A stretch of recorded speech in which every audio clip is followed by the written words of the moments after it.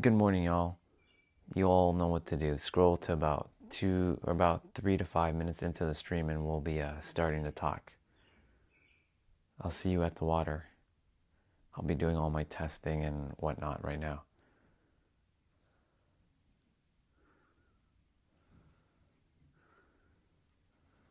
I'll be right back.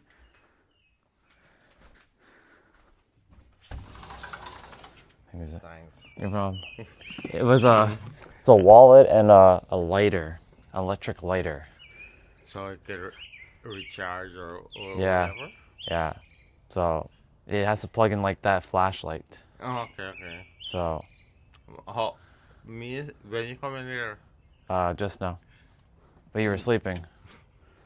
Yeah, Okay, thanks, no buddy. problem. Let me know how it works though, the Yeah, lighter. well, I don't know yet, so. Yeah, you'll have to let me know. Okay. Okay.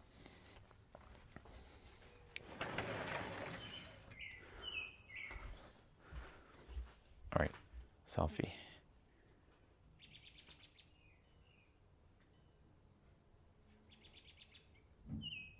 I mean, it doesn't really matter if I do the selfie or not because it is what it is.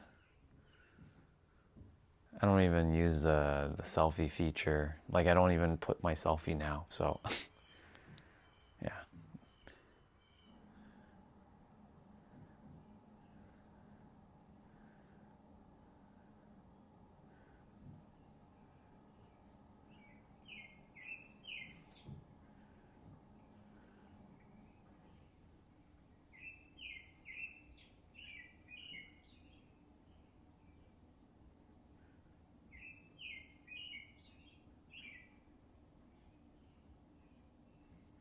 Okay, that should be enough. I'm gonna go do my quick. Let's go. Test 1, 2, 3. Yep, we are sounding good. Okay, perfect. Take my live stream and copy it. I don't understand why I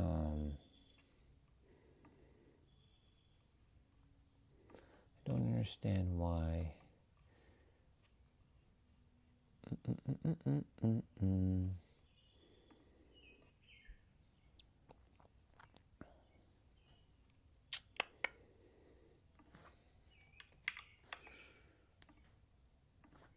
like on Google Chrome, I think I have to disable that uBlock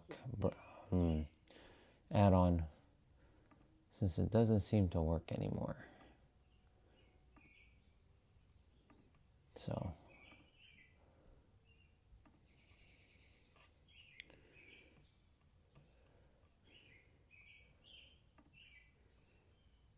cool. All right, y'all. I'll see you back at the water. Alrighty. Just setting up the stream.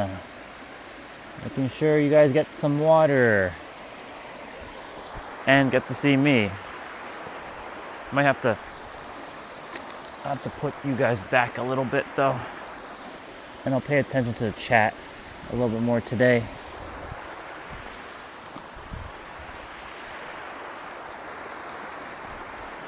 The water has gone down a fair bit. Still a little bit rough, but you know, welcome y'all. I'll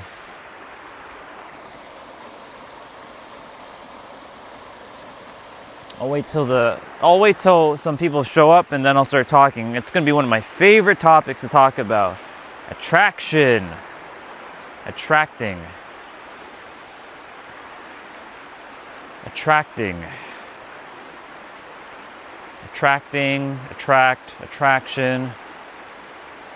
Kind of leads hand in hand with when we were talking about associations and assignments, where you attract or repel things. So it's going to be a good one. It's going to wait a little bit.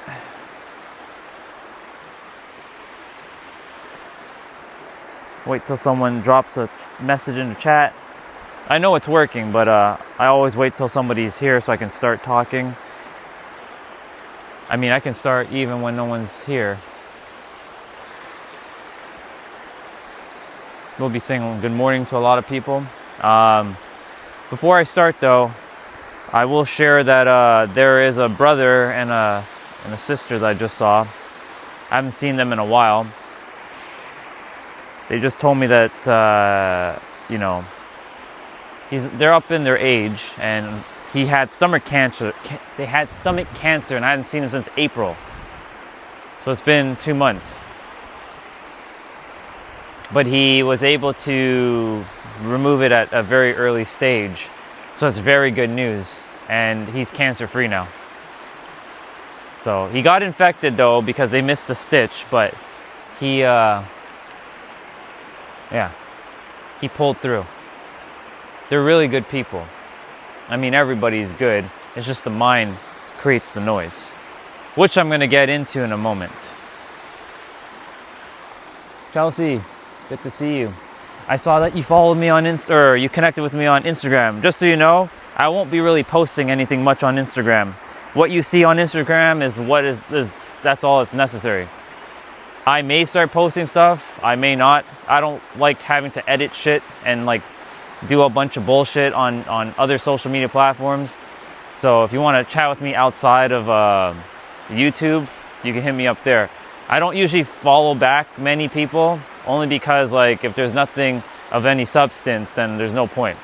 So yeah, I won't be able to message you because your account is set to private. So if you want to send me a message and want to connect with me, awesome. If not, no big deal. And that goes for anybody else that wants to connect with me outside of YouTube. You're more than free and welcome to connect with me outside of YouTube.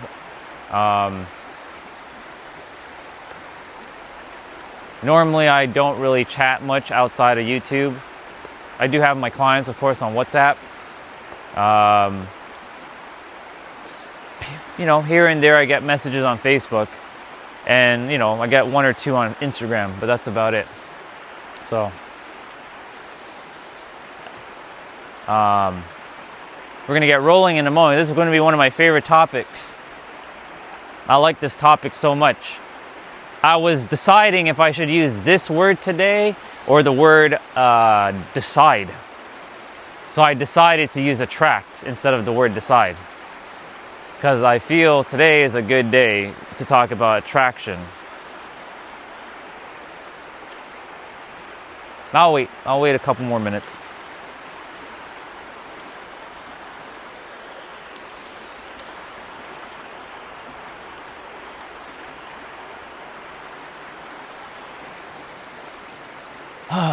Feels good.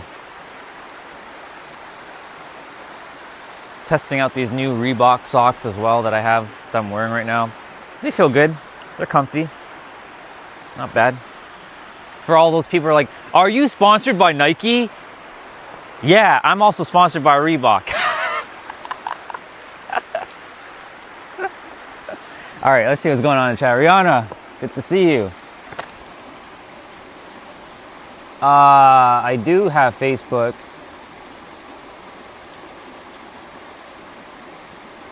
Well, some random Chelsea added me, so. Okay.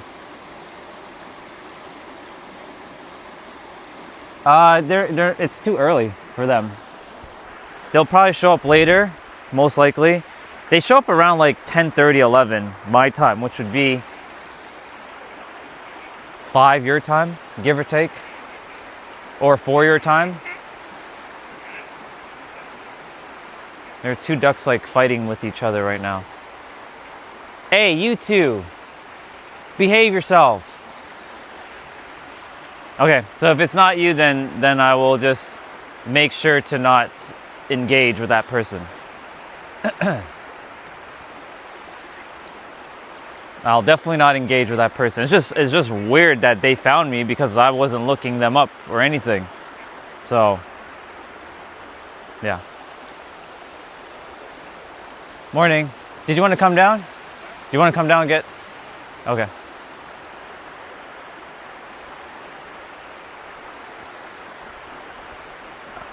can't wait to start this topic. I'm excited. No, I couldn't. Oh, caterpillar caught onto the rock. Good job, Bubba. But he's gonna need my help.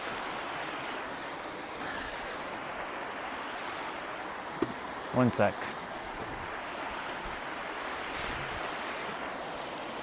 All right, we gotta get you out of this water, because otherwise you're gonna be facing this. There you go. There you go. But you're trapped here. I don't want to touch you because you could be very poisonous. So here we go. I'm gonna put you up on the grass quickly so that you can go and do whatever it is that you need to do. There. In fact, I'll leave you on the stick. So here you go. Enjoy. There. Saved a life. I'll pay attention more to the chat today and see what's going on. Hello, ducks. They're coming this way. They're actually coming this way.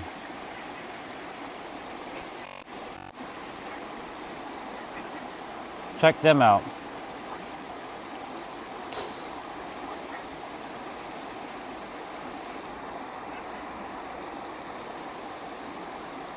That's funny. All right, let me see. There is someone from another community I used to watch that stalks and harasses me. It's been happening for months now. Got it. Then shall I report that account? I'm not chasing you, duck. Relax. Calm down. If you want, I can just report that account.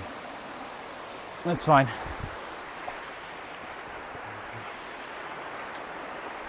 Of course, Instagram's gonna have to, go through its checks and whatnot. All right, it's time to roll. I'm gonna start off by saying that you are the answer, of course. It always gonna start off with you. Hey, I knew you would come later. I knew it. Tom's here. Hold on, y'all. What's up, dude? Good? You're looking very glowy today. Yeah. I didn't see your van, so I'm like, he's gonna come later. Oh, you did? Yeah. Cool. How's everything? Good? Yeah. Day 35.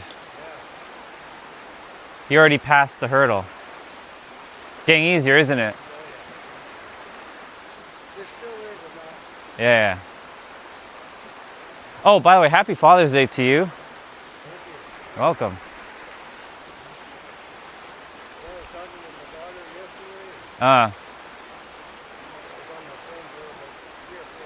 Oh, it's good that you spoke to your daughter for that amount of time. It's good. He's the one that lives in Alberta, yeah? Yeah. Yeah, so right now, what is it? 7:13 over there? Yeah, so it's early for him. Yeah. Yeah. Good. Very good. Yeah. Connecting with more people. Mitigating the trolls a little bit. But mitigating the trolls also reduces who shows up on the stream. So, I mean, there's a little bit of give and take on that. But, like, I'm just here to serve whoever wants to hear. That's it. But everything else has been good. Like, all's great. How can I not, like... But I do, a couple just passed by. I see them, not the Asian couple, but like more like an Italian couple. The dude just fought cancer and he won it. He's stomach cancer. So they caught it very early. So I'm happy because I used to see them all the time, but I hadn't seen them for a couple months. So I'm like, because normally they'd be walking more. They walked in the wintertime and then in the spring, but I hadn't seen them for the last couple months, and then they told me it was in April. So, and then Friday when I had to go and drop some stuff off back at Walmart because I bought something. I had to exchange it. I went to the one on Queensway. Unfortunately, while I was driving by, there was a car that was, and the person was dead inside, because you can tell that they're, you know, the cover, you know, when they put this thing so you can't see what's going on. So someone was dead in their car. There were lots of accidents, like lots of cars were. It was around Martin Grove and Belfield. So that gave me a reminder. Morning. That gave me a reminder that life is too short. Again, you don't know when your time is up, and that's what I was sharing yesterday. That life is too short. You don't know when your time is going to be up, and to live it to your fullest. Because, right? Why are we on this planet complaining all the time? Yes, I know shit sometimes fucking sucks, but like, you know, we also have the creative power within ourselves to shift and attract. Because today I'm talking about attraction. Attract the things we do desire by feeling different. We have to make a conscious decision and choose a different choice within ourselves so that we can have a different experience. But most are looking with their eyes and not with their mind. But the mind is the one that's actually looking at the outside world and not using the actual mind that you're supposed to be using, which is the inner world. Right? You got to decide that you are this thing now, and then there's a period where unfortunately you're going to still, I call it the old frequency. You're still going to be living in the old frequency as the new version of you. So that's where the real test begins. Can you stay in the new you while still living in your current reality, right? The physical. You're not focusing on the external though, but you know, that's what's happening. The external is showing you your old patterns and stuff. Can you lock into your new way while living in the old for a period of time? Because it takes a little bit of like time for it to condensate into the physical form, whatever that is. Person, situation, opportunity, event. But it starts with attracting within yourself what it is that you desire to be. And most people, unfortunately, that I know, and I was like this too, are not clear. They're very vague. So if you give out a vague signal to the universe will give you a vague signal back. Like you say you want money. Well, how much do you want? Do you want millions? 100,000? Now, if you say millions, how much millions? 11 million? 11.5 million? 12 million? 16 million? What is it that you desire? Be specific. Hyper specificity. Right? Because when you're not hyper specific, the universe can only give you, unfortunately, unspecific reality because you're not specifying. Right? The type of person you want to be with, or a type of business you want to own, or a type of career you want to work, or whatever it is. What is it that you desire? And be clear. But most people, you ask them what is it that they want, they'll be vague, but they're not clear. Because clarity is what a lot of people struggle with. Because when you're hyper clear, you don't struggle anymore. How can you? If you really think about that, when you're clear, how can you struggle? Because you're absolutely clear on what you need to do. Right? Like, for example, I'll use laundry, because you said you did laundry this morning, right? You were hyper clear to do laundry, so there was no distraction for you to get that laundry done. You were clear on what needed to be done, right? You needed to do a certain amount of things. You were like, I need to do laundry within yourself, and then you went and did the physical action. You decided that you have to do laundry today, then you took the physical action. Then you also decided to come a little bit later to beat the crowds, right? But here you are. You took the action to walk here. Or you drove and then you walked to this part of the trail. So it's all a sequence. Everything's a sequence it's a chain of events. But it does start right here. That's why I keep saying the answers are right here. It can't be anywhere else. So like, me too. That's why I was like, when I was crossing the crosswalk where normally the crosswalk person is, I was like, I didn't see your van, so I'm like, I think I'm still gonna see you today though. Yeah, just the intuitive knowing, I'm like, I think I'm gonna see him today. I hadn't seen him for, I don't know when I didn't see you at all this week. No, I've been coming quite early. Yeah, you've been coming really early. I did see Chris though. I saw him one time. And he's like, we miss you. Yeah. Yeah. I couldn't hear it. Yeah. I walked by, usually do the stick road. Right, right. I didn't see the stick road when I came back. I didn't see the gas light. Yeah. But I knew it. I'm glad you two connected. Makes me happy. I like bridging people together. That's what I like doing. It's one of my secret like missions is to bridge people together. Like I'm here to help people unlock their fullest potential of their mind, but ultimately underneath I'm building bridges together. That's what I like doing. Cuz that leads a sense of fulfillment that like I was able to bridge two people who are like in alignment with each other. And the same goes for the live stream. Some of you might start to connect with each other at a deeper level. Never know who you might run into on the live stream. Yeah. Yeah. Just like there's another brother who comes here now. His name is Mike. Every so often, a taller dude, and he always likes to hear what I'm talking about, and we have conversations back and forth for a bit.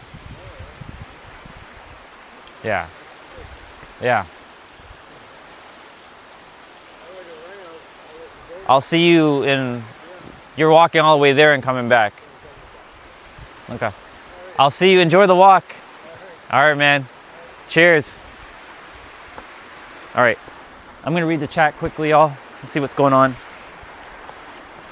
Ooh, I can't wait. I can't wait to talk about attraction. I haven't even started yet.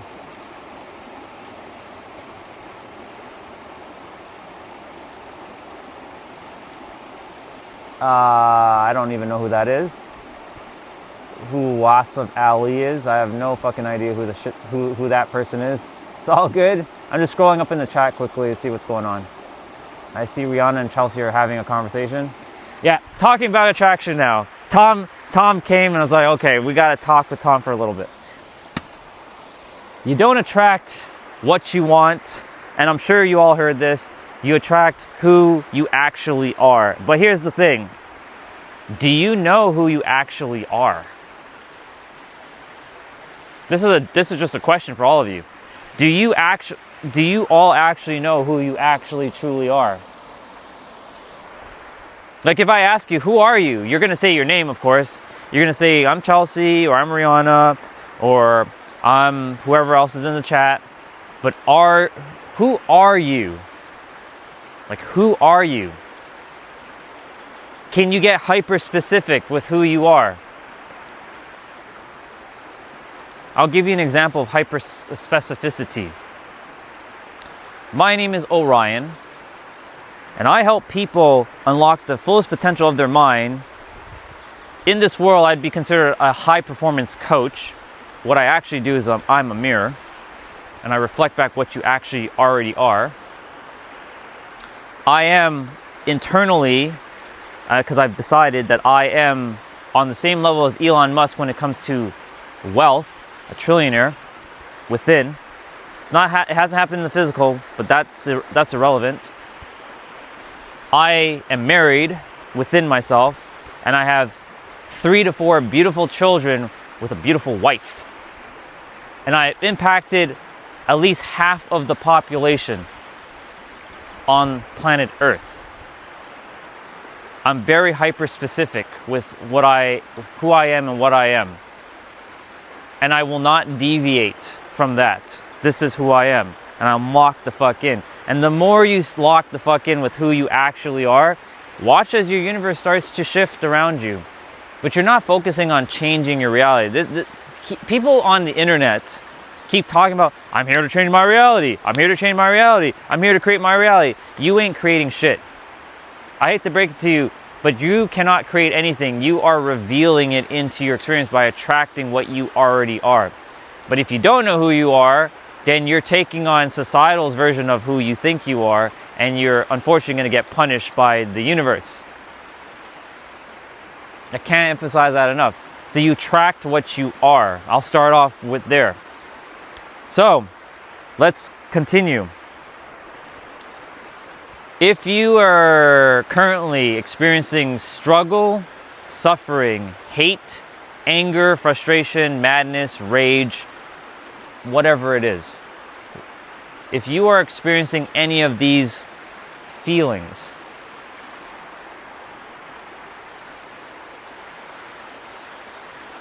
and it's coming from something external. There's something inside within you that has to be resolved, and you have to go digging for it.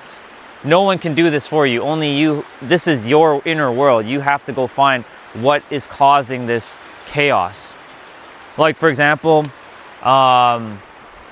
you know, for women who are having issues with men specifically, where did that start? Why are you attracting like men into your life that are like narcissistic, let's say? For my guys on the other spectrum, why are you attracting women who don't even give a fuck about you? We're not talking about law of attraction. This is the law of you. I don't care about some stupid ass law of attraction. I'm talking about the law of you. By the way, give me a moment. Good morning. Ready? Yeah. How are you doing? Gonna make no complaint. Can't make no complaint. Yeah, I know. No complaints. He's coming down. No, he's not. I'll see you in a bit. You attract what you actually are, not what you want. Unfortunately, due to how the laws of the universe works, majority of us have it backwards. I've had it backwards for years. I've had it backwards for 40 years, in fact. And it's only up until recently I figured out, so this is how this shit actually works. Morning.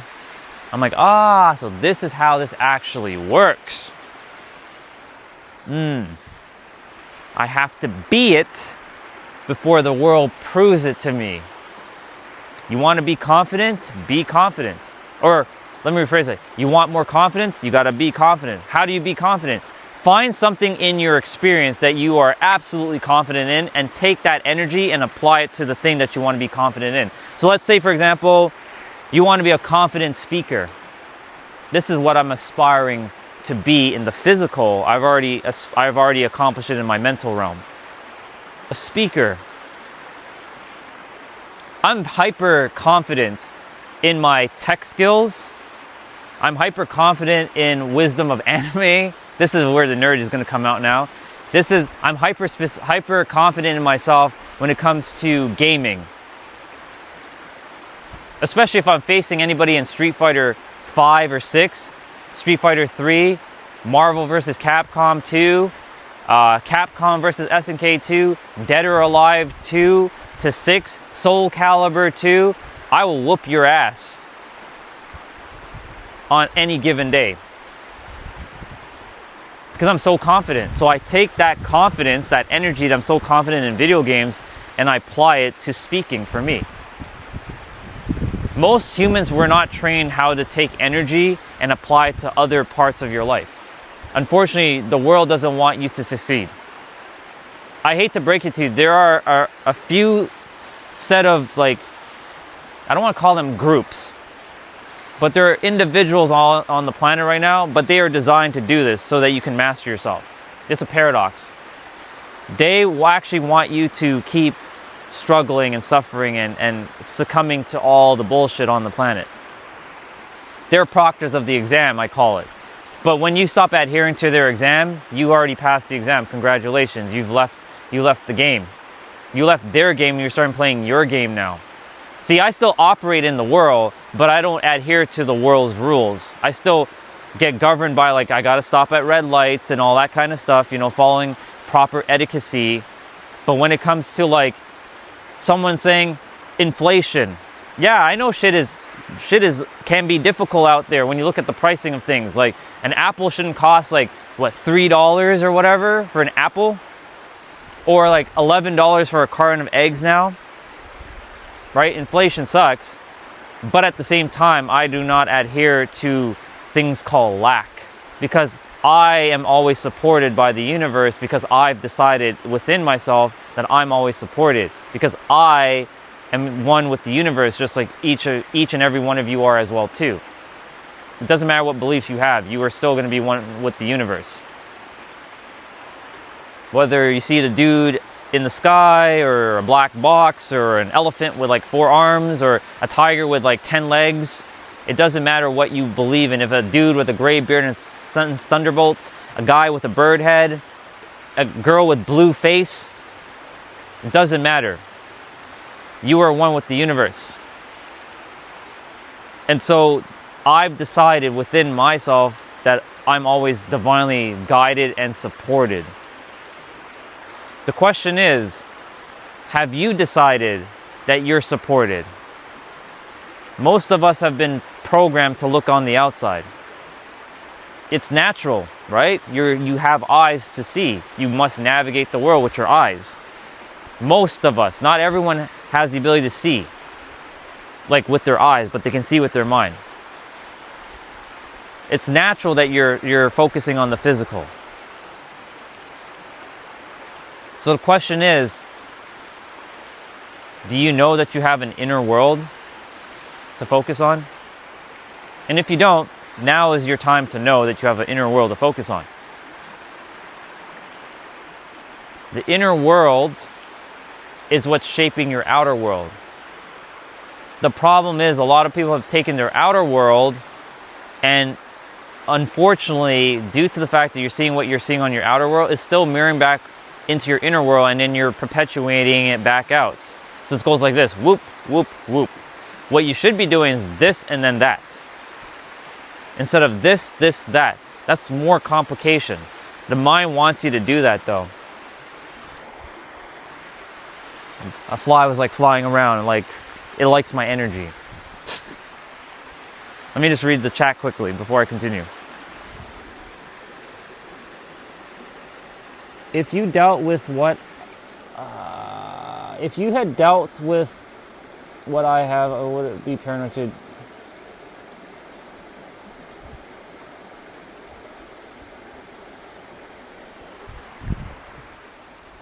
Okay, you two are having a conversation. I'll let you two continue. I'm here to support both of you, Chelsea, Rihanna. This is why I'm talking about this very important topic, because for both of you, right? I think Rihanna, she figured it out. But Chelsea, I was helping MK yesterday. Today is your day, specifically. I know you've been through a lot of shit. I can tell. You've been through a lot. And I can only feel for you, because I've been in your shoes to some extent. Not the exact experience, but I've been there. And I've been there, not to get into all of the, all the other stuff, but I've been there.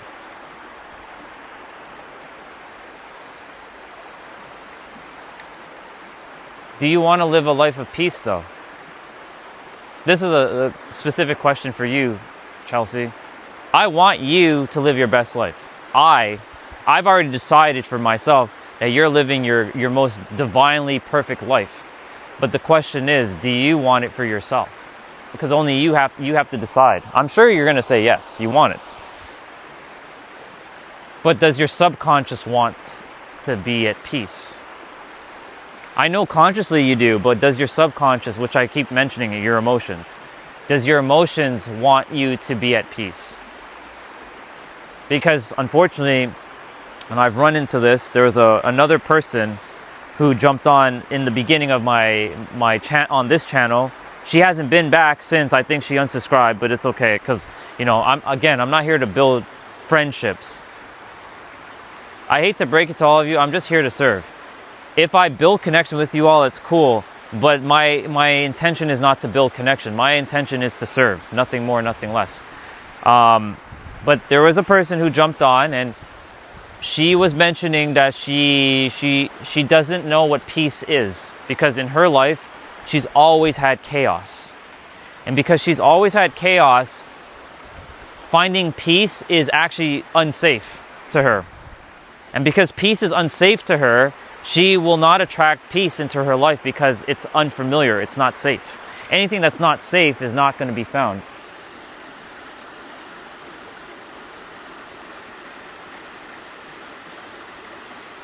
So for you, Chelsea, I don't know if you're paying attention. I know you guys are having your conversation, and keep the conversation going with you too. I leave you with that because I want you to have peace. But the thing is peace familiar to you within yourself? Just so you know, I'm just going to mention something. I love stirring up trouble. This is the type of person I used to be. I love creating problems. I love creating drama. I was a drama magnet. So I was attracting drama into my life so I can create more drama. Did you know, I'm going to tell you something right now. This is going to sound really, I have to own up to this, but I made sure that couples were breaking up.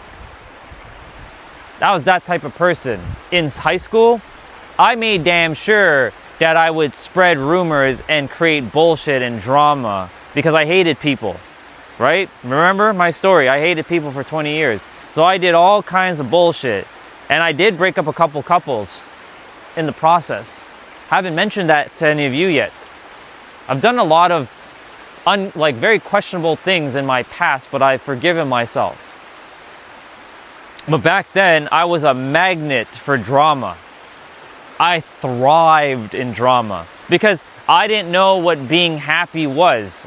That felt like an illusion to me.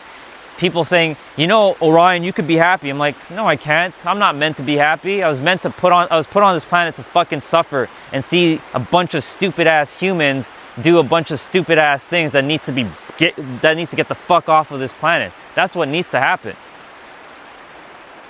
So I was attracting such bullshit into my life because that's the state that I was in. And how did I get to that state? It all started somewhere in childhood. Surprise, surprise. Right? We unconsciously or subconsciously bring things from childhood into our present moment, and we use a person, a situation, opportunity, or an event to still make sure that belief still is lingering, because you don't have beliefs have you. That's a real bar. Write it down. Belief systems, you don't have belief systems. Each of you have a belief that's holding you hostage, potentially. Morning. So the more that you are experiencing some sort of level of, I don't know, hate, despair, bullshit in your life, there's got to be something that's underlying that's causing it. As within, so without. Unfortunately, that's just how the game of reality works. When you don't know how the rules work, you will be punished for it. This is why I came here to basically show you the rules. Literally, show you the rules so that you can play your game better. Right? It's like, for example, let's use a video game, Mario Kart. I remember when I first held the Nintendo 64 controller, I was holding it like this. For those of you who are new age, who don't know anything about N64, that's the one that had the 3D Mario. And that had the controller that had the 3 handles. Doot, doot, doot. I was holding the controller like this, but the joystick's in the middle. Right? And I'm holding the joystick in the middle, and like, shit's not working properly. Bye. Have a great day. Thank you. I'm holding the joystick in the middle like this, and somebody's like, you're not driving correctly. Of course you're not driving correctly. You're not holding the damn controller properly, Orion. So he's like, here, put your hand on this handle and hold the controller like this. Because most controllers that I grew up with was a D-pad and buttons. There was no analog stick. There was no joystick growing up. It was always a D-pad and buttons. So when I started to know the rules on how to use this controller, I got better at the game. In fact, not only did I get better at Mario Kart 64, I was fucking dominant. Nobody could beat me. And probably to this day, even with all the different little secrets that I found in that game of, wall jumping and flying over certain obstacles to, trick the system and to give me a new lap, I cannot be beat in Mario Kart 64. In the newer ones, you guys can beat me. And in that particular Mario Kart, there is not a damn soul on this planet that can beat me. Bet. That's how confident I am. Now, that's the older game, of course, But there is not a single person on this planet that can beat me in that game. Right now. Morning. So, my point that I'm getting at is this. When you know the rules of the game, you start to play the game differently because you start to attract things differently into your life. I took your girl from you. Took my...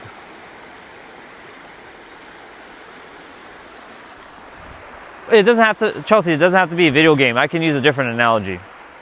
I'll use a different analogy.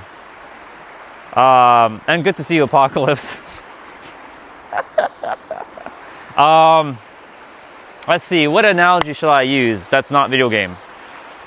All right, Chelsea, I got one for you. Computers. Because you know about computers, right? You're into tech. So I'll use tech, right? Hard drives, SSDs, RAM, you know, all that kind of stuff. You know, when I was a kid, I didn't grow up with a computer. I didn't have a computer. Some of you were born with a fucking computer in your hand. I don't know how old some of you are, but some of you are probably born with a fucking computer in your hand. You know what I was born with? A fucking stick in my hand. And figure shit out. Anyways, for computers, when I finally got my first, they called it personal computer back then, aka PC, that's what that stands for, personal computer. When I got my first personal computer, before it was called PC, it was a laptop. A black compact Presario with 64 megabytes of RAM and only 1 gig of hard drive space. 1 gig. That was considered like epic. And guess what I started to do on that laptop? I started to tinker with shit. I started to break it in different ways, like breaking the operating system. Morning. I started to break the operating system. I started to see how Windows 95, yes, you heard me right, Windows 95, but that wasn't my first operating system. I actually started on DOS and then 3.1, but that's using school's computer. My first computer had Windows 95. Then I upgraded to Windows 98, then 98 SE, then Millennial Edition ME, and then 2000. Morning, bro. So I started to upgrade and I started to break the system to see how shit worked. I'm gonna tell you right now, when it comes to computers, like if I see an error, I'm like, what the fuck are you doing? Like what are you doing?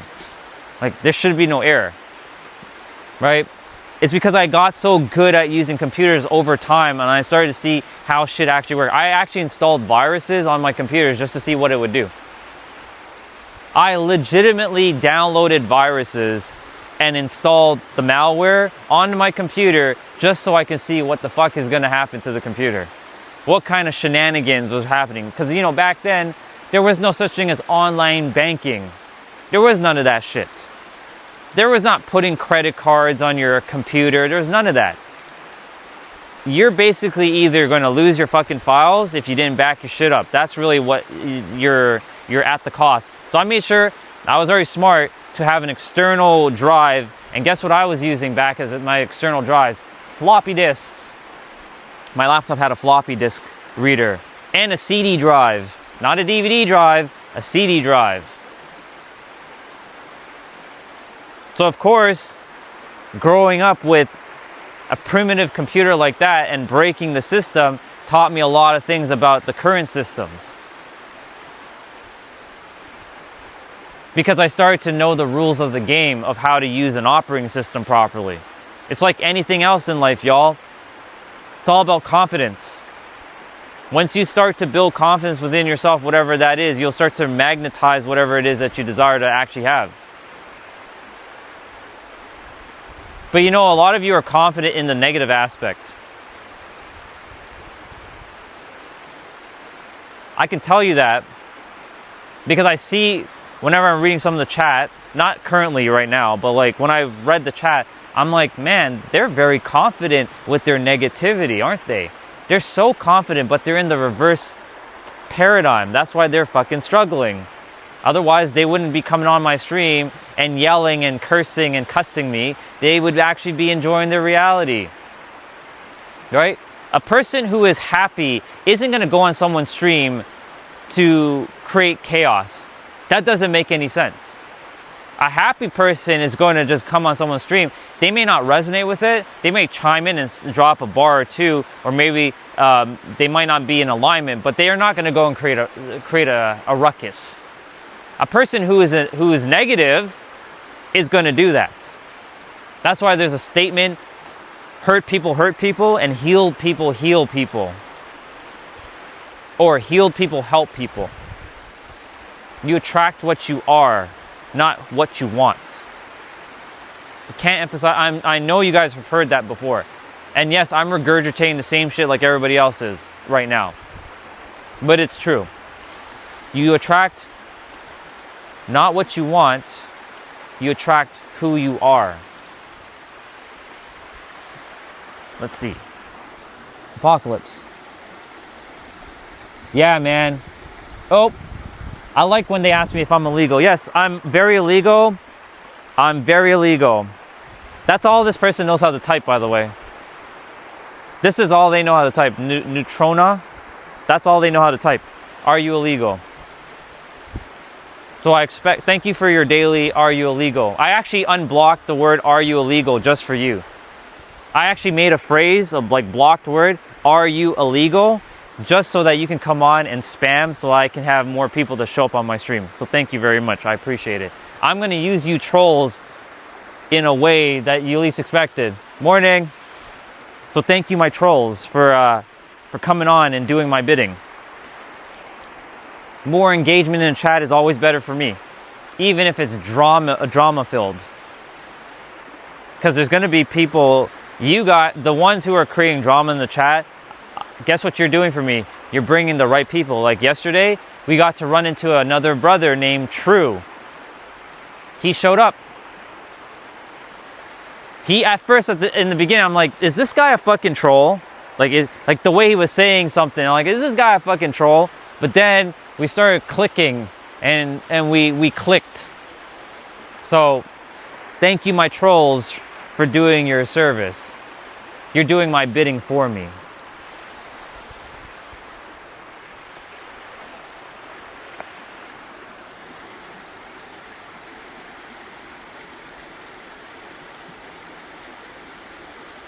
Exactly. There's nothing you can say. Exactly. Let them cry more. I'm gonna be deported back to my planet, and then I'll come back as a 99-dimensional being, and I'll eat you alive with my new body. I'll devour. Morning. I'll devour you, Neutrona. I'll leave the Earth. I'll return back to my true form. I'll come back to the Earth as an alien, and I'll eat you alive. How about that?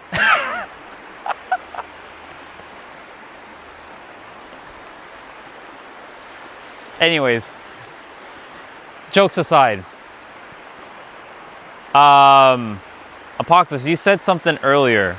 Yes, the ancient caveman shit. That's right, bro. You probably grew up with fucking iPhone 4 in your hand. I don't know how old you are, to be honest. I'm just joking around. You probably grew up with iPhone 4 in your hand. I grew up with rotary phone in my hand. Hello, gotta spin the number. See, I'm so grateful that I got to live both life. The 80s and the 90s were... Yeah, anyways, jokes aside. You attract not what you want. You don't attract what you want, you attract who you are. That's a bar. Please write that down. I'm being real now. Because if you continue to be angry and pissed off at the world, morning. If you keep being pissed off and angry at the world, guess what you're going to get? More people to piss you off and get angry at the world. I want the best for all of you, but you have to want the best for yourself. In my reality, you all are living your best. Chelsea, you're living your best. There is no paranoia. There is no more stalkers. There's nothing like that in my reality for you. But in your reality, you are still perpetuating that in some shape or form within yourself. I'm going to tell you right now, I'm going to be blunt. Drop that backpack. Take it off. I can see it. If you don't want to take it off, then guess what you're going to be subjected to? The same shit over and over. And I don't want that for you. But you have to don't want that for yourself. That's specifically for you right now. You're a good person and you deserve the best. All of you. Even Neutrona with, are you an illegal blah blah blah, you know? You're all amazing people. Some of you forgot because the mind has finessed you into believing a bunch of bullshit. Yes, your experiences is very valid and real and true, but you also have the ability to shift within. That's how powerful you are. I was able to do it. If I can do it, why aren't you able to do it? I'm not saying you specifically now, Chelsea, but I'm just bringing everyone into this, generalizing. If I'm able to shift, and I did it, and I was the most hateful person on the planet, then how the hell am I so giving and caring now? I changed. I figured it out.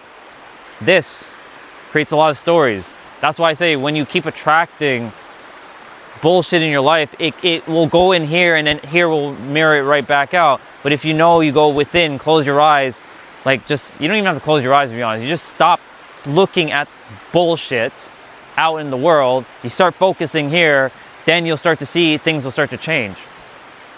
Did you know, not to get into politics or whatever here, but that little war between US and Iran is potentially over?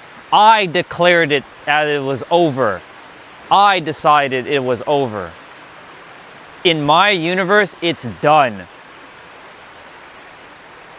Not that I pay attention to all that stuff, but I started to see things as being done. We're not here to oppress anybody anymore. You chose your path, you chose your religion, you chose your body, you chose your culture, you chose your designation.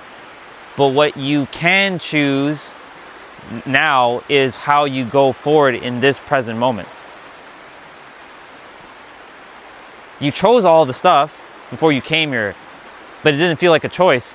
Now you have a choice because I've given you that ability to know that you have a choice.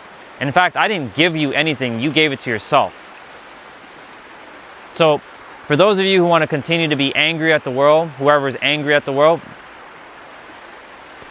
one way or another, the universe is going to take you by the air eventually and bitch slap you. It bitch slapped me for me to get the message. And I would rather you know this now before the universe does it, because the universe is going to come in and is going to drop the fucking hammer on you. And you ain't going to like it. But in that moment, that's where all hell is going to unfold and you're going to shift. Hell does not unfold when you're about to expand.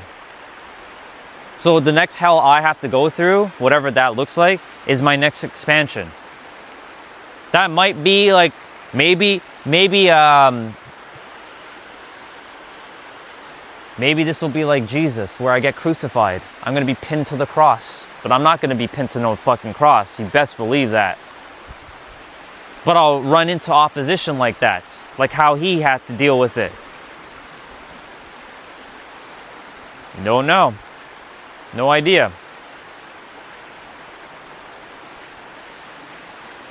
I have no idea what's going to unfold. But know this. You have the power in every present moment to make a new choice. All of you. The choice is yours.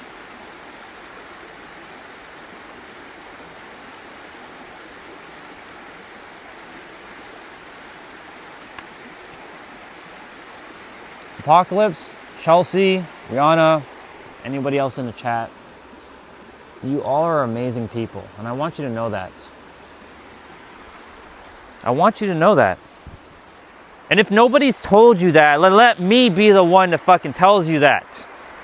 I'm being serious now. If I have to fucking yell and scream to make sure it blasts past your mind so it reaches your soul to remind you how powerful and magical and beautiful and epic you all are, then that's what I'm gonna do. I will yell and I will scream to the top of my fucking lungs to make sure all of you understand that. And yes, I said the word understand that. Because you all are so fucking amazing. Even the people who are acting like, I was about to say the R word. All the people who were, that's the mind. Slow down. All the people who are acting not in alignment with who they're supposed to be, they're also amazing people too. They just simply forgot. And you all have to remember that they're on their journey too. And if we can have a little bit more patience for each other, we will get through this thing called life with each other. I know some people don't want to hear. I know some people don't want to listen. I know that some people are pissing you off. I know that because they themselves are going through some bullshit in their life. But some people are designed to do that so they can wake you up and not keep entertaining the same shit. For example, my father, this character's dad, which I don't use the word dad or father like when I'm outside of, like I call him Robin because he's just another soul, but he's designed to trigger the shit out of this character so this character can understand what the fuck he needs to do and get hyper clear. That's his role, and he plays a very amazing role doing what he's doing. Same with this character's mom. She did what she needed to do to basically get this character in fucking alignment. So the people in your life are getting you in alignment. But guess what? You already are in alignment, you just haven't realized it yet. The universe is just simply waiting for you to remember who you are and start to declare and decide within yourself that you have everything within yourself right now. It's just that simple. And watch as life starts to unfold. Opportunities will start to be endless. Now, here's the thing. Is it going to happen right away? No. This is where where most people will fall off. This is where 98% of the planet basically gets fucked.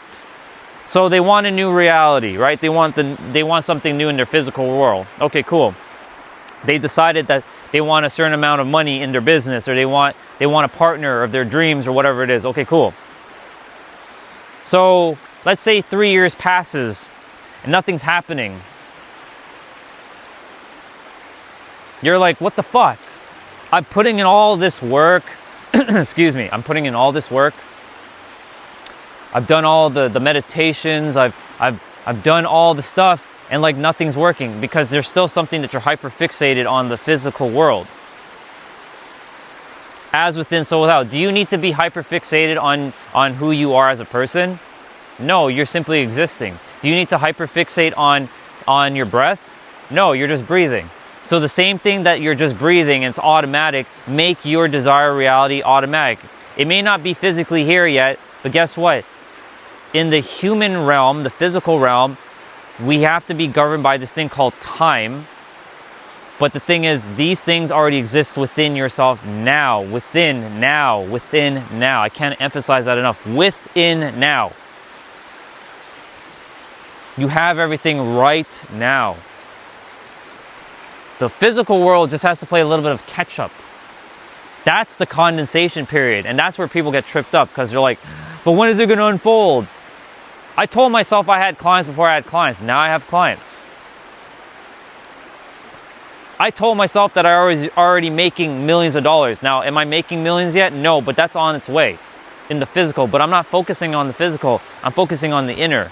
And the more I focus on that and I let go of how and when, and I know the what and why, it will unfold. And not it will unfold, it has already unfolded. Because it will implies that it's not possible, or it's not here, it's going to be in some sort of future. No, it's here right now. Our mind is designed with time, and it's always past future thinking. Now is the only thing that's here, and that's where the soul comes into play. The soul thinks and feels from the now. It doesn't obfuscate shit. You can feel everything you want right now. I've shared that. You can feel the light breeze of a nice summer's day. You can feel like you're eating a nice ice cream with all the toppings. You can even imagine taking a lemon, cutting it open, and taking a bite. And I'm sure your mouth is starting to have a little bit of saliva if you've paid attention. You probably know what it feels like to sit in a car and drive your car. If you have another dream car in mind, imagine taking the current car you're driving, if you're driving, and imagining that you're in that car. Like when I'm driving now my sister's not Toyota, Mazda 3. It's not mine anymore, even though it still feels like mine. Nothing really belongs to anybody anyways, but different topic. When I'm sitting in that car, I feel like I'm driving the Supra. The MK4 Supra. I'm changing the gears, pushing in the clutch, changing the gear 1, gear 2, gear 3, 4, 5, 6.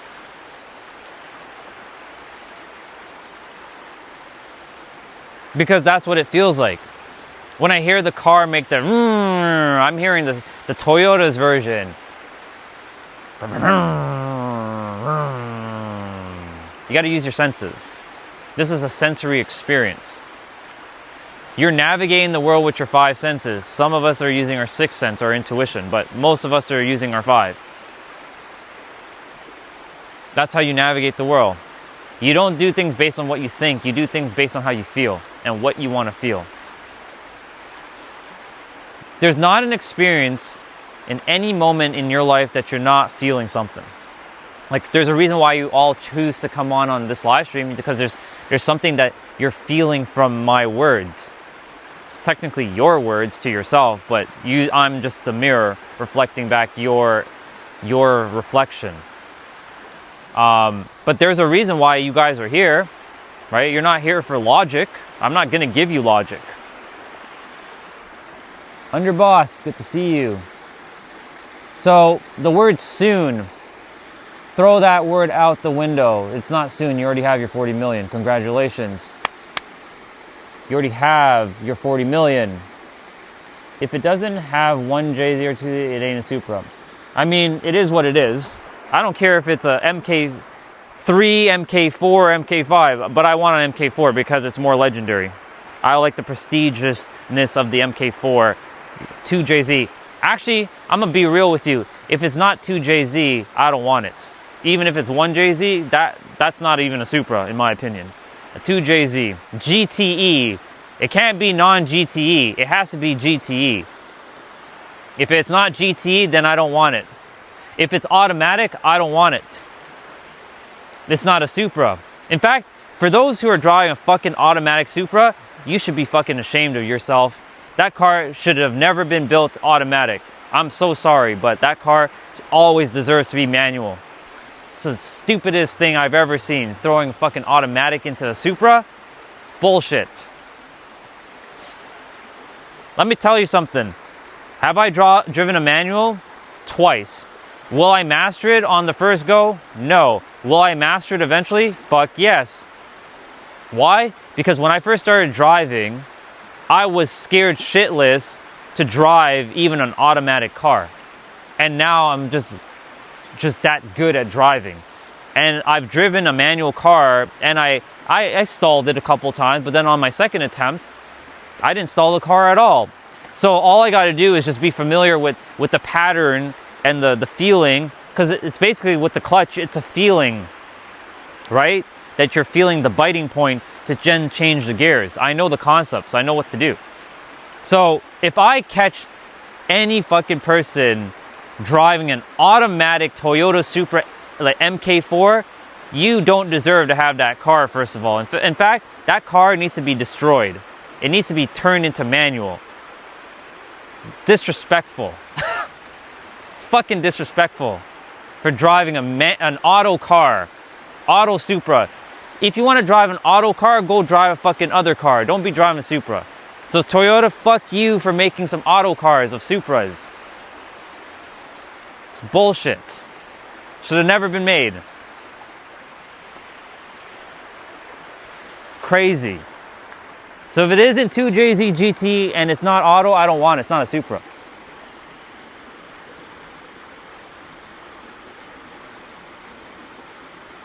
Fucking automatic Supras.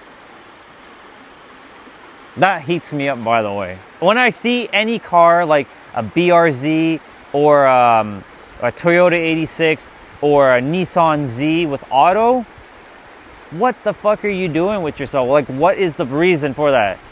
So stupid. So dumb. Anyways, that's me being a third dimensional human right now.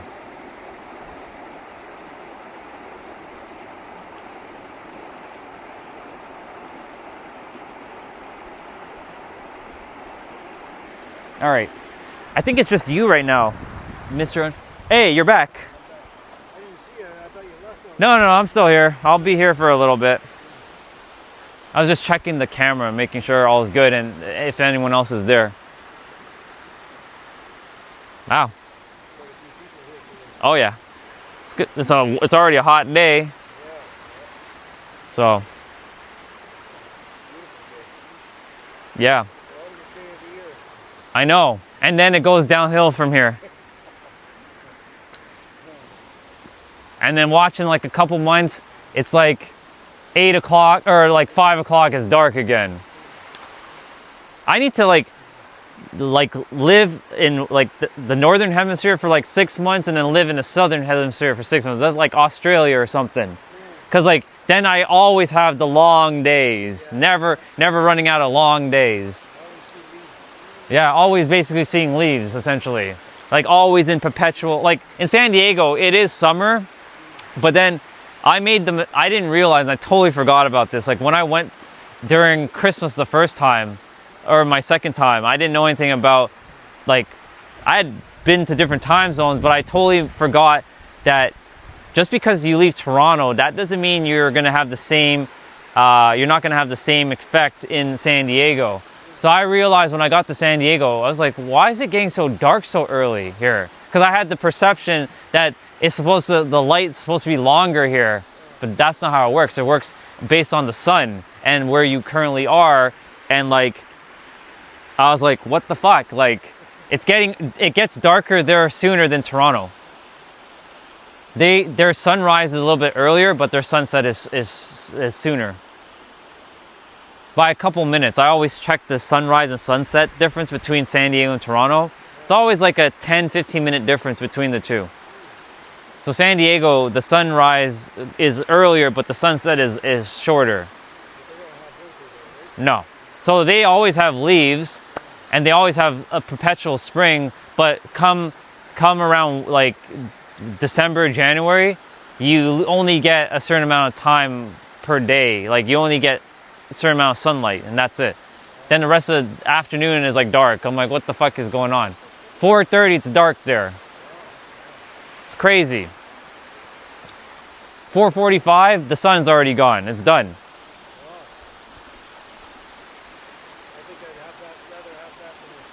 I would rather have that than the snow for sure, but I would rather have more sunlight throughout the entire year, like throughout the entire day, like at least a good 9 or 10 hours of sun, you know? Like what we currently are having. What do we have right now? 12 hours? About 12. Yeah, we're about 12 right now. Yeah. So like that would be good. So 5 to like 10 basically. So more than 12. So like 15. Yeah, we're getting 15 hours. And now it's gonna get shorter after today. Ah. It is what it is. Besides speaking to your son, any other plans today? No?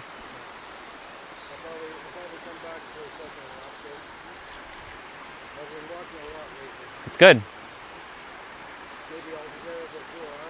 Yeah. Nice. Yeah, not very long because it gets, when I first get there, it's good. As you start swimming, Right. but as it goes on, more kids, and it gets more crowds there. It's awesome. It's good. So it's good though. It's good that you're taking more walks. Yeah. I feel a lot better. I know. I can see it. I can see the difference. You look stronger too. It's so much different. Yeah. There's a certain like glow, but I can't explain it with words. But that's all I can say. There's a difference about you because of the shift that you've made. You're doing good, dude. I'm proud of you. Proud of you. I'm proud of myself too. It's good. I don't know why I went back into that slump. It's okay. I was feeling just like I am now. I was feeling like that. Yeah, so this feeling that you have right now, just remind yourself of this feeling. Because that's what ultimately everybody's looking for, is a feeling. Right? A feeling of like being satisfied or relief. Right? That's ultimately what everyone's looking for. Even if you're in like the negative perspective or like negative paradigm, you're still looking for some sort of relief. Just in the opposite way. And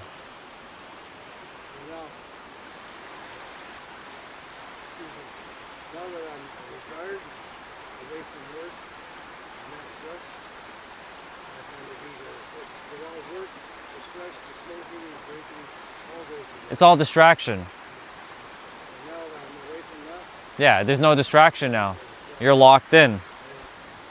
That's why, like, for me, I'm locked in with my passion, doing what I'm doing.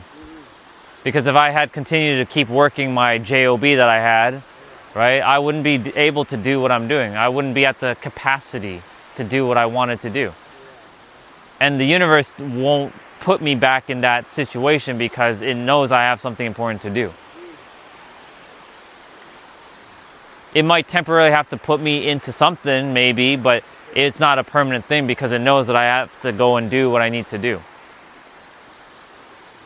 Like during the time that you met me, you can call it the carpenter phase. Because there's a moment where, I'm going to use Jesus for a moment, where Jesus was a carpenter. He wasn't a speaker. Morning.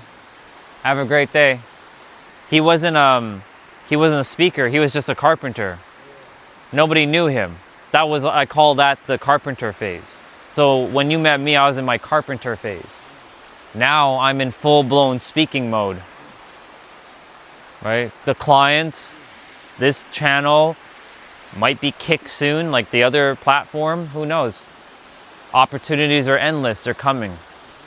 A lot of people who are starting to reach out to me from all different parts. Like I had a random person yesterday ask me about, do you believe in reincarnation? Like, you know, not that I get into that conversation anymore, but like they asked me, I'm like, I do. And then I'm like, yeah, I knew it. And then like we had a little bit of a conversation afterwards. Random person, out of nowhere, not YouTube, but Instagram. Yeah.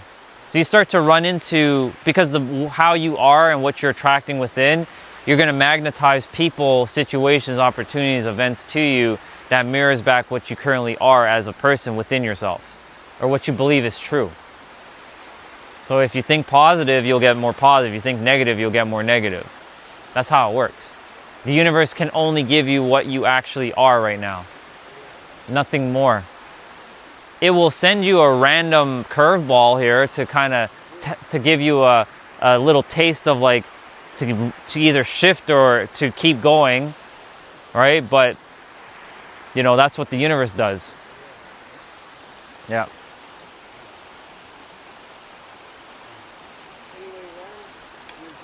I will. Thank you. You will. Hello.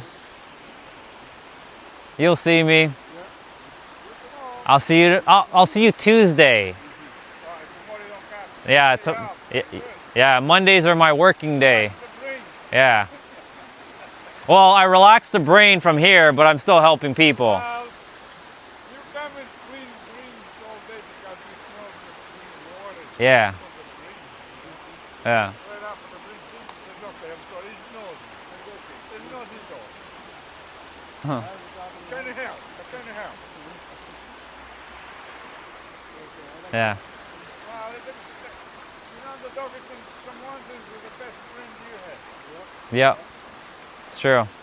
All right, I'll see you and I'll see you. Have a great one. Thank you. All right. What's going on in the chat? It's okay, Orion. Those auto guys sit down to pee. Yeah, I guess. Anyways, to get back on topic. Yeah. So to get back to what I was saying earlier, I had to start to tell myself a different story. Tell myself that anything's possible for me, that nothing's impossible, that I can do anything, I can be anything. Hello. I can be anything, I can have anything. And it's true. There are no, oh, this is going to be a bar. Whoever's here, you might want to write this one down. There are no locks and bolts in your reality except for the locks and bolts you have placed on yourself, within yourself, in your reality. That's a real bar. And I have another one for you. And those locks and bolts, don't expect to open new doors with old keys. Whoever's here, I hope you took that one in, because that just came. Whew. That is how the universe works, by the way. When you are clear within your mind, shit like that just comes like that. You cannot open new doors with old keys. What does that mean? Your old beliefs, your old identity, your old this. Your negative way of being, let's say if you're in the negative perspective and you want a positive reality, is not going to work if you're holding on to those negative beliefs. It's just not going to work. You might run into maybe more money, maybe more a person that you'll date, but they're going to come with nasty side effects wrapped in a little package called your beliefs that are holding you hostage. Every person who's dated somebody, for those of you who are still here listening, right? Especially if you're dating someone who's or have dated someone who caused you a lot of stress. They're reflecting aspects of what you're feeling within, but you just haven't figured it out within yet. And so because of that, they come with a nasty surprise. Just to make sure that you keep your belief that you're holding, or that your belief's holding on to you for dear life. You again. She's not here. She showed up at the house yesterday though, and she asked, is that guy still attempting to stalk me? I'm like, well, I haven't seen him in a couple days, but yeah. By the way, a couple of the users have blocked you specifically because they don't want to see your bullshit. I don't care if you share your stuff with me because you're just feeding my algorithm. So, but the rest of everybody else has probably blocked you by now because you just kept, it was too much. So, just letting you know. They can't see your messages. I can see your messages, but they can't even see that you're here. SLB. So, but I appreciate you feeding my algorithm because it helps. So, getting back to what I was saying, when you're experiencing like, man, all men are like dogs, or all women are like hoes or sluts or whatever, you know, because that's how a lot of men and women think about each other from the opposite gender. When you do run into a person, you will have that expectation of that person, and that person will mirror it back to you 100% of the time. It may not happen right away, but you bet your ass that they're going to reveal their true self to you, and that's really just your beliefs wrapped up in a person, and they come as a not an unexpected surprise, but as a lesson for you to remember who you are. So, You don't attract what you want, you attract who you are. So that's for dating. For money, many people, and I mean this with all sincerity, many people are creating their own suffering by creating their own lack. Because they keep focusing on, but the prices are going up. But I don't have this thing. I don't have the money. I can't afford it. They buy their words.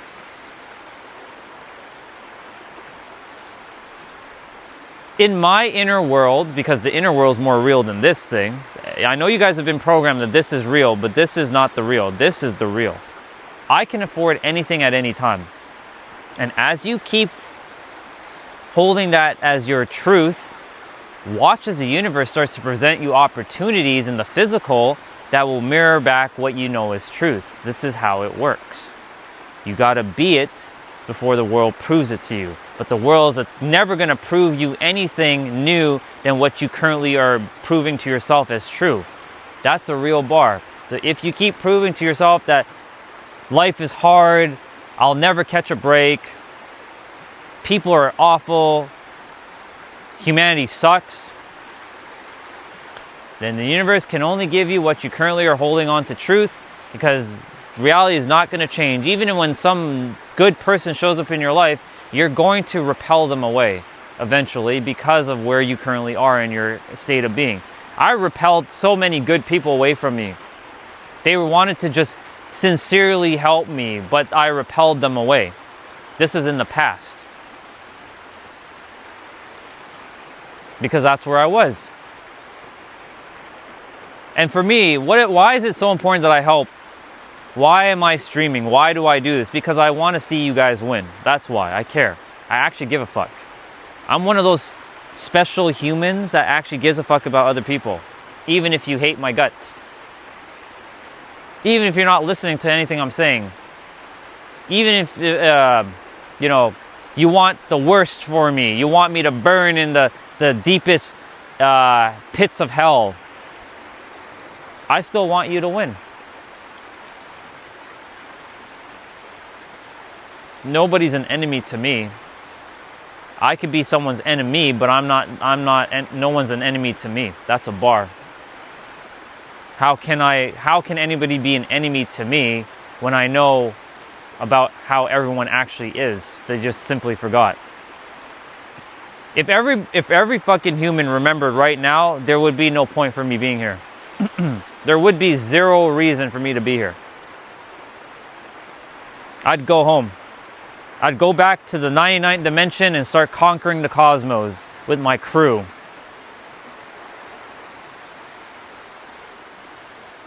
In my 99th dimensional ship. Excuse me, I need to drink some water. It seems like my throat is starting to dry up.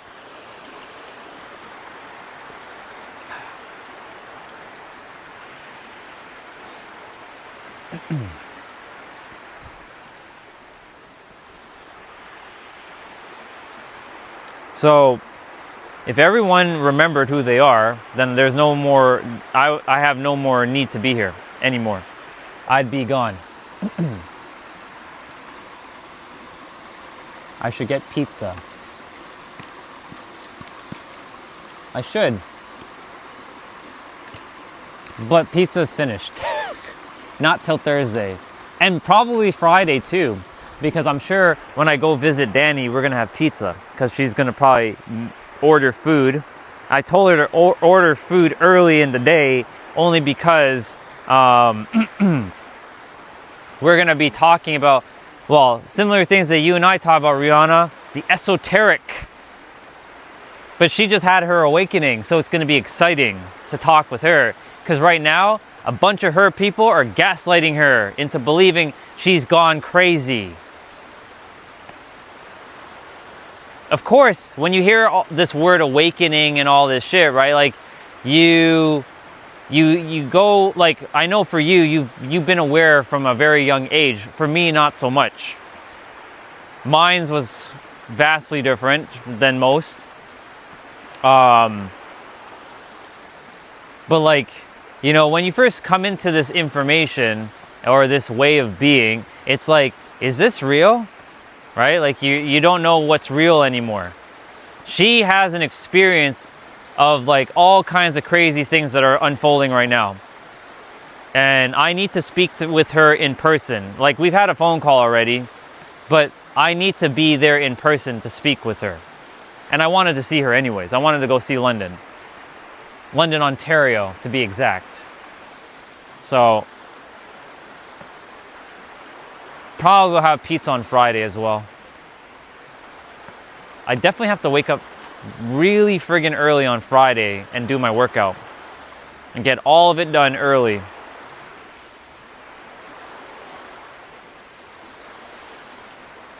Anyways, I love talking about attraction because this topic is near and dear to me, because when I didn't know the rules of the game, I kept playing the game backwards by attracting the negative aspect. Because you're always attracting. Even when you think you're not attracting, you're attracting even the things that you don't want, because you're focusing on what you don't want. And when you focus on what you don't want, it comes to you because you're focusing on what you don't want. Because you place your attention like, I don't want a guy who's going to cheat on me. I don't want that girl to sleep around on me or like talk to 10 other guys. I don't want to be broke. I don't want to struggle or suffer. I don't want to work a job anymore. It will perpetuate because you're placing your attention on what you don't want. Here's the thing, you can only have what you already have, and I cannot emphasize this law of the universe. You can only have what you already have.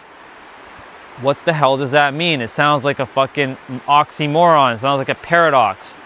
And it is. You can only have what you already have. So what do you have? You're probably thinking physical possession. Like, I have this ball of water, I have these clothes. Incorrect. From the universe's definition, having is not physically owning shit.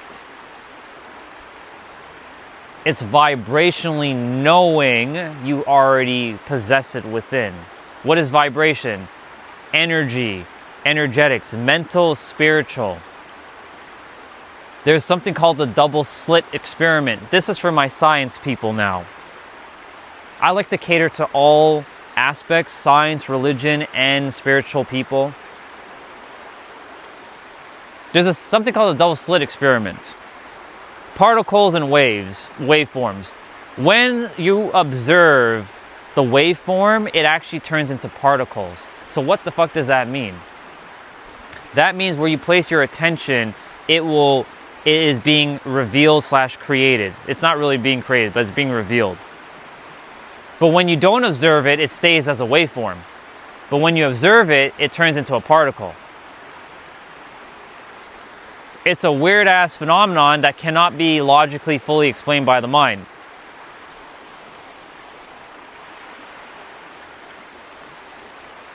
For those of you who are interested in looking up the double slit experiment, YouTube it.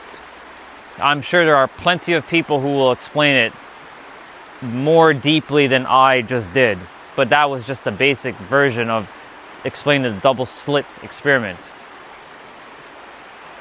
Where you place your attention, that's what's going to grow. And that's what you're going to attract.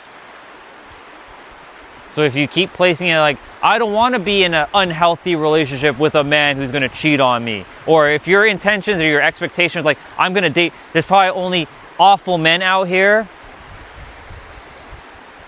For my ladies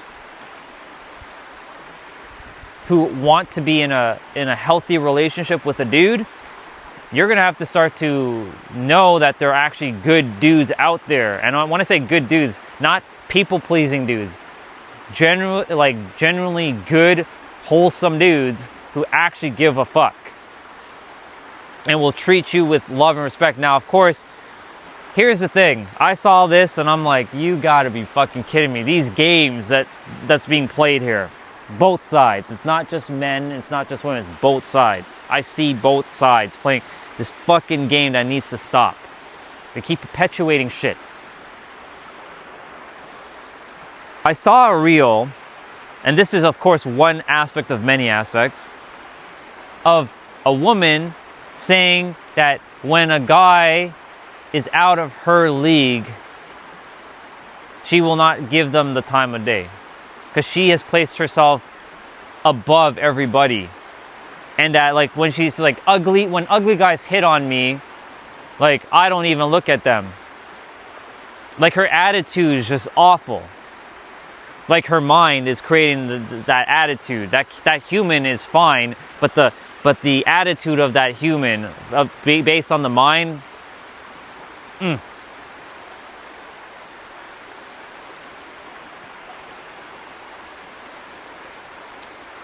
But I've also seen other reels of like, so this is where I'm placing my attention on this for now, and I'm going to shift it. I've seen men be too people pleaser, and then the woman would go on and say, yeah, he doesn't spark like this thing inside of me. He's very, I don't know, because girls, they want that like, they want like a guy to come out of nowhere and pick them up and start making out with them. They want shit like that. They want that thrill. But is that every woman? Who knows? Right? Guys want to be, this is what guys want. They want to be appreciated. Nothing more. Have a good day. Guys just want to be appreciated. Nothing more. They want to be left alone in peace, do their thing, and just be appreciated for what and they don't want to be criticized. When a guy is getting criticized by a woman, and there's a lot of content on this out there. When a guy is getting criticized, and this is where guys start attacking women. So my guys, cut your shit out too. This is both sides. I'm not a dating relationship expert, but I can tell you that I am probably the best person when it comes to dating. Because I know how the human works, both men and women. I know they say, but men are wired differently and women are wired differently.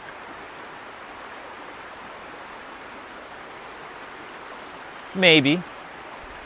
But that's also another stupid ass limiting belief that doesn't actually exist. When you are conscious and you know how the reality works, you start to shift and you start to see things differently. You get to play both roles. You get to see it, both divine masculine and divine feminine. And divine feminine doesn't mean woman, and divine masculine doesn't mean man. You get to see the energies because you have both within yourself. Maybe some of you didn't even know that you were masculine and feminine. You had both inside of you.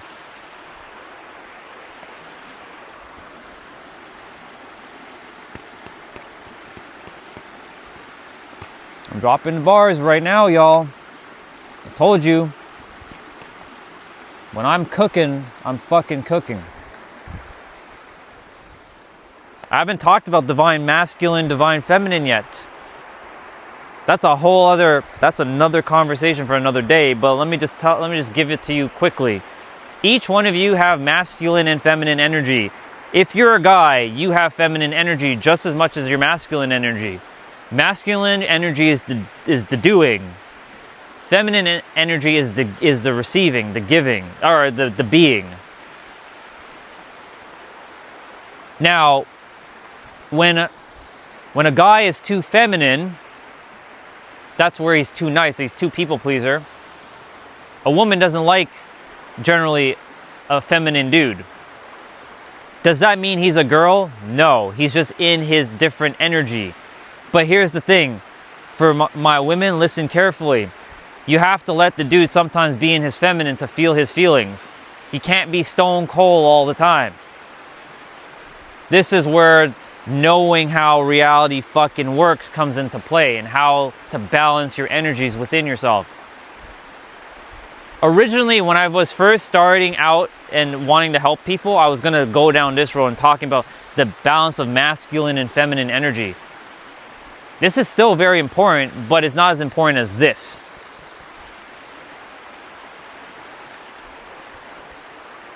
You all have masculine and feminine energy, and you all will dip in and out of it at any time.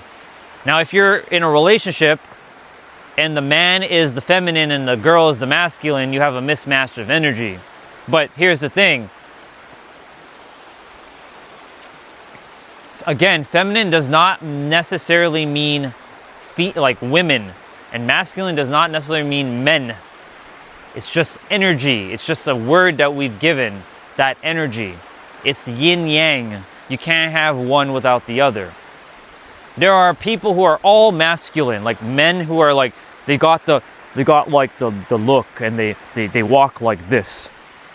I'm gonna walk like this. And they have the deeper voice, and they talk like this. And then you have the feminine men who are like, I'm gonna talk like this and be very shy and timid and la la la la la. Then you got the masculine woman who's like, I'm an independent woman and nothing's gonna get in my way. And then you got the feminine woman who's like, easy vibes. Now, for my masculine men, listen carefully. You're supposed to use your feminine energy too. This is not fucking Andrew Tate, okay? Where you gotta be hardcore, always in your fucking masculine. Now, of course, the world's gonna say, we need more masculine men because the world is full of pansies right now. Yeah, you know why there's a bunch of pansy men right now? It's because they don't know who the fuck they are. And that's why all of this bullshit of like the rise of feminism came and the rise of like this happened. Every one of you humans who are creating this or perpetuating this, I'm going to tell you right now, I'm going to come and end this right now. I will end it. You watch.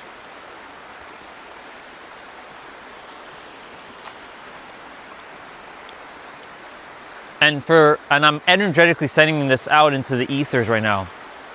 For all the experts out there that keeps perpetuating like masculism and feminism and all this shit, I'm coming for you and your time is up. You best believe that I'm coming to get you. Not physically, but mentally, I'm gonna come and get you. And I'm gonna put a stop to your noise and the bullshit that you keep spewing out. I'm basically here to clean up all the mess that has been left by the other humans who don't know who the fuck they are. But it's not just me, there's others helping to clean up the mess that we created. All because humans forgot how to know the balance between masculine and feminine. And guess what happens, guys and girls?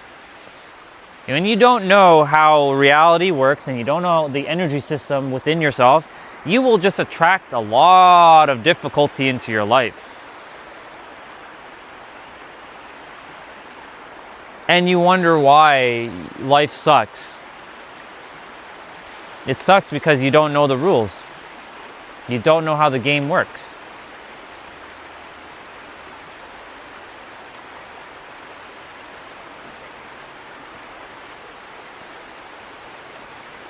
I want to also share something. Men, allow your woman to be feminine by leading, okay? Lead. Women, allow your man to be in the feminine when they need to feel their feelings. You guys have to play a dance, a role. There's a role that has to be played over and over.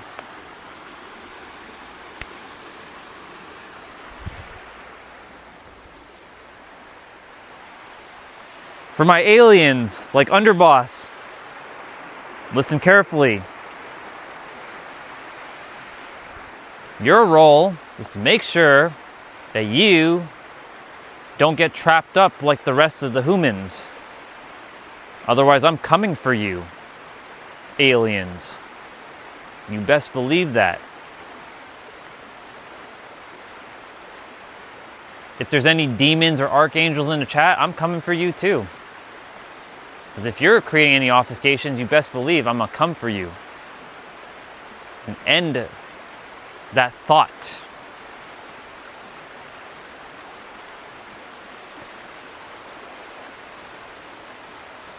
This is not happy-go-lucky Orion. This is Orion who came here to finish what needs to be done, so that the future generations don't live the same crap that we've been spewing out. Of course, it's a cycle. Humans are going to repeat the same shit over and over again until everybody gets the fucking lesson. Imagine, though, for a moment, just random. This is just completely random right now. A black hole came right now. I bet your ass that none of you are going to be thinking about, yeah, I hate that person. Nope, you're going to be crying for your life because you want to be here. Bet. Have a good day, bro. Thank you. Attraction. Yeah. Yeah, so we're like, what you are as a person is what you're going to have. So you don't attract what you want, you attract who you are. Yeah, because if you're negative, you're going to attract more negative. If you're positive, you're going to attract more positive. It's just that simple. Right? Exactly. Yeah, exactly.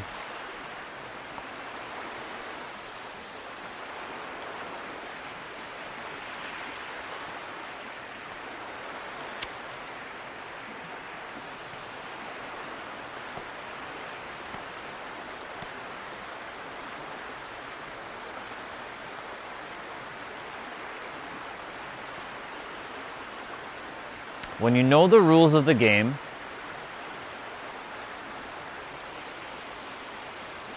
you will play the game differently. It's just that simple. Because you understand the principles of what's going on in reality.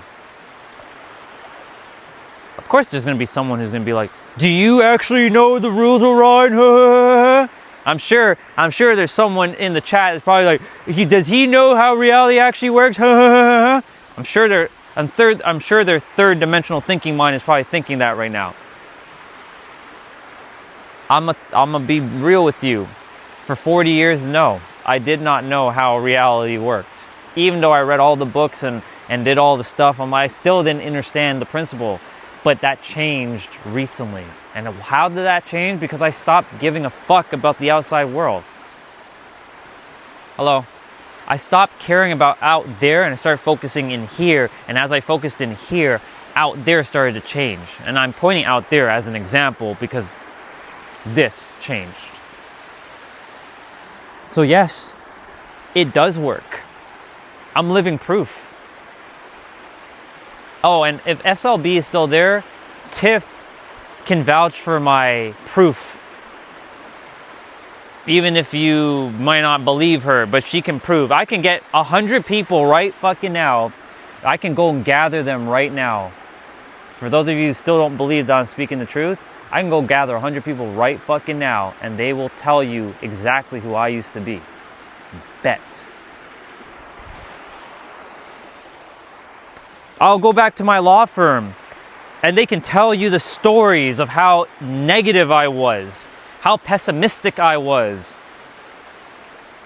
I still have all their contacts. I just haven't talked to them in 7 years.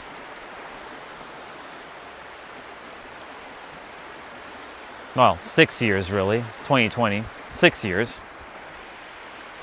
Some of them here and there, but like the rest I haven't. But I can reach out to all of them and I can have them. I'm like, can you write me your perspective on who I used to be as a person? And I bet you they will all write something. I want them to write what they saw of me first. Not the me that they knew as I got to shifting and changing, but the me they first knew. And they will write or they will speak and share with each of you that I was a negative piece of shit. I was negative. I wanted nothing to do with humans. Nothing. Zero. Zilch. Wanted nothing to do with anybody. I wanted everybody. Oh, there's two twins here. There's a twin here. And there's a doggy here. Very nice. How awesome. There's twins. Hello.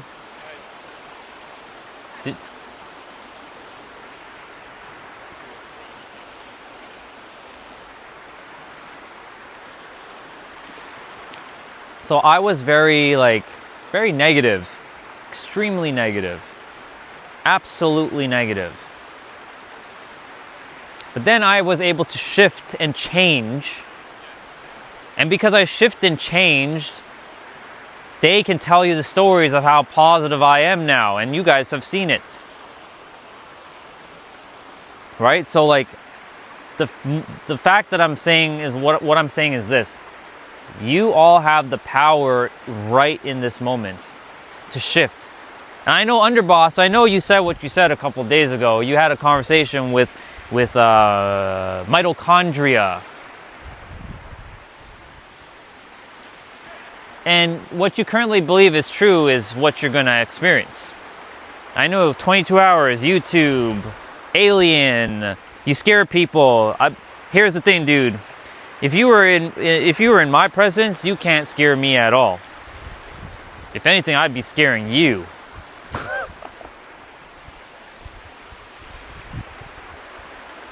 There's not an alien on this planet that can touch me. I'm on a whole other level.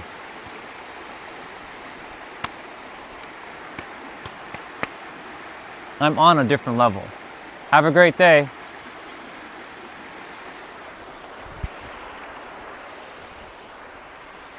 I'm every star seed ever in existence. I'm even star seeds that don't even exist. I'm in existence. I'm every angel. I'm every demon if I wanted to be. I'm everything. I'm all. A-L-L, everything. That includes everything that you are and everybody else is. I'm everything I want to be at any time. That's how powerful I am. But guess what? That's how powerful all of you are too, if you've decided that for yourself.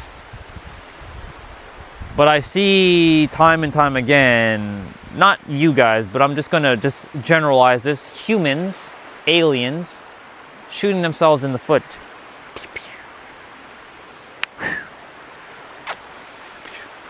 Because they talk a bunch of bullshit, and then they don't know how they are using their words, and because they don't know how to use their words,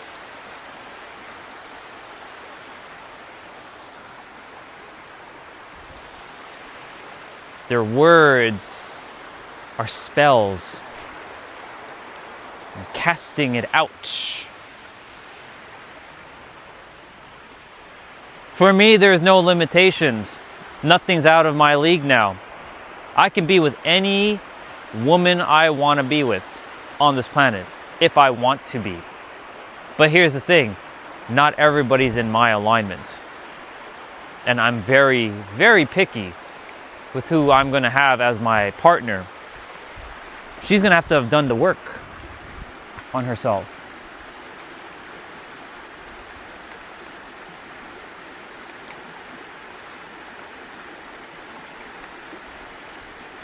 Well, you come around me and I'll bet your ass that you probably lose that around me, because that ain't happening with me. You can guarantee you that.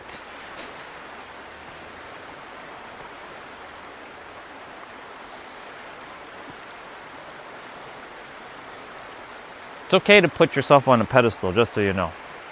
Nothing wrong with that. But you are what you say you are. I should teleport to where you are and see what's really going on.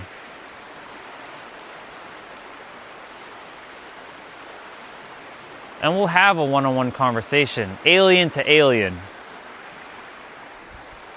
Demon to demon, angel to angel, starseed to starseed. Whatever you want to call yourself. gray to gray, reptilian to reptilian. I'll teleport to you and we'll have a conversation and we'll see what's going on.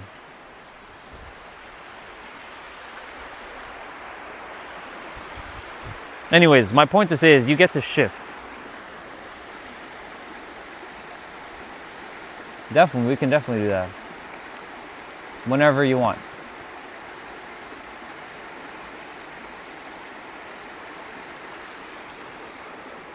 You did scroll up at the wrong time, didn't you? What's up, What's up, Justin?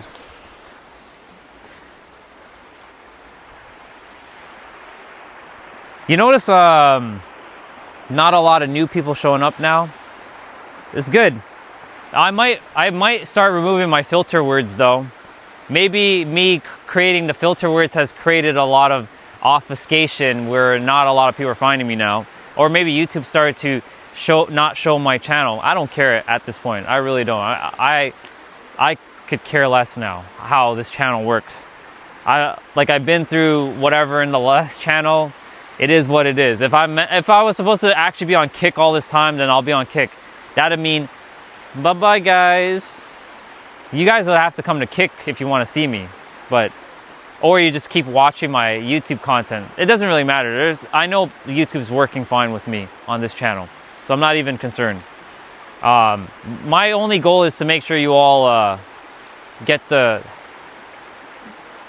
the guidance. I'm not here to guide you, really. Even though I'm considered a guide, I'm not really here to guide you. I'm not here to teach you. And I'm definitely not here to be your guru and lecture you. I'm here to basically share with you that you have the answer, nothing more.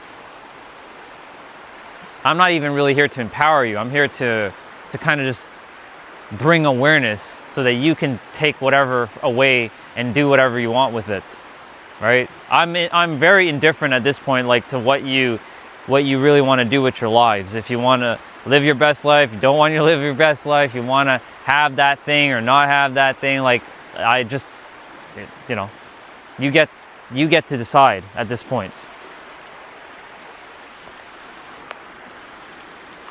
Marcel, strike me as a Hindu. Well, I'm gonna tell you right now, I don't designate to any culture.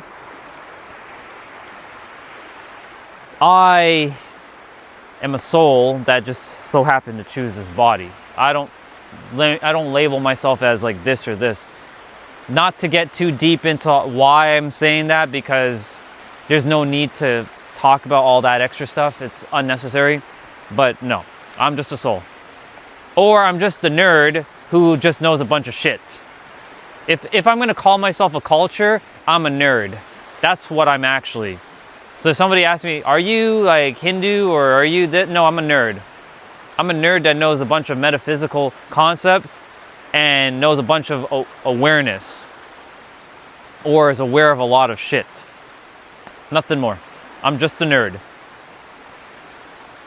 And a proud nerd at that. Or another word for nerd, geek. I'm a geek and proud geek for knowing what I know.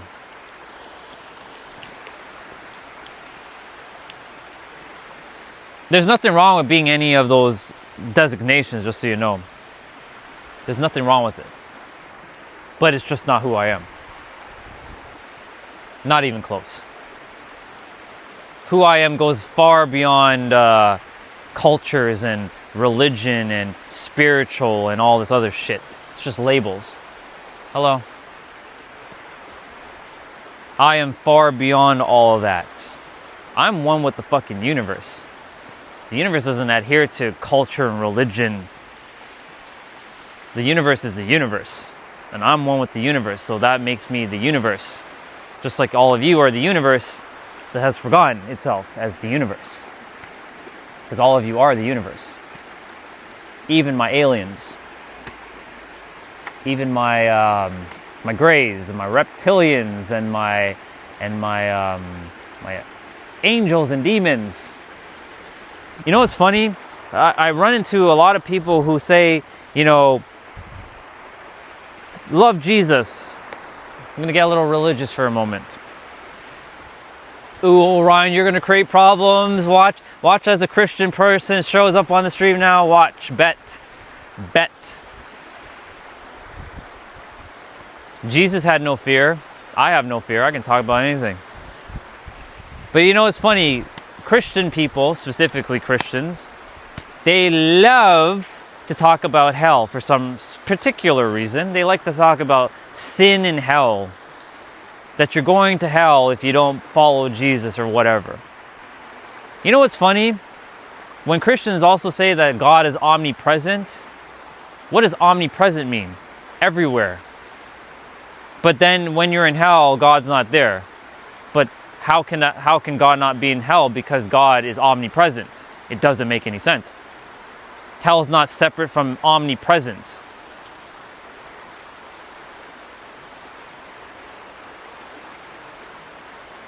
That's why a bunch of humans just don't know what the fuck they're talking about. They have zero fucking idea what the hell they're saying. That's why I don't entertain a bunch of their shit. Because they have no idea what the fuck they're saying. Zero. Most people don't even know what ABC is.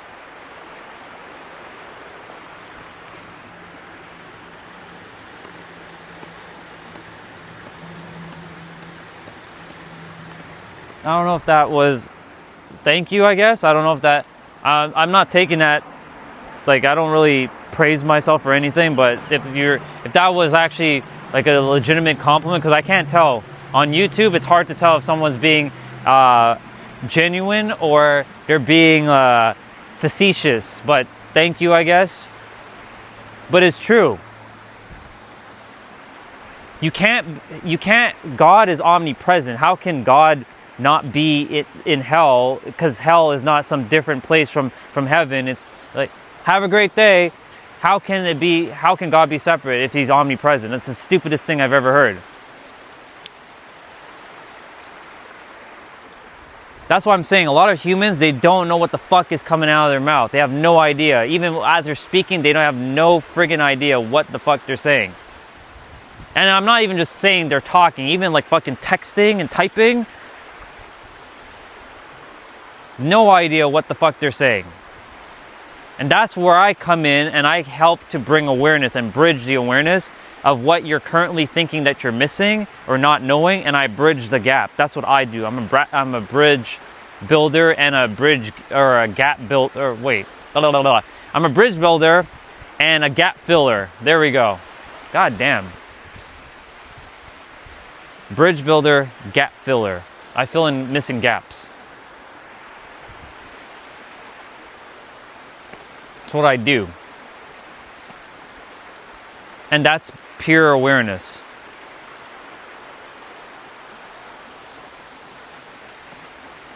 There are still things I'm not fully aware of because it's not meant for me to know, and I don't care to know about it. I'm curious by nature, but there are certain things I don't care to know because it has no relevancy. It's just fucking vanity. If it has no purpose in reality, then it's just fucking vanity. And that's what and this is where I'm going to get into spiritual people now. Yeah, I'm coming for you now, spiritual people. For my spiritual people, using all kinds of fucking techniques and 369 this and crystal this and blah blah blah this and putting fucking moon tattoos on your forehead and tattooing your body with a bunch of bullshit and piercing your body with all kinds of stupid ass piercings. No offense. If you're doing it because you think you look cool, then cool. But if you're doing it to make yourself more spiritual, I have news for you. You ain't more spiritual by putting a fucking moon tattoo on your forehead and a bunch of bullshit around your body. That ain't making you more spiritual. And doing all kinds of bullshit. Morning. If you're saying that you're touching grass with your bare feet is making you more spiritual, I have bad news for you. You ain't more spiritual than the person who's living under a bridge. You got that? You ain't more spiritual. You're as spiritual as the person under that bridge too. My spiritual people are very high. They have this, I call it pretentiousness, not ego, but pretentiousness. They have this pretentiousness about them. And I used to be there too. I've been there. So I can talk about it. I can see it.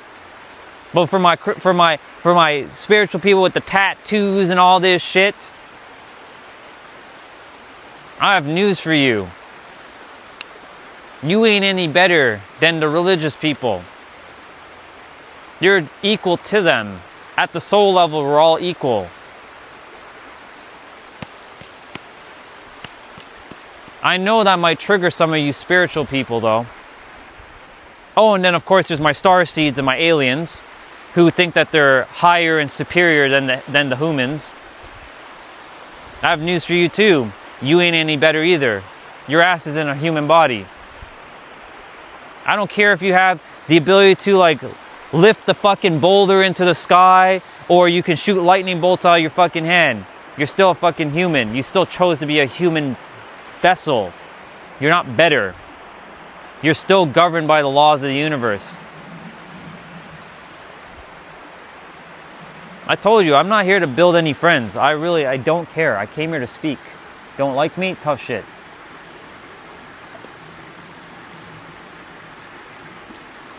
Gotcha. Okay. Well, welcome to the channel, by the way. I'm a very polarizing person. I'm going to talk about all kinds of stuff, but my mission is to help people to remember who they are by helping them to master their mind so that they can live their best life. That's what I do. I'm a coach, or a high performance coach is what the terminology is given to me specifically, but what I actually do goes beyond coaching. But that's what I'm here to do. I help people to master this. Hey, morning. Another day, another good day today. All good? Yeah, thanks. Don't get in the water. I have to keep my box against the tank. Hey, get out of the way. One second.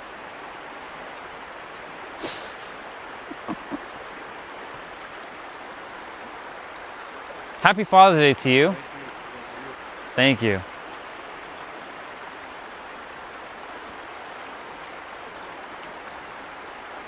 I'm wearing my shirt today, so it ain't too funny. Ah, I like it. Hey, I love it.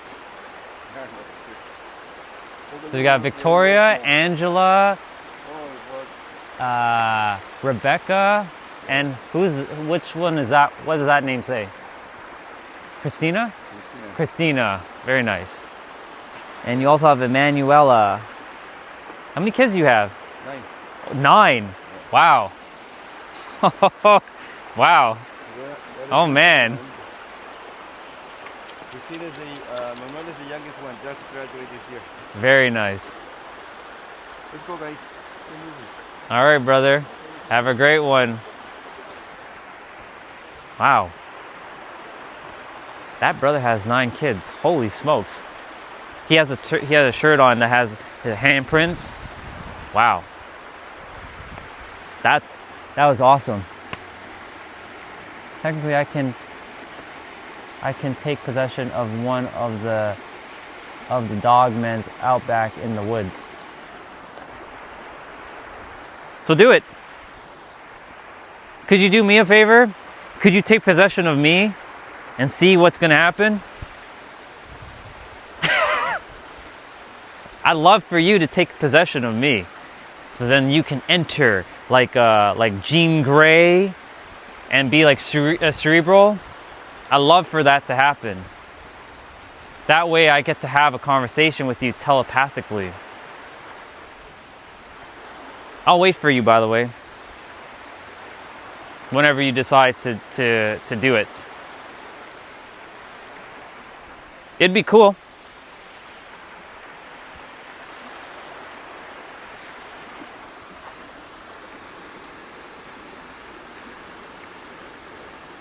Hey, what's up, Joshua? Nah, we're just joking around right now.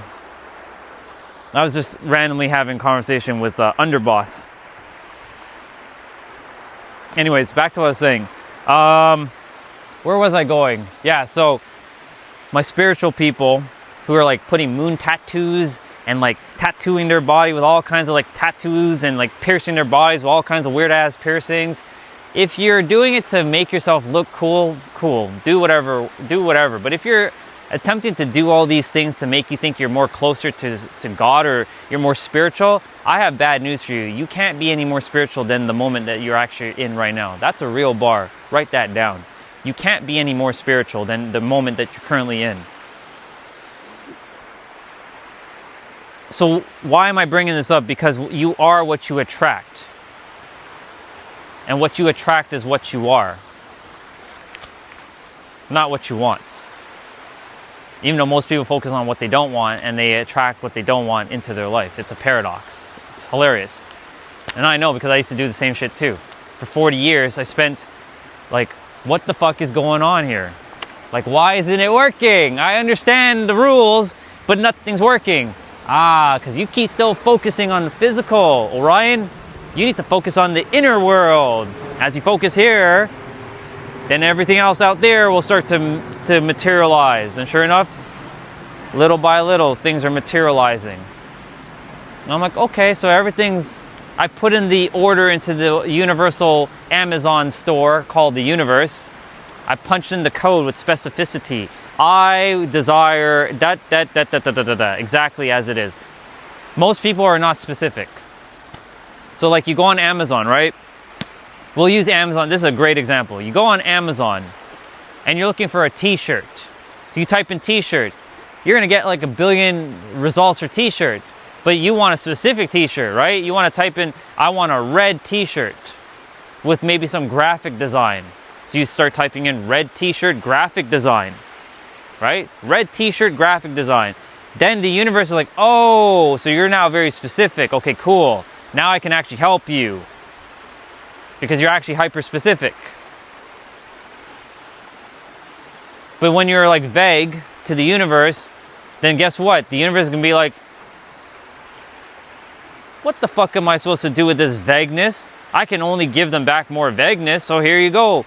Back to your vagueness. And you wonder why you get frustrated and angry and irritated with reality and be like, what the fuck is going on here? That's what's happening in this world. Lack of specificity, lack of clarity, lack of like, what is it that you actually desire to have?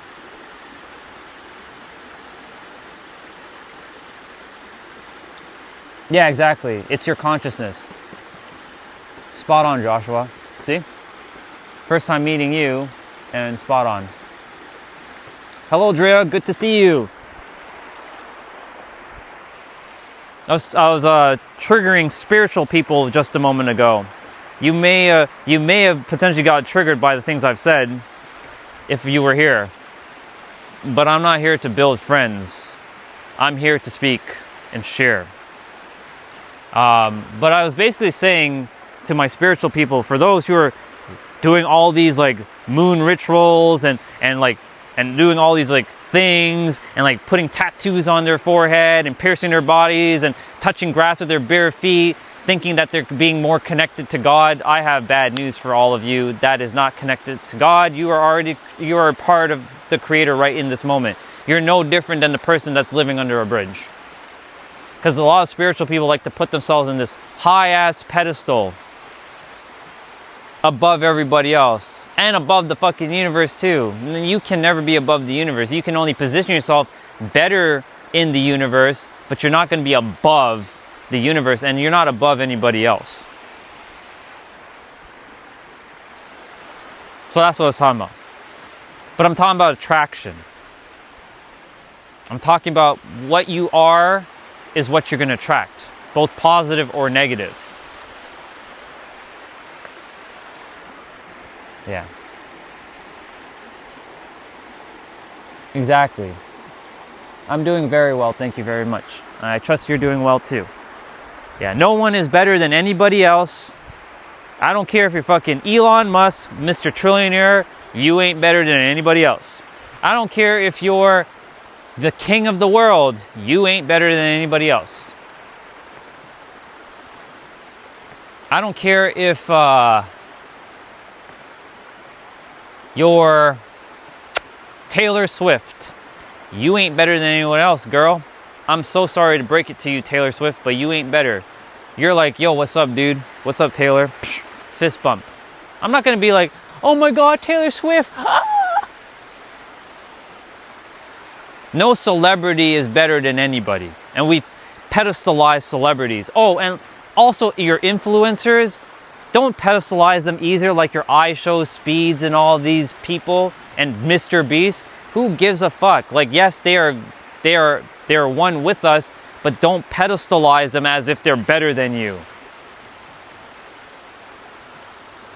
Because when you pedestalize somebody who's better, when you pedestalize someone, what you're basically doing is bringing yourself below them unconsciously, and the universe is like, oh, so this person doesn't feel worthy, like a Mr. Beast or iShowSpeed or insert the most popular streamers in the world. So guess what happens? You get sent right back down because the universe is watching what you just did to yourself, because you've done it to yourself, because you're one with the universe, and you've done it to yourself, and you brought yourself against yourself. That's a real bar. Write that down. And guess what happens? You basically end up getting frustrated, annoyed, and angry at the world for reasons why you're like, what the fuck is going on? You did it to yourself. Congratulations. That's why you attract what you are, not what you want. But most people, even if they attract what they want, they're not attracting what they actually want, because what they actually want implies that they're missing something, and because they're missing something, the universe is like, oh, so you're missing it. Then I can only give you what you already have.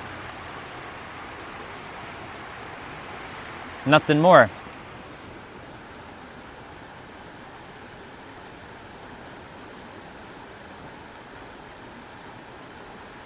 Can you speak on the animals? I can definitely speak about the animals.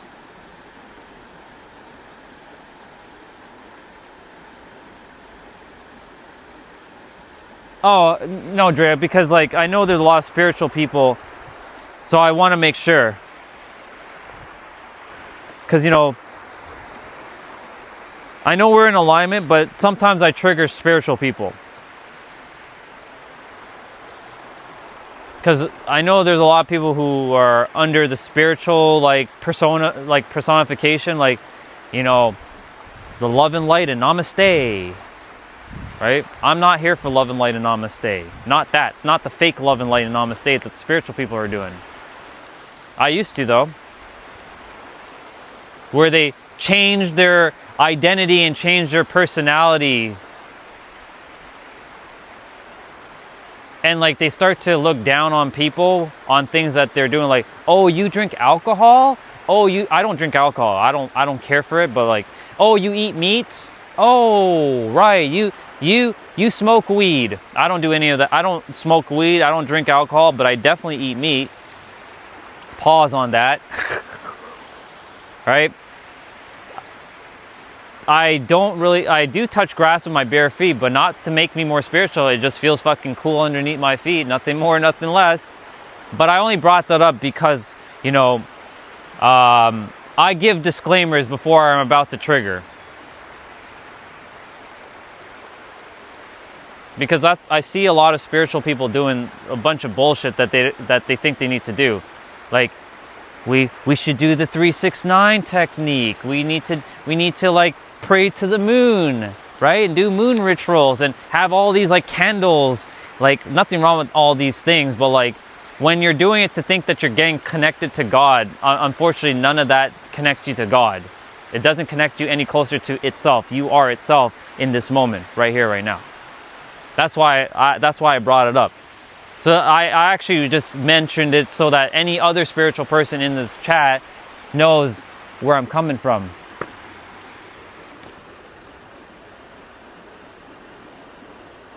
I don't consider myself spiritual. I am simply awake and hope to help others return back to themselves. Perfect. Then you are in the same path as me. The earth can assist in returning back to the present. Hugging trees grounds your electromagnetic field. It does. It 100% does. That's like in the beginning when you're starting to remember yourself, you start doing those things. I do it. There's nothing wrong with those things. It's just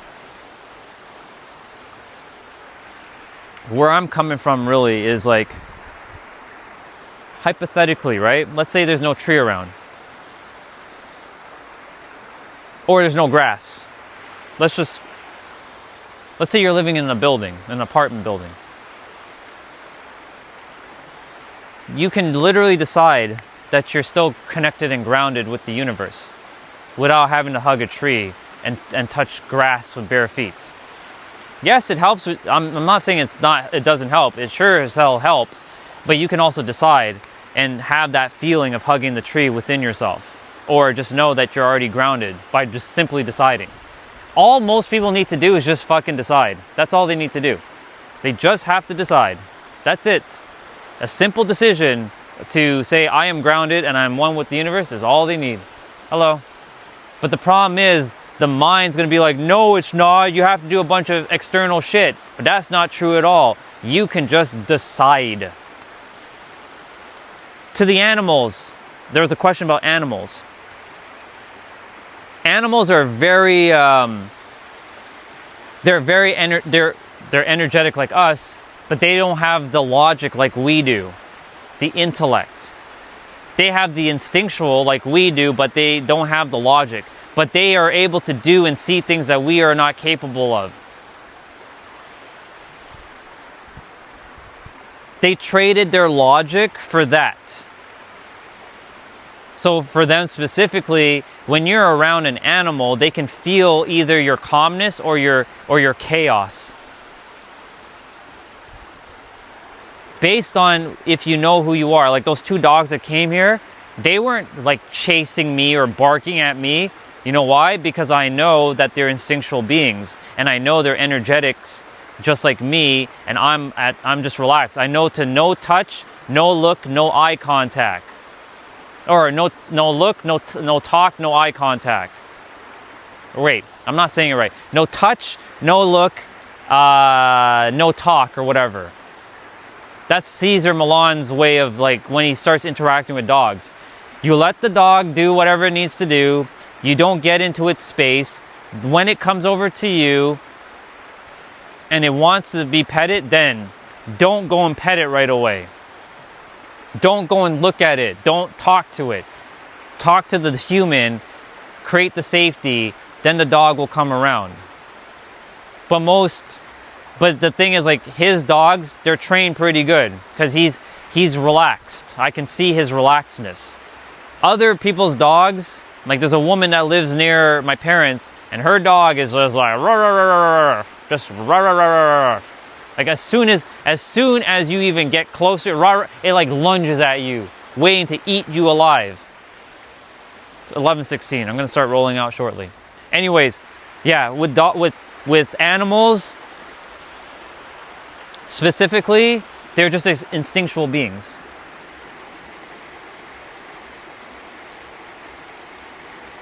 Yeah. It's basically what I'm getting at is like, yeah, it's definitely like use those tools, right? It's a tool. I'm basically here to remind everyone that everything's a tool until you no longer need the tool. You can still use the tool and it still can help you, but you don't actually need to rely on the tool as time goes on, because your reliance becomes dependency. And when it becomes dependent, then guess what happens? When the tool disappears, who are you without the tool? That's the question, right? Because think of it like this. I don't know if you're still here, Drea, but think of it like this. What if one day you are no longer near a tree or grass, right? I'm not saying for you specifically. I'm just kind of like throwing this as a general thought out there. But you're no longer near trees or grass. Can you still have that same groundedness or not, right? A lot of people get fixated and tied to techniques and tools and tactics and teachers.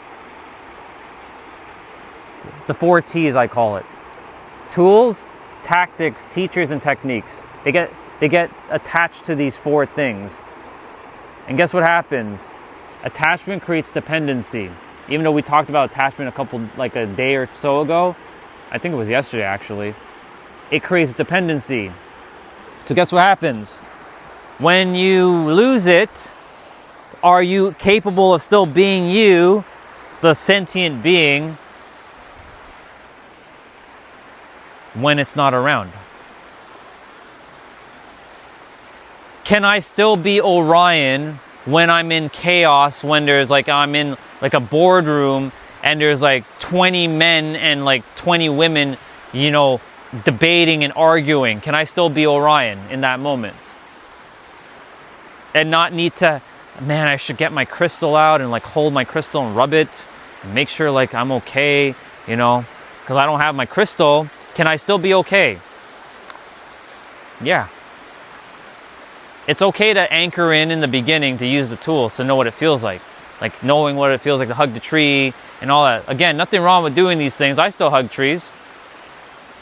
But when I hug trees not to be grounded. I hug trees because I like just hugging trees. It's just cool.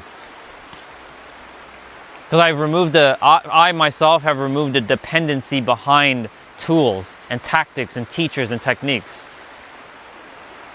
Because when you're dependent, then you lose your independence. That's a bar, write it down. And basically what I'm here to say is like, we need to be independent from reality. And be dependent on ourselves. That doesn't mean that you're neglecting or negating the outside world. You're still enjoying the outside world, but you're operating independent from external things. Because, and again, in the beginning, yes, it's important to use these things as tools to help you. I had to do the same thing. I used a bunch of crystals and all kinds of stuff to be grounded with myself. But eventually, I had to let go of all of it. It's like training wheels for your bike. Will you forever have the training wheels on your bike, or will you take off the training wheels? Some people, unfortunately, keep their training wheels on longer than they have to, and then they attract more difficulty into their life. What did I say earlier? We are talking about attraction today. What the fuck are we doing, mine? Not a couple days ago. We're talking about it right now. God damn it, dude. See, all of my streams are all interconnected that sometimes I lose track of time and what I've actually said because they're all intermeshed with each other. Speaking of which, we're going to roll back now to the house. I'm going to still talk about this though. It's important. But we're going to give thanks to the water. Thank you, water. I appreciate you. I don't know why that's there. I have no idea. It just, one day it's there, another day it's there. Who knows where it's going to be on Tuesday. I won't be here tomorrow because I'm going to be with my clients. But we'll see on Tuesday where this thing is.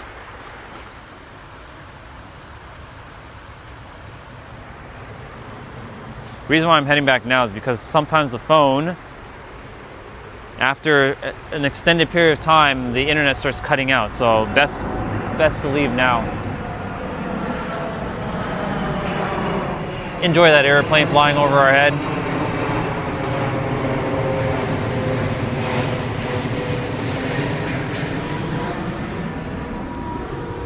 Just putting everything in my pocket now.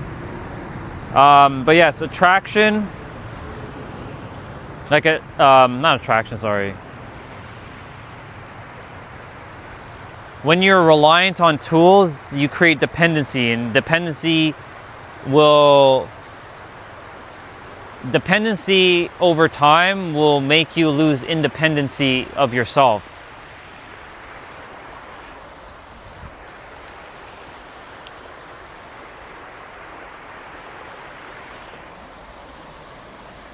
All right, let's roll, people. Thank you, water. I'll see you Tuesday, water.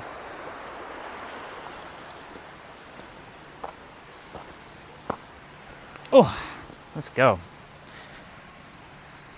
The heat definitely, it's much warmer today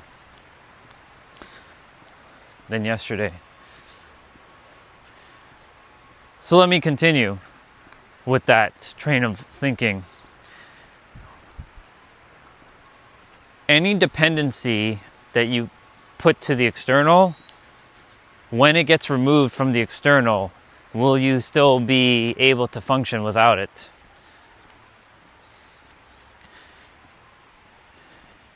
Yeah, it's pretty cool. I get to see it every day. summer and winter. But there's going to come a moment in my life where I will no longer physically be in this spot. So I won't get to see it every day. So I'm taking advantage of seeing this as much as I can, so that when I move, I mean, I'll have my other trails when I move, but it won't be this trail. I'll miss it, but I'll come back and visit. I'll come back and visit. I was very like, I'm never coming back to this place ever again after I move. I was like, I'm never coming back here. Never want to see this city ever again. That's not true at all now.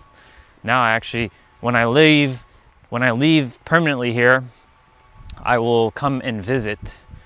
But during the summertime, I will not come during winter. I'm escaping here for better weather elsewhere. Summertime, it's good here. Wintertime, well, I had to endure the winter. It was all right. I got to appreciate the winter for what it was, but I still don't choose to have winter. I like my summer. And now I can finally say it's summertime. Today is the first day of summer, so I can officially say I enjoy my summer. It's nice. I like it.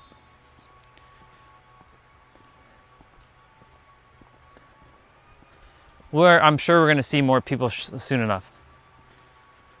It is beautiful in winter for sure, Justin. It's just the temperature. I'm a person that likes to not have to wear layers often, because my hands, they freeze up. I have to wear gloves. I don't like wearing hats, so my ears freeze. I'm not a one to like wearing jacket, and I don't like to zip up a jacket. I don't like wearing more than one sock or socks at a time, and I don't like the feeling of my toes being numb or my thumbs being like when your thumbs and your toes are feeling numb and you can't feel it. It feels like you're gonna lose it. I don't like that feeling at all. That feeling is like, ugh. That's why I like summer, because you don't run into that type of feeling. You run into other feelings like you're like burning to a crisp. But I prefer feeling that than to be feeling like, do I have my toes? Are my toes okay? Are my fingers okay?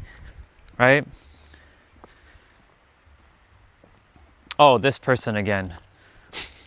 This person's always fearing. Be careful out there. How about I teleport you here and then I become the cereal person? Because you're expecting that. You're attracting fear. Oh, bike coming. I like you, lonely girl, because you're a troll. I appreciate you. Thank you for your troll comment. You're feeding the algorithm.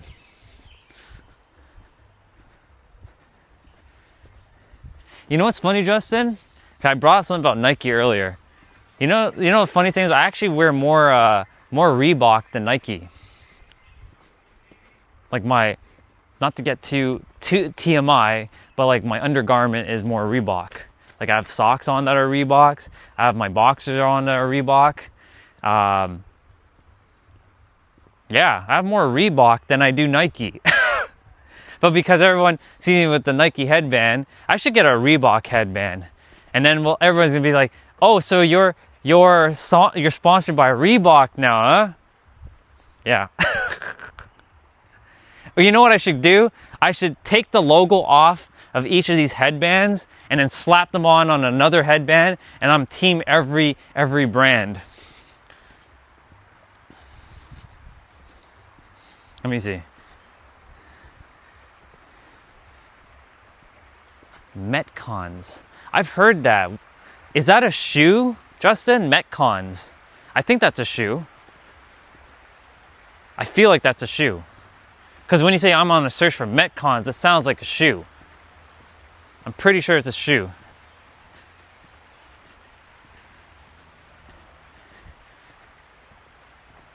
Well, that's true, Justin. That's another perspective for sure. For sure.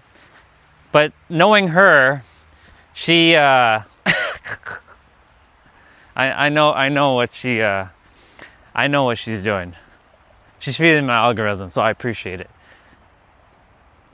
It's a training show. Okay. Metcon.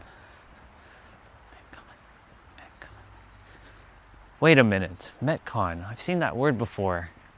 Morning. Metcon is a... Tiff and Dan use that word, Metcon, in their training. I didn't know what that meant, though. Man, everybody just be making up words now. That's why I make up words. Immovescence. That's right, I made up that word, immovescence. What is immovescence? Using your imagination and visualization and your senses all in one. Orion, isn't that just called meditation? Sure. Immovescence. What's up, dude? What's up, Doc? Immovescence. No, you're good. You don't need to be spiritual, bro. In fact, I would rather you just be you. I talk about the metaphysics of reality and how you can live your best life. It's not really spiritual. It's just facts at this point. But no, you're good. You're good. You're included. There's no exclusion here. Morning. You're good, dude. In fact, I would rather you not be spiritual. That word spiritual has created a really just sour taste in my mouth. Because I used to consider myself very spiritual, but now I'm like, no, I'm just a fucking soul. Or I'm a nerd that just knows a bunch of shit. So if anybody asks me like, what are you? I'm a nerd that just knows a bunch of shit. Nothing more. Remember, y'all, practice love and authenticity. Over there. Right there.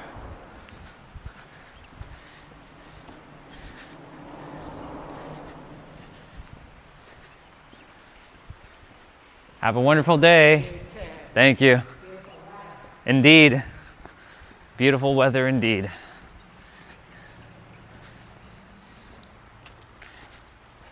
Pretty good, beautiful day for the first day of summer, that's for damn sure.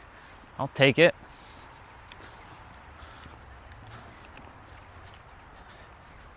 Those clouds are like, they're big and monstrous. Hey, what's up, dude? Have a great day. Thank you. Metcon is short for metabolic conditioning. It's high intensity training with short breaks, like every minute on the minute workouts as many rounds as possible. So every minute on the minute is usually called EMOM, generally, because I've done EMOM workouts, and those things are whoa.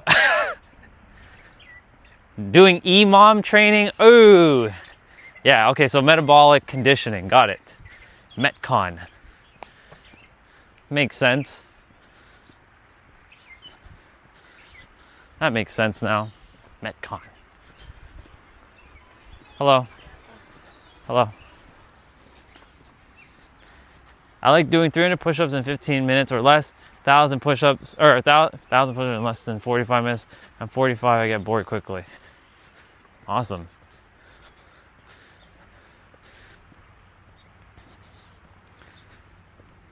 How about do 1,000,000 in a day? 1,000,000 push-ups in a day. That way it keeps you busy. You'll get it done.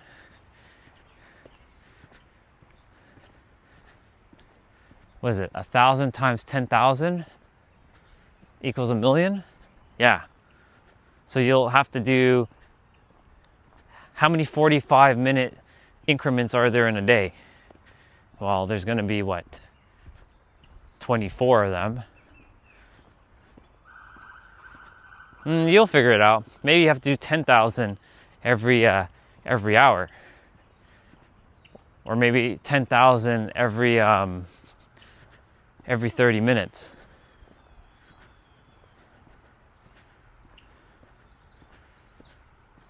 Cool, dude. If that's what you desire, then it is fulfilled. It is finished. Now just walk the path, and it will unfold. And not it already has unfolded. It's just that in our eyes, it just hasn't quite shown up in the physical, but it's done.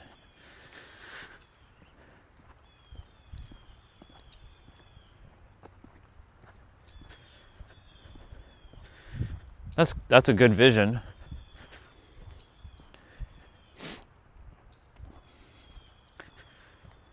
I got to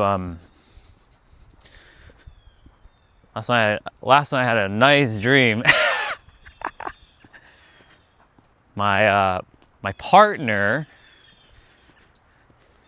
that I'm calling forth, I saw her in my dreams.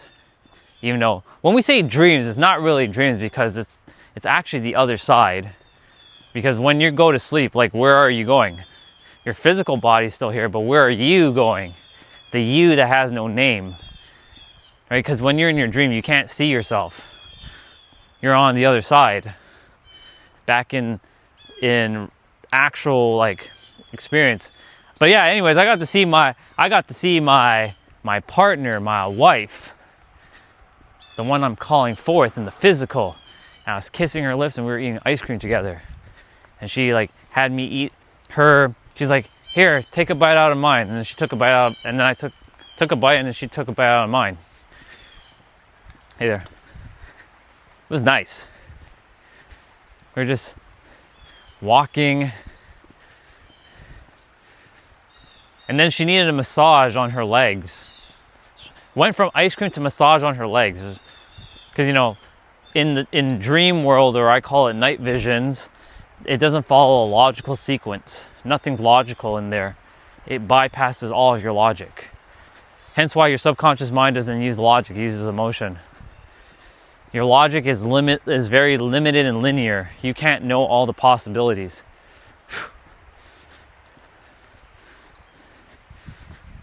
Hey, yes.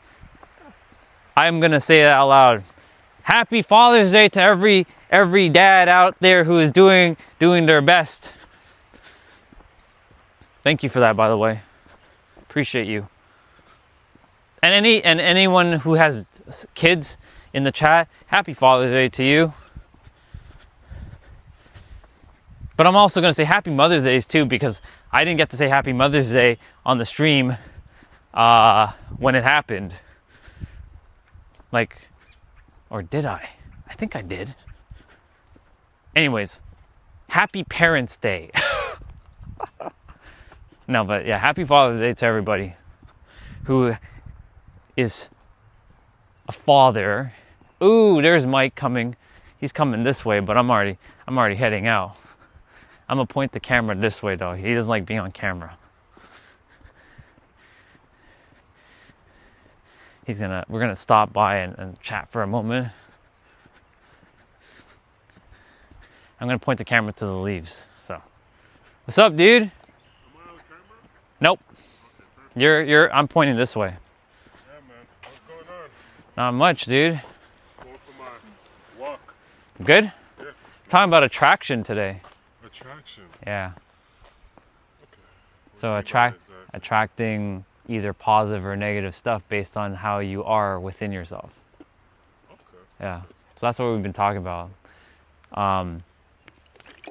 Because, you know, you've heard it. You don't attract what you want, you attract who you are. That's the verbiage. Right? You never heard that before? No? Yeah, a lot of people say that. But it's true though. You don't attract what you want, you attract who you are. Based on your level of awareness. Because where you are and what you perceive as true is what you're actually bringing forth. So that's basically today's topic, is talking about that. Yeah. Because like when I was extremely negative, I was only getting more negative. Even when a positive thing came into my experience, I would repel it because it was foreign. Oh. And because it was foreign, it was whatever's foreign is deemed not safe, and whatever's not safe is going to be repelled. Because the nervous system and the mind will mark it as dangerous, and if it's dangerous and it feels like death, it will repel it. It's always seeking for safety. Yes. So like if something doesn't feel safe, right, in your experience, then basically what happens is it's going to repel it. Hence why attraction and repelling are like two sides of the same coin. Okay. That makes sense. It's all in the nervous system. First, Yeah. And then the conditioning, the beliefs. Yeah. And that's why I watched a video on something. It's called cognitive biases, right? Right. Or confirmation bias as well. Confirmation bias. Yeah. There's one called negativity bias, how the brain was wired to constantly Look for negative look for experiences. negative experience. And one thing I learned was always look at or savor 3 good things that happen to you, because you're starting to train your brain to see the good. Yeah, exactly. They also say it takes like 7 positive thoughts to undo 1 negative thought. Really? They say that, but of course you can shift that belief. That's just a limiting belief, right? But a lot of psychologists say it takes 7 positive thoughts to undo 1 negative thought. Because the world is catering right now to more negative. Because like there's a you can think of it like a hive mind or a force field around the earth, and most people are striving on negativity. Of course, in our area, it's not negative. You're seeing a lot of positive, right? You're seeing it for yourself, right? But like if we were to just take the ratio of like people in the world, for every 1 positive person, there's either 1,000 or 10,000 negative people. That's how scarce, I don't want to use the word scarce, that's how much positive people we have on the planet. Maybe like at most 10 million positive people. That's not even, we don't have 1 billion positive people on the planet. We don't. We're not even there. We're at like 10 million. That's a very, very small percentage. So that's why we're all doing what we need to do. Yeah. Right? But yeah, it's a good thing, and hopefully see you again soon. You will. Have a good chat. I will. Thank you so much. man. Enjoy your walk, dude. Have fun. Let's see. Push, pull, ebb and flow, let's go, or let go, let's go. Negative and negative creates what? So yeah, a negative and a negative in a mathematical term creates a positive, but in reality, a negative and a negative still will create a negative. It's so weird though, because like we could take the mathematical principles of like a negative and a negative creates a positive and a negative will create a negative, which is interesting, and a positive and a positive will create a positive. Thank you for helping me relive my math experience.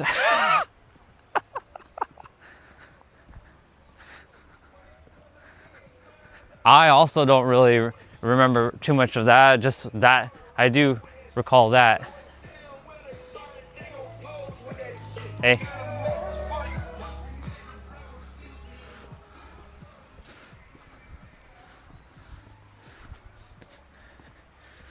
All I hear is pussy, ass, N-word on that song.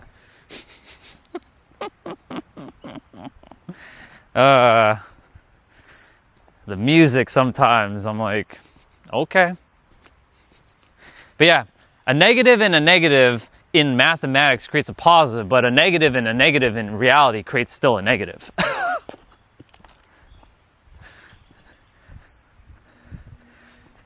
Well, it looks like a motorcycle, but it's actually a scooter. That's actually still a scooter, because there are people who build scooters that look like motorcycles. So, but that was definitely a scooter, 100%. 100%, dude, that was a scooter. It looked like a motorcycle though, but it's a scooter.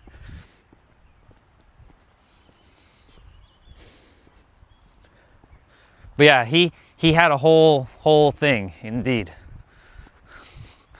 He's not the only person who's ride a scooter motorcycle looking contraption. You got some people over there. You got more people over there. We got some Tour de France coming over here. Got one up already here. And you heard what I just said, the Tour de France.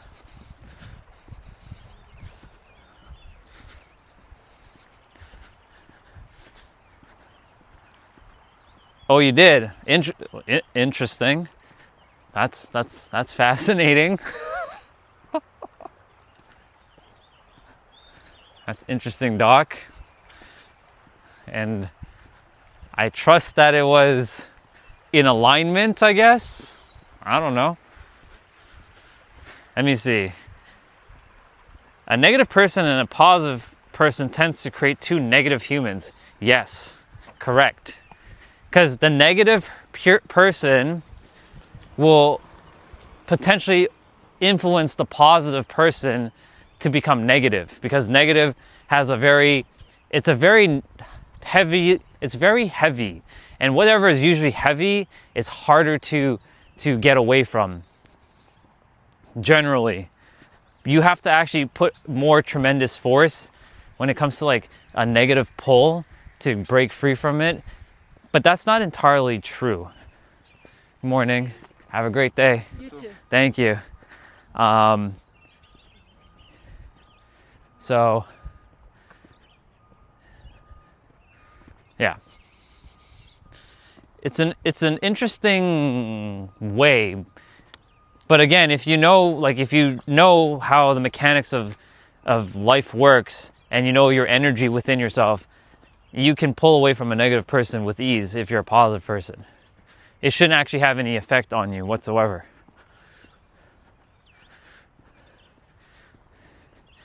I need to stop at the washroom for a moment. So what I'm going to do, like I did yesterday, I'm going to just leave the phone outside. I'm going to mute my mic because I can't mute my camera. The only way I can do is only swipe up on my camera, and then the app will be, you guys will be sort of in pause mode if I do that. Streamlabs should add a feature to turn off the camera. There is no feature to do that. The YouTube app has the feature, but I'm not using YouTube because the YouTube doesn't work with my microphone, which kind of sucks. It's so weird. But I'm going to go use the bathroom. I'll leave the phone out. No one's going to take it.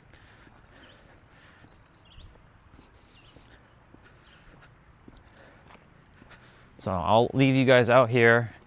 I'm going to go run into the bathroom quickly. And yeah, so I'm just going to mute myself in 3, 2, 1, and I'm muted.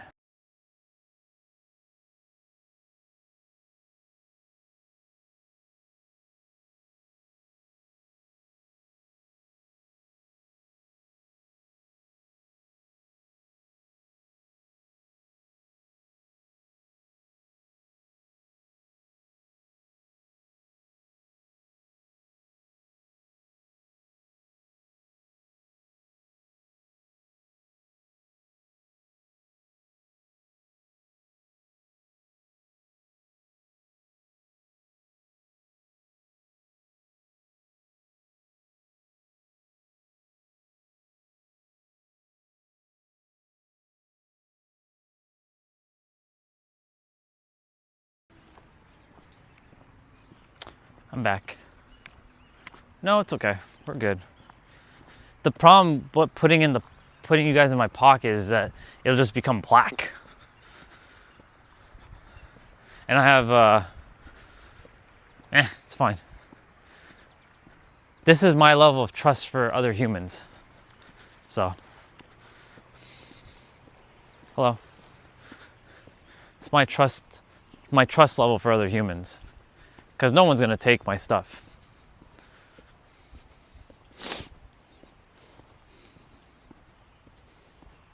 We're good. In a certain part of America, yes, 100%. Like I've done this many times in San Diego where I had to go outside, I had to use the bathroom. And at the time, YouTube, the actual official app, didn't have the feature to mute your camera. So I had to either swipe up, bring the phone in, or leave the phone outside. And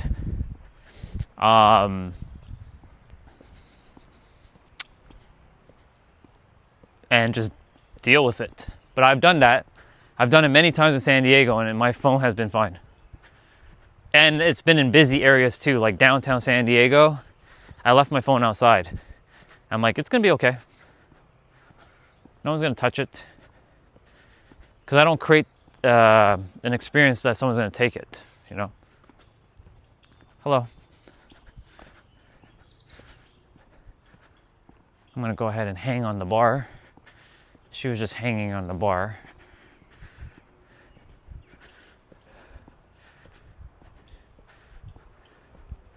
So I'm gonna quickly just put you guys in the grass as this brother comes this way.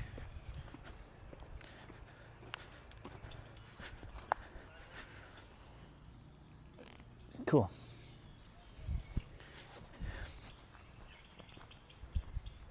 Mr. Fly, you need to stop flying around me.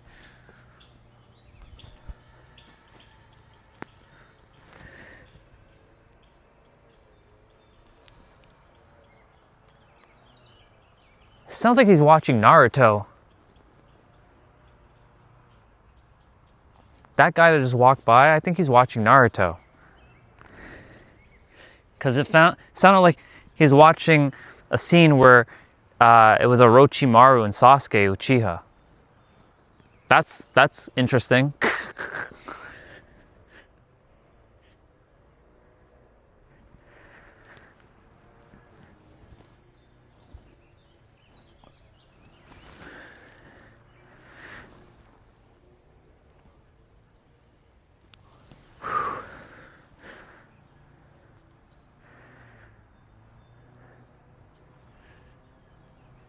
Yeah.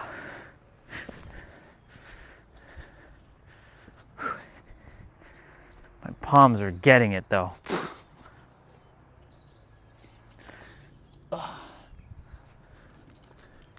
I was wondering what that was for a moment, but it's a human.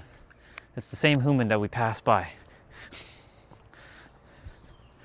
I couldn't tell. When I used to enter trap houses in College Park, Atlanta, Georgia. Okay, so that means I passed by you once upon a time. Because when I keep thinking Georgia, I keep thinking you're referring to the country Georgia in Europe.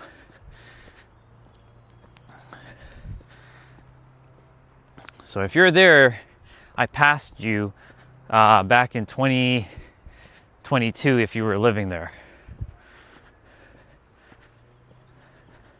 I'm energetically waving to you back in the past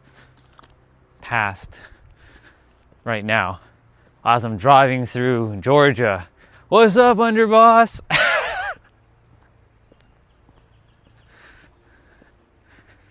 Humans forget I played with humans.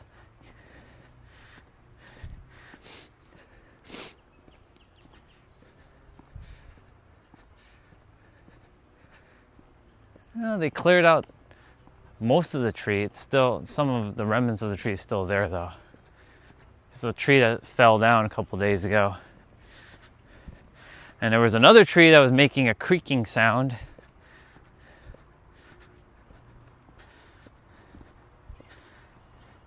Okay, gotcha. So it's similar to me, like 7 minutes away from Toronto, Pearson International. I don't know why they don't just call it Toronto International Airport. They call it Pearson International Airport. Because you're like, Pearson, where's that? Lester B. Pearson is his name. I forget who he was. I think he was like some sort of space dude or some sort of like airline dude or something. I don't know. I have to go check who he was.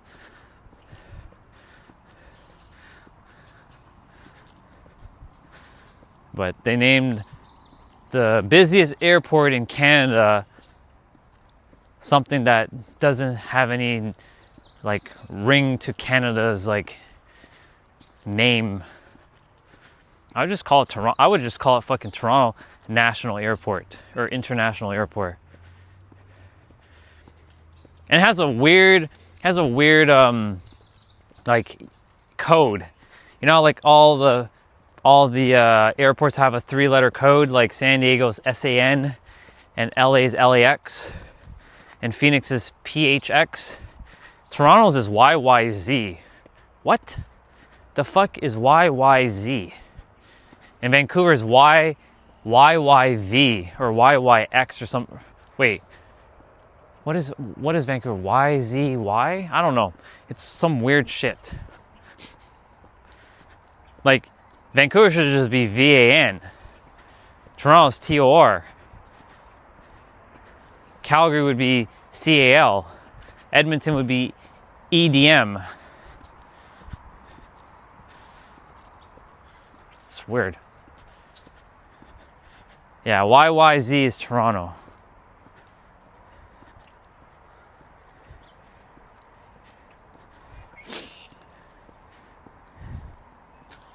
GBI.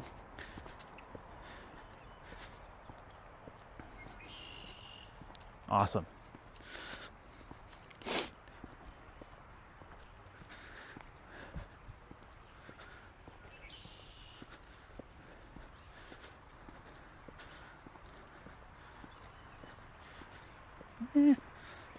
And what would that baddie's name be? Not that I'm interested, because I don't care about IT chicks. IT chicks. I wonder who came up with the word baddie. I should find that person and stop them from calling women baddies. I know it means badass, but like, I should still find that person and stop them. Go back in time and find that person who created that terminology, baddie, and stop them.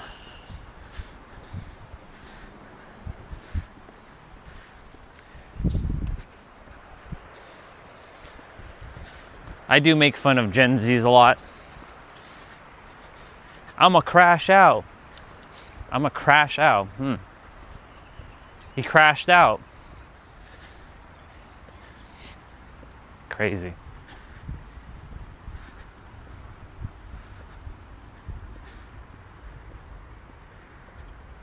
I figured there's a bunch, but I'm not interested in Canadian women. No offense to my Canadian women, but I'm not interested in you because I'm interested in my American women, my Cali women specifically, or my West Coast chicks. I'm not interested in East Coast women. I'm interested in West Coast chicks. West Coast, United States, not East Coast, West Coast. Yeah. This is me being a traditional third dimensional human when I start speaking like this. This is what we call a third dimensional human. I have my human moments too. It's okay. And to my women in the chat, I do apologize for being a guy, but you know, I like me my women.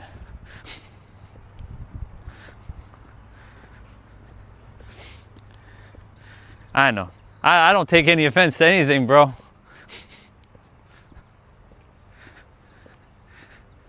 I like me my Cali girls.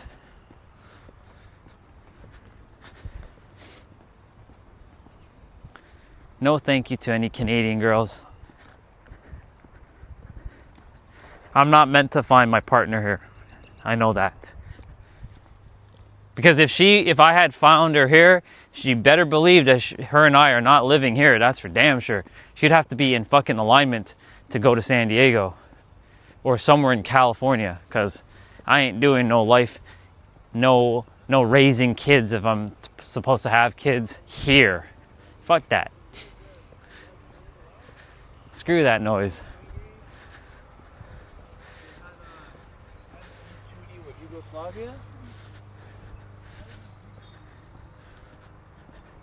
Nothing can match a woman's love.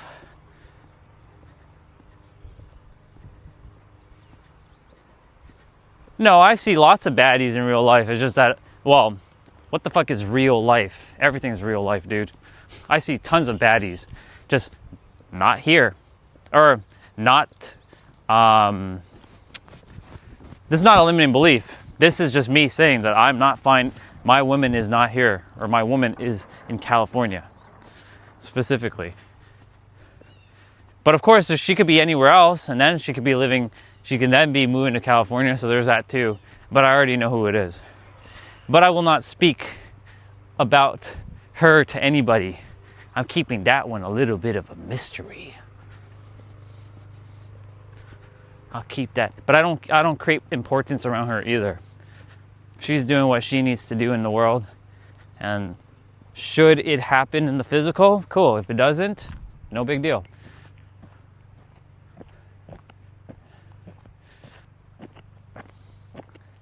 I'm good. If I don't have a relationship in the physical, then that just means that I came here to finish what they started. And you know who I'm referring to when I say they. I came here to finish it. Not continue it, finish it. So that the rest of the humans can stop with their bullshit. That's imperative that I'm more well known in the world.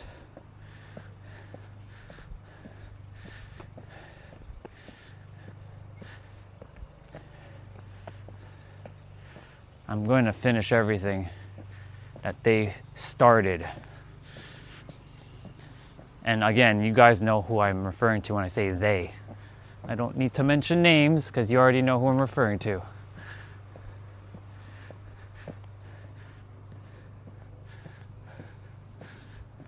But if you don't know who I'm referring to, then I will mention their names. All of their names.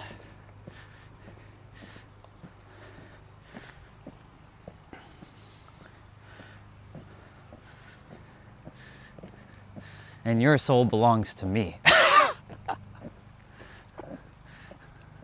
Unfortunately, that's how it works in my universe. Your soul is mine. Kidding. All right. Yesterday we went. Which way did we? We went to the right. So we're gonna go to the left. Oh, here comes the Nissan 350Z with that modified exhaust. Brum brum brum. There he goes. Got to wait for the car.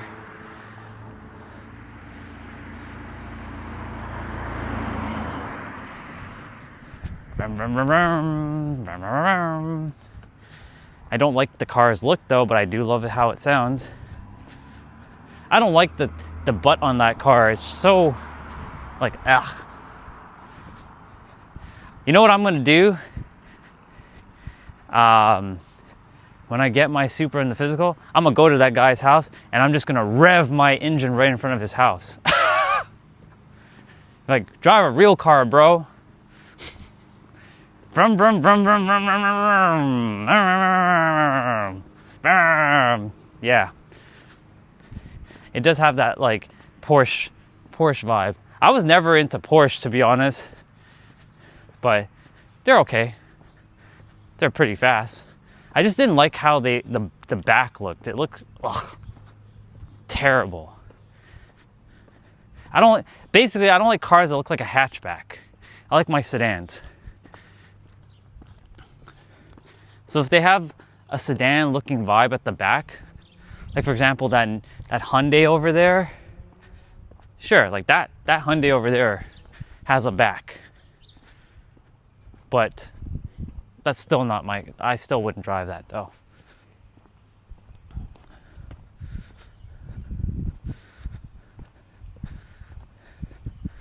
Or like this car, this should be a Mazda Miata or an MX-5. I think it's an MX-5. It should be MX-5. Yeah, MX-5. I'd drive this. But would I choose this though? No. It's not bad, but no.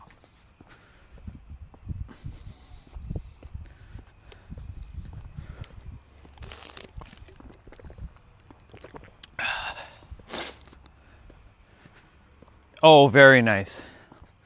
640, that's nice. I like that.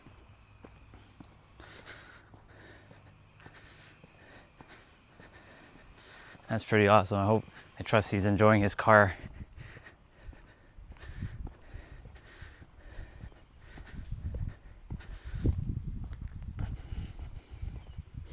It's funny, I'm gonna have the only Supra in the area, and then I'll be leaving with it.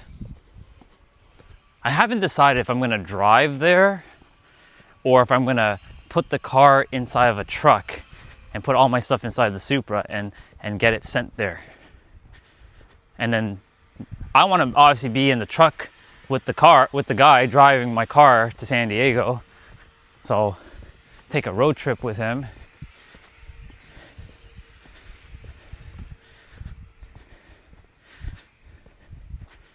All things have already unfolded. Now I'm just walking the path.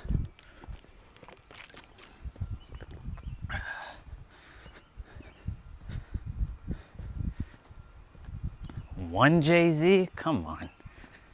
It's supposed to be 2 JZ. If it isn't 2 JZ, I don't care about it.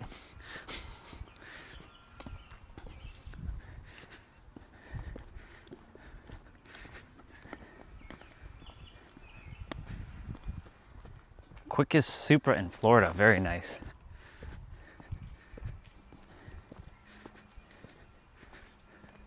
That's pretty awesome. I want at least 1,000 horsepower Supra. It's doable. Minimum is 1,000 horsepower.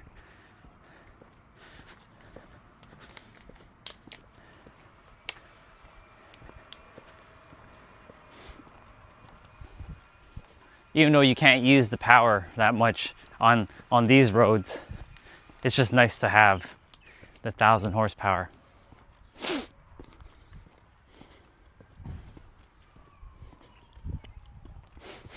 Somebody's making something nice. I can smell it. It smells very, very nice.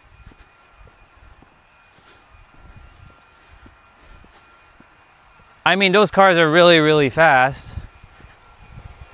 And I will have an S-Plaid, but that's only for when people are coming to visit me, because, you know, I'll be having to pick people up at the airport, and I need another car that isn't a Supra, because unless it's one person. If it's like more than one person, then hello, have a great day. Thank you. If it's like more than one person, then I need another car, because my Supra will not accommodate more than 2 people. Like the older ones, they have back seats, but it's like a BRZ, where you can't really, it's not practical to sit in the back seat of a BRZ. So I definitely will have a Tesla, and they can drive it around if they want to go out somewhere. Right? If I'm busy with clients or doing whatever I'm doing, right, and they came to visit and they want to go take a trip, like for example, my brother, I expect him to come visit me, him and his fiance in San Diego. So, hey, to come visit me in San Diego, they can use the Tesla.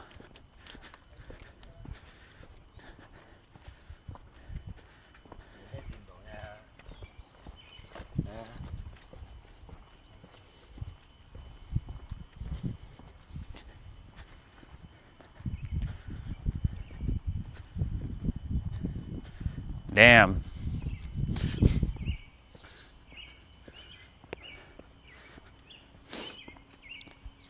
I don't know if I'm gonna ever own an SUV, but if I'm going to own an SUV, it's like that red one over there, that Audi over there. It looks nice. I like that Audi over there.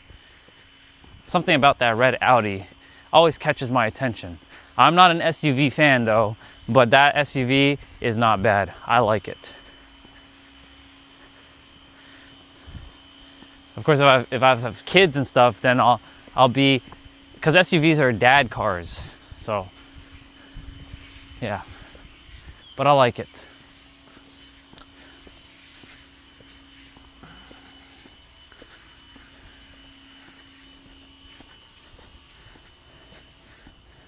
I used to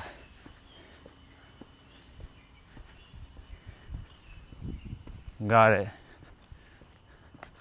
It's a nice car though.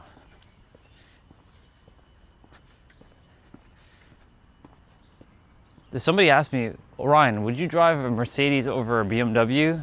I'd probably still choose BMW. There's something about BMW that I prefer over Mercedes. Mercedes is too,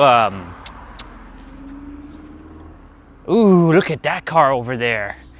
It's hard to see, but it's gone. Ah, that's a nice car. One of the classics. Mercedes are too, for me, they're too, I don't know, business-like. Like, I love wearing my suits and stuff, but I don't know. It just doesn't like sit well with me. I've driven a Mercedes, Jessa's car, the girl that I spent time with in New York City. She owns a Mercedes-Benz. So I drove her car while we were driving to Florida.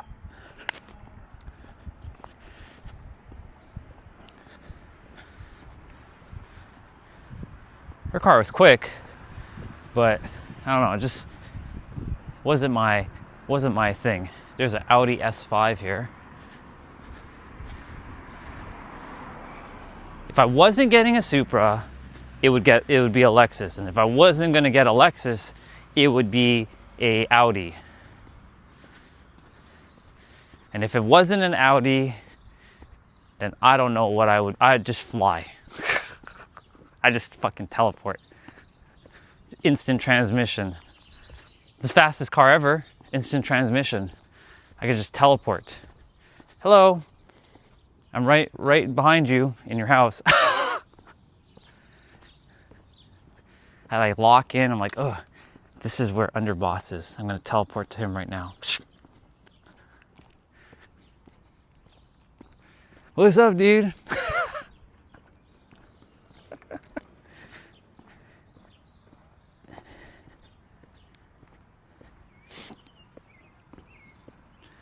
Ooh, there's a gathering over there. There is definitely a gathering over there. Lots of cars on the side. Yep. It's either a gathering or it's some sort of like, some sort of garage sale. Or yard sale. It's 12:12, we're almost back.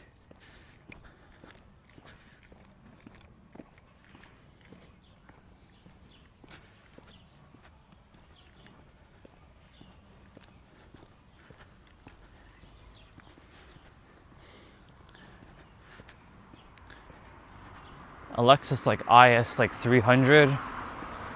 I like the shape of that sedan. It's a nice sedan. Ah, yeah, there is a garage sale happening. Yeah, there's a little sign over there on the road. That makes sense. That's why there's a gathering.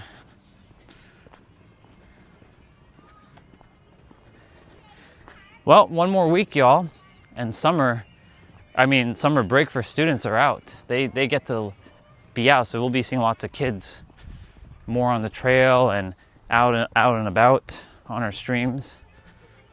So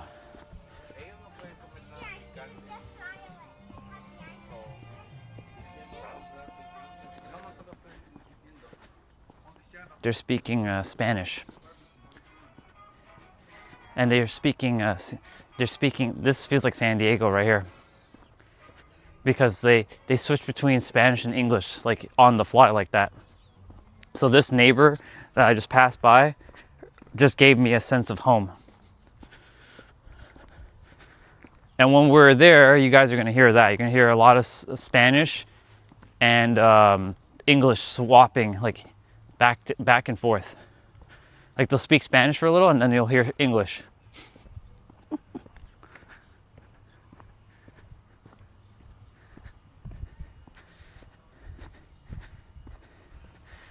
Oh, what is it? The LFA. If the LFA comes back, that would be a car that I would get, a V10. Ooh, it's an F1 sounding engine car with a V10. That's a tasty car. I'd probably give up the Supra for that.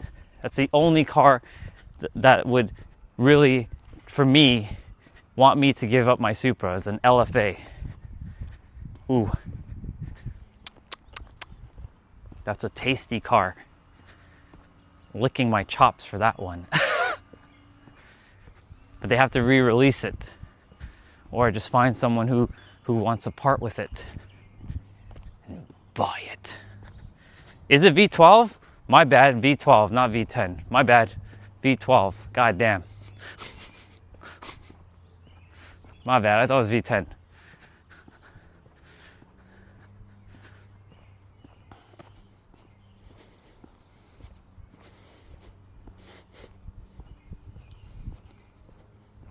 Or just drive a fucking F1 car around. Give me one of them Ferrari looking ones or the McLaren looking. No, give me the McLaren one. Fuck that. Give me the McLaren F1 car. I'll drive that.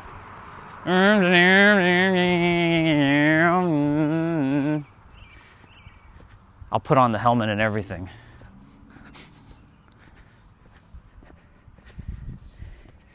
Well, we made it back.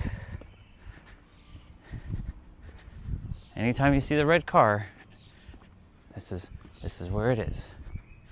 I think Dad's at the back because he's not in the garage. Oh, ow, fuck.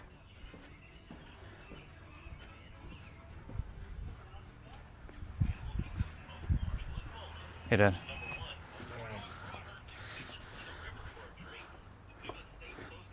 Do do do.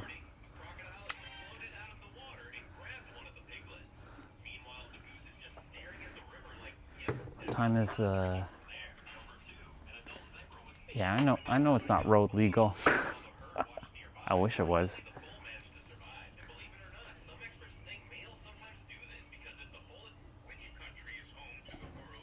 I'm gonna go grab food.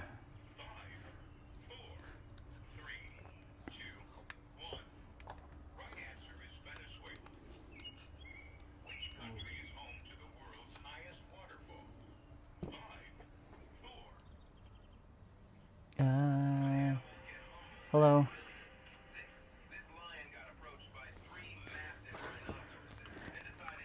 You know the car from the Fast and Furious 6 movie? The ones where it was like modified F1 car? Drive one of those. One of those like bulletproof cars. Those like indestructible cars. Get one of those. Oh, let me turn the stream to 1080p. One sec.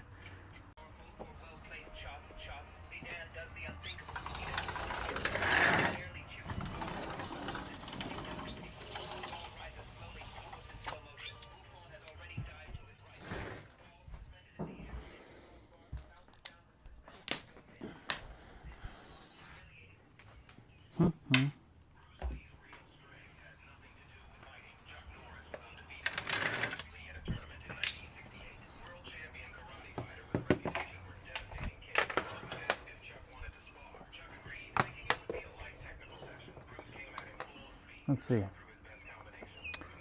If F1 was road legal, every billionaire would be driving that instead of a Ferrari. It's true. I would be driving that. The problem is they're hard to like turn. You have to be like have specific precision driving that car. Because like turning with an F1 car is like not conducive to your experience.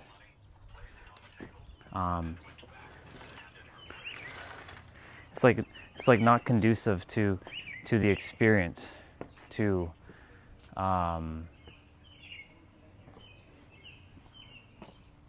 Yeah, I definitely would be driving an F1 though, if it was possible.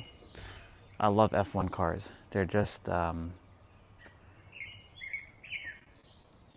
better cars.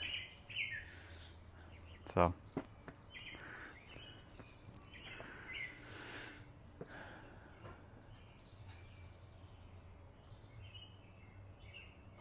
I gotta cut the grass probably tomorrow, or no, not tomorrow. Maybe maybe Tuesday, but I need to get gas.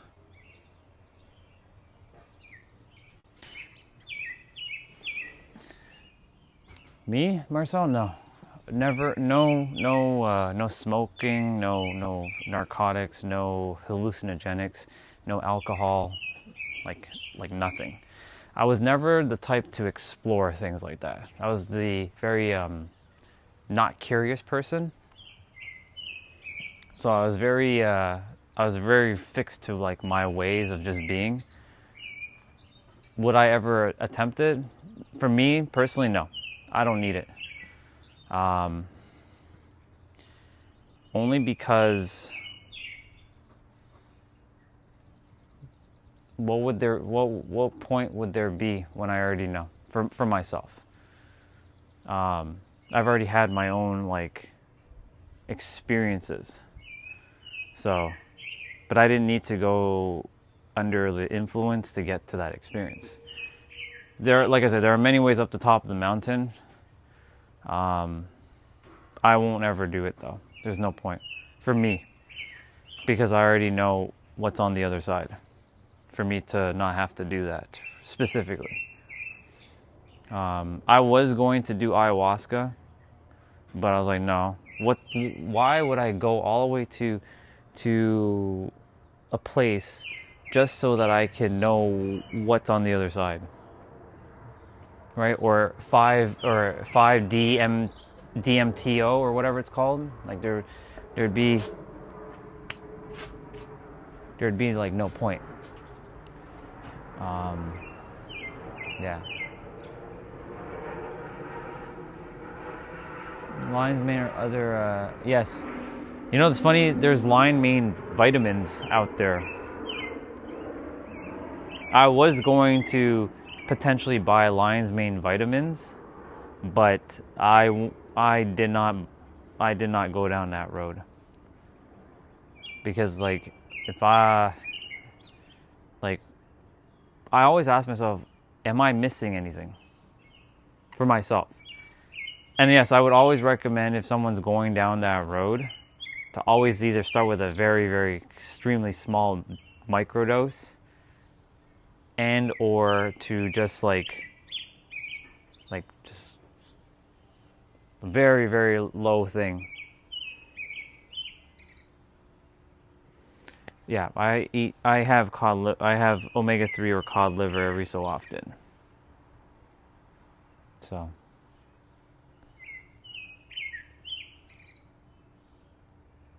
yeah.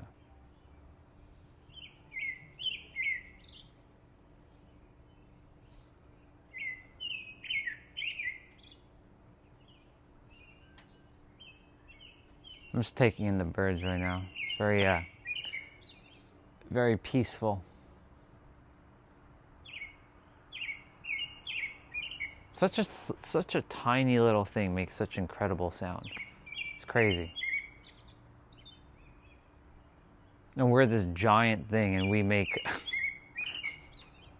we can't make as loud a sound like that. But we can definitely elevate our voice, but we'll be cracking our voice at that point.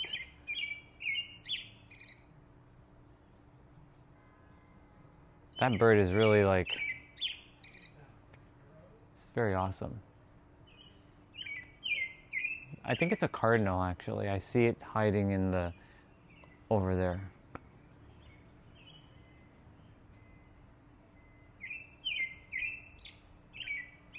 It's nice.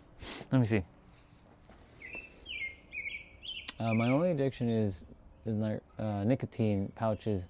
Although with good company, I don't need them. It's good.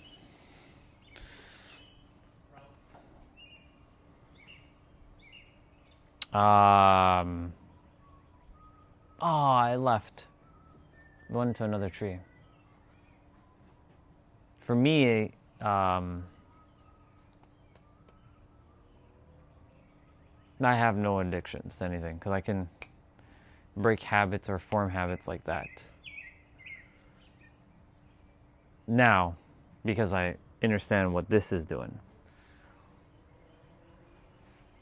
So like for me, I don't label anything as like a bad habit or a habit at all, or an addiction or something that I have to, you know, overcome. It's more just an experience, nothing more.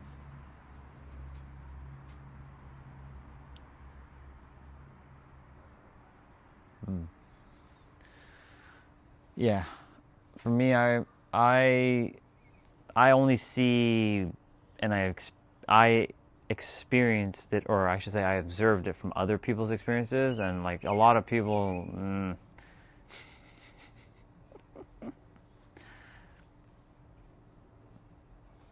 Like there's a brother and a sister that I know. They're actually a couple now, which is fascinating. I didn't think they were going to be a couple, but here they are. Pete and Elizabeth. Elizabeth runs a retreat center in California in Mount Shasta, but she uses 5-DMTO or 5-ODMT. I forget whatever it's called. It's basically taking frog's poison and ingesting it. And I'm like, she asked me to come there and partake, and I'm like, I'm not doing that. She's like, why not? I'm like, why do I need to do that? You know full well that they don't need to do that. But, you know, it's their choice. So, I told her, like, if I'm coming there, I'm going to speak. I'm not going to be inducing or, you know, ingesting any of that stuff. There's no point for me. She's like, I respect that. I'm like, I mean, you have no choice but to.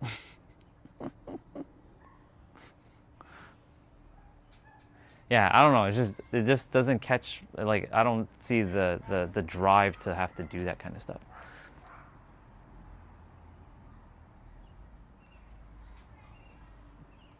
Do I have the most jealous fans? Sure. I don't think so.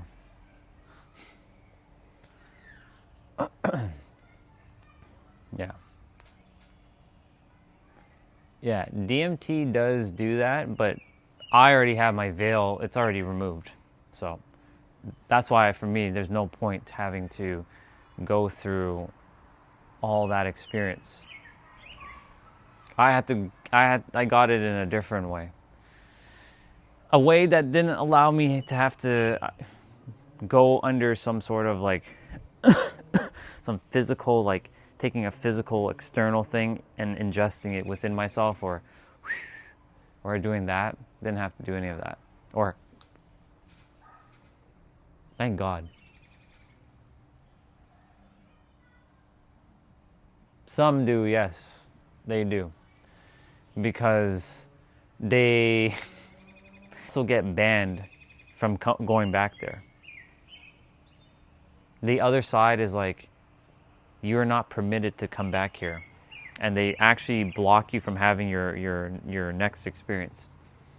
That is a known fact, that there are people who do over abuse it. They want to keep having their mystical experiences, but then the other side doesn't allow them to get to the other side, and guess what happens? They get more frustrated and angry. So one time should be enough to give you everything you're looking for. One time. But the human mind controls the body, and the human mind wants more. It's always seeking more. That's why I keep saying the mind is what controls the human. Until you control the mind, but the mind will continuously control the human by making sure that you keep wanting more for, and there's nothing wrong with experiencing more. You came here to experience things. However, there are certain experiences that you're only really needing to have to go through once, but you want to keep having to go and experience it, and the other side's like, you already had your one experience, you don't need any more, and guess what it is? It shuts you out, and then you get frustrated that you can't get back there, and guess what happens? You run into the pitfalls, and you start to have the withdrawals and you start to go down a dark path until you realize you never needed that experience. You never needed to go a second, third, fourth, fifth time. The one time was enough to get whatever you need. What else do you need to know? The reason why someone does something is out of sheer curiosity to know. Once you see it, can you not accept it? No, the mind doesn't like to accept the answer like right here. It wants to see more. See a lot more. So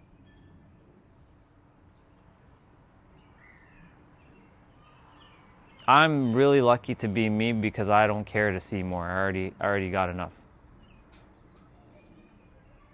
It's our human tendency to be curious by nature. So you have endless, exploration. For me, my exploration is kind of finished. Now it's just service. I've explored as far as I felt like exploring, and I think my seeking and my searching is over. My exploration, in terms of like the mental realm, it's done.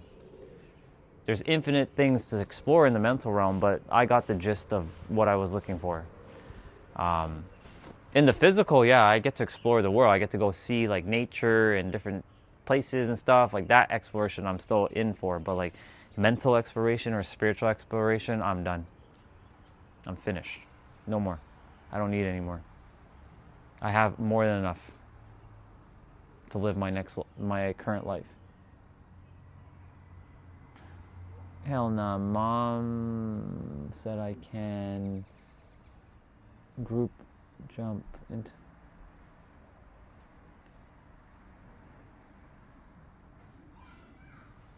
I mean...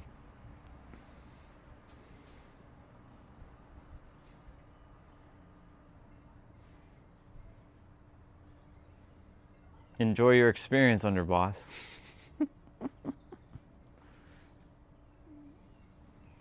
That's all I really can say is enjoy your experience, dude. Time is it? 12:32? I'm just go and chill out. I have a workout to do. Get that done early.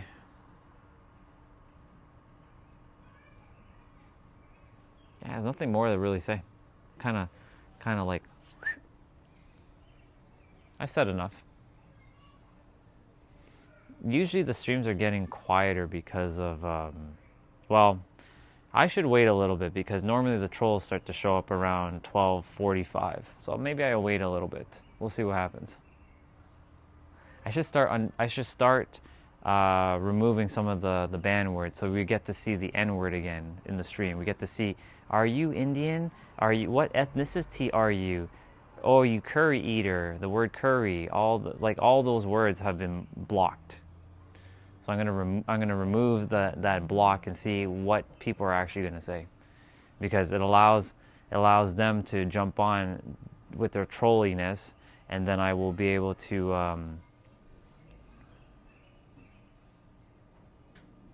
have more. The thing is, I did this to clean up the chat, so that we don't get too many people jumping on asking about blah blah blah blah blah or saying a bunch of stupid noise.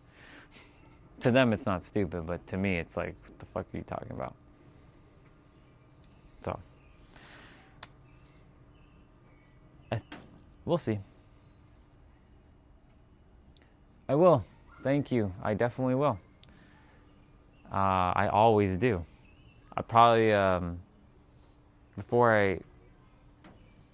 before I even do my workout, I'm going to go eat for sure. I don't know what we're going to eat, but we're going to eat just now. And tomorrow I won't be on. Maybe till the evening.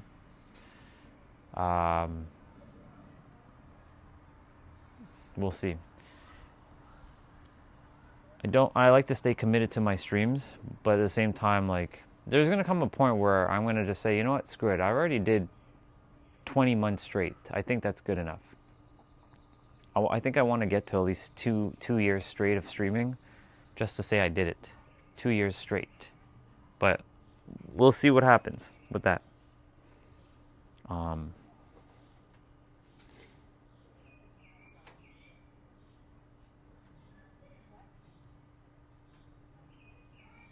We'll see.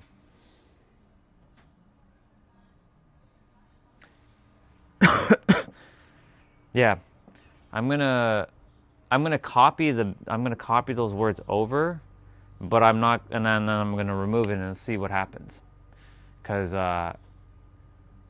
you know, it keeps things interesting. But the reason why it is because it was very distracting. Because when I'm talking and you guys are sharing something and I miss what you guys are saying, I'm seeing a bunch of like freaking like nonsense in the chat that has no relevancy to what I'm talking about, and then I get caught up with the distraction of what they're typing. I'm like, so then I miss everything that you guys are saying, and everyone else's stuff is lost in translation because it's because of all the other like all the other shit that's being said in the chat. So that's why like I did that to clean it up, but in the process it became a double-edged sword. So because there's a lot of people who are seeing the stream but they can't message because they either dropping like the N word, right? They're calling me are you Indian? What's your ethnicity? I loathe those questions. I absolutely hate those questions. What ethnicity are you? I have to. I'm at this point in my journey. I'm just going to ignore that question. What ethnicity are you?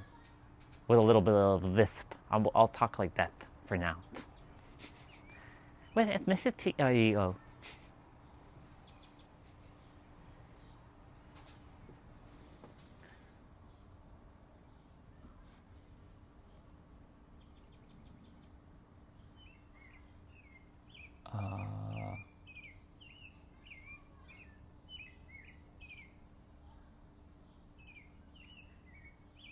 Gotcha. I get the most elevation from martial arts. That's awesome, dude.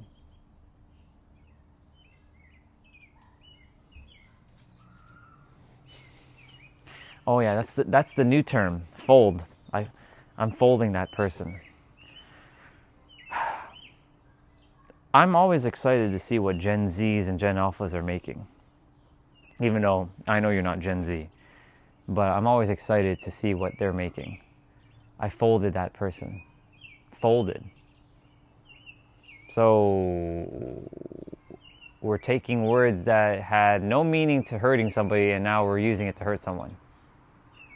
Nice. Good job, humanity, for bringing words that were like folding towel into folding humans now. I folded that person.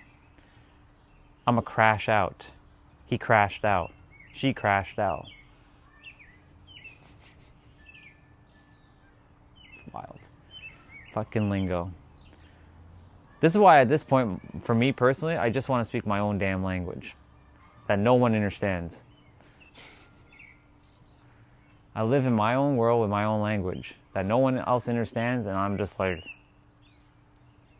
and I can do that. I can just close my eyes and just live in a world where no one understands what I'm saying. And I like it that way.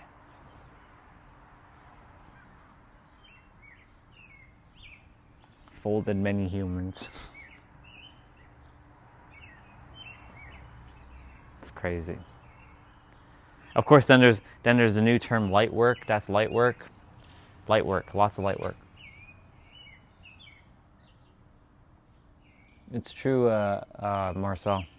Spot on.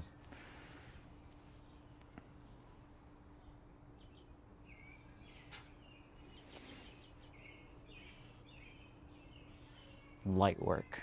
That's light work.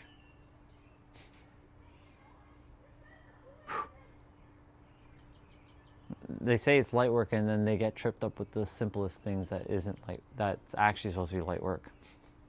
Crazy.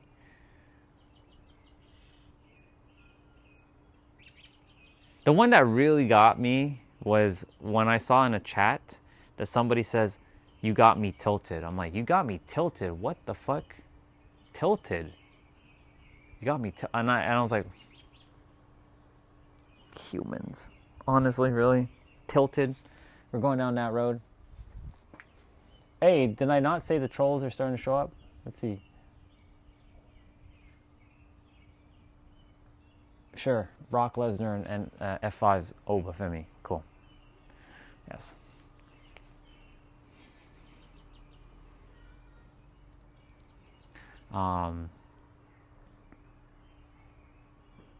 Yeah, you got me tilted. And the other one was you got me in stitches. Stitches? Really?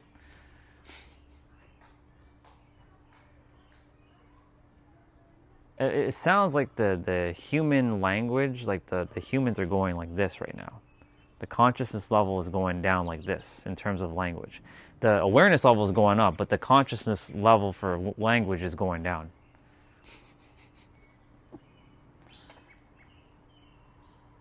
I'm a crash out. You've got me tilted. I'm rolling is the other one. You have me in stitches.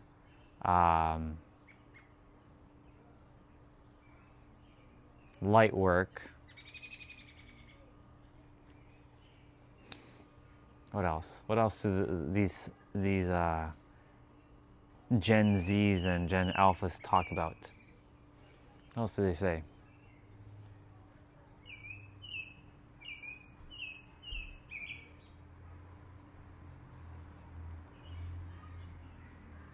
Oh, and of course using numbers in some weird way, like 6-7, like 6-7. What the fuck was it? Like I had no idea what that was up until last year during Halloween when Jason, who's been on the stream, he told me about 6-7. Like the fuck? I thought it was just a number. Nope.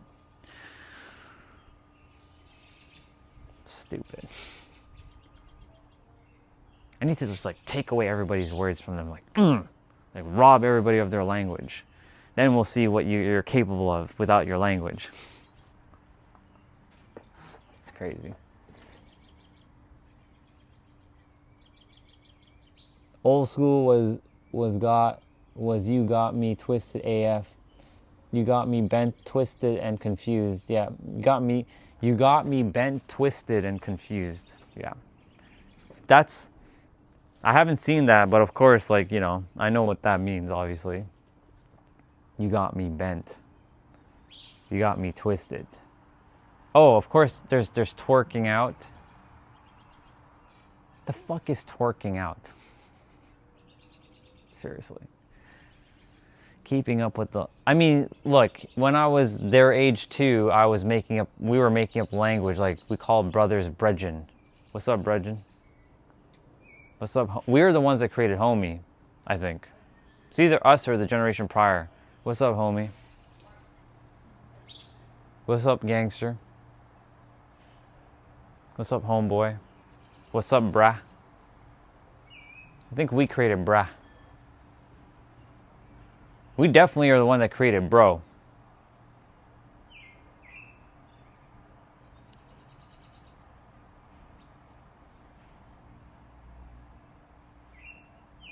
What else do we do?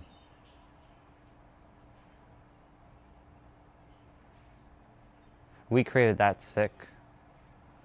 That's awesome. That's gnarly. But ours made more sense. Today's ones doesn't really make sense. But of course it makes sense to them because that's where they are. Yeah.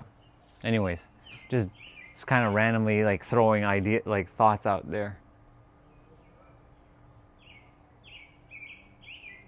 The one that just got me recently was I'm a crash out. He crashed out, she crashed out. She crashed out. It's funny. I just find it hilarious. That's why I'm saying what I'm saying. I just find it hilarious. Of course, there's Unk, right? I don't know what you call a woman who is. Do you call her aunt? Because you call someone like me Unk if you're Gen Z, Unk. What's up, Unk? That one's fun. Like, that one's okay, but like, it's just hilarious to see I can't resonate with when I watch Gen Z type content. It just like it makes no empirical sense to me. 0. Oh, because you're an old geezer. Sure. When I heard the word, what we were talking about earlier, baddies, I'm like, baddies? What the fuck does that mean? Does that mean badass? What does that mean? Baddies. I'm manifesting a baddie. What the fuck does that mean? Then I have to look it up. I'm like, oh my God, really? Now women are baddies. Okay. Yeah.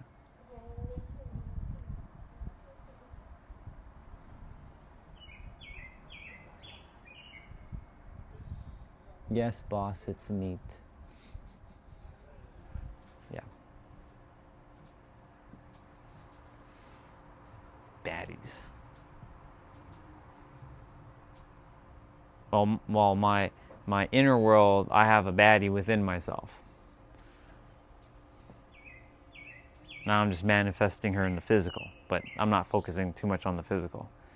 Locked in the mental. That's why at this point, guys, I'm just making my own words up. Imavescence. And I called it third dimensional thinking. This is my it's not an insult, but it's more so like, that's a third dimensional perspective. I'm so sorry, but that's third dimensional. That's second dimensional, that's first dimensional, that's no dimensions. That's like flat, that's like nothing. 0 dimensional. Third dimensional thinking to third dimensional perceptions, third dimensional perspective, third dimensional thought, third dimensional ideology. I created that. This character created the third dimensional stuff. There are others who created fourth dimensional, then I created fifth dimensional knowing. Third dimensional, fifth dimensional. I don't do fourth. Ain't nobody got time for fourth. Fifth transcends the fourth. Sixth transcends the fifth, but fifth is where all the oneness starts happening. After that, it can't get any more oneness than in the fifth, and then the 6th, 7th, 8th, 9th, 10th, it's like all pure consciousness.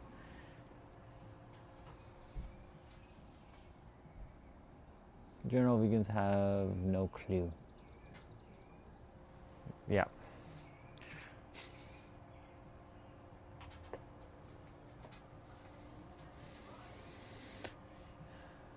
There's going to come a point in my experience where I will no longer consume meat.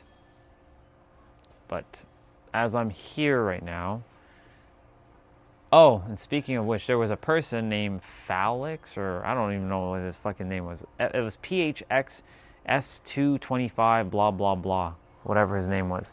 He kept like, "Oh Ryan, did you turn vegan yet? Because of your memories and blah blah blah blah blah blah blah blah." I'm like, bro, give it a rest. Calm down. What's up, Jeanette?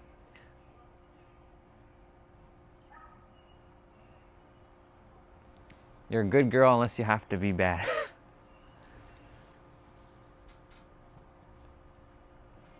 I can tell your vibe. You're good. Unless someone provokes, like you're like the, if someone's like poking at you, you're gonna snap back eventually. Maybe there comes a point where like enough's enough, and bang. So, for me, like, I may seem passive at times with others, like in the chat or like in person, but no one in the person does this to me. So like I don't run into anybody in the physical who causes me like to. But in the mental, or not the mental, the digital, that can happen. But I generally just like, what's the point? They're operating from a third dimensional perspective. Hello, you're in fifth. Why are you downgrading yourself to their level of awareness? That doesn't make any sense. What are you doing, Orion? So that's how I snap myself out of it. Because they're operating from third dimensional. Human. I'm not operating from third, I'm operating from fifth. Fifth and beyond. Why operate from third when you can operate from fifth? That's already placing checkmate on a multi-dimensional chessboard. While they're playing 3D chess, I'm playing multi-dimensional chess. Checkmate. So for me, it may seem like I'm passive, but I'm really not passive. I'm more like, it's already done.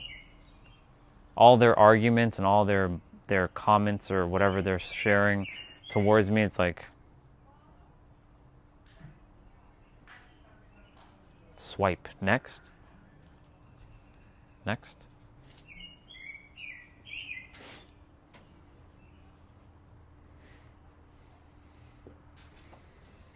Let's see.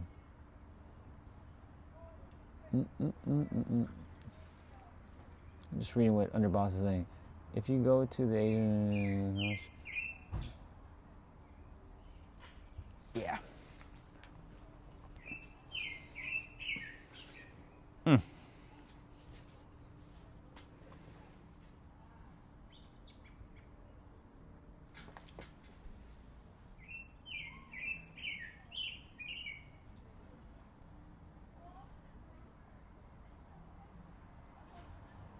Yeah, exactly. And that's the same thing that goes for me. Like, I also have that, I will allow this to take back control for a moment to deal with whoever I need to deal with, whether in the digital or in the physical. But it has a purpose as well. Because, like, I'm a kind person. I'm not a nice person, though. There's a difference between, for me, my definition between nice and kind are vastly different than most people. Most people's nice is my kind, but my nice isn't their kind. My nice is someone people pleasing, someone who's a yes man, someone who's always like putting others above themselves and just like not knowing their value. That's what nice is. A nice guy. I'm a kind guy, but I'm not a nice guy. So when someone says like, "Oh Ryan, you're such a nice guy," no, I'm not. Maybe your definition of nice is different from mine, but I know my definition of nice, so I'm not a nice guy. I am a kind guy, I'm not a nice guy. And I will, like, for me, there's no point when it comes to most humans to get into it with them, because most humans are where they are. They're on AM radio, and I'm on fucking satellite radio. I'm on a whole different frequency. So, like, you know, I watch the chat and I look at, that's why I blocked a bunch of words, only because it was just full of just complete and utter nonsense that does not need to be shown in the chat. But in the process, that also stopped other people from messaging in the chat. But like entertaining their stuff, it's like, really? Are we doing this right now? Really? So I leave them where they are, because they are on AM radio and I'm on satellite radio. They're a totally different life, like totally different reality.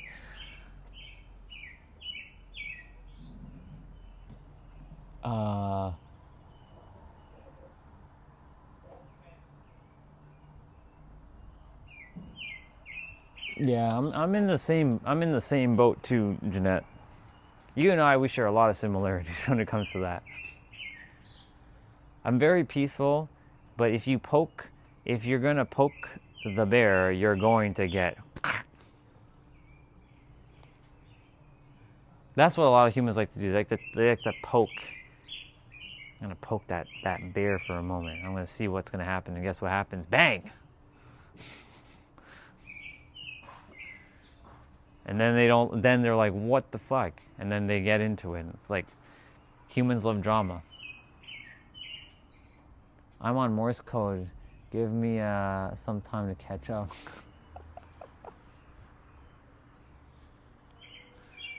No, you're on satellite radio too. You're on satellite radio. Most of you guys are operating from satellite radio. Or in between satellite and the FM radio, at least. Not to make fun of AM, because AM is not a bad thing. It's just, you know, there's the AM band, the FM band, and then the digital band, like the satellite bands. So most are operating from a satellite perspective, like to use that. That's basically higher awareness. Otherwise, you guys would be like, it'd just be a mishmash of all kinds of like ridiculousness in the chat, to be honest. it'd have like, I don't know. But for the most part, you guys are on like a similar like wavelength because you're on the same wavelength as me. If you guys weren't talking to each other, you are all on the same wavelength as me. So technically, you're all on the same wavelength with each other. You may not agree to all things y'all are sharing in the chat with each other, but that's the beauty of each of us being individuals, individuation.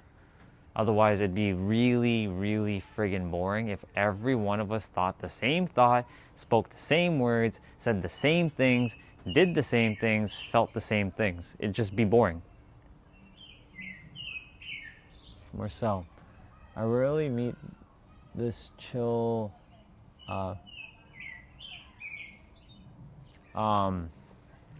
I'm sure there are people around you, Marcel. They're just waiting for you to find them or attract them to you based on your frequency.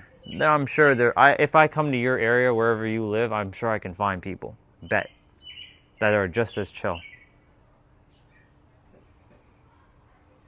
In fact, I don't just bet. I know that if I am in your area, I can, and that goes for all of you, wherever you are on this planet. I will find, like, if I'm wherever you guys are physically, I will find people who are just as chill, like you guys are. I like magnetize them.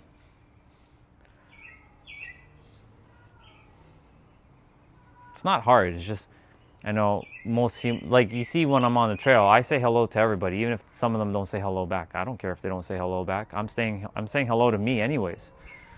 They just don't know that I'm saying hello to myself. But you know, I don't care if they say hello, they don't say anything back. Like, I'm good either way.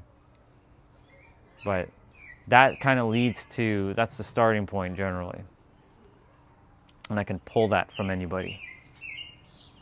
There was this morning when I was at the water, there's a woman who just was looking at me. She's like this. She gave me the stare. She wasn't like mad at me, but she was like, I said hello to her. She didn't say anything. She just kind of like, you know, she did that look.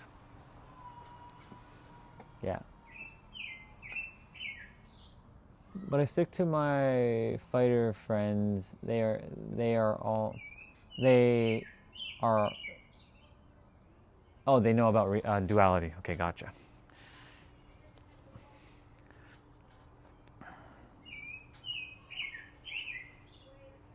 Honestly, like, this is what happened to me. I ditched a lot of people because I had to go on a spiritual journey to then come back and accept them as they are, because like I thought I had to get rid of all the people because I wanted to have a certain set of people in my life. I did have those certain set of people, but now they're part of my life, but not as often, and my old life is now back with me, but I'm like this new person with the old people because I created a space where like I don't entertain the same limitations that they do like I used to. Because I can catch things quickly when I hear it, because it's like they're speaking of limitations, like, you know, I'm trying hard and making sure, like, I take in so much things on my plate, and I wish and I hope, and I hear these words, I wish, I hope, I try, it's hard, da da da da, and immediately a flip of a switch inside of me, I'm like, that's how you used to be. Remember that, be patient with them because they are also on their journey and they have to figure it out. But like, you also can just speed track them past their limitations. Like, you basically show them where they can be, they're right here, and you're closing the gap by saying what you need to say. So it's so fascinating that for me, a lot of the previous people that I ditched are back in my life. There's still a lot that still need to be reconnected though. But I'm not the same person I was when I left them. I'm on a totally different timeline now, or you can call it now line.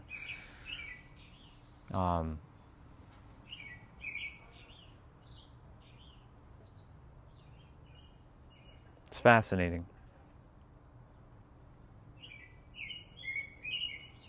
That bird is awesome, by the way.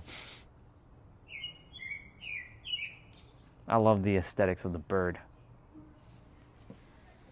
Sadia.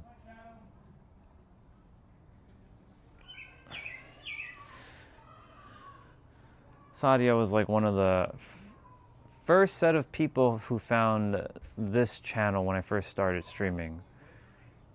We've had some interesting conversations. It's good to see you, by the way.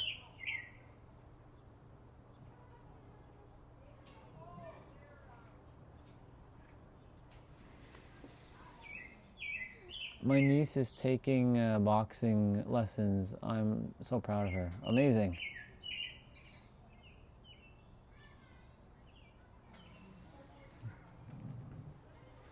Did you guys meet on a different stream? You guys probably met on a different stream. If that be the case. I don't think you guys met here, unless you did meet here. You never know who you'll meet on any stream, and you never know where your connections will take you. That's what I've found.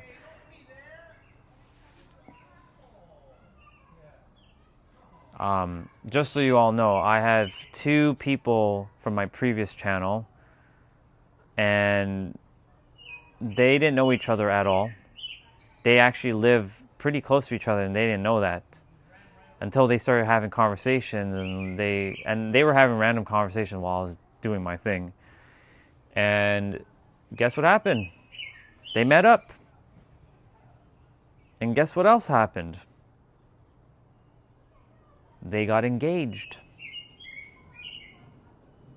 They became a couple. I don't know if they got married yet, but I haven't spoken to them in a while, but they met up. All because they found me on my stream. I like to say that I had a little bit of part in that connection, but they did the work. I didn't really do anything. But like I said, you never know who you meet on these streams. Could be your future business partner, could be a potential client, could be a romantic interest.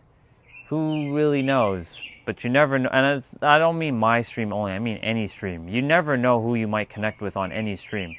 So never rule anything out as like that's not possible. Those 2 proved something to me that I didn't think it was possible. But they live in Europe, and I was like, wow, what a small world. You 2 lived pretty close to each other, didn't know each other, and found me, and I was the one to bridge you 2 together so that you guys have your relationship.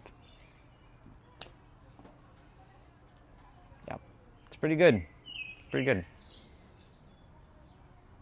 Thank you, Sadia. I appreciate you.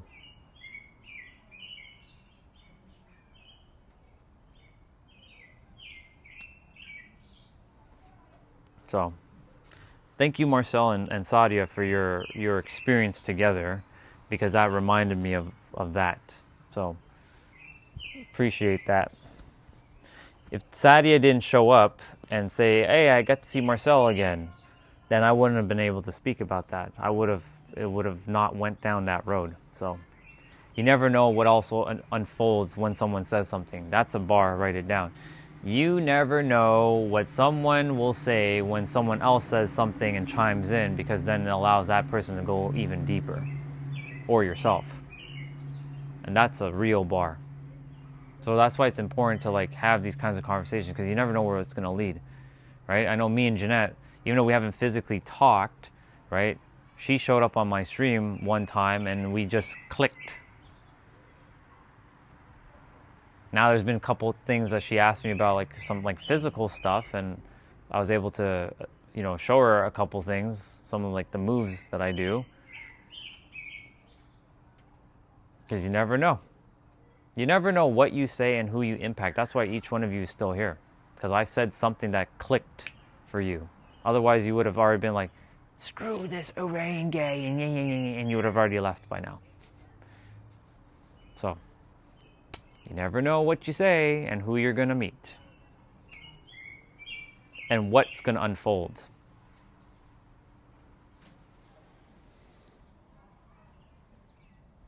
I like storms sometimes. Yes, there have been some strange things you said, or some strange things, some things you said that have clicked for me for sure. Perfect. I'm glad. It's not really me saying it. It's actually you saying it for yourself. It's just I'm just the mirror to reflect your image. Everyone who comes on gets whatever they need to hear in that moment. Like earlier it was for Chelsea, if she's still here. Chelsea, if you're here. Some of it could have been for Rihanna as well. Yesterday was for MK, right? A lot of times I will then start, hyper focusing on like one particular person and making sure. But yeah, yesterday was for MK. I checked in with MK after, because I have her on Instagram. She said she had a pretty good rest of the day after the chat. And I'm like, that's how it should be. Not every day is going to be sunshine and rainbows, of course, we know that. But you can, once you are aware of how the mind works, you can help better position yourself to overcome it or deal with it quicker, instead of something taking longer than it should be. Oh, sounds good. Because like if you understand how the mind works, then you can quickly handle things easier or more efficiently. But when you don't know how the mind works, you get caught up in the whirlwind of things, and then you're like fighting against yourself, all because you don't know how to use the mind efficiently. There are times you're still going to trip up. There are times I still trip up, but you don't trip up for 10 years. You trip up for like 10 minutes. That's a bar. Write it down. There are people who will spiral, and then they spiral for 10 years. But if you had known how the mind works, you know you're going to spiral. It's okay to spiral. Right? It's okay, whatever feeling you give. Whatever's happening is happening. But when you know how it works, you can undo a lot of things in a matter of moments. That's why I love helping people with the mind. It is so powerful. The mind is the most powerful instrument we've got. It's not as powerful as your heart, your soul, but your soul has all the answers, but it can't give you anything if your mind is constantly like bombarded with like all kinds of stimuli, like here, there, and being distracted, and all things are like distorting your frequency and your vision and your clarity and this and that. Because if you're so distracted and so distorted within yourself, you can't see properly.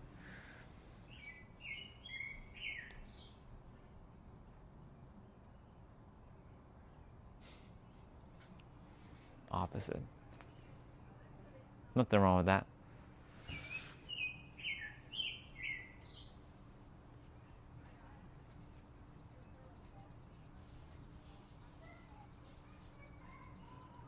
Every day I just want to be outside, even if it rains. The only thing is, if it rains, I got to worry about my phone. Well, I got to put a little bit of concern to my phone.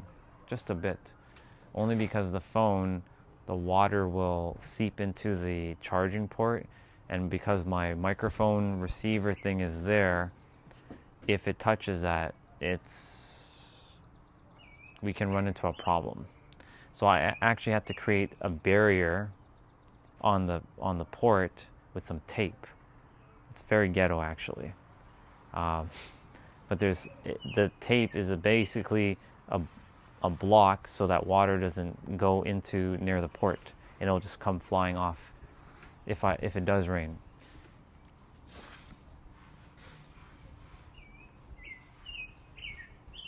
What I should have is one of those little USB, those rubber rings that goes around the port that blocks.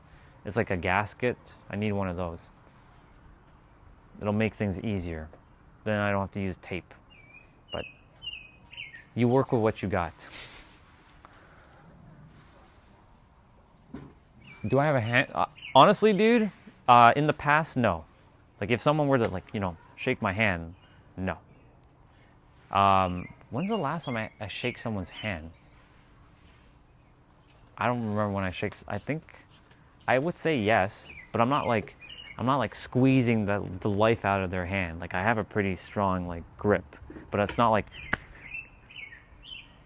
you know how like some guys are like, "What's up, dude?" and they're like, or you know, like that. Like no, I'm not doing that. Like I do have like a pretty firm handshake. Like I used to like, "Hi, it's nice to meet." It's nice to meet you. If I'm handshaking a woman, I don't want to potentially crush their hand. So I will kind of lighten it, but in the process, that might make them perceive that I'm like some sort of weakling. So like I have to like know.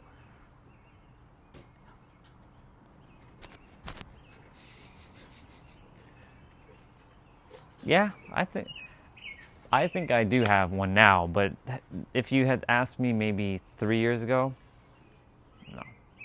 It's very like, hi. And I'd have a more like, hi, how are you? Have a more lighter voice. Hi, how are you? I can channel my deeper voice now if I wanted to. Yes. I usually like impersonate Megatron from Beast Wars. Ah.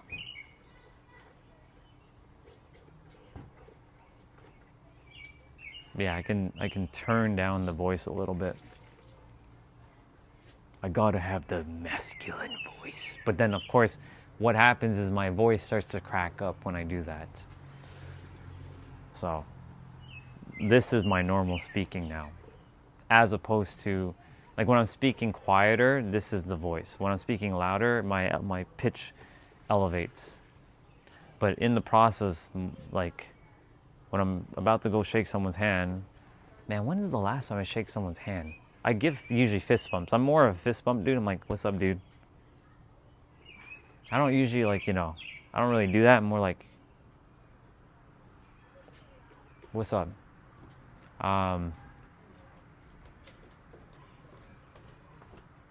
I think the last time I did shake someone's hand was probably in 2024. It was definitely in San Diego. I just don't remember who. Was it Chuck? No, it wasn't Chuck. Was it? What's that guy's name?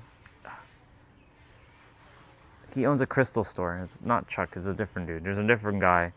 He's an older dude. He always gives you lottery tickets. When you walk in his store, he actually gives you one of the $1 lottery tickets. And I'm like, it's pretty generous of him to do that.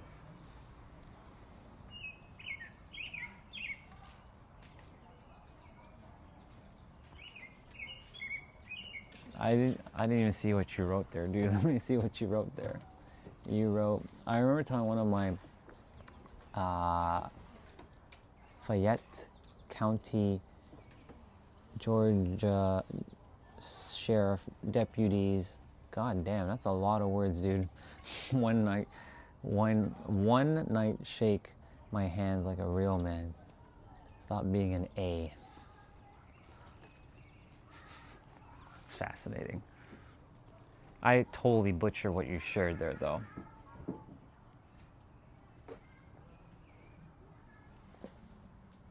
Headbutt the fence. Wait, this guy again. You know, it's funny how some people show. Thank you, by the way, for being a troll. Appreciate you. For those who show up and they keep saying the same thing, or like they have only one word, like one set of like phrase, like they're a robot. Is there any other words you can say besides headbutt the fence? Or is that all that was taught to you? You poke the bear. Don't expect me to just sit there and just like... Let's see. Yeah, it is.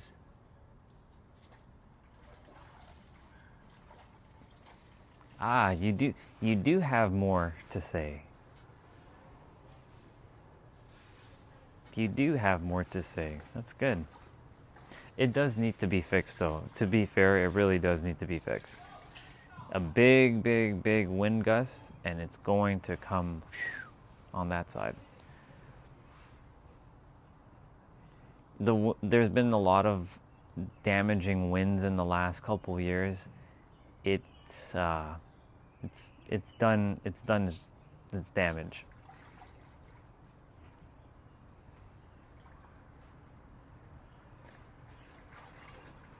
Even the one over there, we actually had to, makeshift a 2x4 and prop it against the fence so that it can keep it from tilting over. Because it was one rainy, stormy evening, and I woke up. I'm like, whoa, what the hell happened to the fence? And the wind just did the number on it. So just so you all know, you're never gonna win against nature. She's gonna come knocking, and she'll be like, it's time for you to give me back what belongs to me. You got to return this soon. Whatever soon is for any of you. But you're going to have to give this back. Nature always wins. You can attempt to avoid it, evade it, persist, but it will knock, and it'll be like, it will always win. Even if you escape one experience, it will find a way to get you in the next. Some way, somehow. Yeah. That's true. We could do that.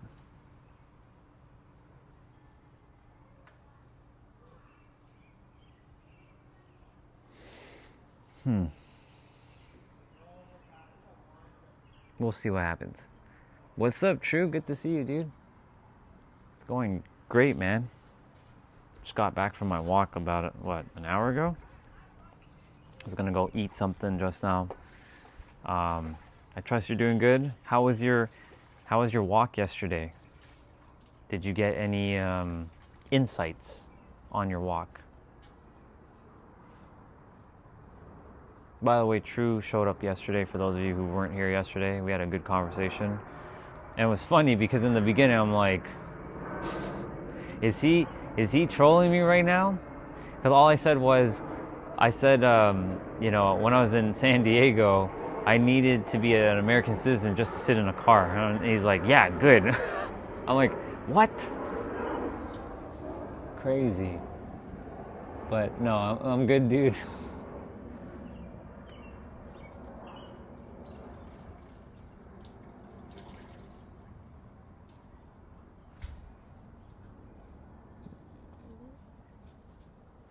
It put me in a good headspace. That's good.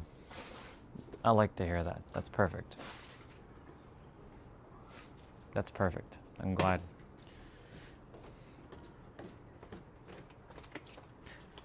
I'm glad because, our conversation was good, and I'm glad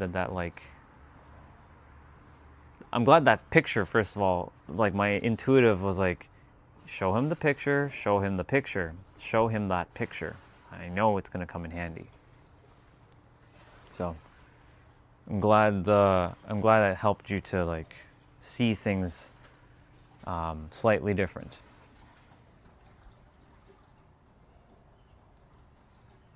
Islands are full of stones. Yes, they are. They sure are. Makes sense. Let's see. Plus a few important synchronistic moments really put a few things in focus. Yes, that picture helped me too. It's good. I like it. And I like the fact that you said synchronistic moments, because that's how I usually say it too. I usually say synchronistic moments or synchronicities. Because there's no coincidence, right? Was there a coincidence you found me yesterday? No. You found me exactly when you're supposed to find me. That's like everybody else who found me. They're supposed to find me exactly when they're supposed to find me. Like Marcel found me when he was supposed to find me. Underboss found me when he was supposed to find me. Jeanette found me when she was supposed to find me. Chelsea found me when she's supposed to find me. Rihanna found me when she's supposed to find me. So like there's no accidents, and then there's more to come. Let me see. Yeah. You are smarter than me. It triggers respect in me. I'm not smarter than you, Marcel. Not even close. No. I'm not smarter than anybody. You all are at the same level as me. You just have to realize that. That's it. The only difference is the awareness. Awareness doesn't make someone smarter. It's just aware. But you all are at the same level. Like Marcel, you're at the same level as me. All of you are. We just have to tap into. It's this that's creating the story of creating the hierarchy of like better or smarter. But I don't create hierarchy. I actually dismantle hierarchy. In my reality, it's like synarchy. This is synarchy. Synarchy is basically equal. Hierarchy is this. Synarchy is this. You, me, same.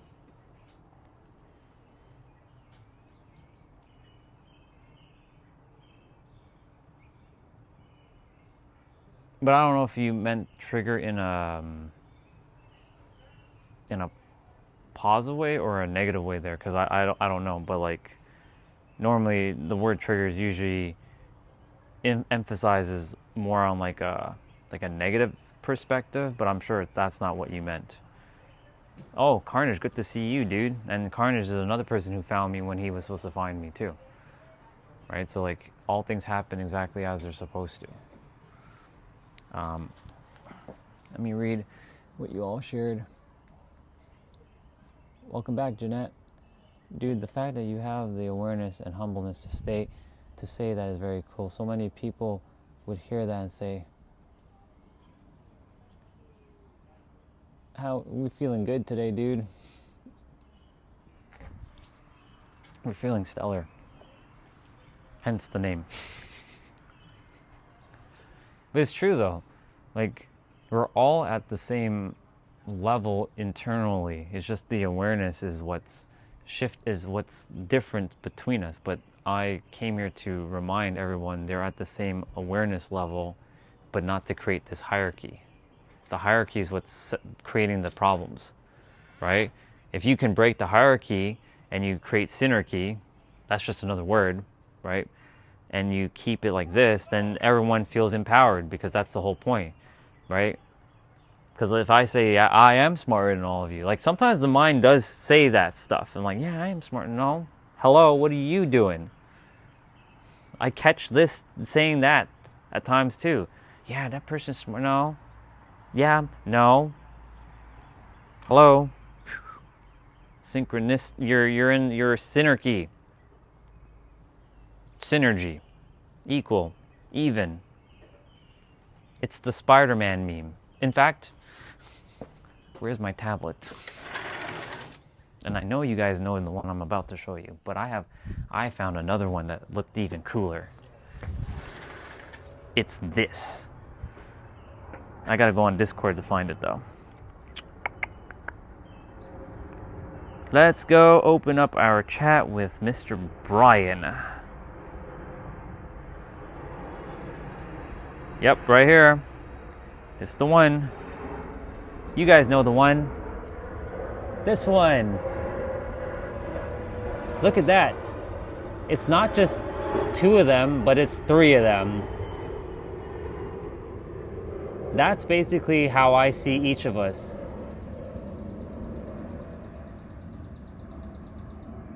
Maybe, Marcel, maybe. But I mean, I'm bridging the gap, so the moment I share, you have it now too. The only difference is, will the mind allow you to use it? Yeah, this is basically it. This is what I see Everyone. It's just this.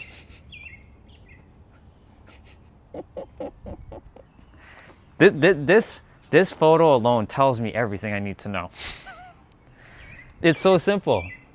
It's just everyone's at the same level, at the soul level. The mind is what's creating the the obfuscations, right? Like every one of you are at the same level.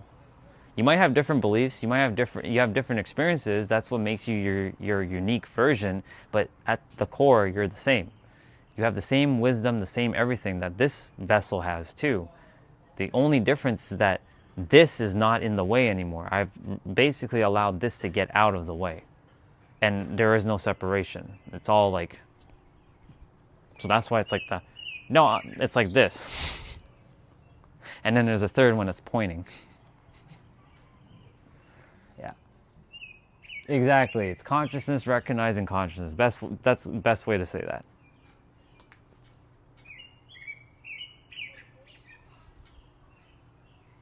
I love that photo. It's perfect. You know, in the cartoon, there wasn't three Spider-Mans, there was only two. So whoever added the third was perfect, right? Because there was only ever two Spider-Mans. They added that third one. They photoshopped that guy in. Hey you, welcome back. I'm stretching? What do you mean I'm stretching? Let me see. I was at my mom's house today, and her partner and daughter were sitting on the couch, and I was sitting on the floor. They never asked me if I'm uncomfortable.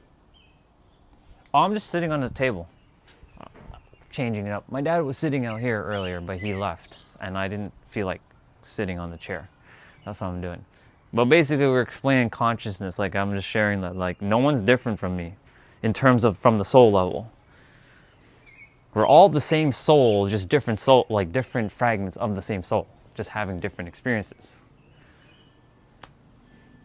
That's basically it. Because Marcel brought up something saying that, you know, I'm smarter, but I'm not. Or he reframed it as like, I see things a little bit clearer. Possibly. But the moment I share something, you guys now have it in your mind. You just have to use it.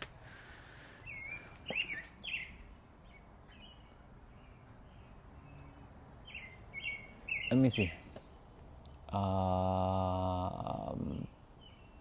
So yeah, back to you, Marcel. It's because they're unaware.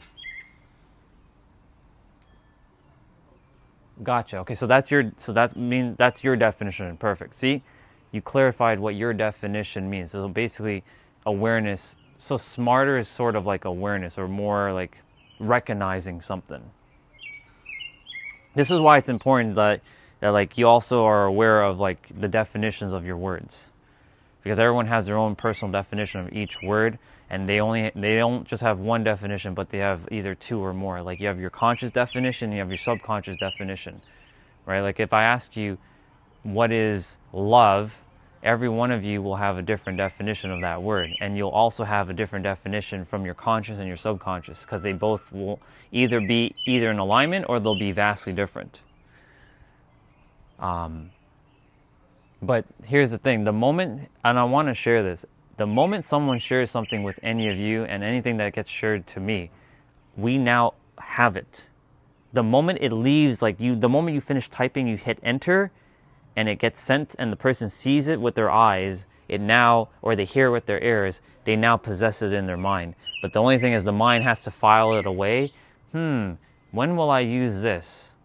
Maybe it'll be used at a different time or a different date. Or if someone's like really paying attention, they'll be like, oh, thank you so much for sharing what you just shared, and then you start using it.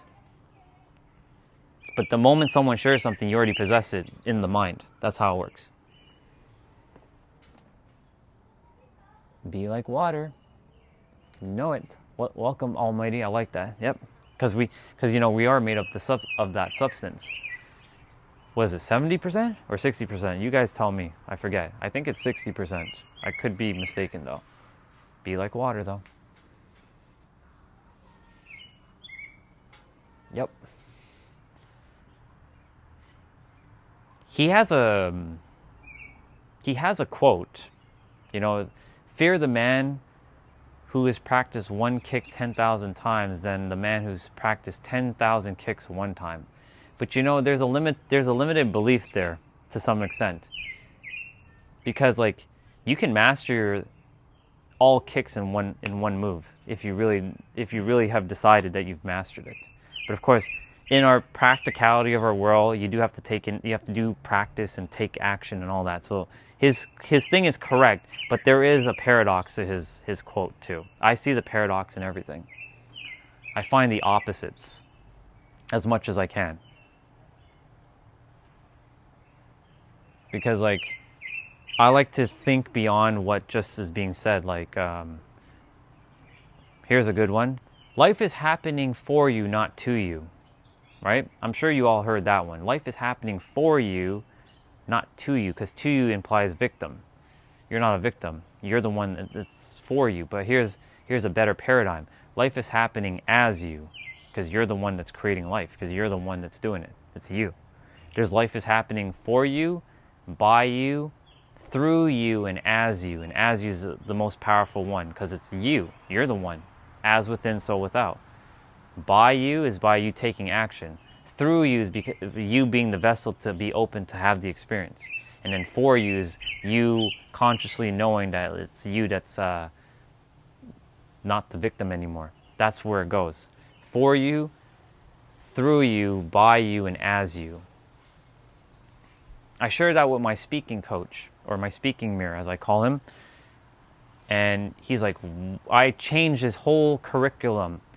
Because I was his second batch of students he had, or clients, and he never heard that. This guy gets paid, like he gets paid, and he didn't even hear that. And I'm like, here you go, enjoy. That was on the house for you. Nothing wisdom-wise belongs to anybody because it's all right here. That's the other thing I want to share with all of you. You look at all your favorite speakers or anyone who's like doing something big, like all the top, you know, personal development people. I promise I'll read everything in the chat in a moment. But they don't own that wisdom. No wisdom belongs to anybody. If it belongs to anybody, it belongs to itself. Itself, aka God or the universe or source, or insert your name for your designation of what that is. Itself owns that wisdom. We're the ones just borrowing the wisdom for a temporary time. And we all have that same wisdom from the soul level. The mind doesn't have it though. That's when the moment you share something, you now possess it in the mind because now you're aware of it or you now heard it. That's why I make sure when you guys are with me, you guys are at my level. I'm not above you at all. In fact, I'm at your level and you're at my level. We're on the same level. For me, it's not even about being humble. It's literally about just saying, this is what it is. You guys are at the same level. At the mind level, once I share something, you now are at my level. You can't not be at my level because you heard it. And you felt it through your soul.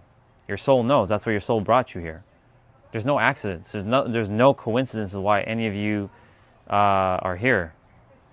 Your soul wanted you to hear these things for me to remind each of you that you have the answer and that you are your own answer. That's what I came here to do on the world, and then I can go home. Go back to the 99th dimension to go conquer the cosmos. I can go back to the 99th dimension and conquer the cosmos again. I'm going to read Jeanette. I've experienced that a lot in the last year and a half, not respecting my boundaries. It's a good skill to hone. I'm going to scroll up because I know I missed a couple things. Book smart and intelligence are two different things.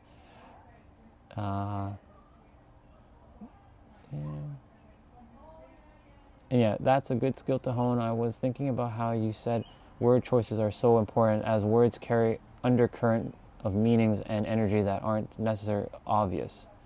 Yeah. It's important. Think about it, right? Your words is a wand. You're a magician. You're using your wand. Your words are a wand.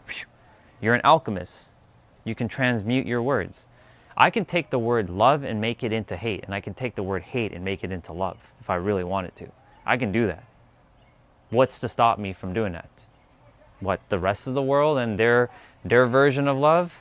If I don't adhere to the rest of the world's version of love, then I can simply change the definition of love to hate, and I can change the word hate to love. Right? That's how powerful we all are. We have the ability to transmute our words to anything. But when you're typing, texting, writing, speaking, thinking, and feeling, you get to decide what words mean what. Of course, you want to follow a sequence of events of making it some sort of coherence so that other people can understand what you're saying. However, when you're speaking to yourself, you can also alter your words. And it forces you to become hyper present in the now, to know that when others are speaking, are they aware of what they're saying? This is what happened for me specifically. I started paying attention to what I was saying. I'm like, does everybody else know what they're saying when they're saying what they're saying? Or are they just like, are they aware? That's what really got me into knowing this stuff. It got me so crystal clear as like, oh, I see what's going on here. Does that person know what they're really saying when they're saying what they're saying? Like when they say, I'm trying so hard. I don't use the word try unless I'm using the word try for like, I'm going to try that slice of pizza over there. But I can also change the word from going, instead of saying, I'm going to try that pizza over there, I'm going to say, hey, I would like to have that slice of pizza over there. Same thing, different words, but same thing. I'm going to have that slice of pizza over there. Can I get that slice of pizza over there, please? You can alter your word choices at will too. That's what I'm always constantly doing. I'm constantly refining words in the now. Sometimes this is what happens with me specifically. When I'm hyper vigilant with the words that I'm speaking, what happens with me is that I'm speaking either way too fast and the mind is sending all kinds of information from the soul level, and we get trapped up with the stuttering. So the stuttering starts showing up. So that's where slowing down. I have to just take a moment to like, tranquilo. Just gotta like slow it down a little bit. Just a smidge. Gotta, slow it down. So that way I can catch up with what the hell is going on within while I'm refining. Because our words are literally, it's like a toroidal field. You know what a toroidal field is? I'm probably not saying that right. You guys know what that is. If you're not sure, I'm going to show it to you quickly.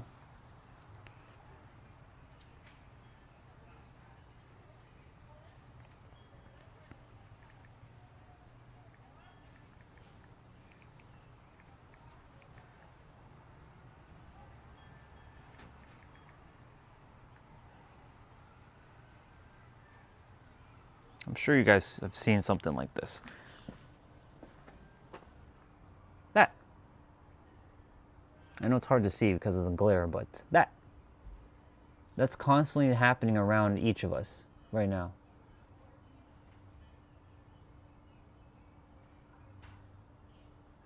So this happens with your words, this happens with your thoughts, this happens with your feelings, it happens with everything. Your actions, your inactions, your beliefs, your concepts, your ideology, everything. So that field is always spinning around. And intentions for sure. And your odd tension as well. So, mitochondria. Can we ever really know what we mean? Or are we just inert atoms just going through the motions until we act upon it? A bit of both, actually. You can know, because like in this moment, I know what I'm doing. I'm sitting and I'm going through the motion explaining. So I do know, but at the same time, it's also the other way too. We're also just going through the motions.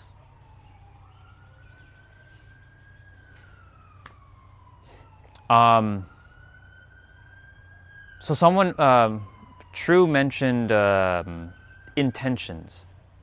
Intentions are important, but guess what's even more important? Attention. Your attention will always supersede your intention. You can have really good intentions, but if your attention is placed on negative shit or lack or fear, your intentions will always be overbound by your attention, because your attention is feeling based. It's not just logic. Whereas intention is more just logic, generally speaking, because you're setting an intention, but your attention, where is that being placed? Remember, attention over intention. But yes, intention is very important. It helps you to at least start defining and getting clearer with things, what you want, and making mental declarations. But attention is more important than intention. So just remember that. Attention over intention, but intention is still important. But most people forget their attention. They focus on their intention. And through their intention, they forget what they need to focus on. Another word for attention is focus or concentration. And concentration rhymes with vibration, just so you know. So if you don't know what you're concentrating on, or you're concentrating on things that are not conducive to your experience, then the vibration that you're emitting to the universe is of what you're going to not want to experience. Hence why your intentions, they're important for sure, but they're not as important as attention or concentration. Concentration, attention, or focus. Insert whatever word you want to use there.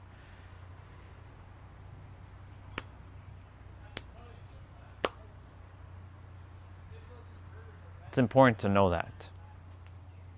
But I want to finish mitochondria since I'm not quite done with what he shared. I have a hard time staying focused. No, you're good. You don't have to apologize for anything. You're doing your best. Never apologize for anything. You're doing good. So I'm going to just go through this comment again. Can we really ever know what we mean? I'm going to dissect the question now. Can we ever really know what we mean?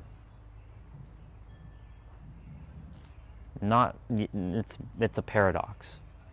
And the reason why it's a paradox is because, yes, on one aspect you are saying what you're saying and you're attempting to express what you want to express to another person. And you're attempting to help it to have a meaning so that they can understand the meaning of what you're attempting to share. Kind of like what I'm doing right now. But on the other side, no.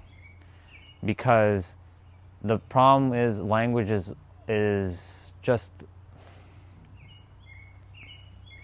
Language is one of these things that unfortunately will never fully encapsulate the experience. It can only point to the experience, and this is why I say all the words are all made up. Even every word I'm saying is all made up. It's all made up. If I was to exist right now with no words, this is what I would be doing.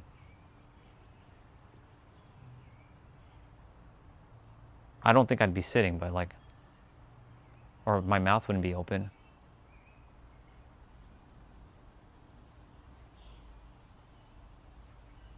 I kind of look like this.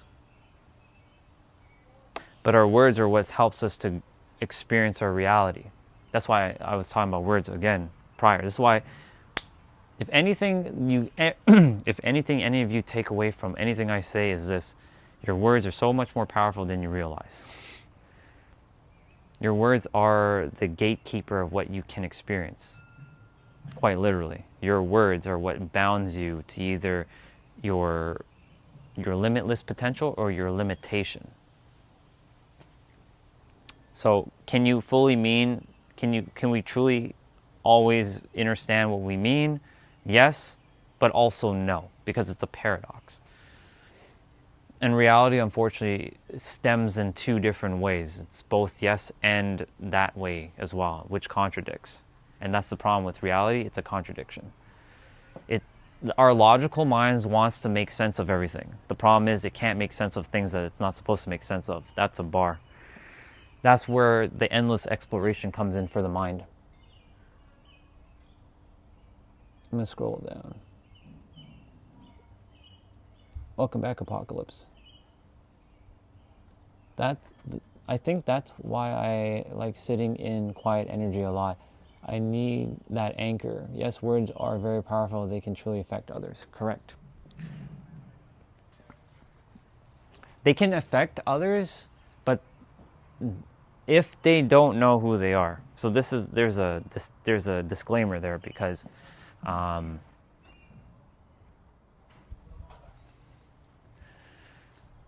can words affect me?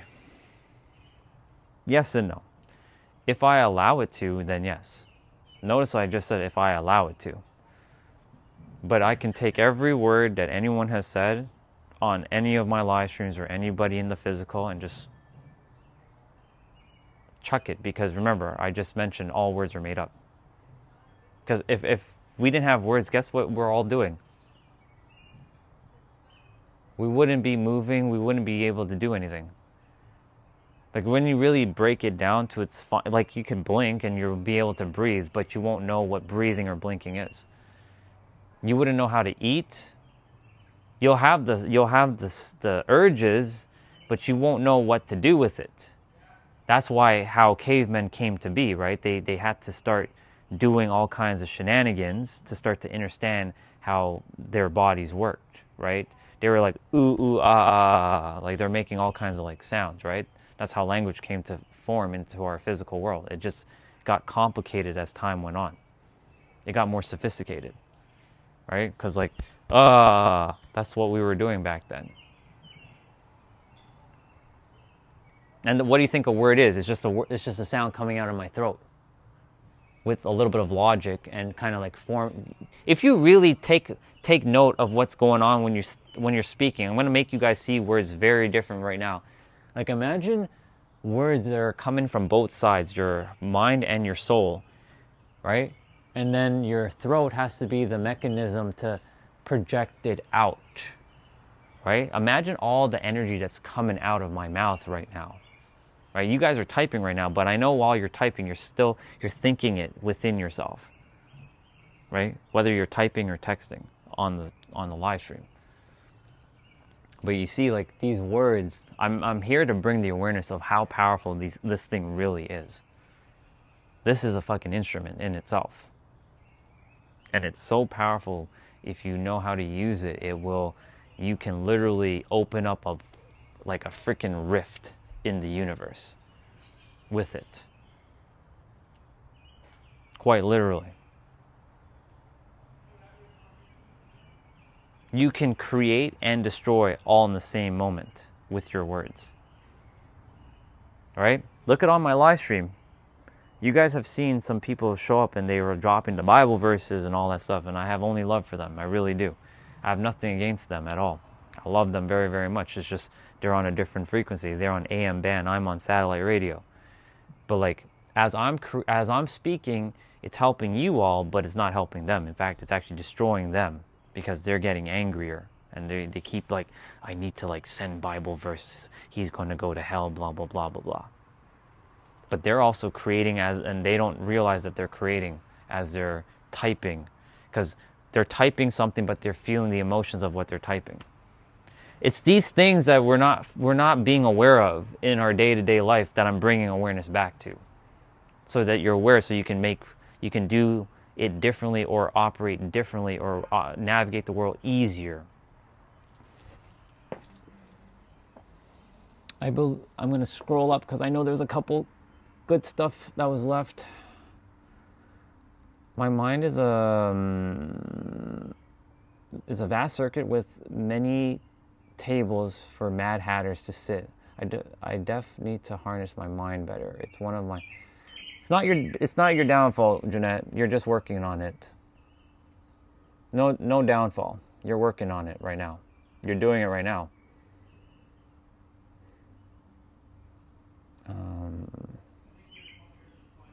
When you tuned into it, it's hard to have an anchor. It's true.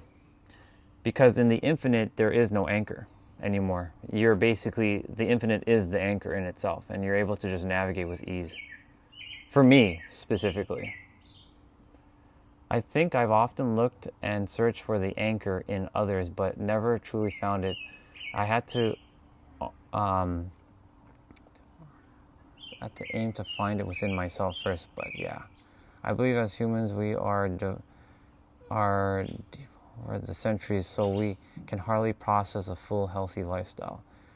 I truly believe that evil intentions have worked hard to devolve human in order to keep us separate from God's source, because it's easier to keep us controlled, to feed off our energies. Indeed.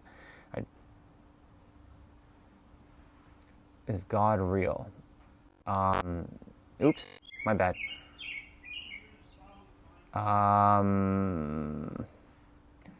It is real, but not the way. Well, here's the thing. Whatever you currently believe as God for yourself, that's true and real for you. It's another paradox. God created God, universe itself, whatever name you want to give it, gave us infinite paradoxes so that we can navigate with infinite curiosity, so that we can keep on the quest of searching, so that we can figure it out eventually that we didn't need to search. It's right here, right now. Everyone's looking for this dude in the sky or some sort of like mystical being, but they're looking in a place where they're not going to find. It's right here in this moment. This is it. In this moment, everything, the birds, the grass, the wind, the sun, the rain, the snow, the volcanoes, the sandstorms, the mountains, the oceans, the waves, the typhoons, the hurricanes, all of it. And not just on Earth. We go to space. The sun, the moon, the planets, the stars, the black holes, the white holes, the galaxies, the nebulas, the multiverse. All of that is in the now, and that is just part of the mind of the all, which would be God. That is what God really is. It's all of it. It's not a being. It's an energy that just is holding all this to be. You can think of it as like someone's mind is creating all of this. And they desire to create us. And we're just navigating the world the way we're supposed to, or the way we think we're supposed to. That's why none of you can ever be wrong. From my perspective, you guys are not wrong. You guys are exactly where you're supposed to be. Saying things what you're supposed to say, doing the things you're supposed to be doing, believing the things you're supposed to be believing in, because it got you to this point in this experience because itself wanted to have the experience through you in your unique experience. Otherwise, it wouldn't have had that experience. But you can also shift the experience at any time too, whatever that is, good or bad. It's a very interesting conversation, though. The kingdom of God is within self. Identity and ego must dissolve to enter. Consciousness is fundamental canvas for existence. I love it. Roots, Radix. Good job. Yo, what's up, dude? See? Finding aligned people right now. They're just showing up. There are over 3,000 religions on earth, and they all have different gods. If we believe in one religion, we're considered heretics in another. So which God is the true God? The one that's just in the now. The one that I just explained, all that. That even encompasses all 3,000 religions. All of it. Even all the gods that are under those designations, all of it. Every one of it. That's why for me, I'm not tied to one. I can be in any or I can be in none. And I can exist in all or exist with none, but I'm existing with all because you can't escape the all. What is the all? All. A-L-L, all. I can't explain what all is because I can only do this with my hands and my arms. This.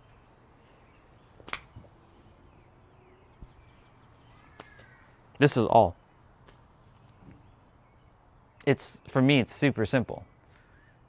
Because I found within myself how to get to this point where I'm like, oh, dissolving the barriers of separation. So the separation is like, there's like a barrier creating this split between the two, and then I'm like, oh, dissolving that space in between, they're actually one. Basically, the barrier is a space that I dissolved, and I brought everything together as like one cohesive, like, path. The kind word that shows. I should actually open up my. You know what? I'm gonna open up my stream on my towel. It's just easier to read. I have to go eat though in a moment, so. Let's see. Let me just mute myself there, or mute the live stream, or on my tablet. All right. God is love. God is awareness and consciousness. God is ultimate existence. God is what shows up and shelters us through the storm. God is the neighbor that helps us clean up after the storm. The kind word that shows you your strength, etc., etc. God is, we all have a soul within us that is formed from the most powerful energy in the universe, which is from God. God is God is demonstrable evil? Okay. God is evil and weak. So we got someone who's on the other side. Do I drink? No, Apocalypse. Never. I drink water. I drink protein shakes. I drink hot chocolate. But if you're meaning like alcohol, no.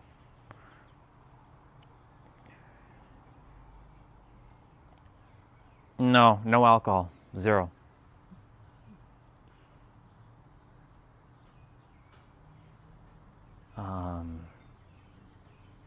Sure. Truth over faith.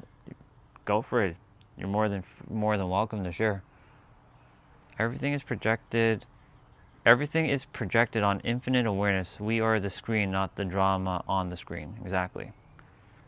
Roots, my man, or my sister. I don't know if you're brother or sister, but we'll see.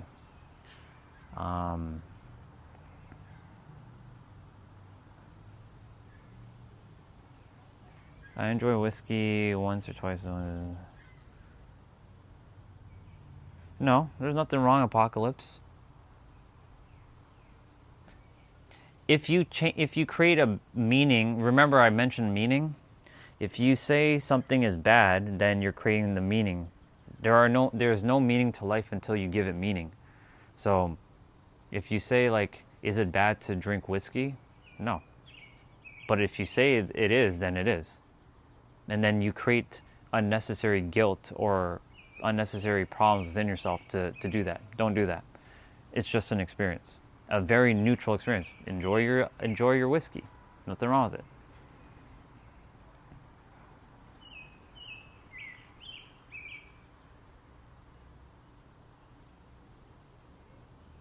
It's only bad if it's a priority over all other things in your life. If it deters your growth or transforms you to the point of hurting yourself or others. Yes. If God is all powerful and all good, why does he harden people's hearts to deliberate conflict with him? Because he gives you the ability. This is a good question, by the way. I like this question. So, God is he doesn't give a shit about our moralities. He wanted you to figure this shit out. He gave you the ability for free will and for you to figure out that this is a paradox. So reality is a paradox. And it's not a he, it. It wants you to figure out who you actually are and remember yourself so that you can have the game that you're supposed to be playing. But you're going to have to go through they call it the trials and the tribulations and the tests and all this other shit that people like to say.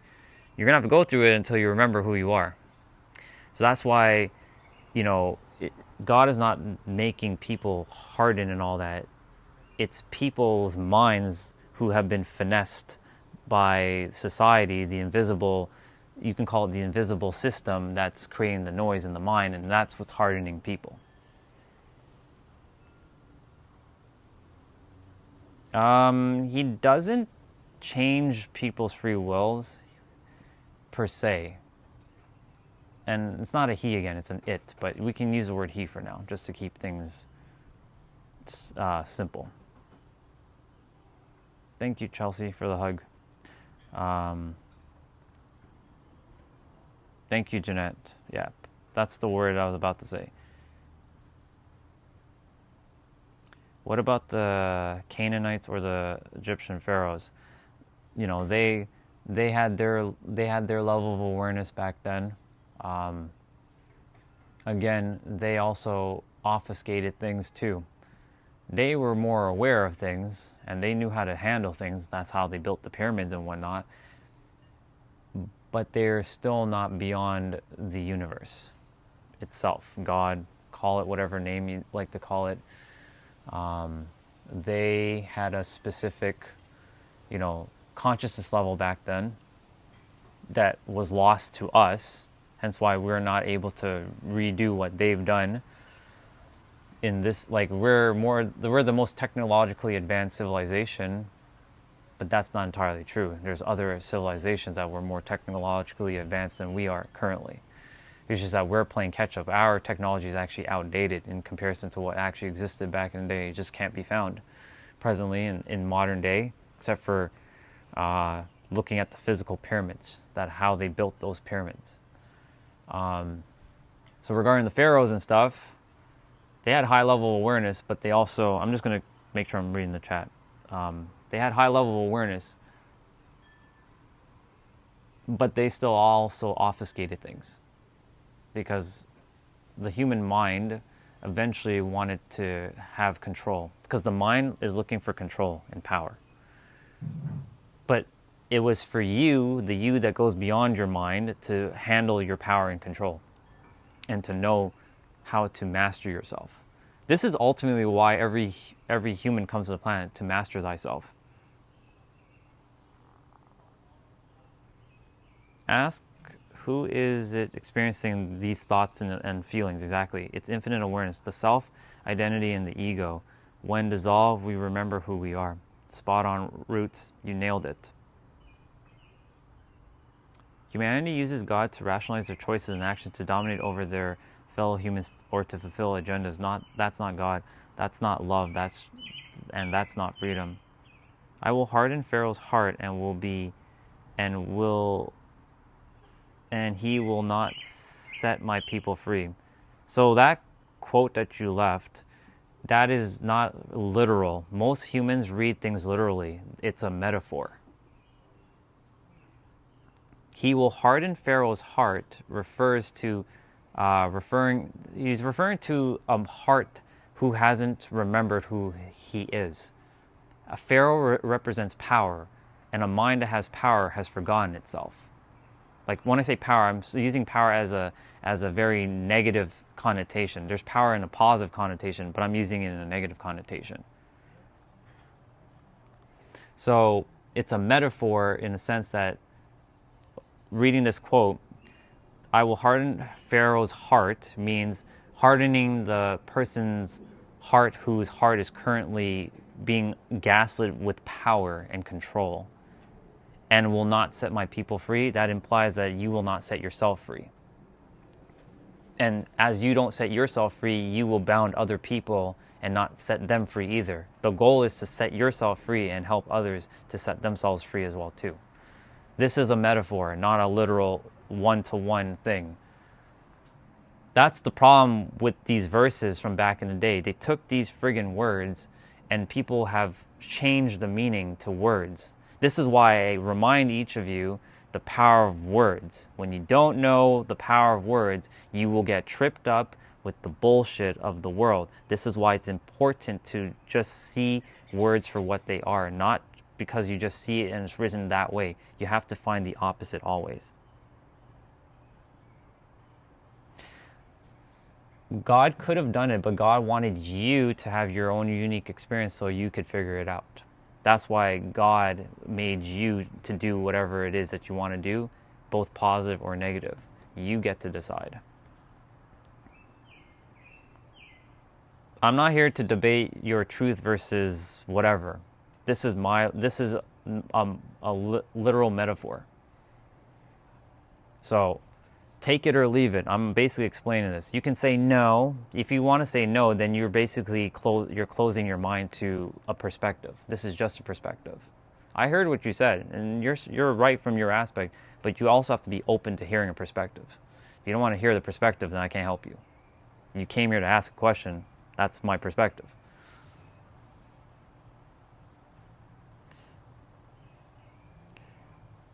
Question everything exactly.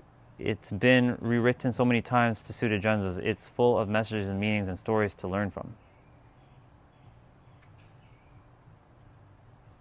Yeah. The magnitude of things in space is unimaginable. No one gives a fuck of what people on Earth are doing. It's just more comforting to think that someone is steering the ship, and it isn't all random. Well, if you believe it's not metaphorical, then you're going to be ensnared by the traps of a non-metaphor thing. So you are basically bounded to where you are. There's nothing wrong. Remember, you are where you are, and you will figure it out, because I used to be similar to you, that would read things literally for what they are, but that's not what it is. Let me ask you this. There's a Bible verse, Psalms 46:10. Just hear me out for a moment before you start jumping the gun. Psalms 46:10 states, "Be still and know that I am God." From your perspective, what does that mean to you? From your perspective, I want to hear your perspective. What does that mean to you? You're not going to be wrong. I just want you to know that. I just want to see what your perspective is on that verse specifically.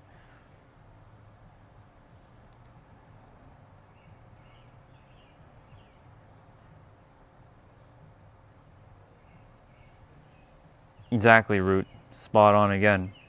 My man, you know your stuff. But yeah, truth, what does "be still and know that I am God" mean to you? What does that mean? Because I want to share something to you as well.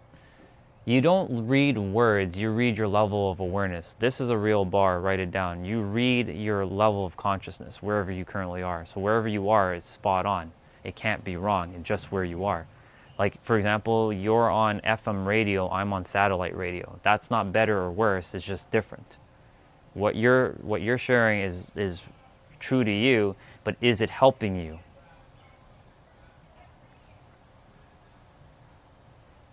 My question is, seeing all these things, is it helping you? Don't you want something that helps you? Or do you want to keep fighting? I'm not saying you're fighting, but I'm just saying, is this a way of thinking helping you in any way? This is a conversation. We're having a conversation, nothing more. I'm not here to tell you you're wrong or you're right. It just is for me. As for the male and female slaves from whom you may have, it is from the nations and around.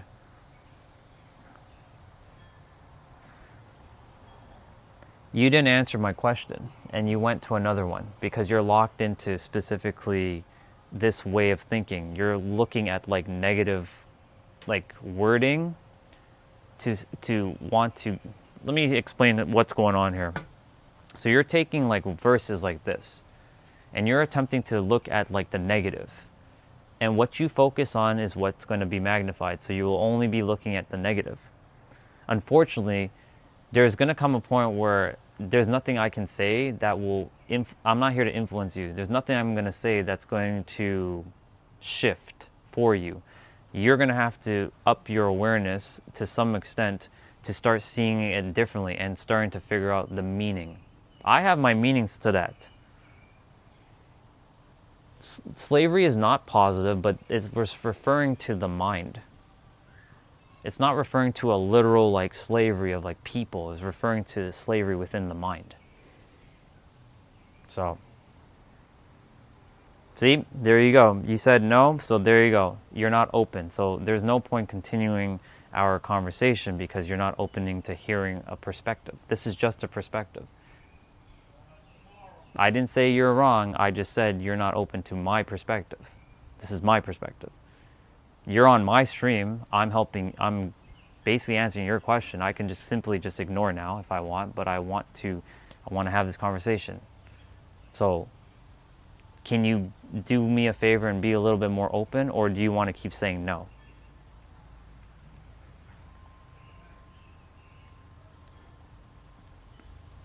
Locked into an argument in order to challenge the thought, no interest in learning or sharing. Exactly, Jeanette.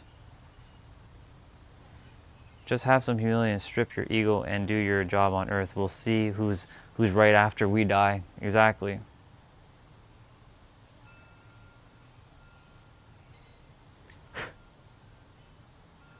You know, it's funny because I just asked him a question, but he hasn't answered my question.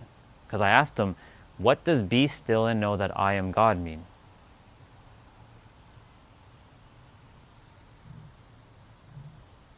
Right?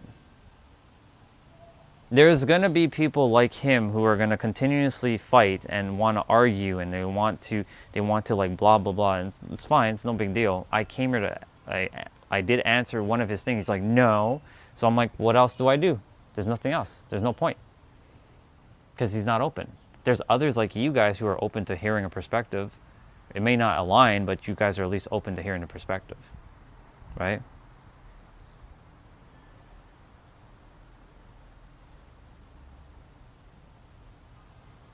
It's okay, Apocalypse. I'm gonna leave him be. There's no need to continue. I mean, there's nothing wrong. He's not sharing anything wrong. He's looking for understanding.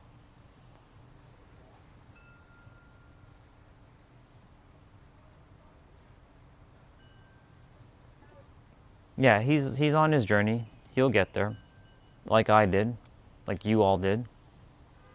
Right? He's taking words for their literal like meaning, but that's not what, when they wrote those books, that's not what they were actually meaning. That's the reason why those books needs to be rewritten in modern day language. But there's no point rewriting those books, because if you are reading the book based on your level of awareness, that's where you are. Like for example, there's a verse.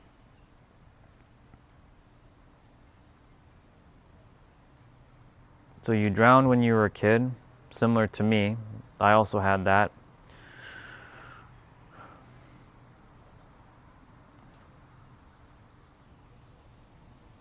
And when you were a DOA,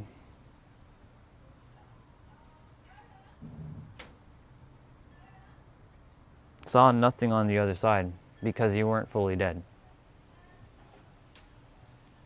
And you're not going to see a dude on the other side. And your soul is going through a specific journey, nothing more. Your soul had to go through DOA so you can go through this path, this journey. Everything unfolded exactly as it was. There have been plenty of people who also died and they saw other things, but that's their journey. It has nothing to do with your journey or mine. It's their journey.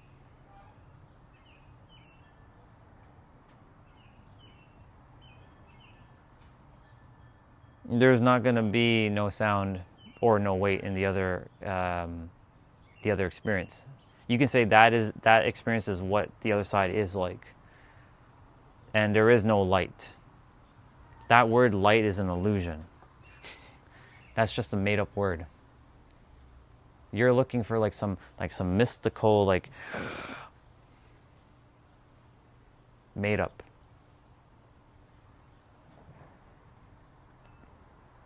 Jeanette, explore your instincts, make connections, break connections, do everything you can, just be and just do. My man Apocalypse, you know what's up, dude. When I gave birth, I felt the same kind of peace, actually. Isn't that interesting? The door to death and life are the same. They sure are. They're the same door.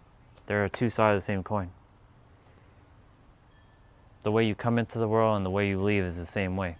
It's just one seems more painful than the other. But you know, the funny thing is, it's when a woman's giving birth, it's actually very painful.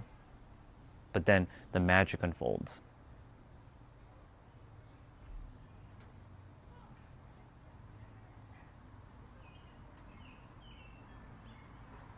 We were never born and never die. Exactly, Root. That's another paradox. Speaking of which, you guys will chat. I'm gonna go grab some food because it's getting a little late, and I haven't eaten anything yet. But I'm still here. You guys can still hear me. Share in the chat. I'll come back and check.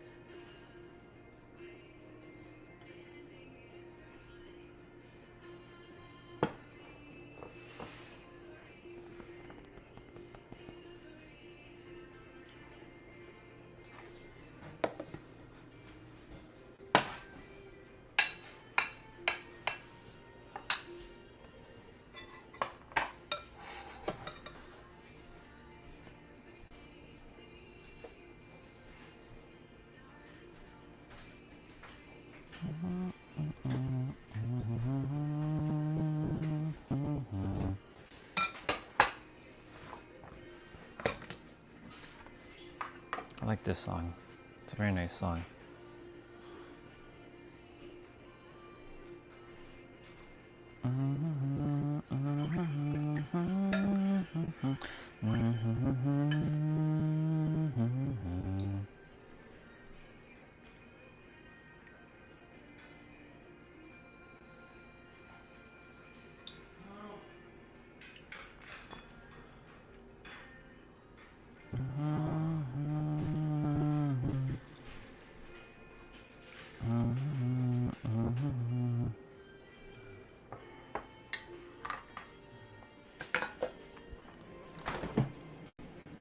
One step closer.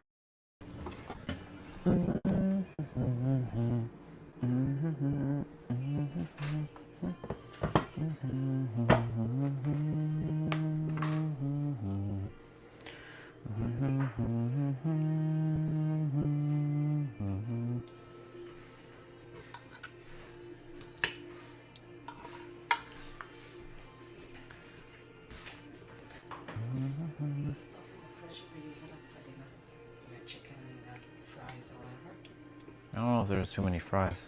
Huh? I don't think there's too much fries.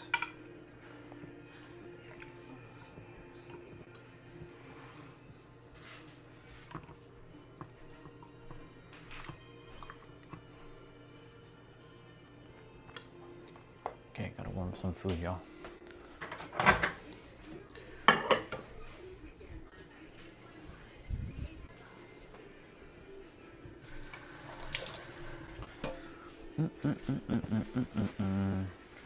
I'll be back out there in like a few minutes. There.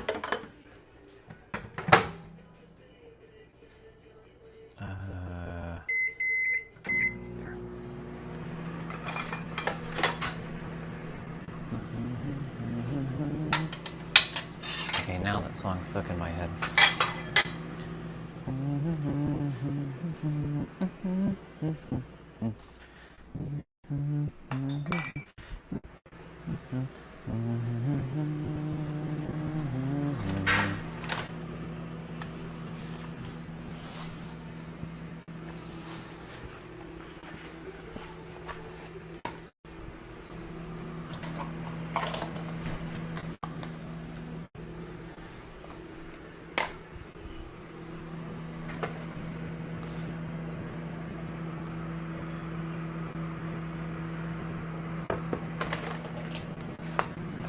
accelerate everything when I get back out.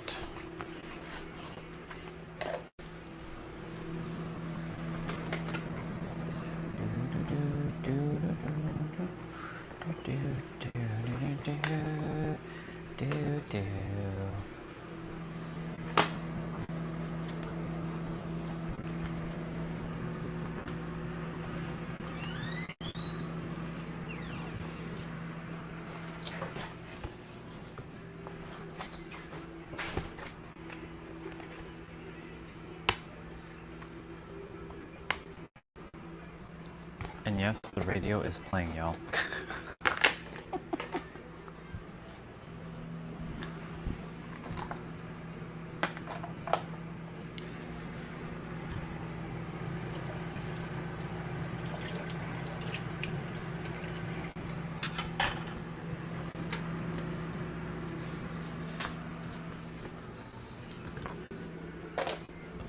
I have to get my vitamins.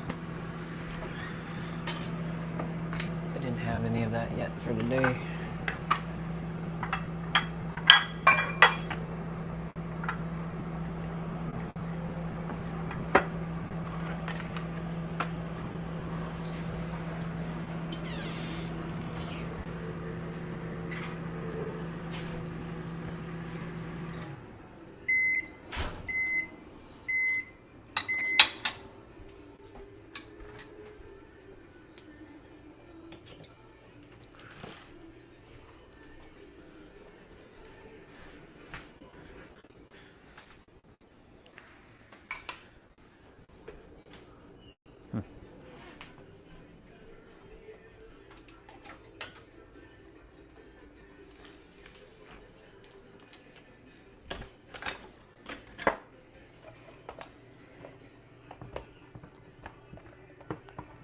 Okay, there we go.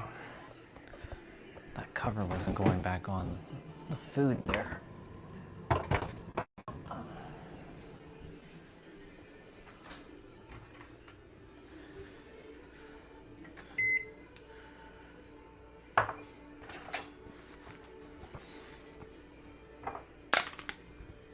This goes into the drawer.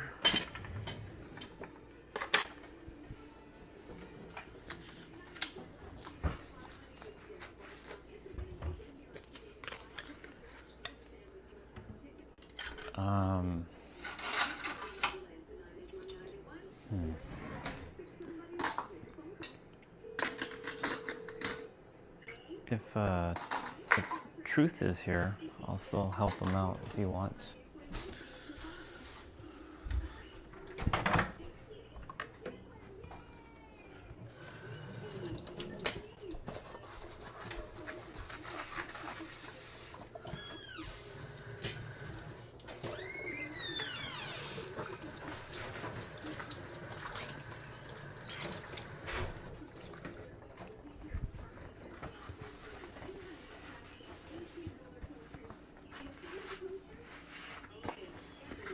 Congratulations to the person that won Season Pass.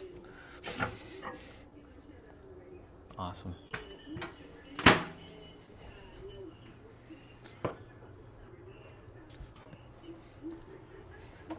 Congratulations to that sister who won Canada Wonderland passes. Haven't been to the amusement park since San Diego. Since SeaWorld, actually. And the zoo.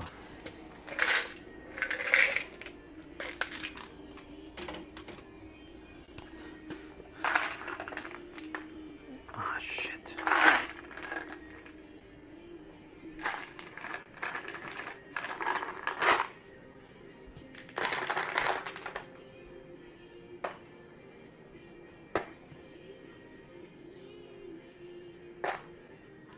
God damn. One of my vitamins fell into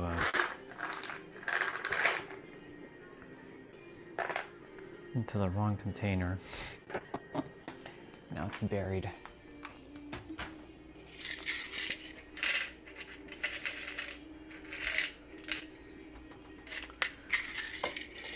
Goodness gracious.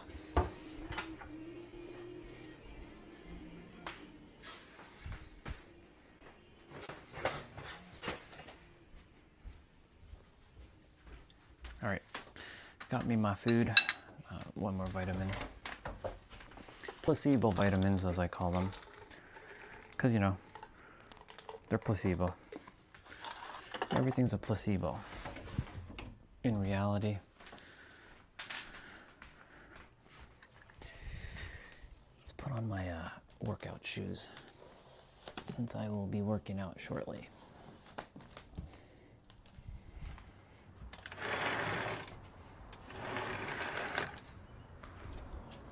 Boom. All right. I'm going to read the chat quickly. What's up?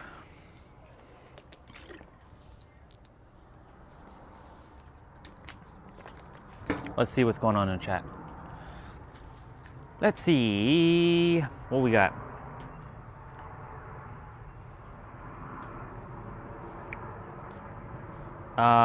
So truth is still here, and so we have true and truth. All right, so let's see. All right, I caught back up to where Apocalypse says, truth, you didn't hear anything because you came back so fast, or too fast. And Root said, transition, the afterlife is the same as life before nothing.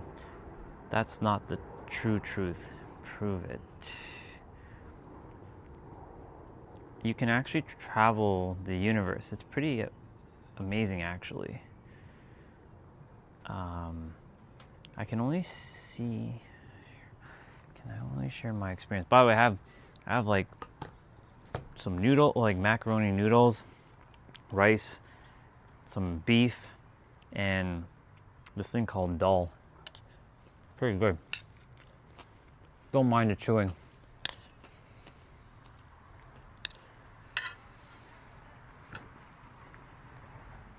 I'm just reading the chat quickly.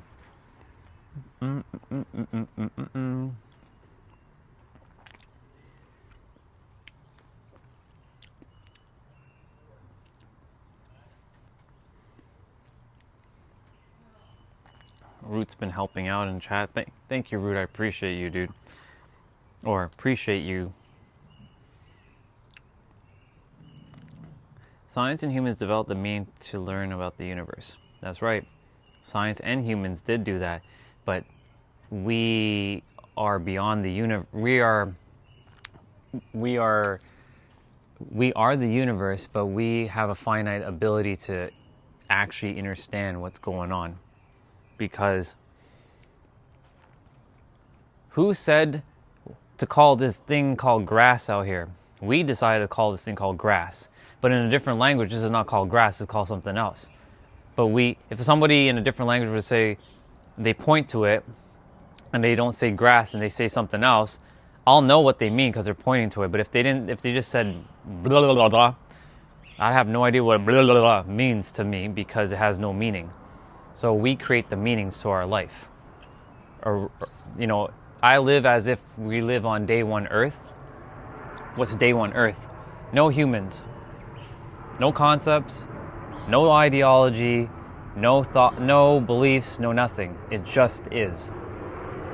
So that, for me, it makes life so much more simpler because it gets me back to what we call the primordial energy.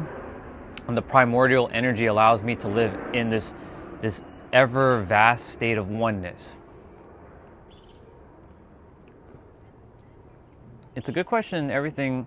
It's good to question everything, but just arguing leaves you stuck in a box. You'll always stay stuck that way.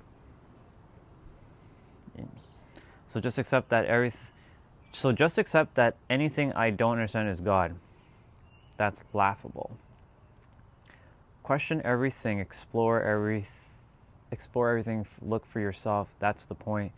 The whole universe is a play on the screen. We forget that we are the screen and not the actions on the screen. Bar. Just go look around, ask for it to show you. Challenge God even. It's beautiful. I have, and God hasn't bothered to make himself apparent in anything. Stop looking at religion and find God, and it isn't apparent in anything. I'm just kind of reading through the chat. There's a lot. Hey, Jay. Split peas is the English name for doll. Okay, cool. Split peas. Thank you, dude. Having split peas. Chels, I took vitamin D, biotin, and magnesium, and omega-3. And what's up, Jay? Good to see you. True, I see you're here. I'm gonna read some of your stuff. You guys have left a lot in the chat. It's good. I'm scrolling through because I'm catching up since I was upstairs. There is no God. The creation of the universe, earth, life are being uncovered as not divine. You're not questioning everything. You're taking one belief and sticking with it. So if that's what you believe, that will be your reality and you'll be stuck in your box. Yep. The beautiful things I've experienced are explained by natural phenomena. By natural phenomena. And what is a phenomena? Hey, I'm back. I have to disagree. Look into the sacred geometry, occult knowledge, esoteric writings like the Thoth tablets, and also symbolism like the yin and yang. That's all points to the divine creator. It doesn't. Even the demons know God exists. For you, it doesn't. It's not scientifically... Oh, okay. So we have a scientific person here now. It's right. It's not scientifically... Remember I mentioned True yesterday? There was a person who was like, I need evidence. That's similar. That's a similar line of thinking. I need evidence.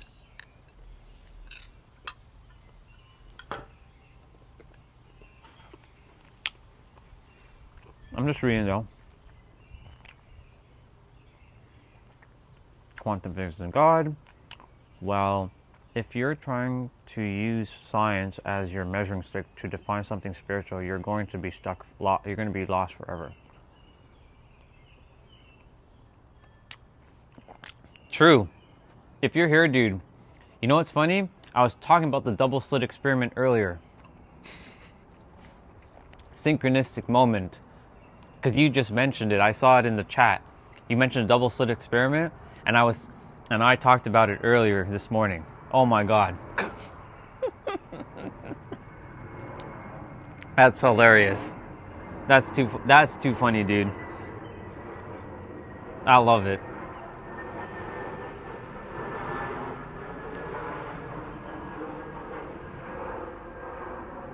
But it seems your mind is made up and set in stone, and no amount of evidence will sway you. Yeah.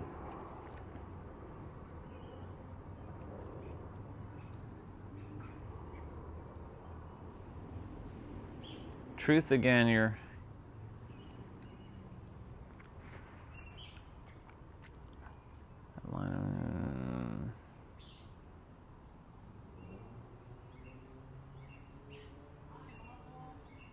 Food doesn't really affect you.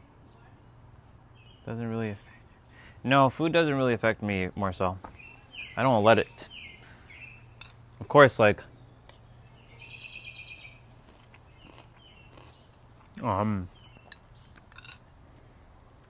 Because my body will... I've told my body, like, this is just energy I'm eating. And you're just consuming... You're just consuming particles and waveform. So for me, it'll just like go like this quickly. I'm taking a couple bites. I'll continue reading. I haven't caught up with the chat yet, so I'm just kind of scrolling through.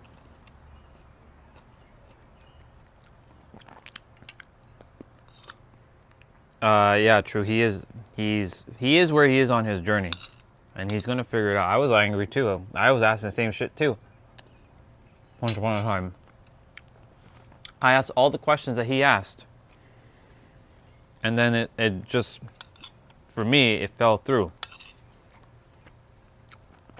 It's gonna take him some time to process everything. There's no amount of words I will say that will reach him. He's gotta go through a certain experience for him to figure it out.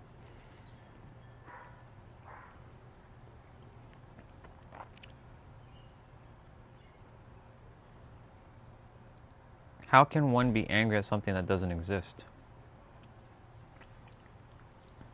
You're speaking as if you hold the definitive truth. You don't have a monopoly on if God exists or not. You only hold your opinions. And you don't have the patent on the debate that exists. Those that don't seek will not find.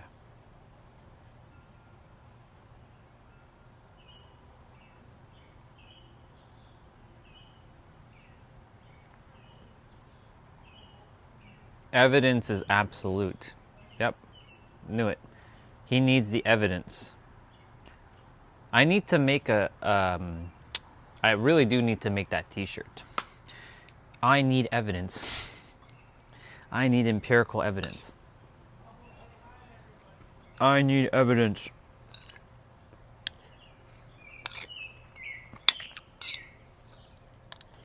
There's no argument for him. He is where he is. Nothing wrong with that. I ask the same questions. I've asked it many, many times. I probably ask questions that you haven't asked yourself. But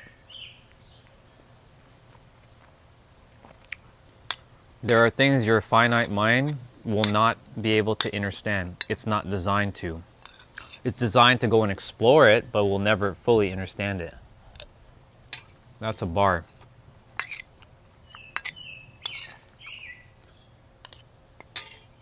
And that's where the problem resides. That's where your suffering begins. Your suffering is beginning because you're attempting to understand everything. I don't care to understand anything. I care to just exist. That's all that I care about. That I care that I get to help people and I get to serve. So for me, like, that's why I don't suffer anymore. Because I get to do this. I get to have fun now. I get to be here and be of service. Because I stopped. It's not that I don't ask questions. I still do. It's just that I came to a point in my specific experience where there are things that I'm simply not going to be able to understand with the mind. Because the mind just can't understand it. It's not designed to. Like, for example, this is empirical evidence. What's on the other side of a black hole? My mind will never know what's on the other side of a black hole. Right? There's a black hole. We know those exist, right? Or we think they exist because somebody told us they exist. And there's empirical evidence that they exist. But do we have proof of what happens on the other side of a black hole? We know that you'll turn into spaghetti. Maybe. We don't really know. I would have loved to go through a black hole to figure it out, but at the same time, I don't want to go through a black hole to figure it out. Oops. My bad.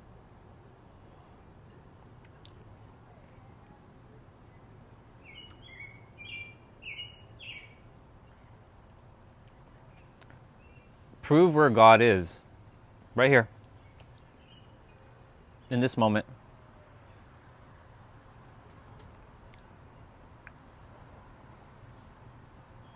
The elites want us to believe in nonsense so they can ruin our lives. Yes, they do want you to believe in nonsense. Nonsense of the physical world.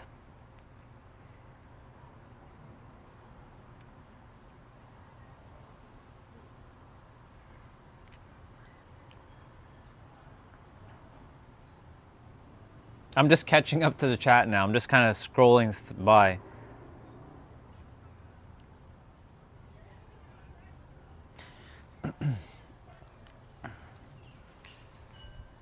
I know the role you play in this world, Truth.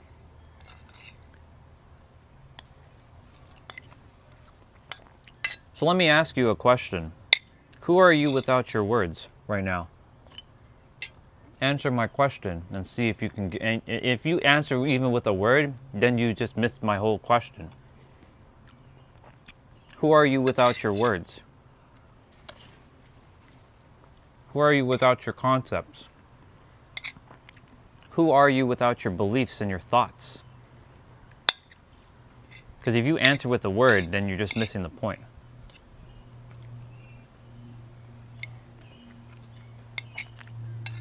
What exists here without a concept? Without a word?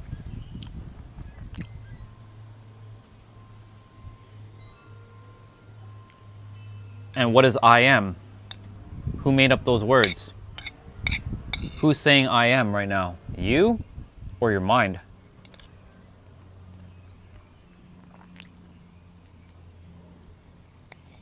I'm just asking questions.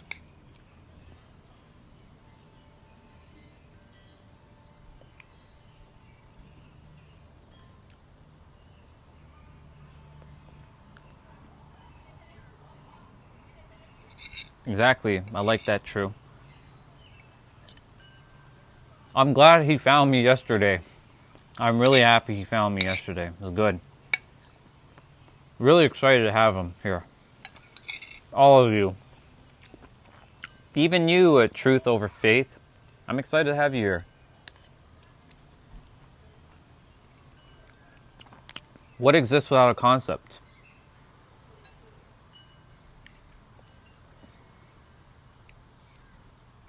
This is not nonsense. This is just a question. What exists without a concept?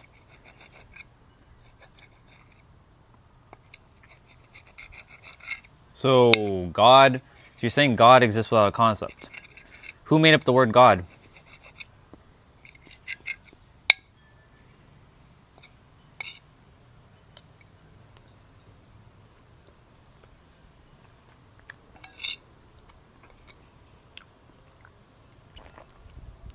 Hey, Todd, good to see you, bro. Was there Ryan in the chat? Oh, you're saying me. Orion, yeah. Not Ryan. Orion, but yes, close enough. What's up, dude? It does sound like Ryan, to be fair, but it's Orion. Yeah.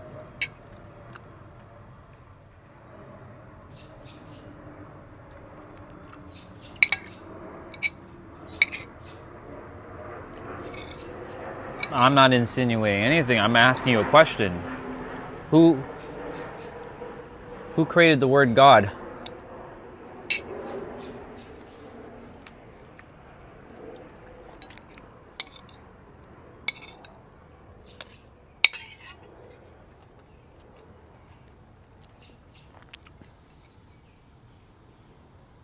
I'm still here, Rihanna. Eating my food, having a conversation right now.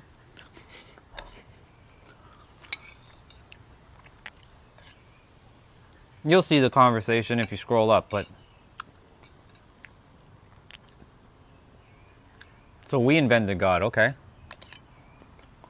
Who invented all the words?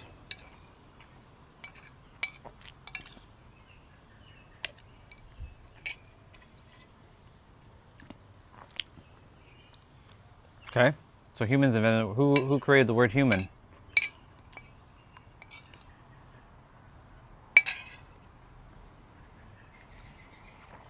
I can ask endless questions. So humans created the word human. How did they know to call it human? What's up, Justin? Welcome back. I had rice. I had some macaroni noodles, rice with like beef and split peas. Let me see what Truth said. Dude is using an ice pick to deconstruct a stone sculpture of art. No, they're good. Everyone's good in the chat. There's just a brother named Truth that wants some questions answered. So here we are. How do we exactly? That's a great question. I'm glad you asked that question. How do we know what to call anything? Exactly. What exists here without a concept, or an idea, or a word, or a thought? I'm getting to the point of this little exercise, this little question barrage.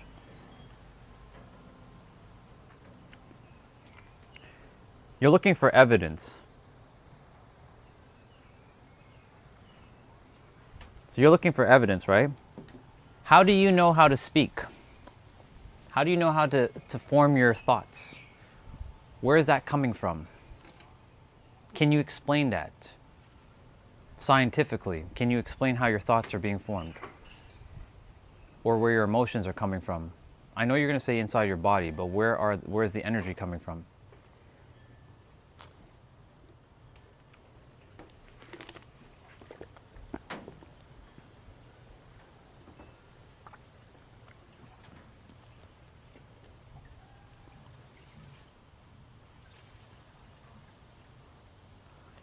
I have a paradox right now.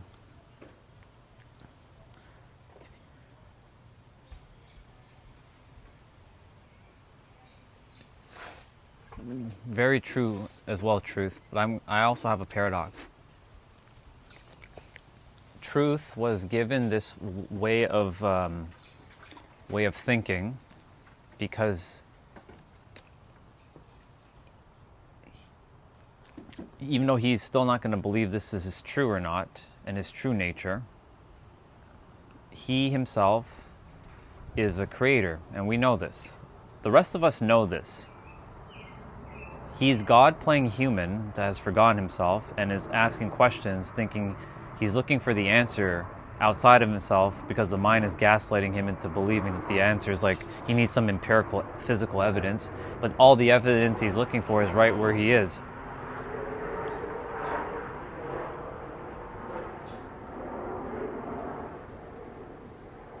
Isn't the answer that he's looking for is right here? He's looking for evidence. Look right here. Not me, you. Truth. You're looking for the truth. You're the truth.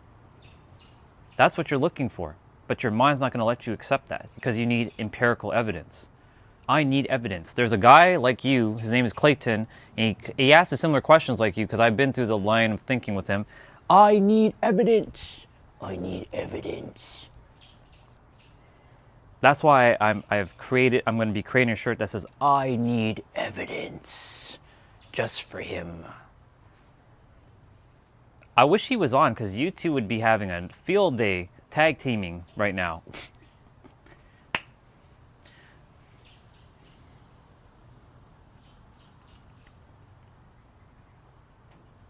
So what is the truth? What is truth? What does that word mean? Tell me, in your own definition, what does the word truth mean? I'm just curious. Oh, he is here. Oh, your buddy is here. Clayton is here. Look, y'all. Welcome to the chat, Clayton. I like when Clayton's on because I'm going to build a shirt that says, I need empirical evidence. I need evidence. And I don't entertain verifiable data. What is verifiable data?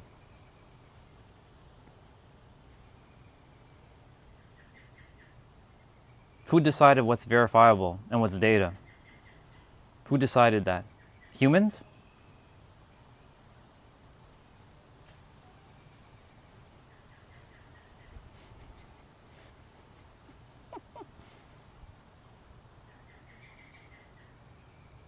Information that is observed.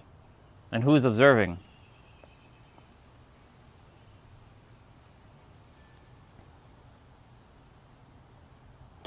I summoned him. True, did you see that? I literally summoned him from the other side. I'm like, come on over, Clayton. And now he's here. Mr. I Need Evidence. I love him though. He's a cool dude. Just I need evidence.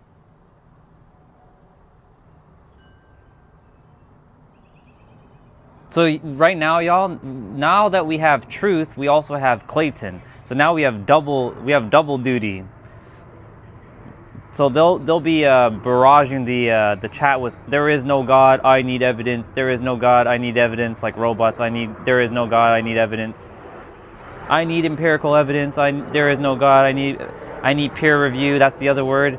He's like a robot that keeps saying the same thing. Peer review. I need evidence. I already know what Clayton's here to do. He's just a troll. He already knows the answer deep down, but he's just here to It's to feed my algorithm. So thank you, Clayton, for doing what you're doing.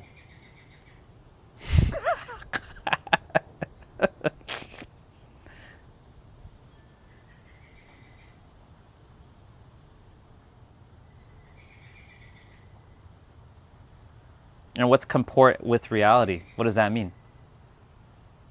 What does that mean? That's just a bunch of made up words. It means nothing. Zero. It means shit. I can change those words to mean whatever I want. What does that mean to you?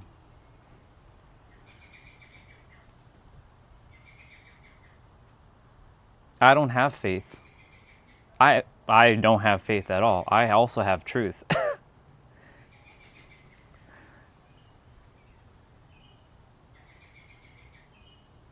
Oh, good question, True. I like that.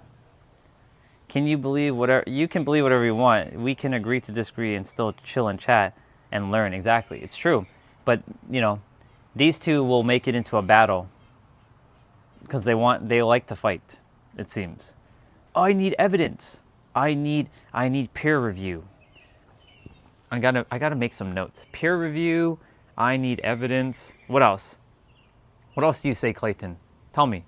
Drop all the lines in the chat so I can write it out so I can make a t-shirt just for you. Clayton T. Bigsby, which has a Ku Klux Klan photo for his image, which I don't take for serious because that's just a troll. Show your real face. Stop hiding behind some little stupid ass little white mask thing. I need evidence.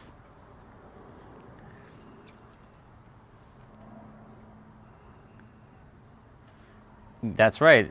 Beauty is entirely subjective, indeed. And reality is very subjective as well, too.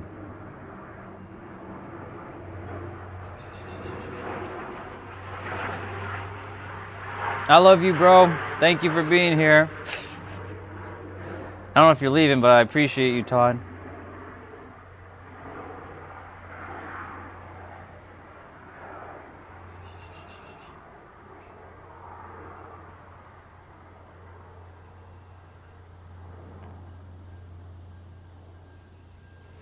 There is no beauty without judgment first. Remember that.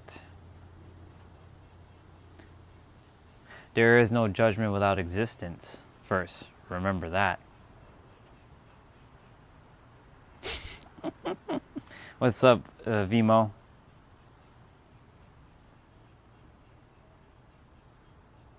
It's true, though. And there is no existence without... I can't speak a word. Because what goes before existence? A concept that's conceptless. There's no word, there's no English word that can fill in what that is. You can say beginning, but then what comes before beginning? Because somebody made that word beginning. And then of course there's an end. We can say primordial, but even that's still just another word, right? I love. Awesome. What would you do if God allowed it? I.e., would you own slaves? Why would I even entertain even the word slave? Like, no. And oh no, I'm going to use your word earlier. No. That S word doesn't exist to me.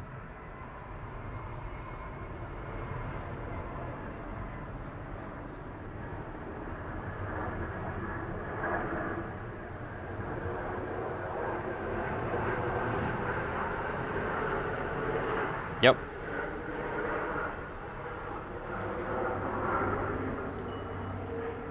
And guess what? You're right, Clayton, from your perspective. Human loves these line shapes and chronological of biology and earthly existence tricks us into thinking the beginning and the end have to have some somehow separate by a long time. You're right. Spot on, Vimo. This is why I love these conversations, because it's opening things up for the rest of us. We get to see where we're at in our own journeys. Y'all see the chat as a great great mirroring right now. This is a really good, powerful mirror for everyone presently. We have the side who believes that God doesn't exist or needs empirical evidence, and I was there at one point. And we have the other, and there's no such side. For us, there's no sides, but for them, there's a side. It's like, there's no God. For me, I see where they're coming from. I really do. I see where Clayton and Truth are coming from, because I've been there. I've been where they've been.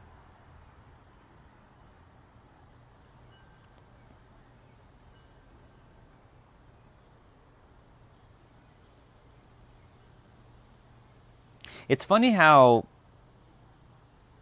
you want us to open up a Bible to a certain verse, but yet you didn't answer my question earlier because you just didn't want to hear what I had to say. Truth has a really good thought process. This is why I'm glad he showed up yesterday.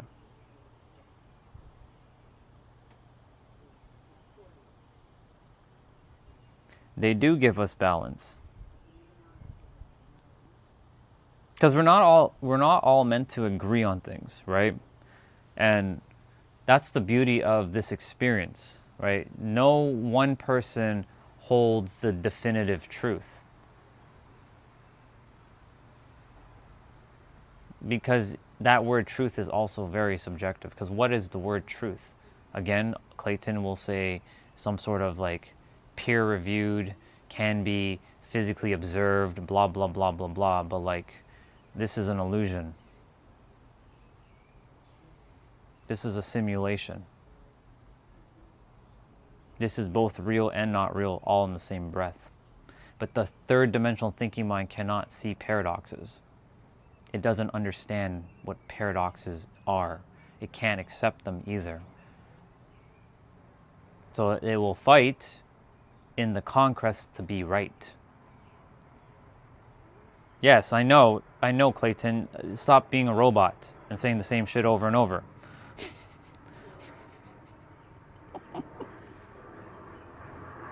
I think you must have some sort of auto word for this. You must go on like different chats and type this in, right? Truth that which comports with reality. Sounds like a fucking robot to me.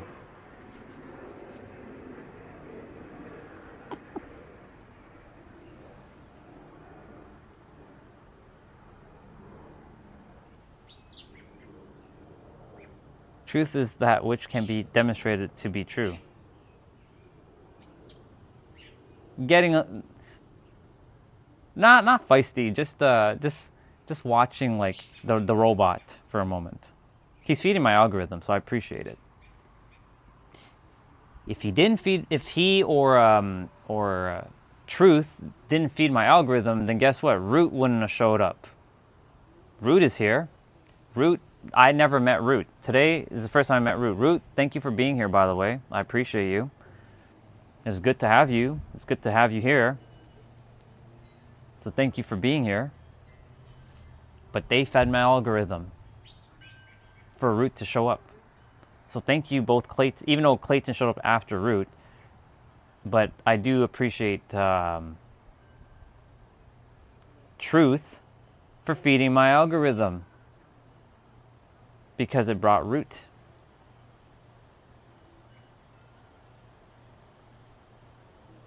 Yeah.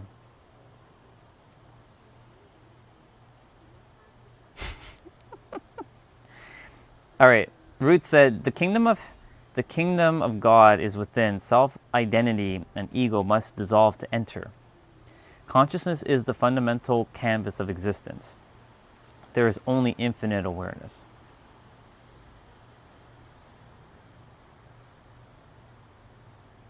Yep. So it was 2 Sundays ago that Clayton was here having the same conversation. That we're going to end up in a loop. He's going to say, well, Consciousness is an emergent property of the mind, because he said the same thing. I remember every word on how he said things. He's literally just just auto wording stuff. I think he has it like on a hot script. Like he presses like N and the whole thing comes, and he presses Q and this pops up. He presses like W and this pops up. I think he has it all auto word or auto scripted.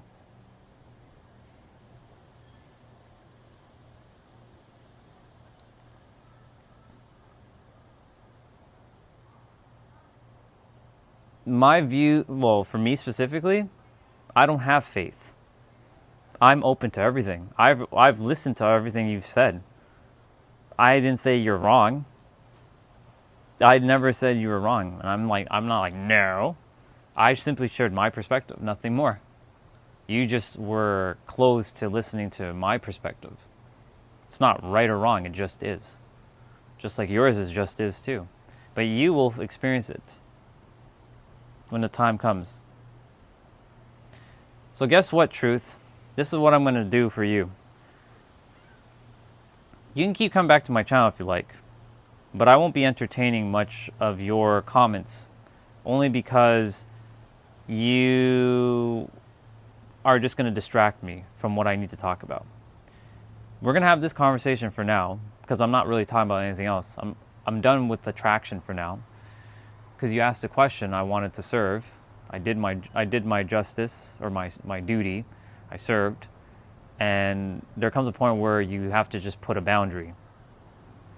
So, for me specifically,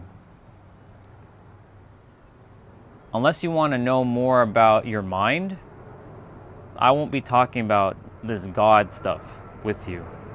You can, like Clayton, I need evidence.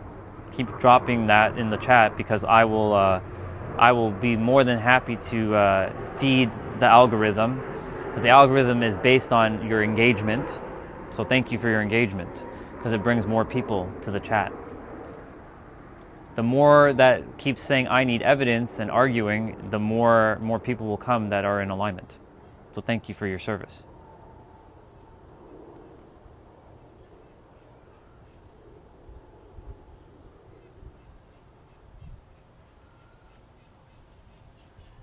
So you just called me a fool, and I didn't even insult you. I literally just said I won't be entertaining your ideas. So now you're getting, I can let my mind loose. I can let my mind loose right now, but I'm not going to. I'm simply going to be like, share whatever you want. You're perfect. The grind never stops. What's up, Young Studio? Or Young Pseudo? Young Rich Pseudo TV. What's up? What's going on? Prayer does nothing. We have tested it. Prayer does nothing. We have tested it. Okay. What is prayer to you? What does prayer mean? What does that mean, Clayton?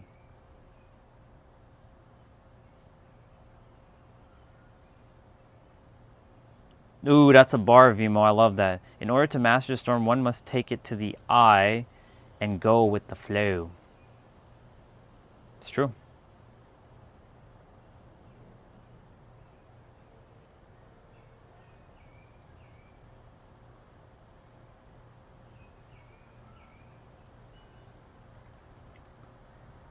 Asking a God to change its mind.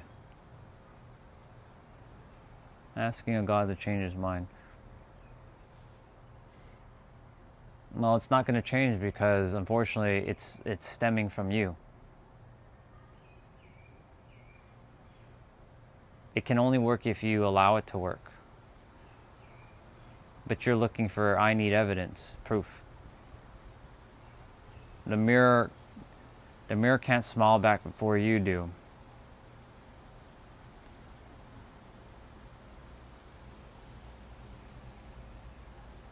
So prayer won't work. And you're right, prayer is not going to work. It's not going to work for you, though. Not for the rest of, like, everybody else in the chat. It's going to work for them. It's not going to work for you.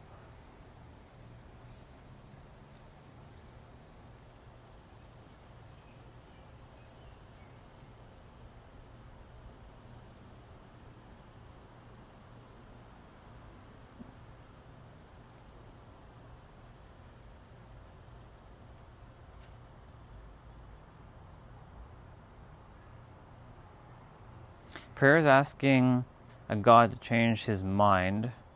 We've tested prayer on par with random chance. Vimo, when you asked to say go read Genesis, is that referring to me specifically or one of the guys in the chat? Just to make sure.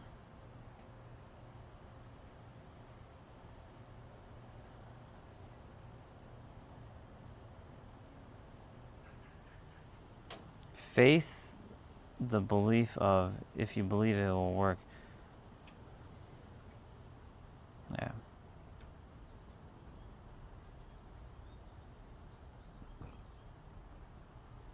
So Clayton said, yeah, again, we have tested prayer, but what does prayer actually mean? I know I already asked you this and you gave me it, but I want your definition, not some fucking some dictionary definition. I want your personal definition. What does prayer mean? Is it just asking God for something? He's saying asking God to change its mind, like God doesn't change his mind a few times after simply being asked by his creation. Got it. Okay, perfect. Just wanted to make sure. I didn't know if that was for me specifically.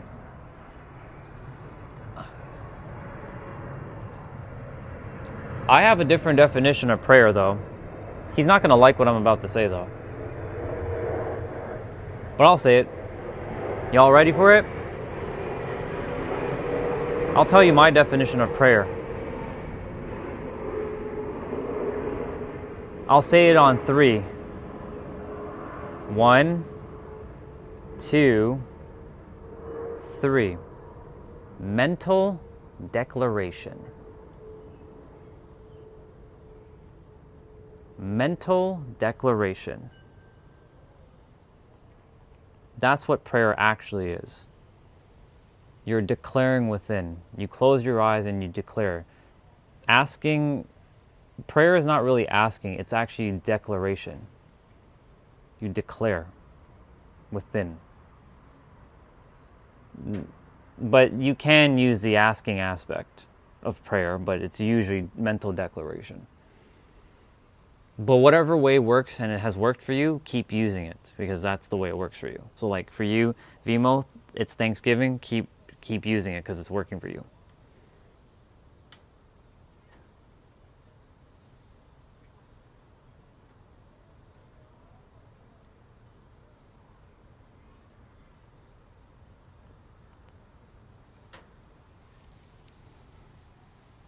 So in the Old Testament, it mentions that God changes his mind all the time. Or he doesn't change his mind, but he changes his mind all the time. You know why he changes his mind all the time? Because you're changing your mind all the fucking time. Because you are God playing a human character.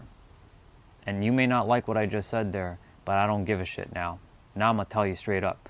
You are God playing a human character. And I don't give a fuck about your little I need evidence bullshit. You either listen or don't. You are God, and you're the one that's changing your fucking mind in every present moment. And if you don't like what I have to say, tough shit. Deal with it. Or, what is it they say? Come at me, bro.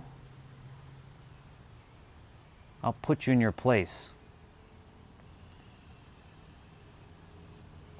My fellow God.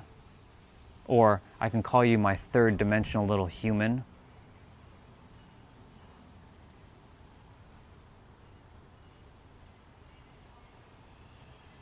Remember True? Remember what I said? You test the bear for too long, then you're gonna get got.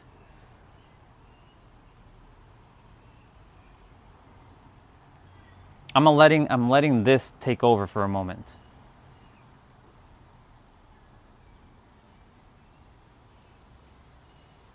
I don't pray for things when I want things. I get them. I use prayer to say thanks and I love you. Amazing, Vimo. That's perfect.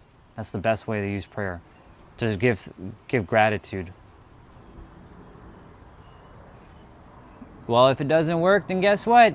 You, Mr. God, it doesn't work for you. So it is what it is. There's nothing else we can say.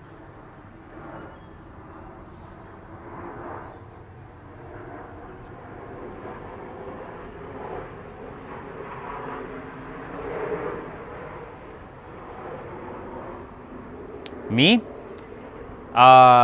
What's your name? How do we say your name? I'm just gonna call you Nasser because I have a really challenging time with non-English names. Nasser. I had to suffer a lot, endlessly, because I was creating my own suffering. There wasn't some salvation of like, I'm saved.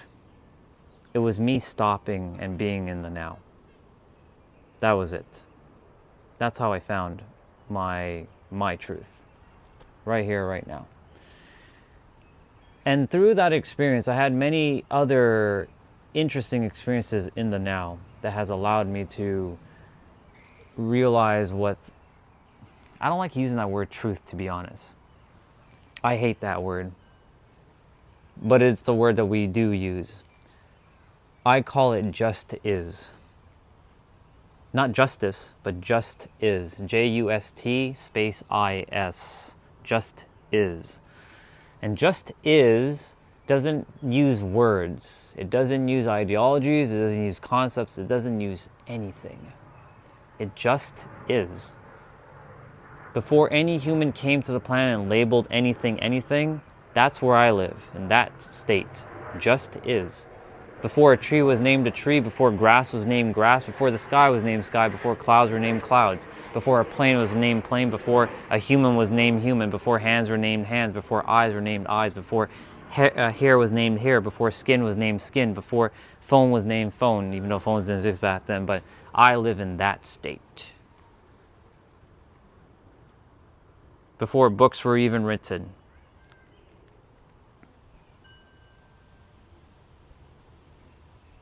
Yep. What's up, Craig? Good to see you, bro. Good to have you on, man. I'm reading the chat there because it's easier. I'm watching my tablet so I can see who's on.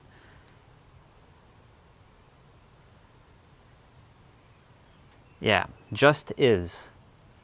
That's how I live. Before even the seas, even though the sea was there, but we didn't name it the sea or the ocean. Before the name existed, but the thing that just was there. That is how I live. Mine was 7 years. It was perpetual. It wasn't, I was forced into it though. Mine in the beginning was forced, and then I went down and navigated, and then last year around this time, I was suffering endlessly. I was struggling. I go back a year right now. I'm on the same table, getting mad, getting angry, getting frustrated. And I was on a different channel, and it's all recorded. All of my live streams have been recorded where I'm getting angry, I'm getting frustrated. So I was similar to like Clayton and Truth, asking questions like, what the fuck? Like, I was getting so mad. I was getting angry at what I called God once upon a time, even though I knew it wasn't a dude in the sky. But I conceptualized God as like an energy that's just around like everything. So for me, it wasn't swift, but it was swift. But it was also like a kick in my face. It wasn't like easy, like smooth. It was like, it fucking sucks. But I passed through it.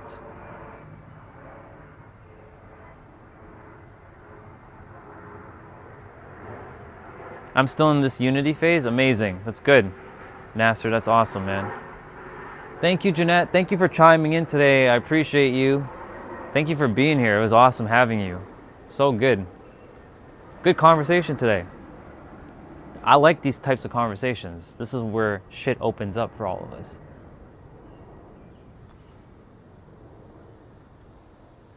You're welcome. And thank you for your words too. I appreciate it. They mean a lot.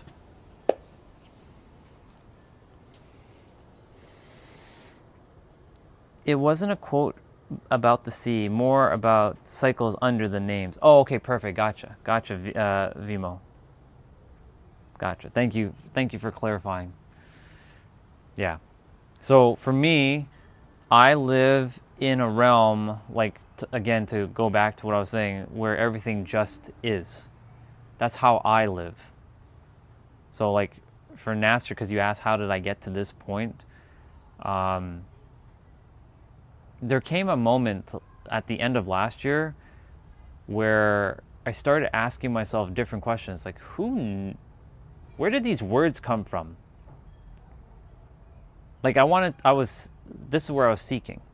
Where did these words come from? And why are we all always looking for something?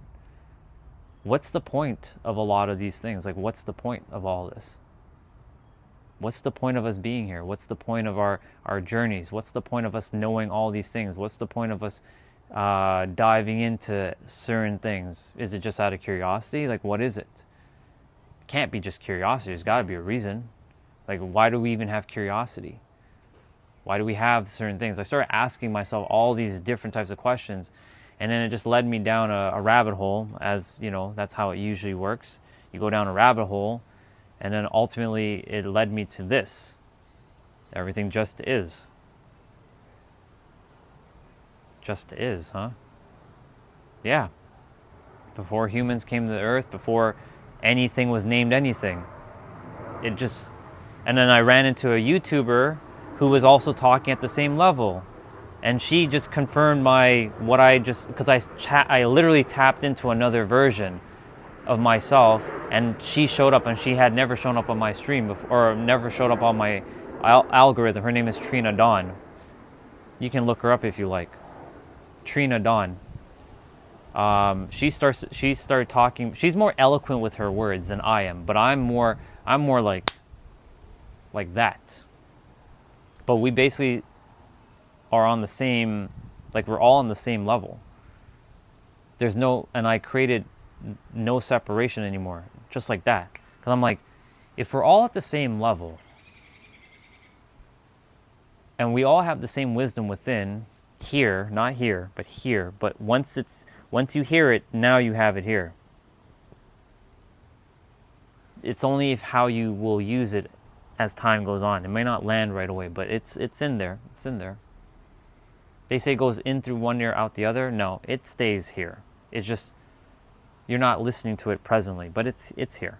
The mind, I guarantee you, the mind will captured it. The mind is like it's like a hard drive. It stores everything. Even the data that doesn't want to be there, it stores it. That's why it can recall all kinds of random things at random times. It's a hard drive. But it acts more like RAM. That's a bar. That's a real bar. Write that down. Though your mind is a hard drive, it acts more like RAM. And for those of you who are not sure what I'm talking about from a computer standpoint, so hard drives or storage is permanent unless you delete the file.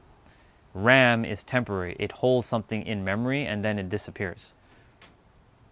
So when you power off the computer, the data that's held in RAM is volatile, meaning it will disappear until you reload it back into RAM. RAM is a lot faster than hard drive, but hard drive holds all the storage, all the data. Has all the collections of everything. But your mind acts more like a RAM than it does a storage facility. But it is a storage facility.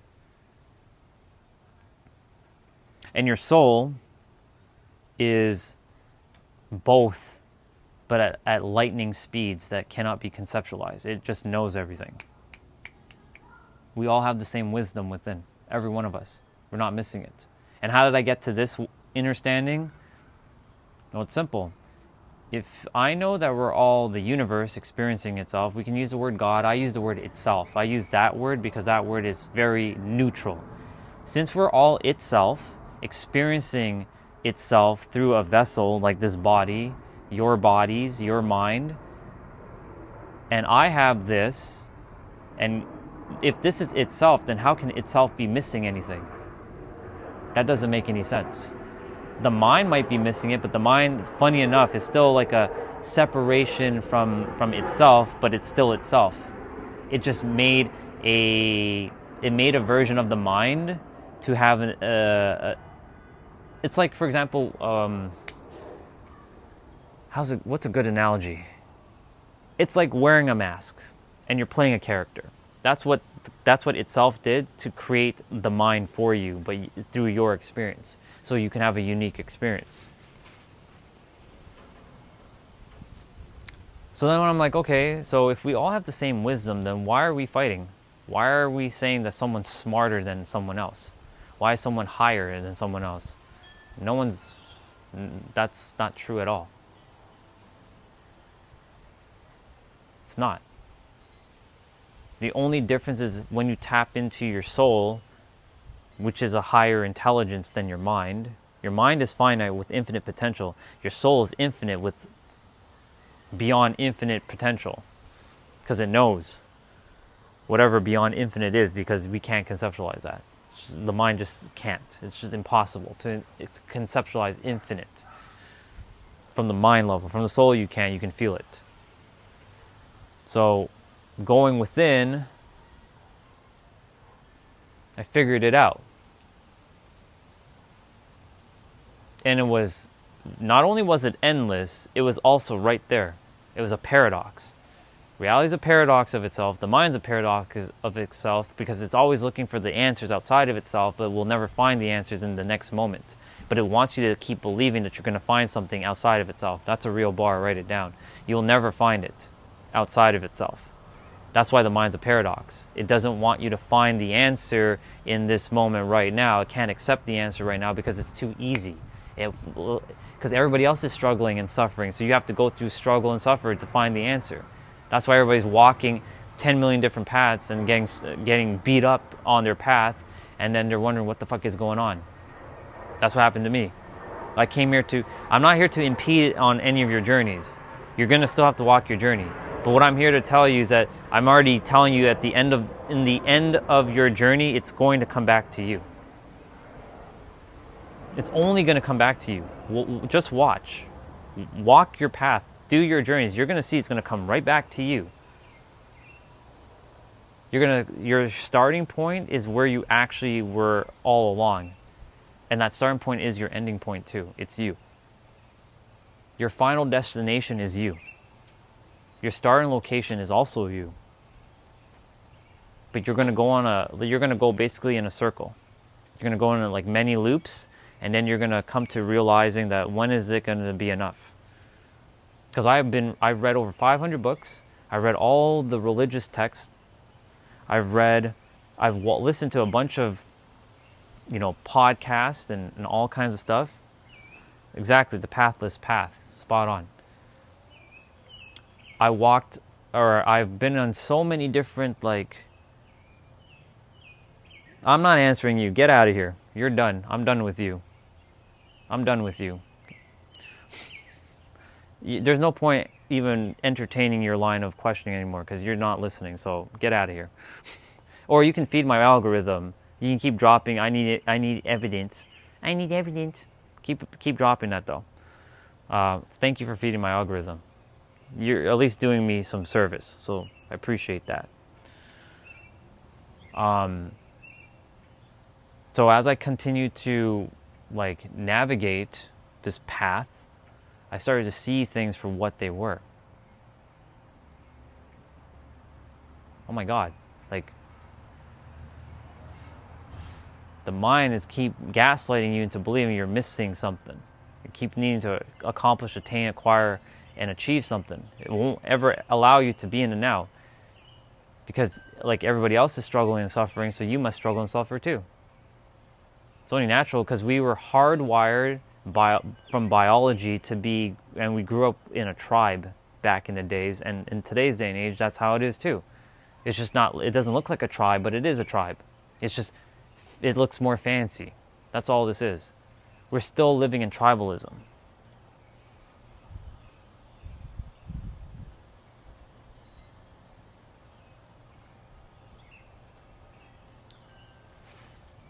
Do I even, no, I'm not even, no. I know what you're doing.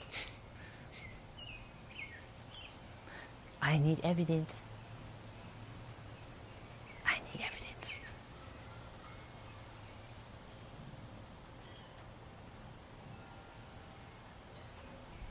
I need evidence. I need evidence.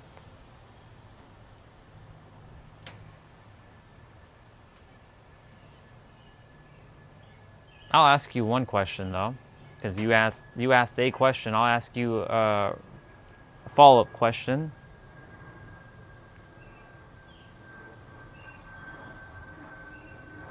How are you able to type and form your words?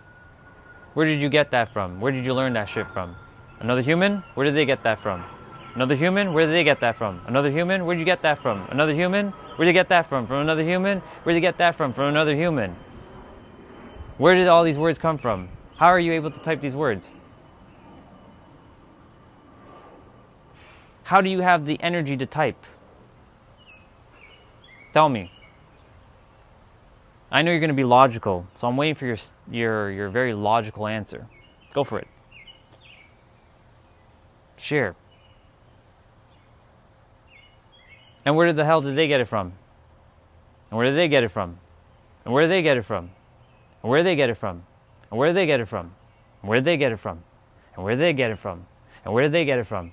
And where did they get it from? I'm going to keep going. Endless. Where did they get it from? Where did you get the energy from? How are you typing? How are you able to type through physical process?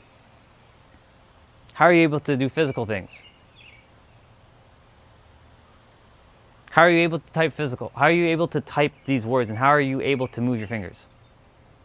Tell me. Through your body? Where did your body come from? Where is the mind? Where's the thing? Can you see yourself within yourself? I'm asking you questions. I want you to answer these questions.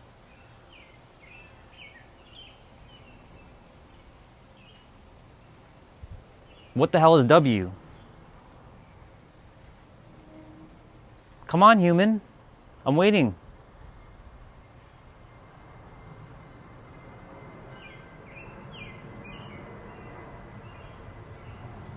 You type W, what the fuck does W mean? What does that mean? Come on, chop chop. Exactly. And it's in that I don't know is where your mind will never figure it out. Because your mind is not infinite, it's finite. It's that moment right there when you don't know. That's where all the answers lie. I do claim to, because I've been there, and I came to realize that I will not be able to explain it with words, and thus everything just is. That's how I got there.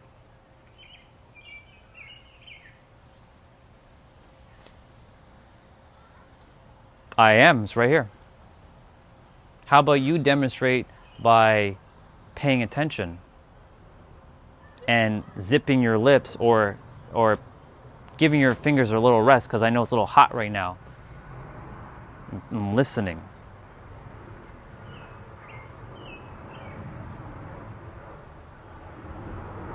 I'm going to be done with you shortly. I am going to be done with you. But you wanted this, so here you go. And you have no evidence for evidence for evidence for evidence for evidence for evidence for evidence for evidence for evidence for evidence for evidence for evidence for evidence for evidence for evidence. You have no evidence either. Congratulations, you're also in a loop too.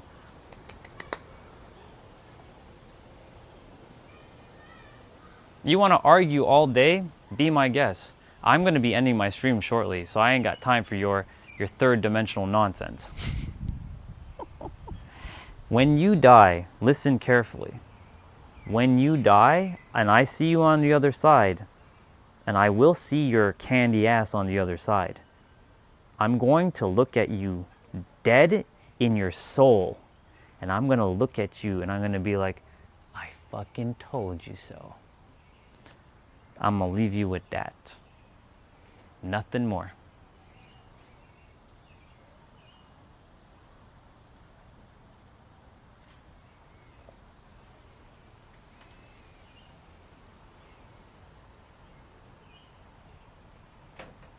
So I'll see you on the other side, Clayton.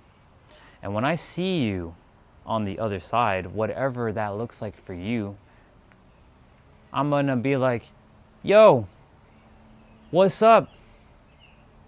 We won't be using words, of course. But this is just being facetious and using human words. I'll be like, yo, what's up, dude? How was your experience? Did you enjoy your experience? Figuring it out? I don't need to prove anything to you or anyone because I'm simply existing right now. You can go demonstrate yourself by demonstrating your candy ass somewhere else. Because you keep saying, I need evidence.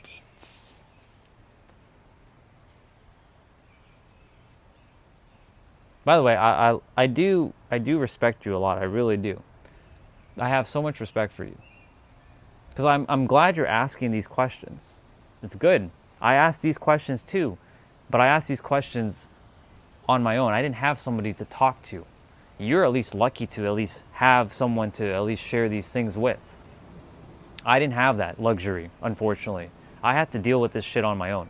Fucking sucked. So I am really grateful that you are here, and you know, I do poke fun at your I need evidence thing because it is kind of cool with the whole like slang or the slogan I need evidence, but you're lucky that you have someone to at least have this conversation with. 'Cause I didn't have the ability to have a conversation with anybody because nobody could help me to understand these things. I had to figure shit out on my own. Fucking sucked, but I did it.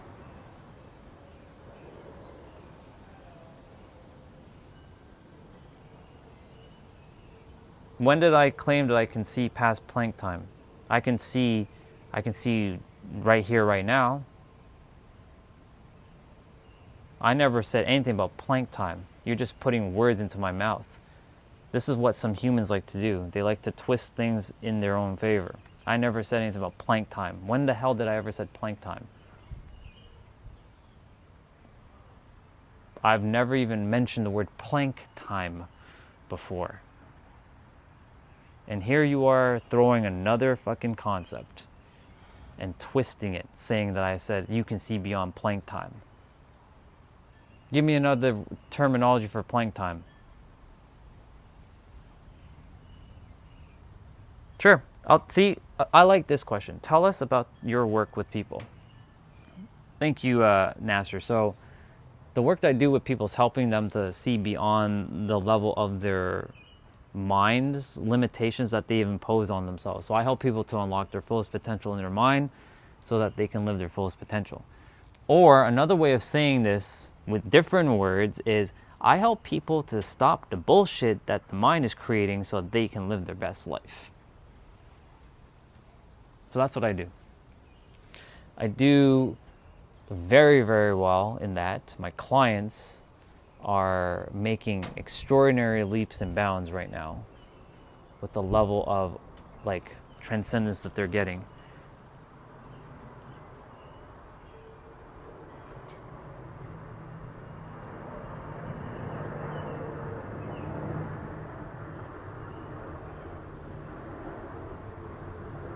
The self is a construct What's real is pure awareness behind the construct. Exactly. But of course, he's going to want to know, well, what is pure awareness?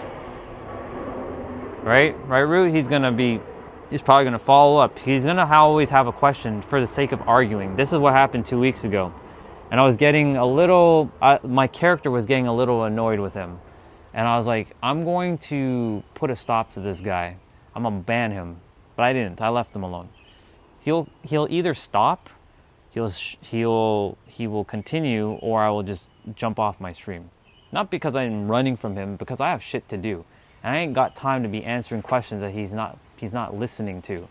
Because he's like, I need evidence.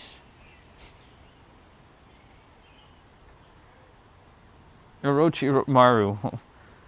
Hey. It's nighttime where you are. Why is it nighttime, Orochimaru? No, I don't want to help you understand anymore. No. I want you to understand yourself.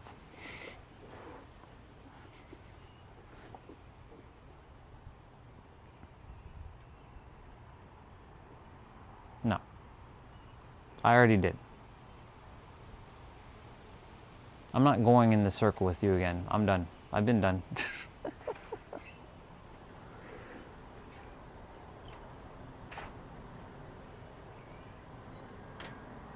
Never. Never, girl. I can go all... I can keep going. Clayton. I can keep going. It's just, I got shit to do. We're caught up in a loop that he like, help me to understand, but I told him, but he's not listening, so I'm like, what's the point?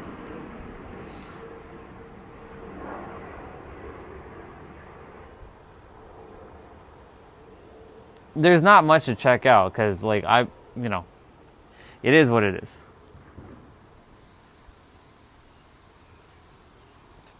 Or how about you go find someone who has your peer review link, blah, blah, blah, blah, blah.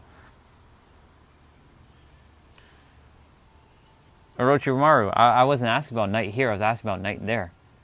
It's nighttime there, right? Yes? Why is it nighttime there?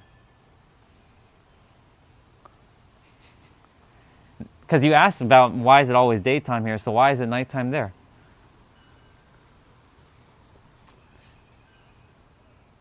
Isn't it fascinating?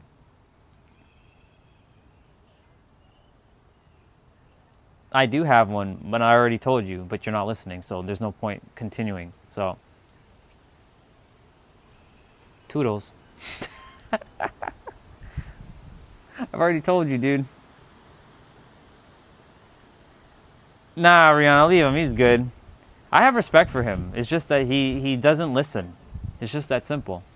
He's looking for I need evidence, and I told him the evidence is right here, but he doesn't want to accept that because his mind is looking for logic. It wants evidence. I need peer review. I need evidence. I need evidence. Then go find your fucking evidence. It's just that simple. Go find your evidence. It's not going to be here. I keep telling you, it's right here, but it's not. When I say right here, I'm not referring to me. I'm referring to your moment where you are sitting or wherever you are, whether you're on your couch or on your bed, wherever you are. That's where you're looking for your answer. It's right there. It's in that moment.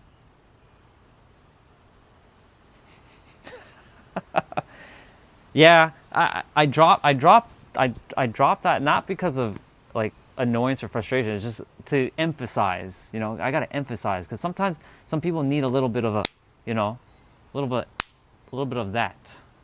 Just a little bit of that. Sometimes, not all the time. But the emphasizing is necessary. It gives a nice little kick, little boot.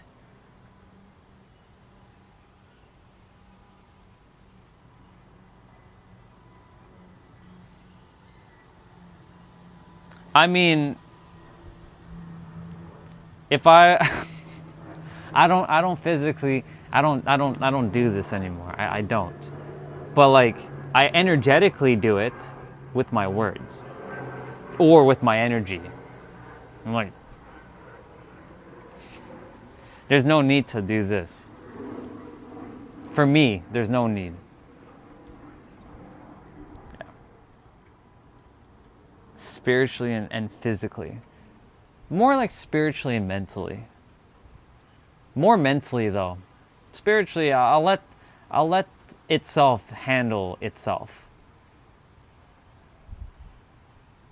This is a good experience with Clayton though, because this is itself having fun with itself, even though he's gonna want, I need evidence, and we're gonna go through the whole song and why would I? No, I wouldn't do that, dude. Whole song and dance again. I need this this claim, evidence, claim, peer review, claim, evidence, claim, peer review, claim, evidence, peer review. I'm sounding like him right now. Claim, evidence, peer review, claim, evidence, peer review, claim, evidence, peer review, claim, evidence, peer review. I need this claim. I need this evidence. I need this evidence if we da da da da. I need this claim da da da da. Da da da da. That's what he sounds like to me. But it's good because itself is having fun with itself right now. So I'm allowing itself to have fun with itself because that's what itself is doing. Itself is having all these other experiences with itself.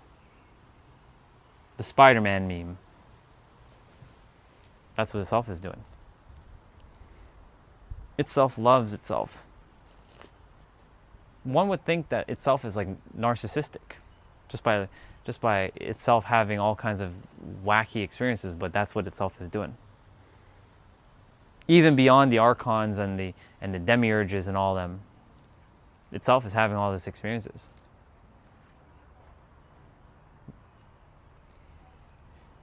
Itself is having an experience through Clayton, it's having an experience through me, it's having experience through each other. Bodyguard? I mean, I appreciate the support, but it's not necessary. But I appreciate the support though. And no, it's not because you're a woman. It has nothing to do with that, because you're an equal soul. You're just in a female vessel and I'm in a male vessel. It has nothing to do with that. But no, I'm good. Don't you worry, I'm good.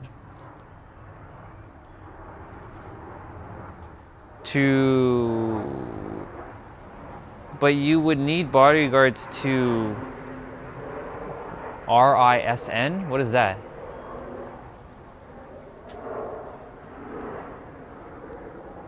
Oh, to Rihanna, not me.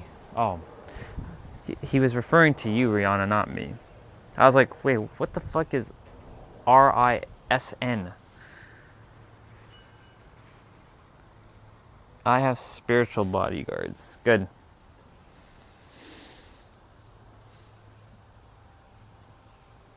I told my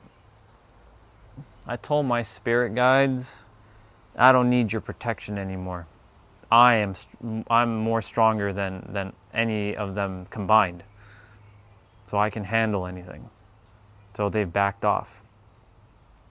They're still watching, of course, because, but I've told them. And then, of course, I have my crew. I have my 99-dimensional crew. And yes, I reside in the 99 dimensions. Because why not? Yeah, I have a couple guardian angels, but I told them to back off as well. I told them, I got this. And by I mean itself, through this vessel. They are not to interfere. And if they interfere, when I come back there, I will deal with them personally.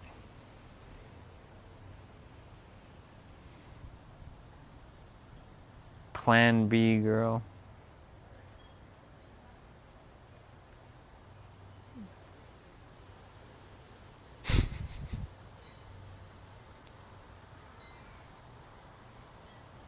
Prags. I gotta go do my workout. It's fine. I've been doing it a little bit later in the afternoon anyway, so it's not a big deal. Yeah.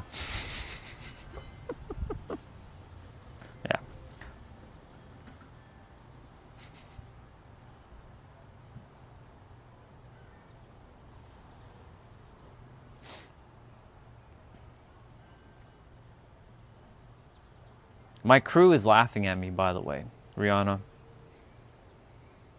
They are literally laughing at me right now. Because they're 99 dimensional and they're watching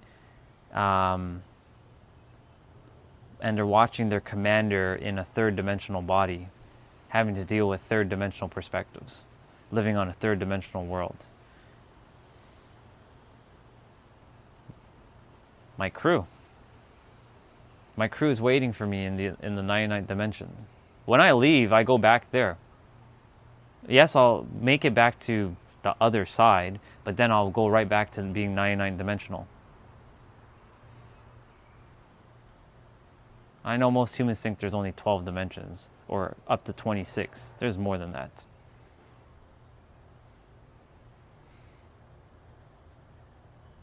Yeah. And then I'll be with my crew. And then we go conquer the cosmos in a different parallel reality, not this one. A different one. I can't wait. We're gonna go conquer the cosmos. Orochimaru said that's how child spirits get produced from children.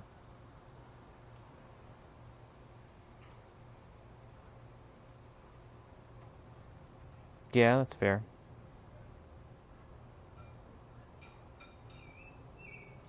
No, they're not. That's why I'm not tied to a human. Even if I were to be in a relationship with another human and have kids, I'll love them, obviously, but I know that this is just a fucking game. Quite literally. I really should not have my phone there, because my phone is going to overheat. I just realized that. But I do have to... I'm going to set up my stuff in the meantime.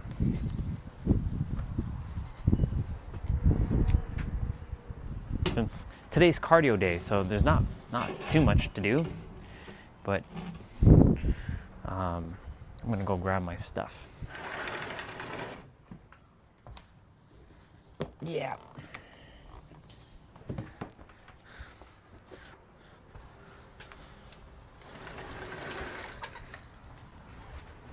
Yeah, our families are not really our families. You know that.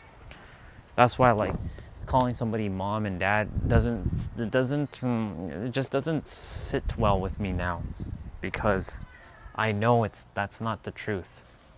Of course, if Clayton's still here, he's gonna be like, "Oh, I need empirical evidence." I love Clayton so much. I really, really, really love him so much for saying I need evidence, because he reminds me of me back a couple years ago when I needed evidence.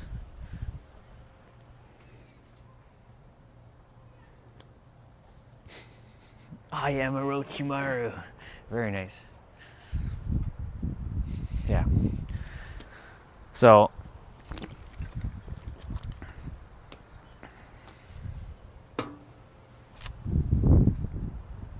like, for me, I just can't, like, yes, like, out of respect, I call them mom and dad and you know, stuff, but, like, really, they're actually just your brother and sister, which is so weird. Because, and you know, the funny thing is, even saying the word brother and sister is not even accurate, because the thing is, we're not really actually brother and sister, but we use that term because we're all equally the same, but it's just itself having an experience with itself. That's why I'm like, so itself is having sex with other itself. It's so weird. Itself is just having itself, it's just having sex with itself in a different body. It's playing and having fun with itself.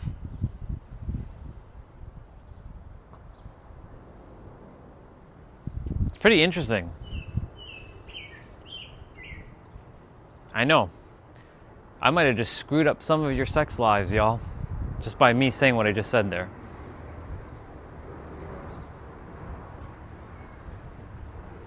Clayton, if you're still here, I need evidence, right? Yep. Right? Yep. Yep. Actually, I'm curious if he is here.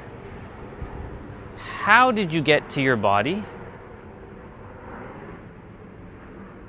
I like doing a little tongue thing.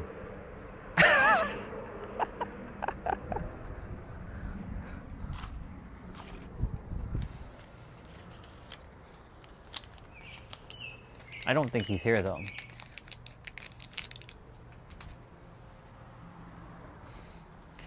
How did Clayton get into his body? Anybody want to answer that question? While I go upstairs and wash my plate. I'll be back.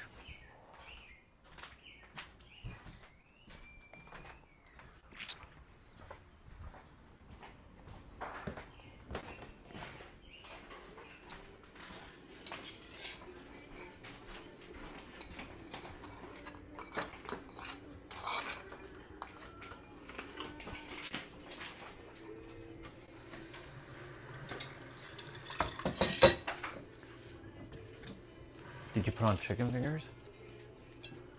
You put on chicken fingers? Yeah, they put chicken fingers, so whatever day you have, you guys can Okay. clean it how much.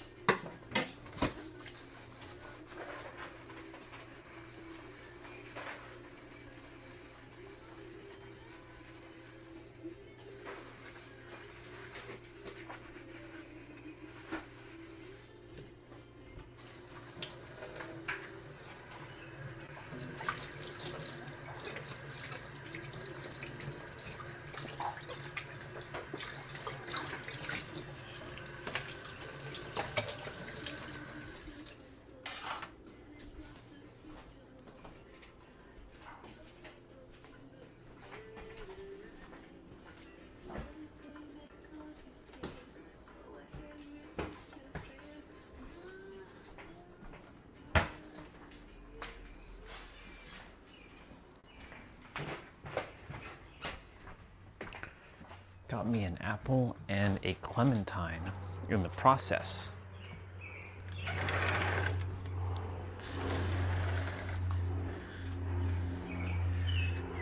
All right. I'm having fun with myself.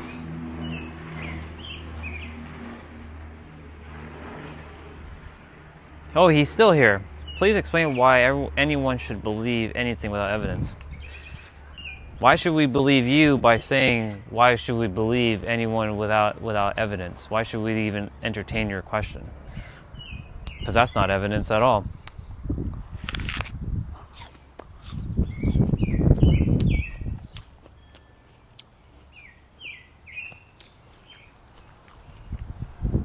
How did you get into your body?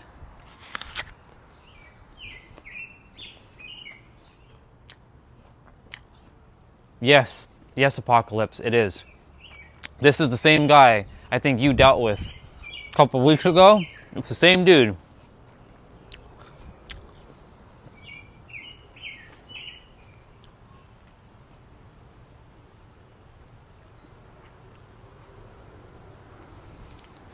No, I'm gonna leave him for a little bit. He's feeding my algorithm, y'all. It doesn't bother me whatsoever. He wants the answers. I'm telling him, but he's not accepting the answer. So I'm like, whatever. It is what it is. We're gonna go in the loop. You guys can block him if you want. That way you don't have to see his messages, but it doesn't bother me. I'll leave him be. Go for it, Rihanna. You do what you gotta do.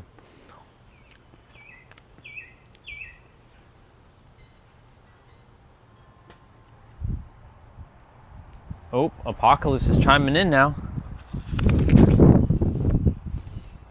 I do apologize for the chewing, but I wanna eat something. So I figured I'd eat an apple.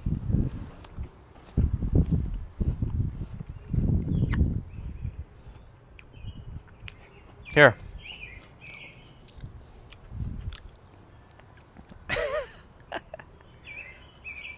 I'd throw you an actual like other apple, like one that's not already chewing. Chewing? Sure. We'll go with it. I made up a new word, chewing. Chewing.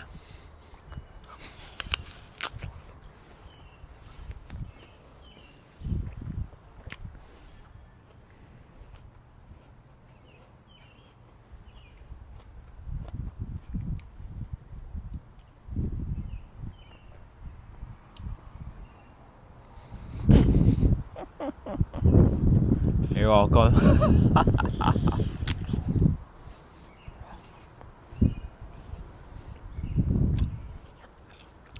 After this, I'm gonna go get ready for my cardio. There's no weights. Today is pure cardio. So I might just do it on the stream. We'll see. We'll see how I feel.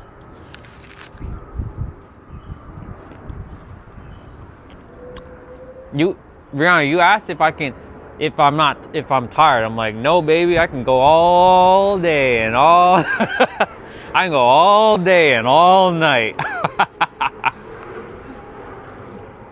That's my character being a little facetious.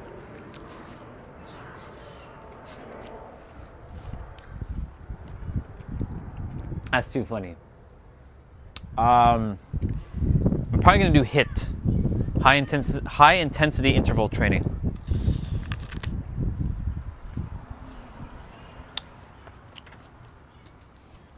Probably that.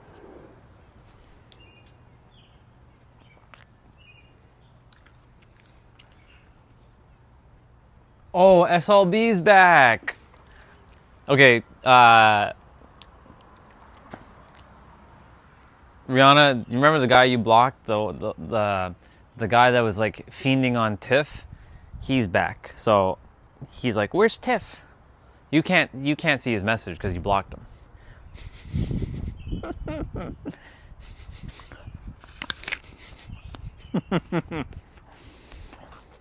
I totally forgot that you guys have the ability to block each other and you don't have to see each other's messages.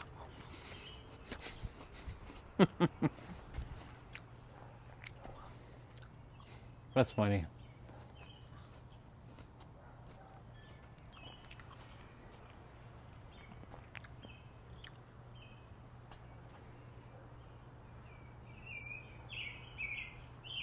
I used to do HIIT for height increase, but it didn't work, and I eventually realized it. I do HIIT because it's just fun. I like HIIT workout.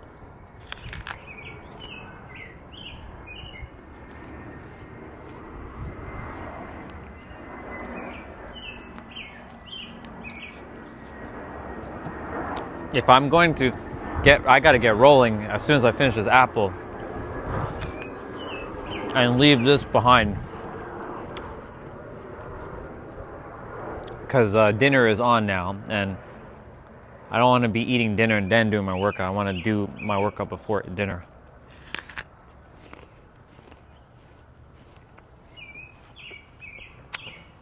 You can say this extra time that I'm on will make up for tomorrow, because I'm not going to be on for too long tomorrow, since tomorrow's client day.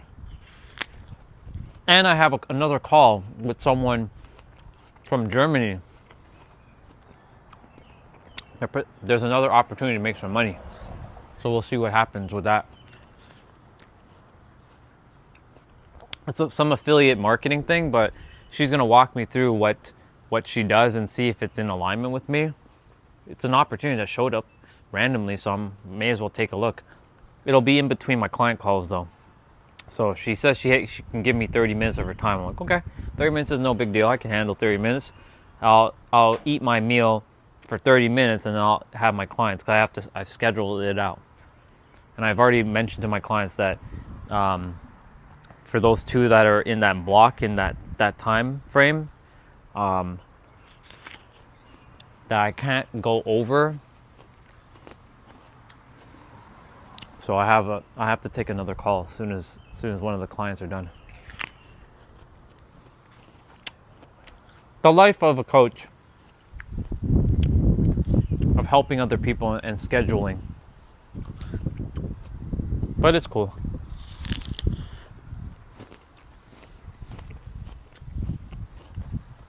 Apocalypse, if you're there, bro, don't waste too much energy with Clayton. He's not going to. There's no point. Like, literally, dude, don't waste your energy. For your own good.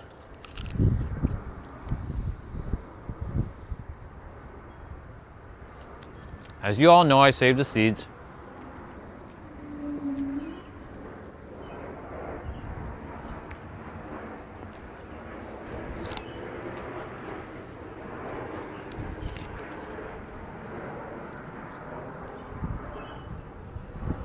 Orion, you're a savage. I know. I know I'm a savage.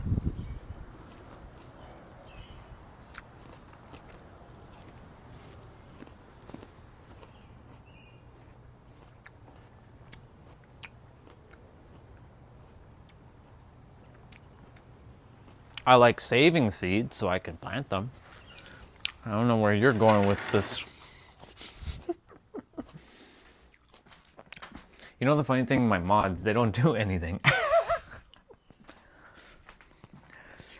My mods, they just kind of, they exist, but they don't do anything, which is fine.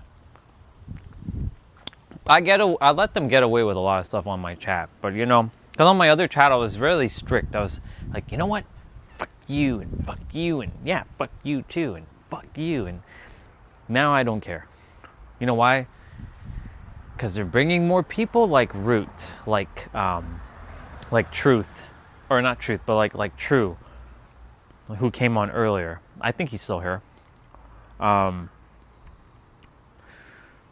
know, like people in alignment. Because if it wasn't for them, you guys wouldn't have found me. Take that in for a moment, right? Like imagine, I know Rihanna, you came more in the beginning when I first started, right? But like everybody else started showing up after you. The first person who actually saw my stream was Amelia on this channel specifically. And she and we hung out for almost an entire day, and she kept coming back every day. She's 8 years old. She wanted to hang out. But she already knew about a lot of the stuff that I was talking about at 8 years old. It doesn't surprise me though, because consciousness level, doesn't matter what age you're at, consciousness will be aware of itself at whatever age it chooses to be aware at.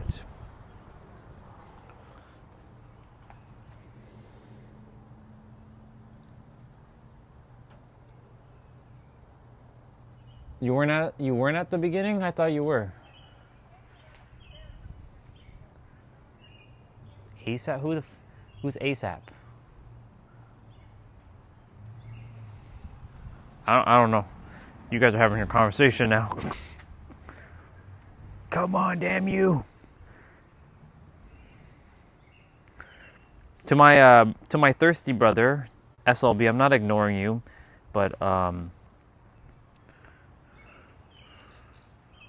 I'm not ignoring you, dude. I'm just focusing on eating my tangerine.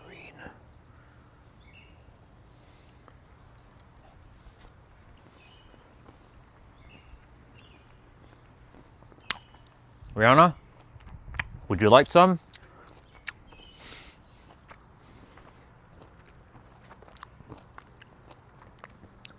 It's a little sour though.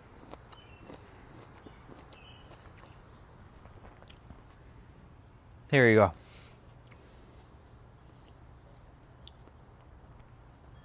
If you were here, I would give you this, actually. I like to share. Sharing is caring.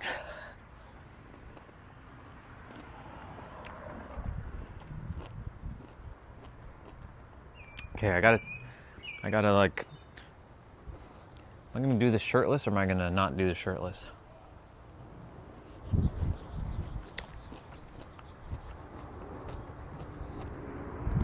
I gotta regroom my arms and my chest soon. I'm turning into Wolverine again.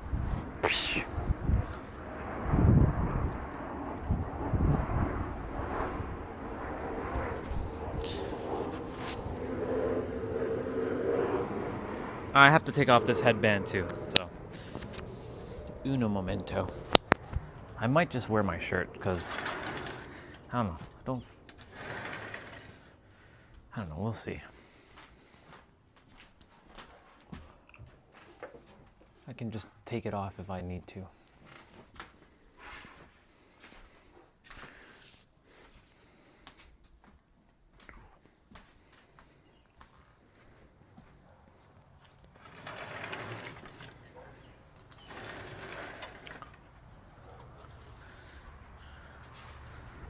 Do do do do do.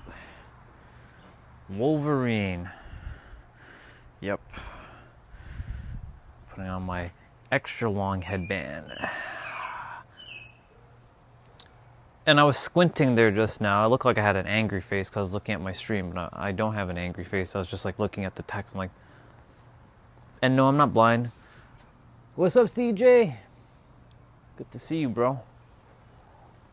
Everybody be showing up now.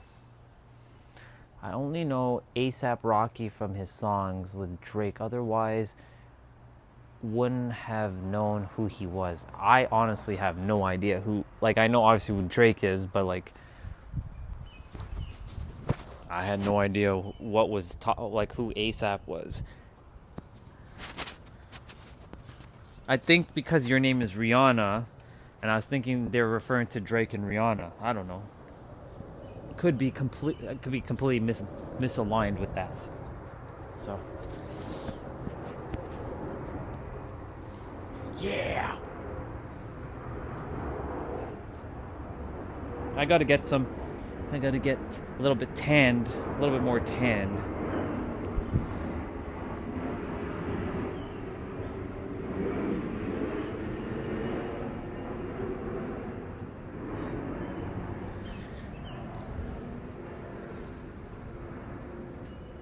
Shirt. Shirt. For now. For now. Until I feel extremely hot, then I'll take it off. I don't know, today I just feel like wearing a shirt.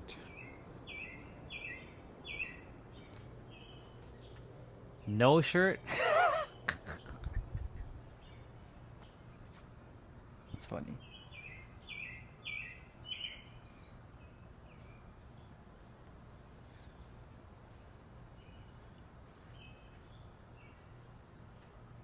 Okay, I'll be watching that video later. Raise self-worth, raise self-discipline, manifest easily. Mr. Nero Knowledge. I'm gonna open up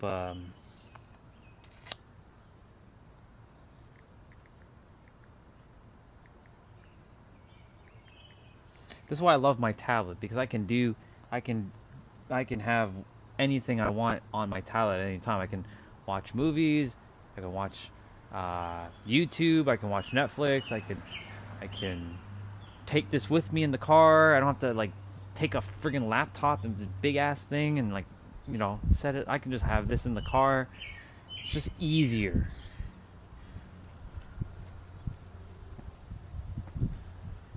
I'm sure Dan made a other video that I didn't see. Dan the Hitman.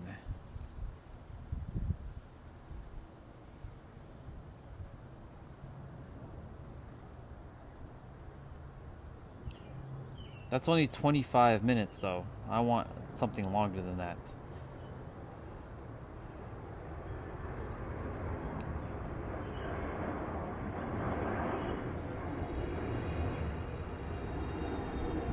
I haven't done this one.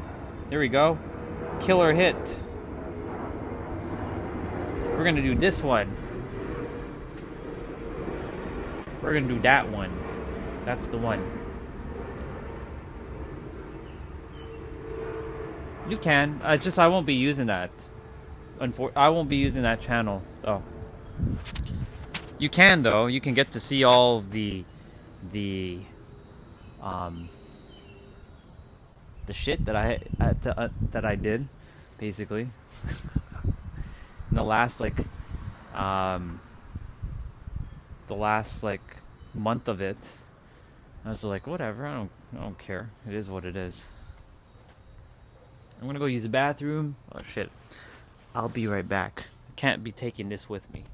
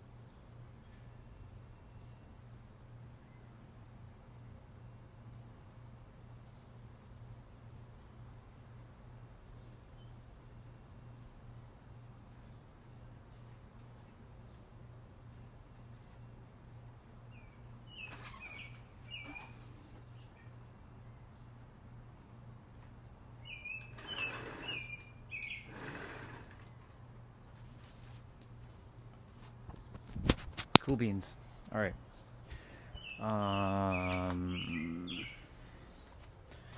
Getting rolling now.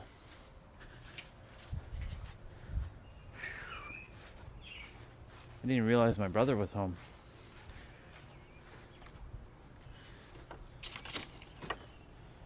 I didn't see him all day. But he's home. Which means his car is here. Did I walk by his car earlier? Yeah, I had to have walked by his car. That's when you know you're completely unconscious. You're not paying attention to stuff like that.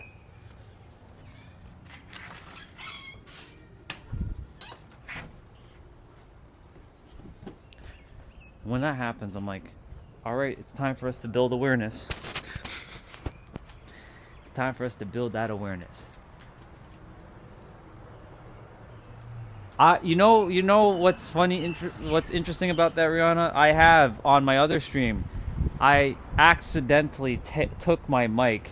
There was one time I went to use the bathroom, and I was completely like not conscious of what I was doing, because I went originally to go to the door to open up the door to pick up a package from the door, and then I did pick it up. But then I decided to go and use the bathroom. And I was like, I was supposed to go back to the room and take the mic off and then go use the bathroom. But I wasn't thinking of going to the bathroom. But I was like, I'm already there. I may as well go use the bathroom quickly. And I had the microphone on. I'm like, I thankfully it was just number 1, not number 2. And I've done number 2 or number 1 3 times on the other stream. You didn't see it, but you can hear it. And I'm like, well, if y'all heard me peeing, then it is what it is. At this point, you're family. You got initiated to family. If you get to hear me do the number 1, then you get initiated to family. Oh my god.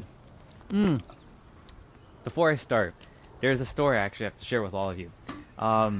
There's a sister named Jessa. So I stayed with her in New York City.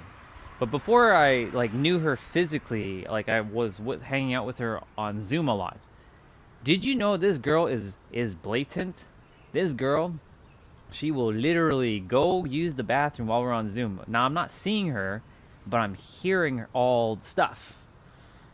I'm like, girl, do you have no shame? She's like, brother, we're family. I'm like, I mean, we are, but there's a little bit of what I'm saying, like one of those things, right? But she's like, yeah. I'm like, what? What is going on here? So, yeah. Let's just say that she made me get very comfortable being uncomfortable. So, thanks to her,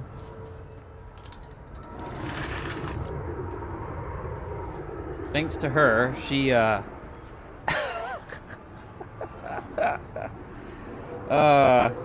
god damn. Gosh dang it. And it wasn't a one-time thing either. What's up, Scott? Good to see you. You want to see the haircut quickly? I'm going to show it to you. Oop! Got that nice fade.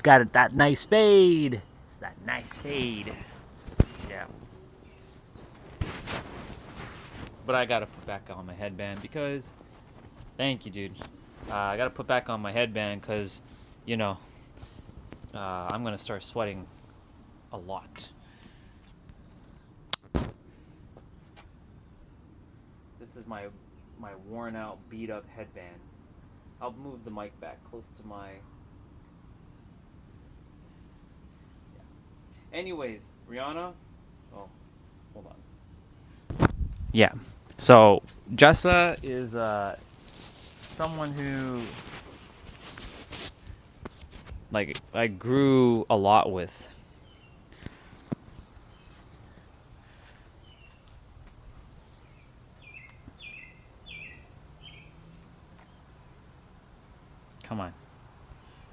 Come on.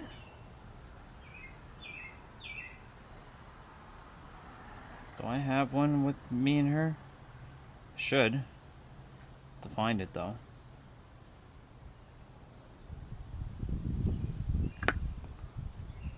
Where or where would that be?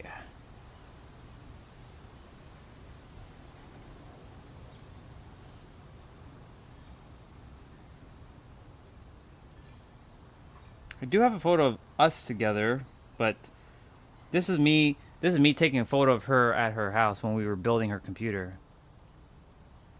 That's Jessa. This is in New York City. And I also put her in her box. Yes, right. I actually put her in the box. Yeah. We were playing a game to see if we can fit in the box. That's her monitor box, and she actually fit in the box. It's crazy.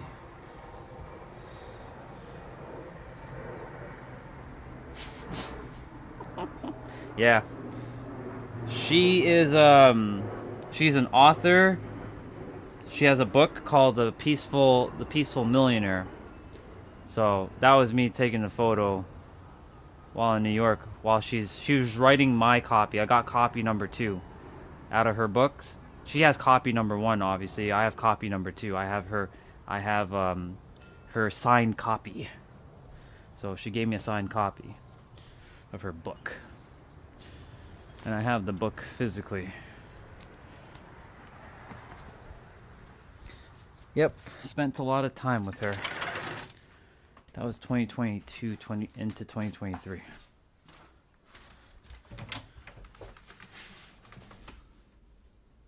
Here it is.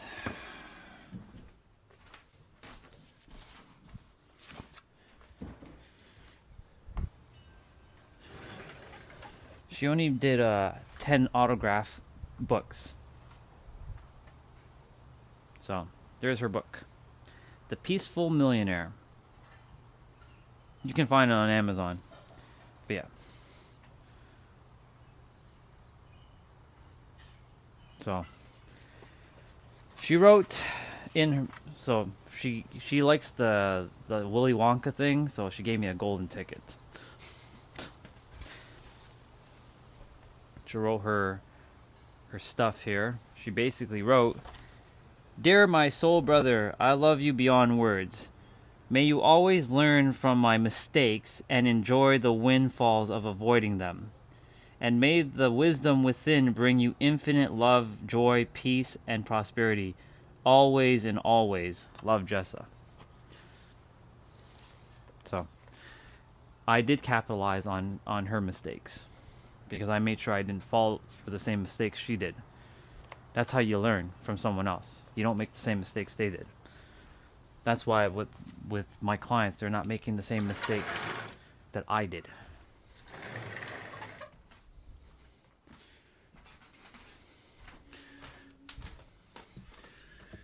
She's very important to me as a guide at one point, but now as a equal, because she always would tell me, "Brother, don't put me on a pedestal.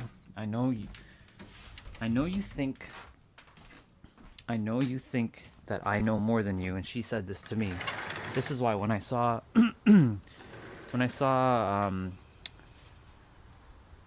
said it earlier? Marcel. When Marcel was on earlier, if he's still here, when Marcel said, "Bro, like, you're so smart, like, it activates me to, be more smart." I'm like, "I'm not smarter than you." Because Justice said the same shit to me. She's like, "Brother, I'm not smarter than you. You have to realize that you're on the same level as me. But you don't feel like that. That's true because you think there's a gap between you and I. But there is no gap." That's what she was reminding me. She kept telling me there's no gap. But I didn't believe that. That's why I keep reminding myself that there's no gap between any of us. There isn't. There can't be. Yeah. I want to get the Book of Thoth. I have the digital version of the Book of Thoth. I don't have a physical copy. I have a lot of digital books. Most of the 500 books I read was digital, not physical.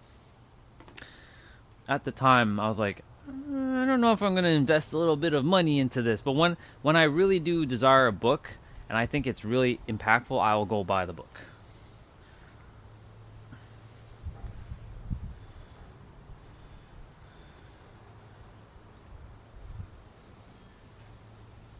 I guess I didn't put the photo between her and I. We were in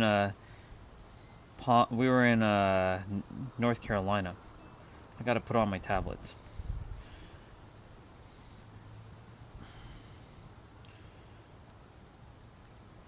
No problem. And this photo is a reminder to never, ever, ever go back to the way I used to be. I mean, that's 2021, that's 2018. That's a lot of pounds. So, I'm not going back, and this is a reminder to keep moving forward. Alright, it's time for us to get rolling. You all are more than welcome to hang out with me while I do my thing, but I gotta do my thing.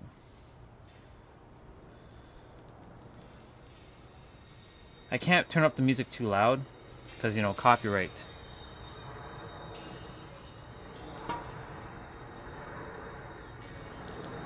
We're doing our warm-up. 30 seconds of work, six things, no rest in between. And we're starting with squats. So we're getting the body warmed up. Let's roll.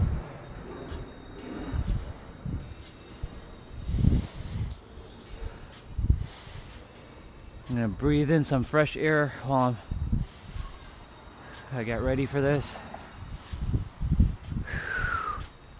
I'll still talk in between, so don't worry, I can multitask, or as it's called, switch tasking. So we're doing butt kicker pullbacks. This is not the HIIT workout. This is just the warm up.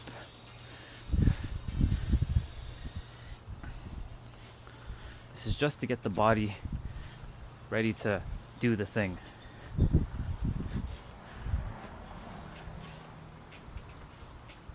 You probably can still hear the music though.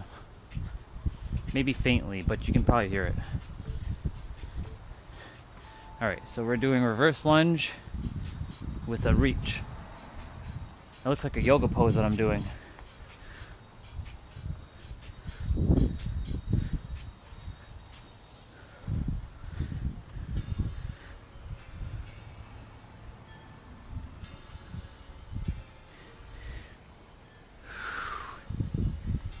Doing good though.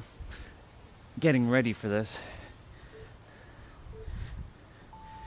Yesterday I did my this is called hamstring sweeps. So you're basically doing that. Yesterday I did my 1 hour and 5 minute jump rope exercise, and I'm gonna tell you something. I actually had to take a pause and take a little bit of a nap in between. I was feeling it. And that doesn't usually happen, but I'm like, you know what? If the body needs to rest, then we're gonna rest. We're gonna do bird dog here. So I gave the body like 20 minutes to just nap in between. So I did half of the workout, took a 20-minute nap, woke up and did the last 45 minutes or whatever it was, or 35 minutes. Because I was like, damn man, what the fuck's going on here? That doesn't happen. But the body needed that extra rest.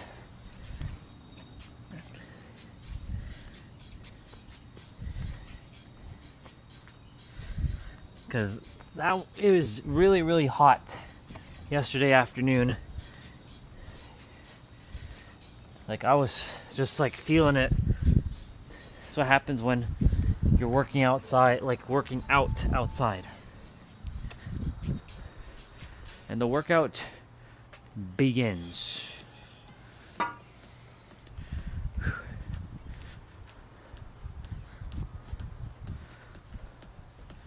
right. Cross jacks. So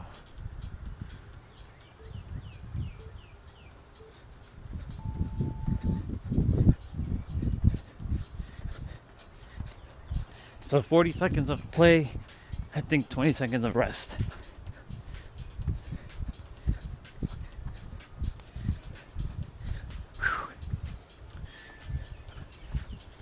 Now we're on the actual workout.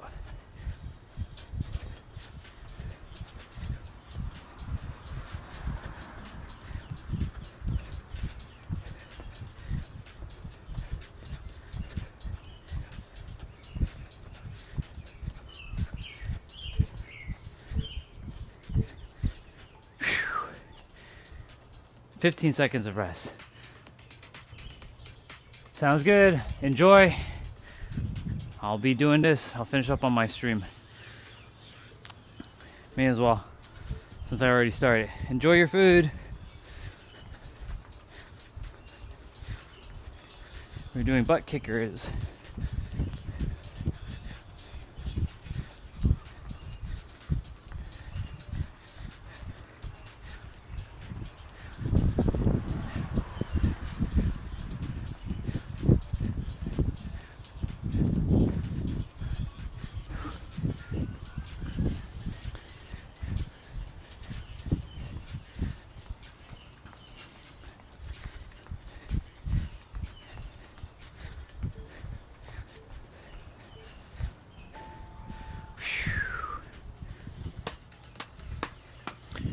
All right, so squat to calf hops. So we gotta do 2 hops and then a squat. So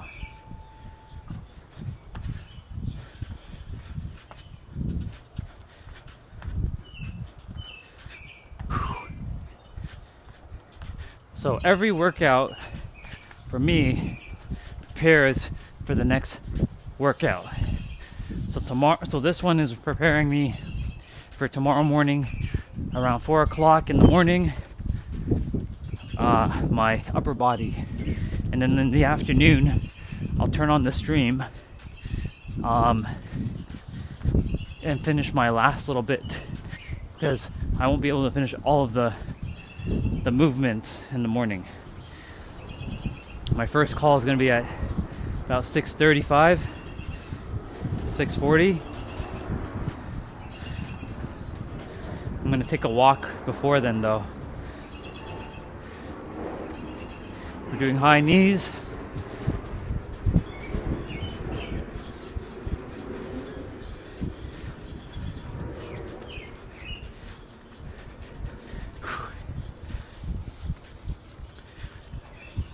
You know, I talk about the mind, but you also have to work on the body. This is the physical.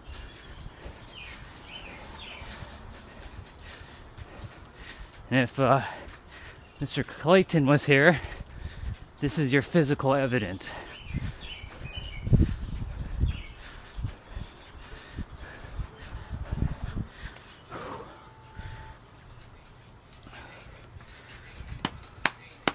Push-ups.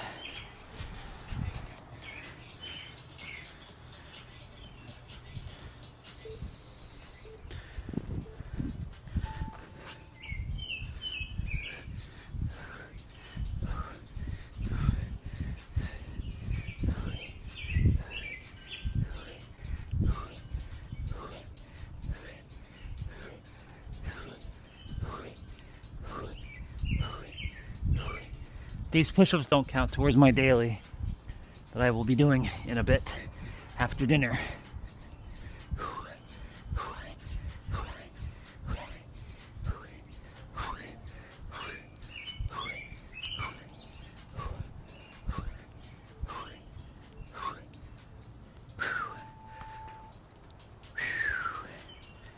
Shoulder taps are next.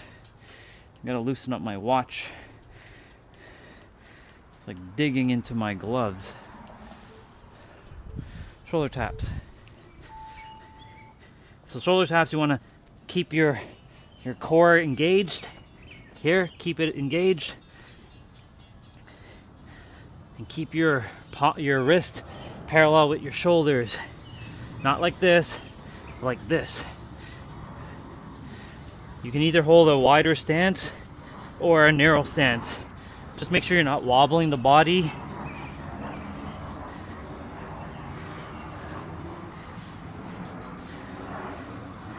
feels good to explain the movements properly. Because one of my goals was to be a YouTube fitness instructor. And I've done it in the past. By the way, we're doing half burpees. So, already sweating buckets.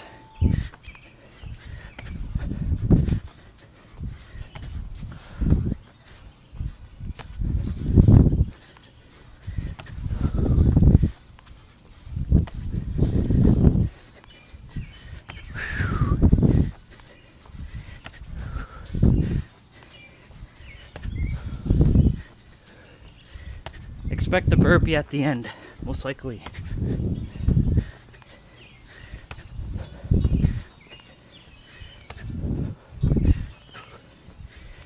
I love burpees, by the way.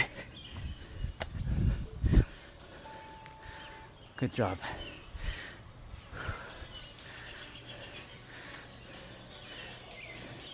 Bicycle crunches. Abs. We still have abs to do after.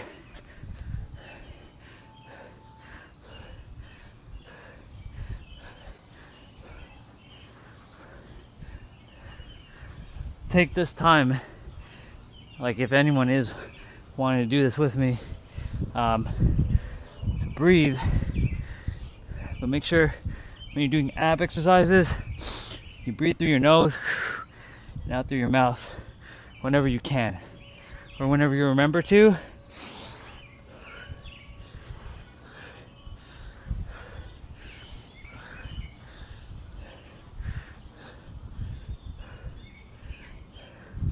Very good.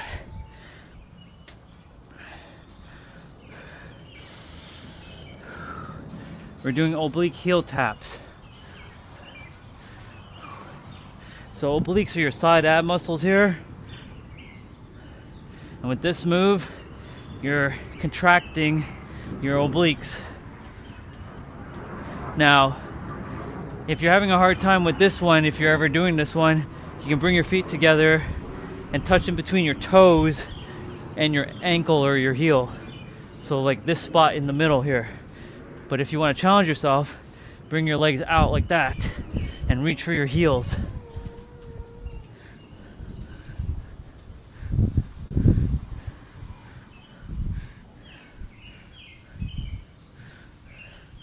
That's interesting. Oh, I see. I was like wondering what the hell, why is it like that? I was looking at the fence for a moment. Mountain climbers, or cross mountain climbers. So cross mountain climbers, you're gonna bring your right knee to your left elbow, and then your left elbow or your left knee to your right elbow.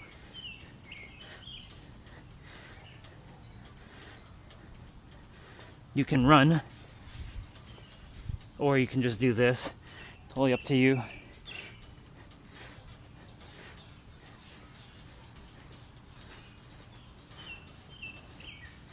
He's doing this. So, but I'm gonna run for a little.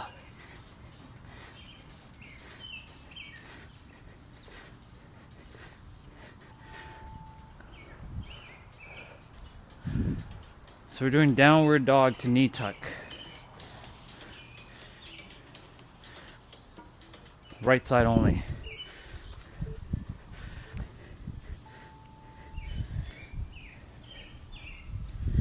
So you're bringing your leg up and then tucking. So this exercise is preparing me for the week ahead. So tomorrow, this is preparing me for upper body.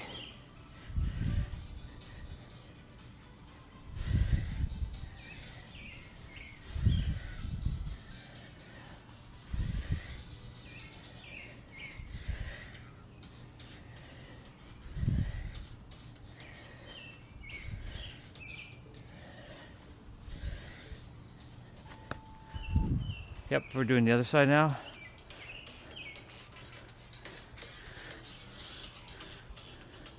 Doing the left side.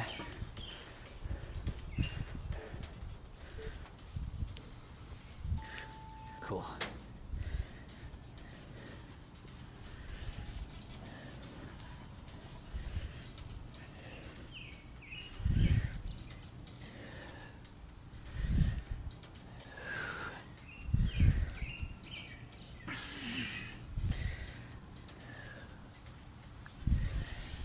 I really like moving my body every day. It just feels good, you know.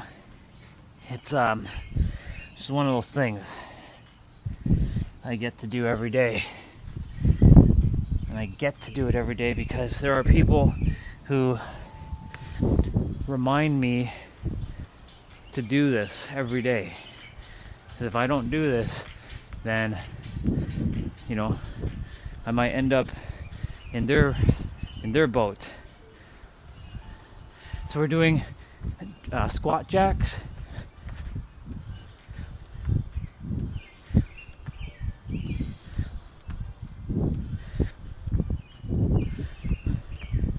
know, the funny thing is, I'm doing this and I'm gonna have French fries and chicken fingers.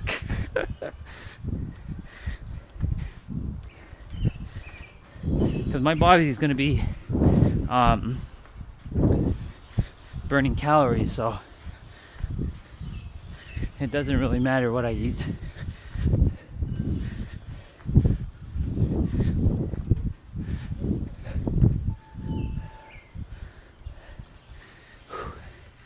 Cool.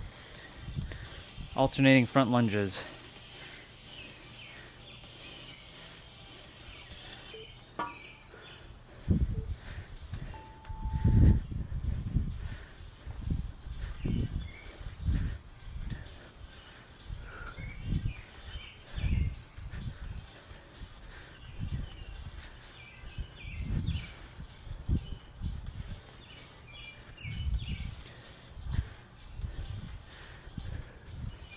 You move your body every day for like, 15 to 30 minutes a day, you will set yourself up for tremendous flow, ease in your life, because you'll want to do more things like mobility training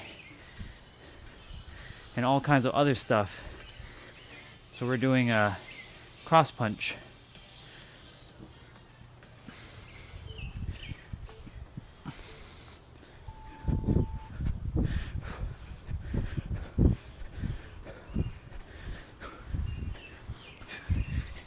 Every day I throw punches and kicks. Not because I'm going to go fight someone, but it allows the energy to be, expelled out of me if I need it to be expelled out. Movement is medicine, remember that. Movement is medicine. And I give myself movement snacks throughout the day.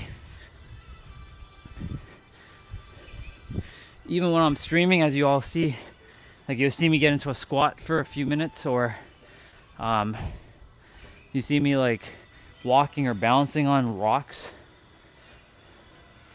Ooh, skater hops.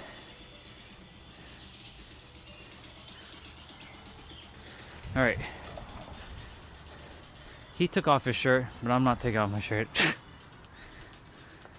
I could though. You know what? Screw it. I'm starting to feel it. We're gonna follow the flow like he is. Here we go. Time to get rolling. Let's go. I'll read the comment in a moment.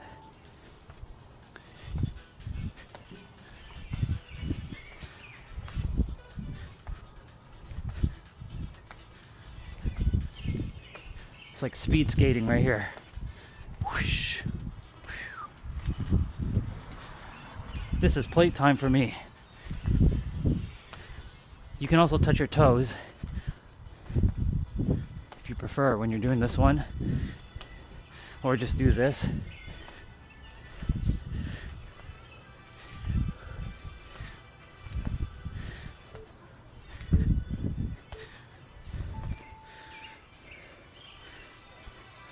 Under boss.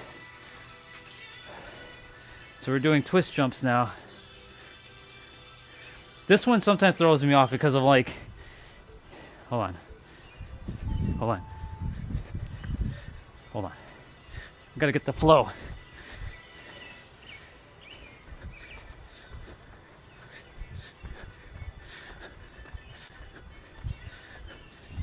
I'm not doing this one right.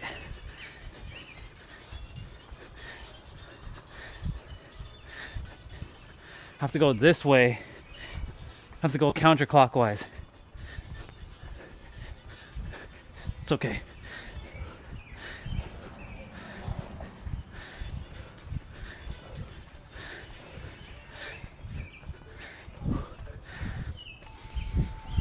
I didn't do that. I didn't do that one correctly, but whatever.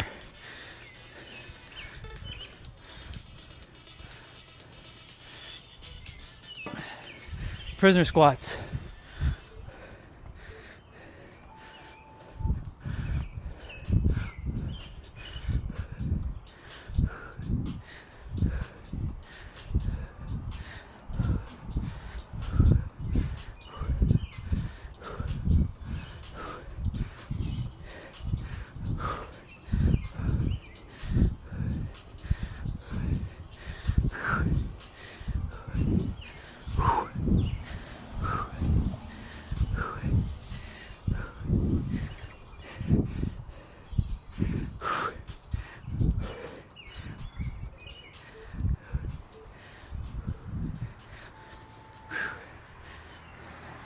Heisman's. Is he? Yeah, I won't. That was a terrible. That one was a. That wasn't even in sync. Sometimes that move throws me off.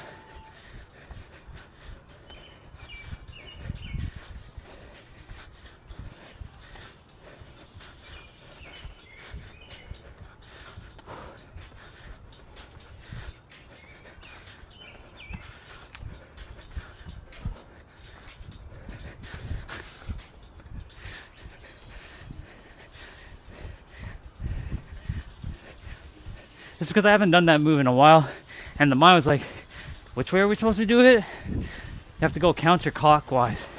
That one's good for your mind-body coordination.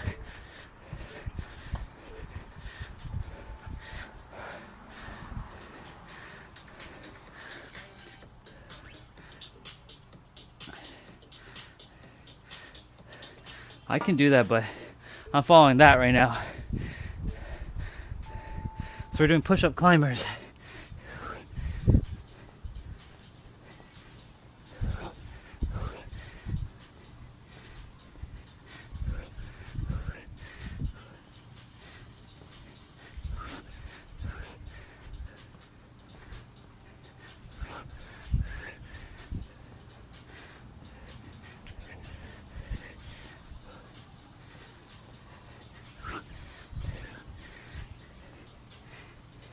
Ah, shit, the sun's coming back out.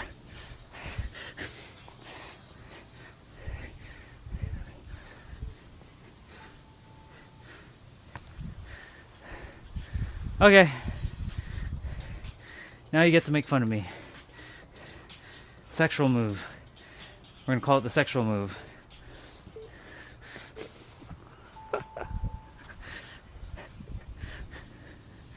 That's right. We're doing a sexual move right now. I don't care.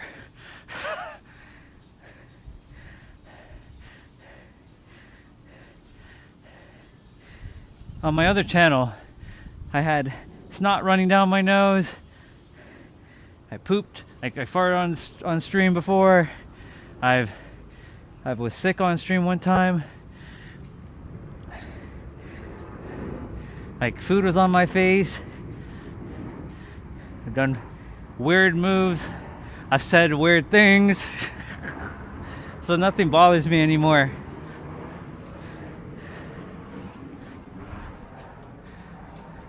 Ah, shit. We're doing hamstring march. We gotta stand on our heels here.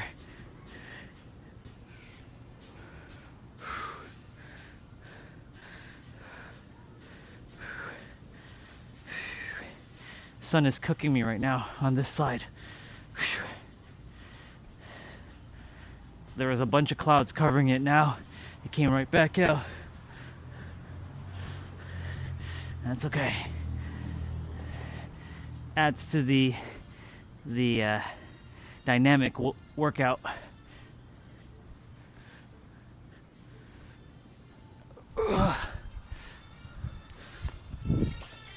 Plyo lunge burpees.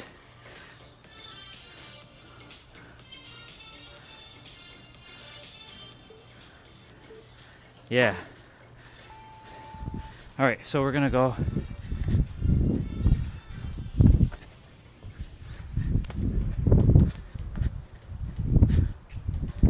I'll do 2.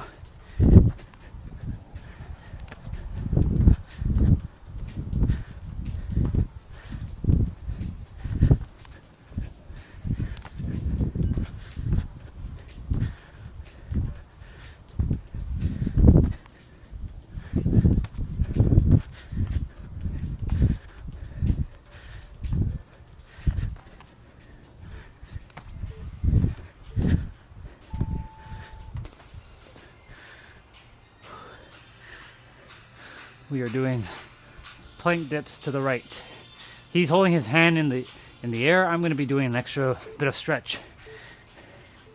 So when I do it, I balance, I go down, and then I reach. It allows your obliques to stretch a little bit more, both here and here.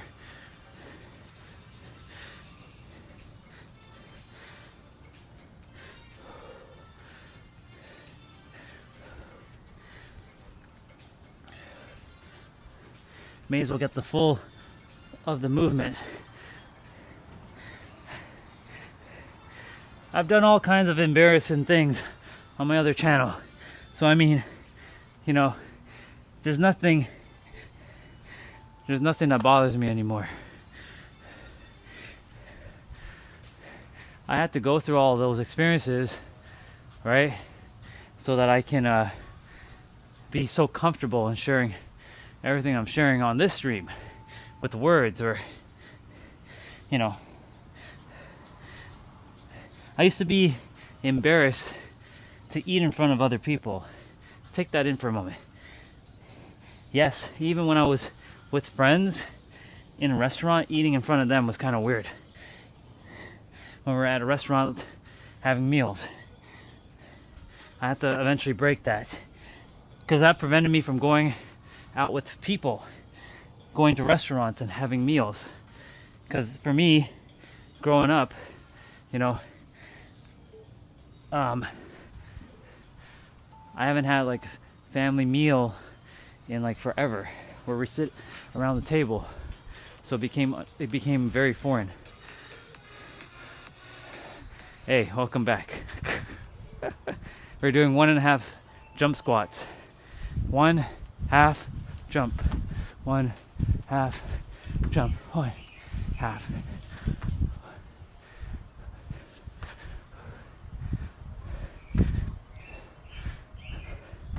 I'm a cardio machine.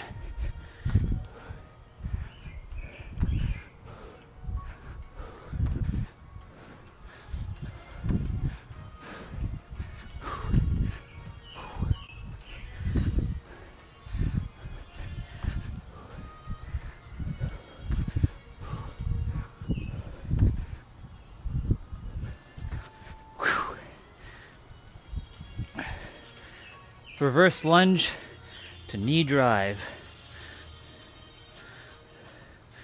Okay.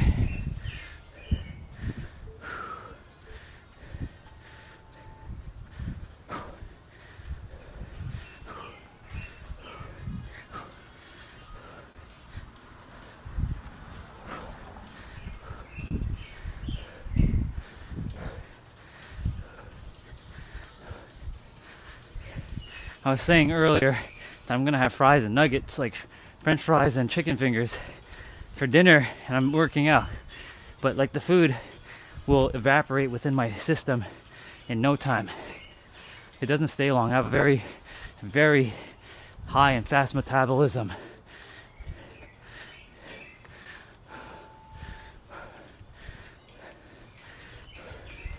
Hand release, push-ups.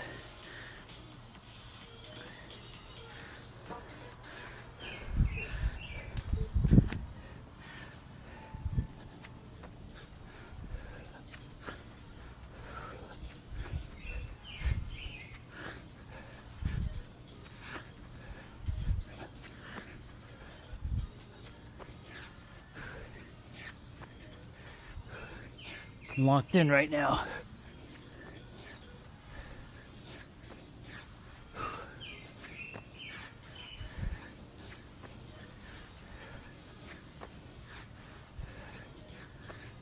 And if I haven't shared with all of you, I once upon a time had body shame. But guess what happened?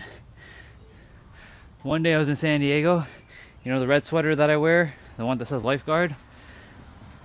I was on my other channel, and I was like, I want to wear it, but there's no washroom. So where am I gonna go change? So we're doing what is this? Plank rows. I'm imagining I'm holding a dumbbell in my hand right now.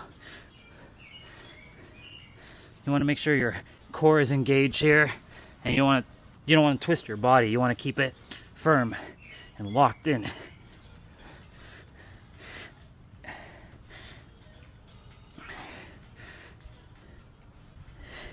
My fists are getting it right now, because underneath this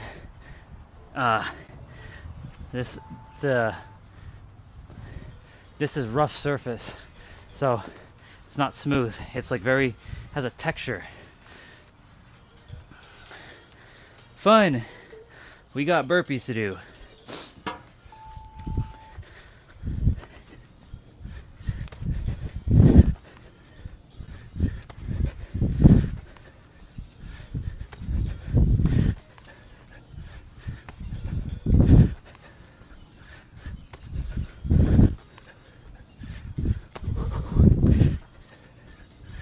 I love burpees, actually. One of my favorite moves to do.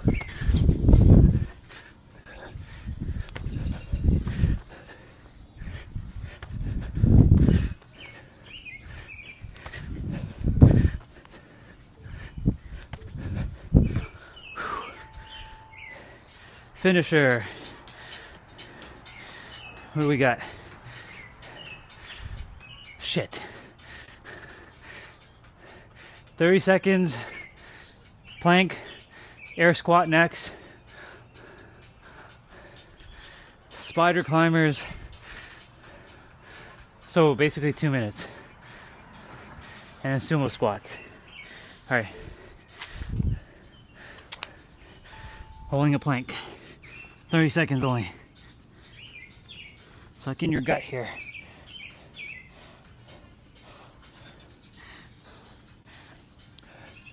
Hey, you gotta get going on the grass. Go on. I don't want to be stepping on an ant. So if they're on my mat, I tend to blow them off so they can go.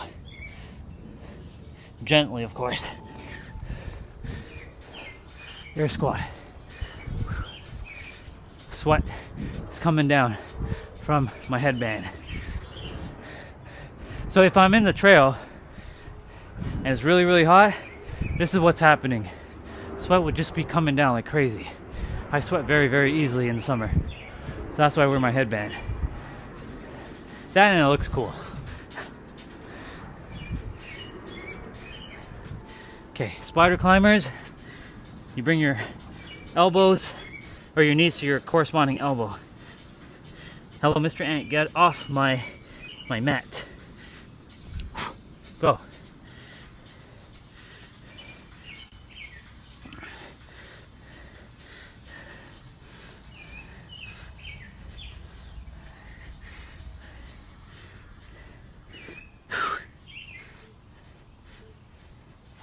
Okay.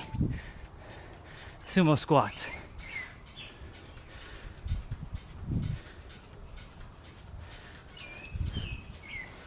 Thank God I practice horse stand squats. Built that flexibility.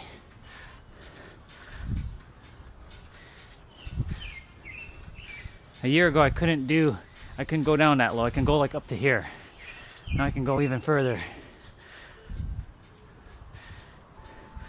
We did it. Funny toe. We did the thing. Cool down. We get to cool down now. See? That was not that long. How is it? 4:57? Alright, I'm gonna do abs and then I'll get my food. But I still have to finish up some other things, but I'll do that throughout the evening part.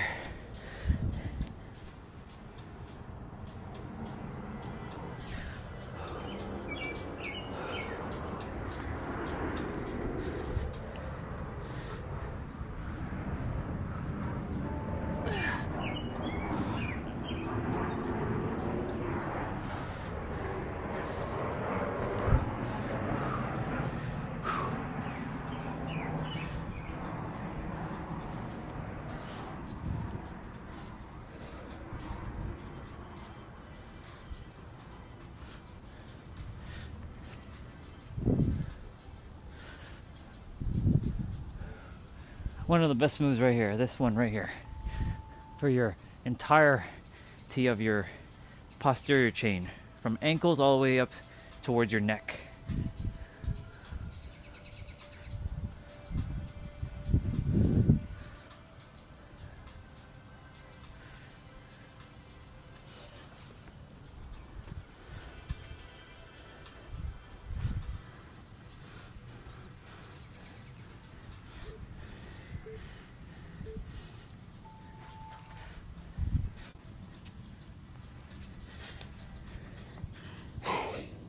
That was good.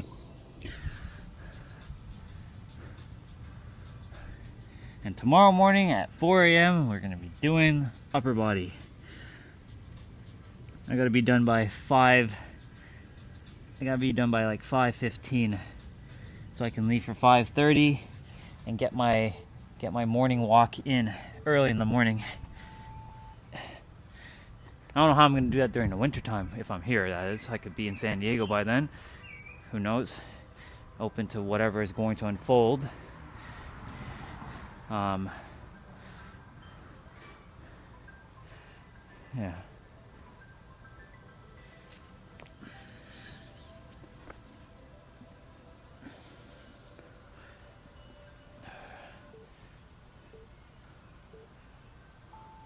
It's important to build flexibility in your joints and in your body, because when you have flexibility, you will be able to be more resilient when you fall down and take like a hit or something, or you slip. Like during wintertime, I slipped on ice and I bounced back pretty quickly. But had I not worked on my hips and stuff, I probably would have had a serious injury. So thank you, Dan. I appreciate you. But we got abs to do. Mr. Nero Knowledge will be... Well, I'll be looking at his video later on. Now, we got abs to do.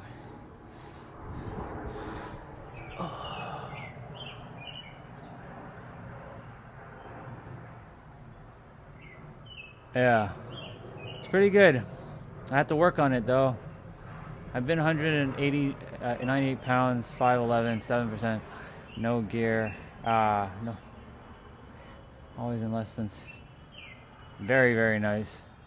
Pretty good, man.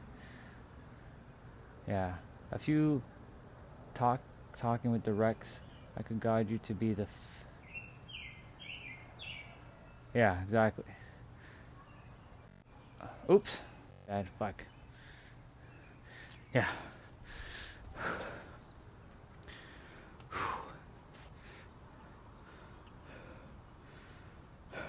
All right, let's get abs done quickly.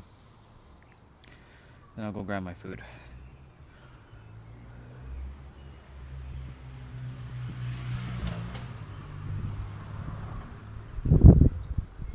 Who said the motorbike earlier? Was it you? Someone said earlier that they saw a full-on motorbike in the trail, even though it was a scooter, a big scooter that looked like a motorcycle. There's 2 or 3 people that I know that have bikes that look like, or scooters that look like motorcycles, but they're not actually motorcycles, they're scooters, because they don't actually have license plates on the back of them.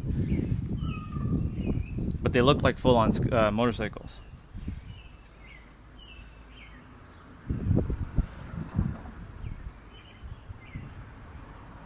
Which one do I want to do?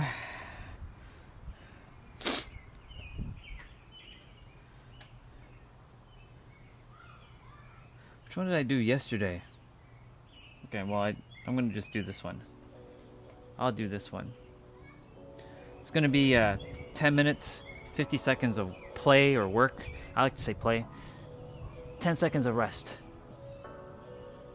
I really should lower the volume because, you know, the music. Copyright. Oh. So we're starting with crunch. Now, don't mind the little pocket that I have. It's a little pouch. It's the pouch for snacks. If you were to punch my core, though, you probably might break your hand because it's pretty tough. Sort of like Brock Lesnar, you know, when you look at him, the dude is like a beast, right? But like he has no more abs because he has sheer muscle around his abdomen now.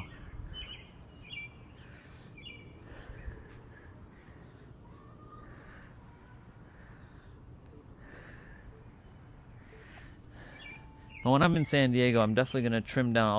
I'll be at like 7% body fat. I'm close to like 8 or 9. No, I'm more like 9%, maybe 10.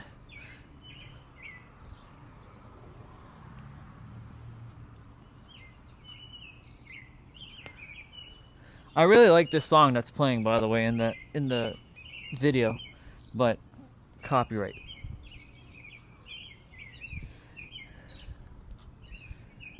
YouTube is very picky with the things you listen to.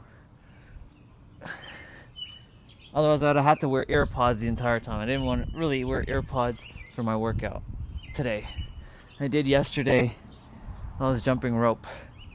I was listening to video game music while I was working out with the other Dan from Jump Rope Dudes.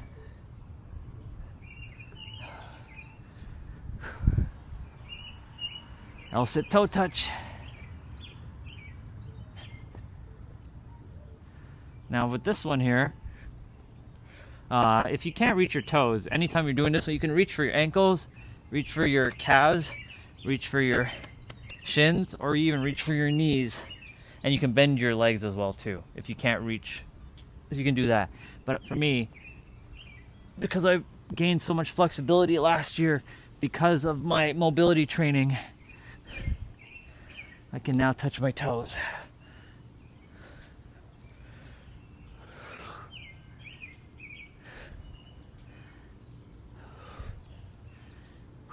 Feeling it already in my core. It's good though.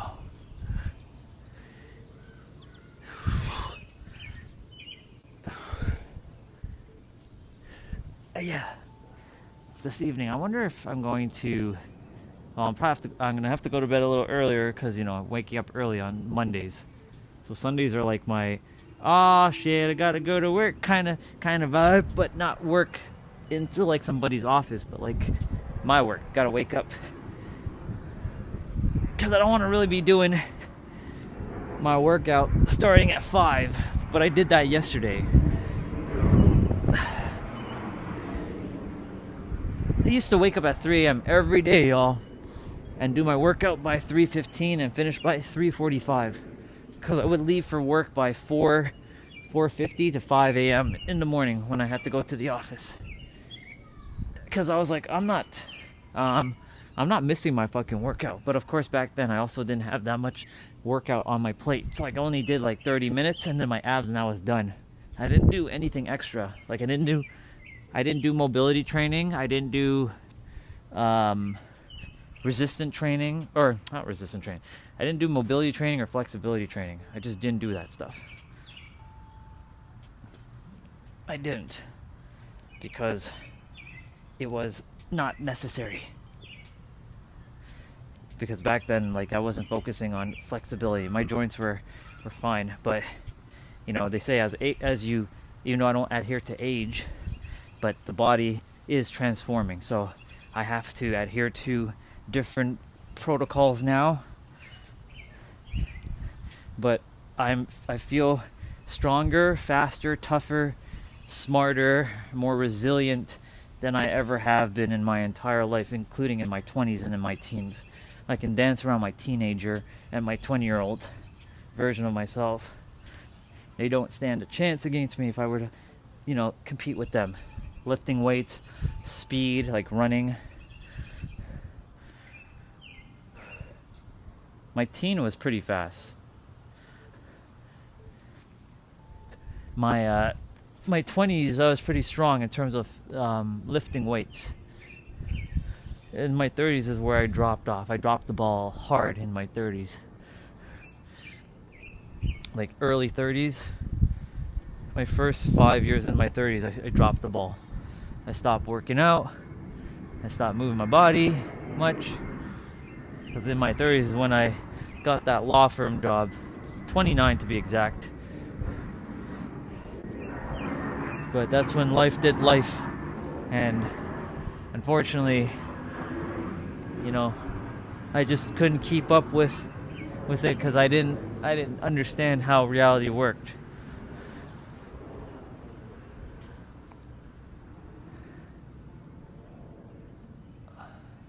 But I had to go through that experience. I had to have that picture so I could... You see, everything's a chain of events. Everything happens exactly as it's supposed to.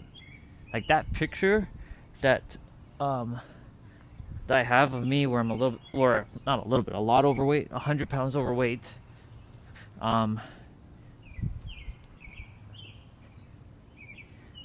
That had to happen so I could tell the story now.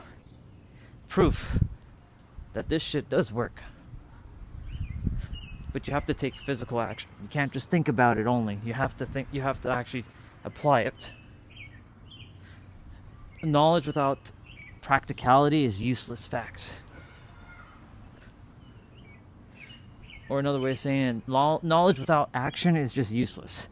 It's good to have all the information, but what good is it if you don't apply it? You can be the smartest person in the world, but if you don't actually implement anything into your life, what's the point of having that information? I think True said it yesterday. He's like, I like people who have lived experiences, not... he didn't say, reading from a book, but he's like, I like people who have lived experience because they know. I'm like, yeah, because you can only help someone as far as you've gone. You can't help anybody who's further than where you are currently at. Like, for example, the previous me, the one that was with Jessa and with Huang, that's the other guy, he couldn't help them. He wasn't able to help them. But this version is on a whole other story, a whole other level. Now he can help them. Because, I see where they are. They're doing that's necessary, but, I see where they are. And I'm like... they went more like this. I went like this.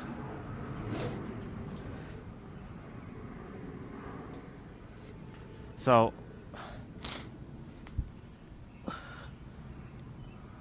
now I'm able to help them. And I have. They're like, brother, what the fuck happened to you? Me and Jess had a call in October last year, just before even all the stuff that I know now I'm aware of. And she's like, damn, brother, what the fuck happened to you? I'm like, I went through shit during the summer, sis. I went through bullshit. I figured it out, though. Figured out what everyone was talking about, and I remember everything that you and Huang was telling me, and now it made sense, and it clicked in like a puzzle.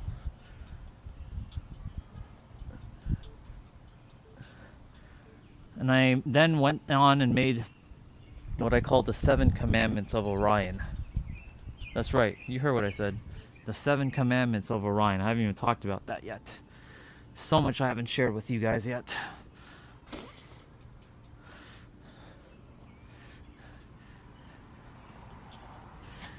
Like how Moses did the 10 Commandments with God, I have the 7 Commandments, or 7 declarations. The 7 declarations of Orion. I can tell you that the first one is you are God. pretending to be a human or playing a human character, forgetting yourself. Know thyself and thou shalt know all. And if you're wondering, well, how does being God know that you know all? Well, it's simple, because when you start accepting yourself as infinite with a finite body that's, susceptible to finite things, you're able to cultivate the wisdom, because the wisdom will start coming through to you. You have to stop thinking like a human and start thinking like the universe. That's a bar. Write it down. Because it's true. Especially when we speak with this guy, Mr. Nero. I might watch him while I'm eating and taking in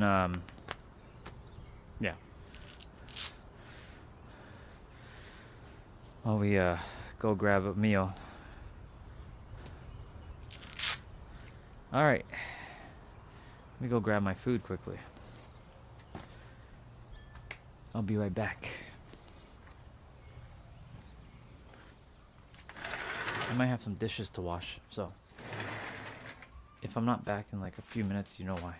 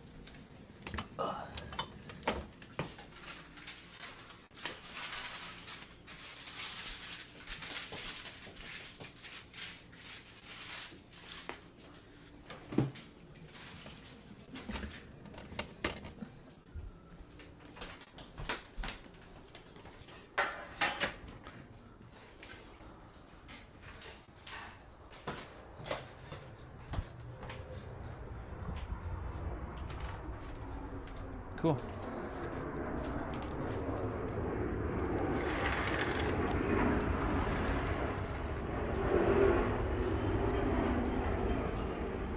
Got my meal.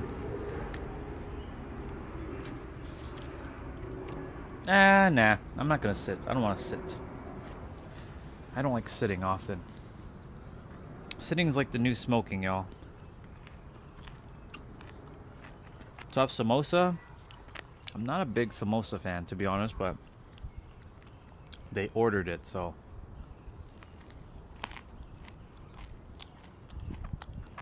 Not bad. Not bad. No, Chelsea, if you're here. Or, not Chelsea. Rihanna, no pizza.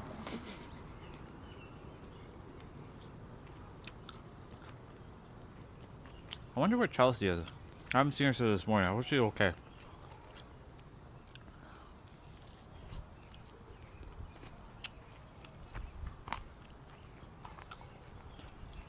Just want the best for Chelsea.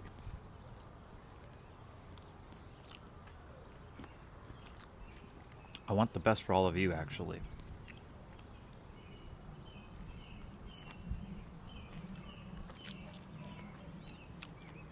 All right, Mr. Nero. That's Your self-worth isn't at the level that it needs to be for you to manifest what it is that you want, and unfortunately you have not mastered yourself. You see, most people think that they have a problem when it comes to manifestation, but the truth is you don't. Your problem actually isn't manifestation.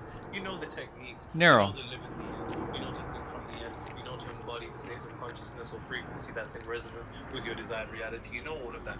But the issue is on a subconscious level, you actually don't believe you deserve what it is that you want to manifest. Bar. And the unfortunate thing is, if that feeling of being undeserving of your desired reality is too powerful, even if you have everything that should qualify you to bring it into existence, you're either going to fail to be able to sustain that frequency, or you're going to deteriorate and dissolve that frequency, which then ultimately leads to a collapse of your desired reality. So it's important that you master self-love, self-worth, Yep.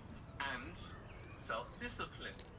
Yep. Because it's connected to the universe. You see, self-discipline, it's a mental thing. What the order the gym niggas say, mind over matter. When the truth of the matter is in metaphysics, mind is matter and matter is mind, because it's actually the same energy, just in a different rate of vibration. Like Sure is. ice and self-worth. So in this video, like I said, we're going to be teaching you how to raise your self-worth and master self-discipline. When We're I not say teaching me self-discipline, anything, 'cause I already know all this. in that kind of David Goggins type self-discipline where you're going to have to, be on point. It's just a different perception on self-discipline, because the individual who can control themselves can control the universe. And if you can raise your self-worth, That's a bar. business with what it is that you want to If you bring can into control existence, yourself, you can control the way universe. easier than you think. But yes, I'm very proud of this one. But let's get into it. Let's get into it, boy. Now, like I said, the basics. Everybody's familiar with the basics. You don't even need to study. You really don't even have to read a lot of books to be, familiar with the basics. Most of you are familiar with the basics. Your issue is that on a subconscious level, there's an aspect of your mind that is in contradiction to the idea that you deserve what it is that you want. And the unfortunate thing is there are people who are far less qualified than you that have what it is that you desire, all because they have no feeling of being undeserving of it. Bar. Listen to what I just said again. By the way, make sure to take notes and leave them in the comments as usual. But listen to what I just said again. There are people that are far less qualified that have what it is that you desire to bring into existence simply because of one thing. They have no feeling of being undeserving of it. And we all see these people. You've seen them. Individuals that somehow are able to materialize the amount of money that you wish to have, or the relationship that you aspire to have, or a career advancement the way that you have, or the opportunity. And it's simply because most of us just subconsciously feel undeserving of what it is that we want to manifest. And unfortunately, so long as that feeling of being undeserving persists, you will quite literally repel your desired reality from coming into existence, even if you have everything that it should. And I see this all the time. We see the individual that's qualified for employment, but simply due to the subconscious feeling of being undeserving. What's up, Lottery Energy? I'm just watching a video on Raise Your Self-Worth, Raise Self-Discipline, Manifest Easily by Neuro Knowledge. And happy solace to you too.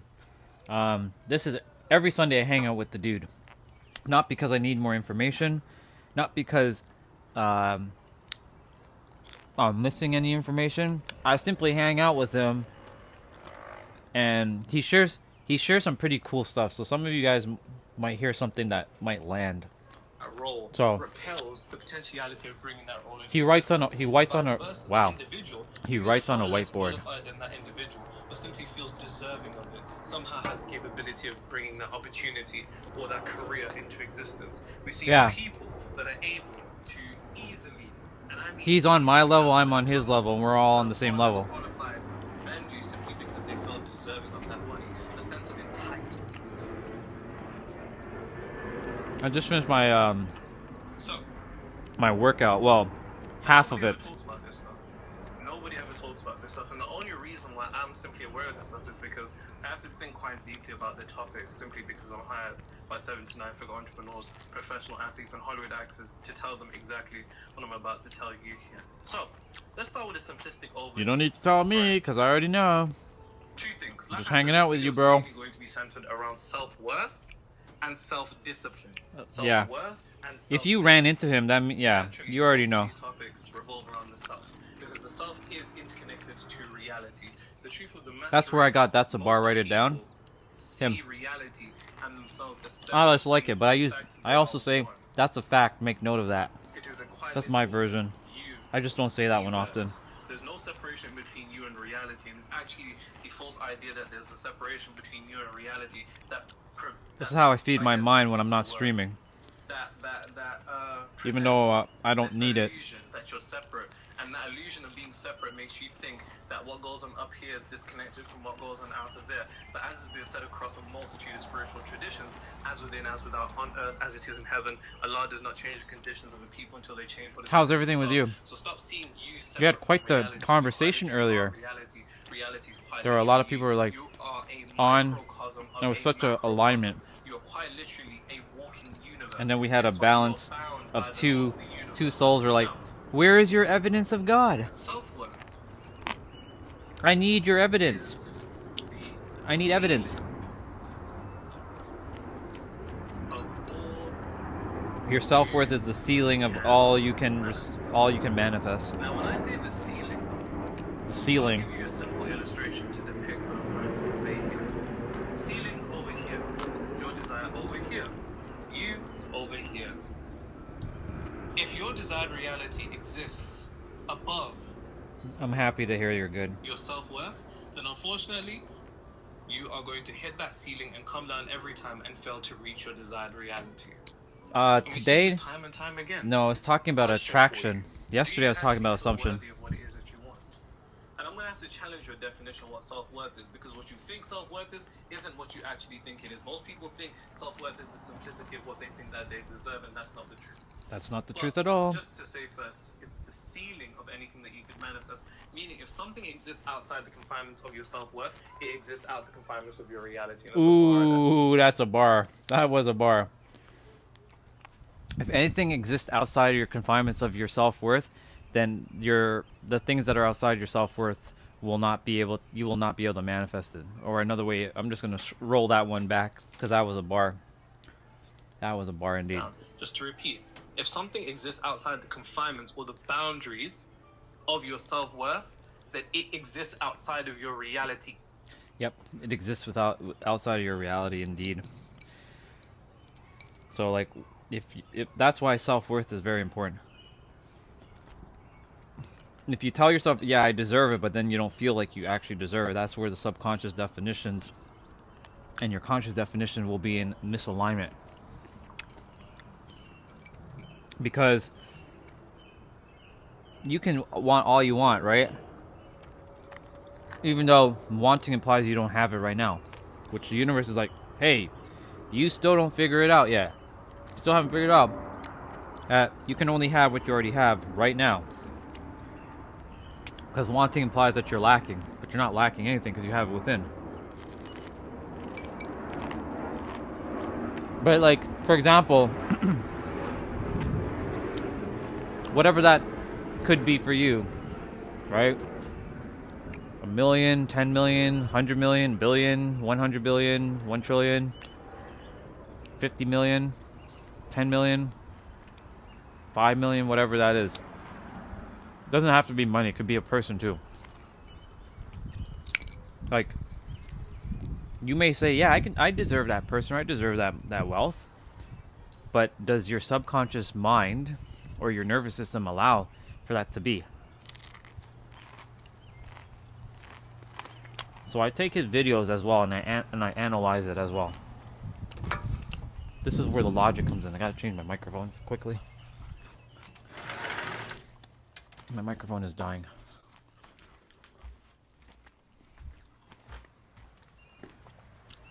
I'm gonna read your messages quickly. Yeah. I mean, all of it's... It is Neville, but it's not. Because it's... You know, Neville just took from the universe. But yeah, a lot of stuff I said yesterday was you gotta assume it right now. Otherwise, if you don't assume it now, then it'll never happen. Because you can do all you want, but if you're not being it first, then it's just going to be more of a game of, like, it's gonna be harder. And you're making things more difficult. You gotta be it first, do, then have. Or, as I said earlier, assume the wish fulfilled. Welcome back, Jeanette. I'm just finishing up my food, and we're watching a video. Well, I'm watching a video, and I'm analyzing the video. His name's Nero. He's the guy that I watch on Sundays. I hang out with him. He's like a brother. I hang out with the dude. He's in the UK. He helps people with manifestation. This guy, I'm sure some of you have seen him before. This guy right here. But yeah. That it exists outside of your reality, even if it should. I'm gonna run that one back. I always say to people, Frequency defies rationality. I'm gonna run that one back I'll for give you you a guys. simple illustration to depict what I'm trying to convey here. I rolled the Ceiling video over back. Here. Your desire over here. You over here. If your desired reality exists above your self-worth, then unfortunately, you are going to hit that ceiling and come down every time and fail to reach your desired reality. And we see this time and time again. Question for you. Do you actually feel worthy of what it is that you want? And I'm going to have to challenge your definition of what self-worth is, because what you think self-worth is isn't what you actually think it is. Most people think self-worth is the simplicity of what they think that they deserve, and that's not the truth. But just to say first, it's the ceiling of anything that you could manifest. Meaning, if something exists outside the confinements of your self-worth, it exists out the confinements of your reality. And that's a bar, write that down. Just to repeat. That's where the I got. That's a bar, write it down. Confinements or the boundaries of your self-worth, it exists outside of your reality. So every Sunday I watch, his name is Nero Knowledge, and I hang out with him. Not because I need more information, but we're watching, he talks about manifestation. I talk about how to blast past your mind so you can live your best life. So it's still technically manifestation, but on a different level. Because he helps people to reach their desired reality. I help people to unlock their fullest potential so they can do whatever the hell it is that they need to do. And not be limited to like, I can't have this, I'm not meant to do this, I'm inferior, blah, blah, blah, blah, blah. So right now he's talking about self-worth. And that your self-worth is the ceiling to what you will actually experience. Because anything that exists outside of your self-worth, the boundaries outside of your self-worth, it will be outside of your reality. Because if your self-worth is like, I can only be this, then there's no, and your desired reality is above your self-worth, there's no friggin' way you're going beyond your ceiling. There's just no way. You're basically trapped to your self-worth. So that's what we're watching right now. So he's basically pinch hitting for me while I do my thing. Frequency defies rationality. The simplistic way of saying that is frequency can make things that don't make sense make sense. And I can let you guys watch the video. I'm gonna be in the background if you want to do that, because it's just you're gonna watch a lot of glare though. But it's up to you guys, or you guys can just listen to while I'm doing my thing, because I still have to finish some of my movements. But I figured this is a good way to tackle some of the stuff while he's talking, while I'm moving my body. Up to you guys. I'm good either way. Or I'll just talk and watch this later. It's totally up to you guys. Okay, sounds good. Then I'll talk. I'll pause when I feel like there's a moment that needs to be paused, so I can kind of explain it from my own perspective how he just shared it. Makes sense. And most people perceive that to be a good thing. Like, it can also work against you in a sense where something that should make sense, you should have more money, you should have the relationship that you want, you should have the level of business success that you want, you should have the type of career position that you want, but you don't have it, even though you should. That's an indication to me that what you desire, okay, I'll be right back though. More than likely exists outside the confinements of you guys will be able to hear it. Software. Now, the other thing is self-discipline. Understand one thing. I think discipline is one of the most underused words in the entirety of manifestation. And I say that to say, most of our definition on discipline because of social media is waking up at 3 a.m, going for a 10-kilometer run, coming back drinking 10 gallons of water, being locked in for 10 hours a day, and then sleeping for 50 hours a day. Like, most people's level of discipline is so, I don't know what the word is. It's so definitive to a point where it's so restricting that most of us have an adverse relationship with the idea of discipline. So when I say discipline, please don't think I'm going to be having you moving like a monk out here. It's far from that. But I'm going to have to get you to realize one thing. The individual that can control themselves controls reality. And unfortunately, if you can't control yourself, then you can't control reality. How the fuck does it make sense to you that you can't control yourself, yet you think you can control the universe? Especially when you and the universe are one. In fact, it's your ability to control yourself that directly reflects out into the universe for a multitude of reasons. If you can't command yourself, then how could you ever command the forces outside of you? If you haven't mastered yourself, then how could you ever expect or even trust and believe that you hear that? Master the universe? Did you hear that? That was a bar. Once again, You can't control yourself. How are you going to control the universe?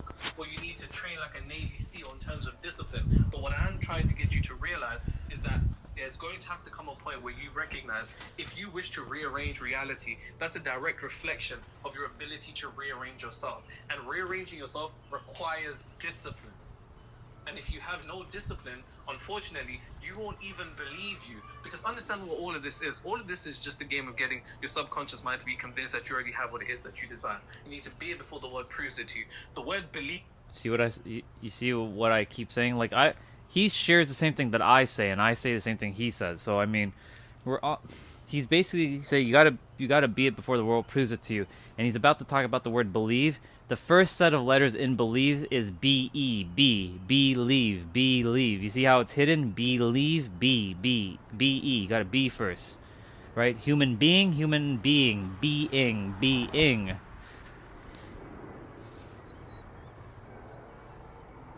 Take the first two letters of the word See? believing. There's no belief without being. You have to. There's no belief without being, or without be. To such a degree that what you wish to bring into existence is within you, to such a degree that you no longer desire or see yourself separate from you. But how could you ever? I'll leave the microphone closer to the tablet. If you can't even direct your mind, if you can't even direct your attention, if you can't even control your reaction, if you can't alter your perception, if you can't control your beliefs, if you can't control your emotions, how could you ever expect to control reality if you can't control the fundamental thing that leads to reality being reflected? How could that possibly make sense? It makes no sense at all. But once again, you have to first remove this, I guess, preconceived notion that discipline is going to require you to be a monk. It's actually far more simple than that. And acquiring discipline is far more easy. The individuals that can easily, this is why my clients have an easy time getting results, because by the time somebody comes to me, like I said, I work with 7 to 9 figure entrepreneurs, professional athletes, and Hollywood actors. By the time somebody comes to I'll me, be working with the Hollywood actors myself soon, and athletes. an individual that can't discipline themselves will struggle to control their mind. And if you can't control your mind, how could you ever control reality? And if you can't control your mind, how could you ever expect yourself to trust and control reality? It makes no sense. Now, let's dive deep into self-worth now. I love me a deep dive.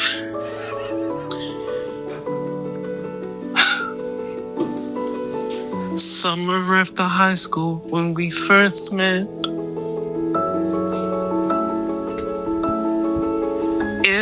So he usually sings in between cleaning boards. Oops. Let's dive deep into I went back. But he usually cleans the board, and there's another guy named AJ in the background chatting with him, so they make jokes and stuff. So we don't know what they're going to be saying today. I usually hang out with them with the jokes. In another life, I will be your girl. We keep all our promises, be us against the world. In another life, I will make you stay, so I don't have to say you were the one that got away. The one that got away.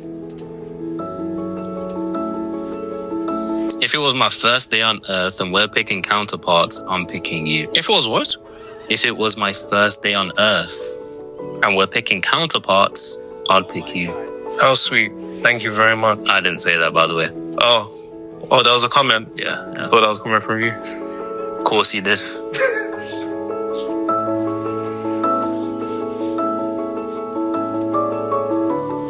First down earth, you don't know me. I could be the worst nigga you don't know. You don't know me. I could be a madman. A literal madman, mind you. Someone else said, hey, Leroy. Hey, hello. I lowered my manifestation goal from getting the kind partner I want to finding a person who would be the kind of partner I want. Sorry, say that again? I lowered my manifestation goal from the kind of partner I want to finding a person who would be the kind of partner I want. What? Is that you just reading terribly as usual? I'm reading exactly what it is. From getting the kind of partner I want to finding a person who would be the kind of partner I want. You write as terribly as AJ reads. I have no idea what that means. Maybe it's meant to be profound, you know? Is that it? No, there's more. Okay, perfect. Did the meditate Them jokes. 3 days. Wasn't even that locked in. Did it until I fell asleep and shit. I love when they say shit and miss out the tea. Now I'm in contact with 3 people who fit my standards, which is being vegan for the animals. That's lovely. No, I know that's not really your thing, because you talk about eating meat. You love meat. Pause. Yeah. I have no problem with vegans, innit? I have no problems. My only problems is when other people create boundaries of what's okay and what's not okay in terms of being spiritual. But I love vegans, you know what I'm saying? Hell, I was vegan for like 3 months. It was rough. It was rough. Okay, I wasn't vegan for 3 months. I was vegetarian for 3 months. I like ice cream. And vegan ice cream, come on. Okay, hold on, bar. There's a bar that he just dropped. All in between him and AJ talking. So, he said basically, he has a problem when other people set parameters on what is to be like spiritual. That's what I was talking about earlier this morning. For those of you who were on, I was saying, like, for my spiritual people who wear them tattoos and all them piercings all over your body. Like, if you're doing that and it makes you look cool, do whatever, right? You do you, right? But if you're doing that to think that you're any closer to the universe, I have bad news for you. You ain't getting any closer to the universe than the person who lives underneath the bridge. And that's a real bar. You're not any more spiritual than you currently are. How can you be? And so, like, when people are like, oh, you don't eat, you eat that? Or you do that? Like, you can smoke weed if you want and still be spiritual. You can go and take all the cocaine and all the stuff that you want to do, and you will still be spiritual. You can go drink all the booze and alcohol you want, and you'll still be spiritual. You can go drink all the green smoothies, and touch grass with your bare feet, even though I love touching grass with my bare feet. In fact, to demonstrate, guys, I'm doing this for y'all. I'm touching grass with my bare feet. See? I'm touching that grass with my bare feet. Yeah. You're not any more spiritual. I like touching grass though with my bare feet.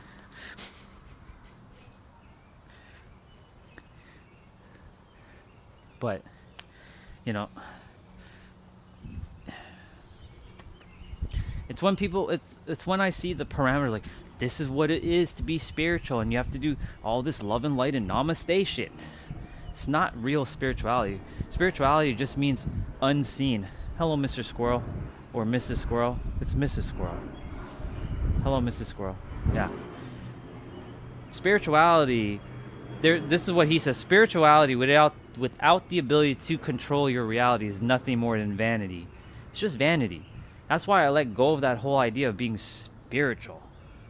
For me, I call myself a nerd that just knows a lot of stuff. Nothing more. Let me see. I hope you guys enjoyed that touching grass moment. We're going to get back to the video. I like ice cream. And vegan ice cream, come on. Come on, bro. I tried it. It just doesn't bang. Now I'm visualizing getting a yes for a date with one of them, with a loved one acknowledging and shit. Aww. Just want to say thank you so much for putting the information out there. I've not been locked in enough on implementing your teachings and mostly taking notes and getting some comfort. Thinking I'll buy your book someday to stay accountable. Have a blessed day. Have a blessed day back to you. Thank you very much. What book is she talking about? It's over there. This one. Is it this one? It's this one. I think it's this one. She's referring to Outsmarting Reality, Amazon bestseller for 6 months straight in all 3 categories, with over 1,000 positive 4.9 reviews on Amazon. Link in the description. I do have his book, and I'm the one that leaked his book, by the way. Seems alright, innit? I had to. It looks alright. Maybe she I had to help the people. I don't know. I wouldn't know. You know what I mean?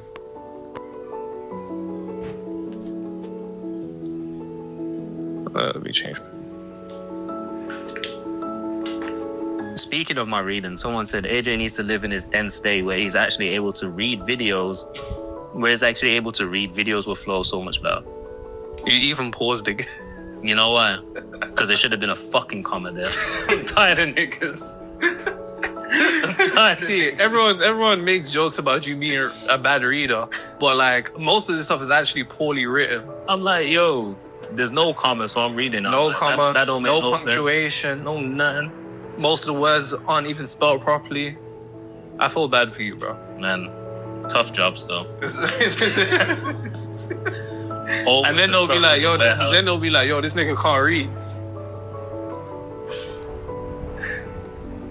After you showed me the video of that guy going around in public telling people to read like Wrong sentence. Yeah. Bro, the words that they couldn't pronounce was like absolutely. Yeah. Double out. And run. And one thing about their videos too, they don't take shit seriously. They are just having fun. And the one thing that I'm here to remind all of you too is, and I keep saying this, have fun. Relax. There's nothing to be serious about. Right? Like for I need evidence person, right? Remember earlier? I need evidence. I need this empirical evidence. They're too serious. We just gotta like, tranquilo. Or as Nero would say, zip up your pants, wipe your mouth, and you're gonna get some. Me? No. No, not at all. I mean, I could, but I just had chicken fingers. Don't know. Definitely not. Nothing wrong with being vegan though. Because like when I'm in San Diego, and I remember, and it's thanks to Justin, I remember this. Tempeh, he's the one that's like, how am I gonna get protein? Like, if I stop eating meat, how do I get protein? Like I can drink my protein shake, but like, what else can I do if I want to be full V? If I wanted to ever go that, like, what do I do? And Justin, back in the day, he was like, yo, have tempeh. I'm like, what the fuck is tempeh? So I remember him telling me about tempeh. See? You think I forgot, bro? I did not forget that. I did not forget about tempeh. And it's because of you. All because you shared tempeh, bro. Like absolutely. Yeah. Double out. And rendezvous. Now, when it comes to self-worth, what do you think self-worth is? AJ, what do you think self-worth is? Self-worth is how much you value yourself. Okay. And you, reader, yes, you. What do you think self-worth is? See, most people have the definition of self-worth being what they think they deserve. Like AJ said, it's something to do with valuing ourselves, but it's always interconnected to what we deserve, right? We talk about being worthy, self-worth being worthy being interconnected to deserving. So your self-worth is a reflection of how much you think you deserve. And this is the definition that most people have. Most people think self-worth is nothing more than a reflection of what they think they deserve. However, it's not about thinking. why, AJ? Why is it not about thinking? It's about knowing. And there you go. See, we look at self-worth differently, and I teach my clients self-worth differently. Most people think their self-worth is predicated upon what they think they deserve. Hence why few human beings actually think they deserve the bad that they get. For example, most people think they deserve more money. Most people think they deserve that career promotion. Most people think their business should be at that point. They're deserving of that. Most people think they should have a certain relationship. They think they deserve. They think. But the issue with thinking is that thinking is not enough. Why? Because belief is not enough. Why? Because belief has the potentiality for the element of doubt. That's why it's a belief. But like AJ said, in the realm of manifestation, there's one word that is so important to your ability to materialize things. Knowing. There's niggas that will never ever watch a video like this in their fucking life, but they're able to materialize what it is that they want. What's that word, AJ? Conviction. Bingo. Conviction is the most important word in the realm of manifestation, because like I said, there's people that would never, and I mean never, pick up a manifestation book in their life, but they're able to materialize what it is that they want, irregardless of not having this knowledge. Meanwhile, there's you here, this mystical God that you are, that's read so many books and meditated so many times and did this and did that, but you're struggling. And it's because you think about the information that I realize that the information is activated by conviction. See, the thing about conviction is that it strengthens the frequency and solidifies your self-concept. So I'm gonna pause on that because conviction. So I mentioned in one of the live streams that it doesn't matter about the techniques you use. You can visualize, you can affirm, you can script, you can do all 10 million different techniques, right? But the conviction is you. You're the one that has to feel it. It's not about the vehicle that you drive. It's about the fuel that you drive the vehicle with. That's a bar. Write it down. Because your conviction is the fuel for your vehicle, whatever vehicle that is. Scripting, affirmations, visualization, journaling, even though journaling is scripting, whatever that is, right? You get to decide, and you get to decide via conviction which one works. It's not about the technique, it's about you. That's why I say the answer is you. It's always going to be you. Hence why when someone's saying, I need evidence, well, the evidence is you. I keep pointing back to one thing. It's always here. So conviction is what's going to activate every technique, whether you pray to the moon, to doing tarot readings, to believing in the crystals. It's your conviction in those things. It's not even about the thing. It's about the conviction you give to those things that helps you to bring forth it. Because if you truly believe or know, because that's what conviction is, it's knowing, not believing, because believing is not enough. When you know, it will start to activate, because you can blink your eyes. You don't have to believe you can blink. You know you can blink. It would be ridiculous to say someone comes up to you and says, hey, do you know how to blink your eyes, or do you believe that you can blink your eyes? You're gonna be like, what are you talking about? I know how to blink my eyes. It's kind of like ridiculous to even think about that. So same concept. Yeah.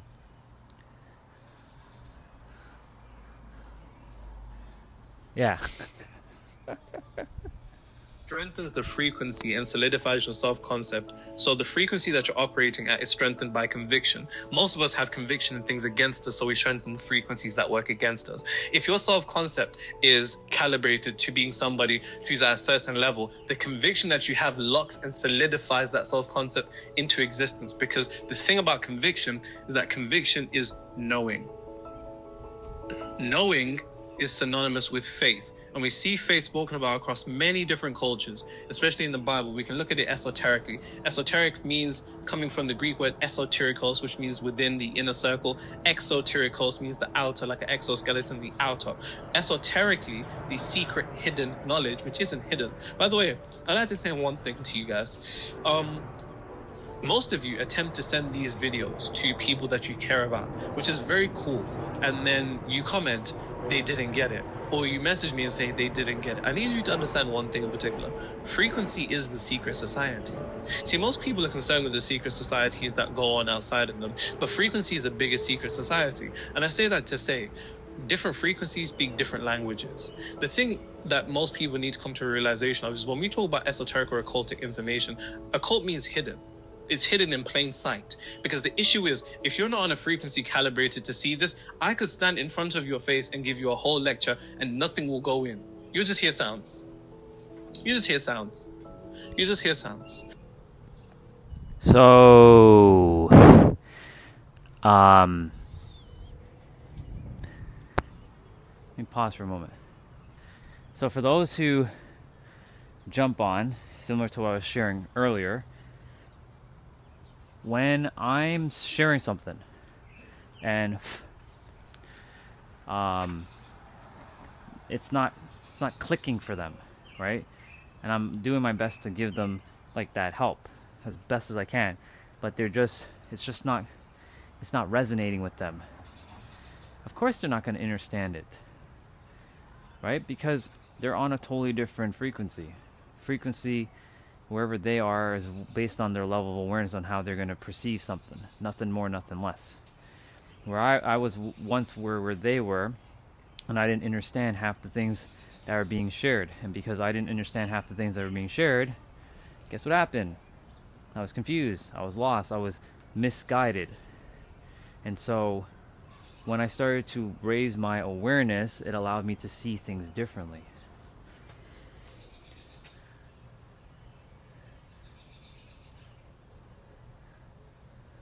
All right, I'm going to continue. I'll let him finish. You just hear sounds. You just hear sounds because you're not on a frequency able to perceive the information that is being spoken to. And that's something you need to keep in mind when you're dealing with people. Not only dealing with people, also taking the opinions from people. Because what is the opinion of somebody worth if they're not on a frequency that you wish to be on? That's another thing you have to take into consideration. Because like I said, different frequencies speak different languages and live in different worlds. Now, going back to what I was saying, when we're looking at faith, faith comes from the Latin word fides. Fides was confidence. I perceive it really and truly in its rawest form essence to be conviction, because they say that faith can move mountains. Have the faith of a mustard seed, O ye of little faith. This concept of faith is spoken about so much that we have to begin to pay attention to it. But faith, when we truly break it down, is knowing. It is conviction. So your self-worth isn't what you think you deserve, my friend. Your self-worth is what you know you deserve. Now you're probably thinking, yeah, but Nero, I know I deserve more money. I know I deserve love. I know I deserve that career promotion. I know I deserve that opportunity. Hey, Nero, I know I deserve it. I know I deserve it. I know. But the truth is, you don't know. Yeah, you do not know. You don't know. Now, you're probably confused, like, what is this guy talking about? Let me elaborate. You see, when we start to enter the realm of the word knowing, knowing is conviction. It's automatic. And you have two minds within you. You have your conscious mind and your subconscious mind. And your subconscious mind is the automatic mind, which means our knowing comes from our subconscious. So when we begin to enter the field of knowing, we're entering the subconscious. See, this is why so many people's self-worth is fucked up, because it's a subconscious thing. Listen to what I'm saying. Your self-worth is interconnected to your subconscious mind, because your self-worth isn't what you think you deserve, it's what you know you deserve. What you know you deserve is synonymous with the conviction. Conviction is the thing that programs the subconscious mind. Conviction and emotion specifically. So knowing is based upon the subconscious mind. And the thing about the subconscious mind is that it is irrational and it is illogical. Now, this should make more sense to you. Despite knowing you deserve better, why don't you feel deserving of better? Because it's not coming from your conscious mind. It's not coming from the rational, logical, reasoning mind. It's coming from the illogical, irrational, subconscious mind. This is why, despite knowing you deserve more money, you don't feel deserving of more money, even though you know you need it. You know it's long if you ain't got the money. You know it's long. Even though you know you are deserving of love, you really don't. Because here's the issue. One of the biggest issues that I find with people is that they begin to not distinguish the difference between their conscious and their subconscious mind. They think it's the simplicity of thinking that, yeah, I know I deserve more money, and they think that's as far as it goes. But your subconscious, it has a different thing calibrated. Now, when we're talking about the subconscious mind, let me use blue. When we're talking about the subconscious mind. So let me elaborate quickly. So he mentioned subconscious mind. I mentioned to you guys that there's two definitions. There's two different ways of living. Like, you know that you deserve it, but does your subconscious mind know that you deserve it? The thing is, your subconscious mind is also tied to your nervous system. It's one-to-one with your nervous system. If your nervous system does not feel safe, right, in that knowing, then it will repel it. That's a bar. Write that down.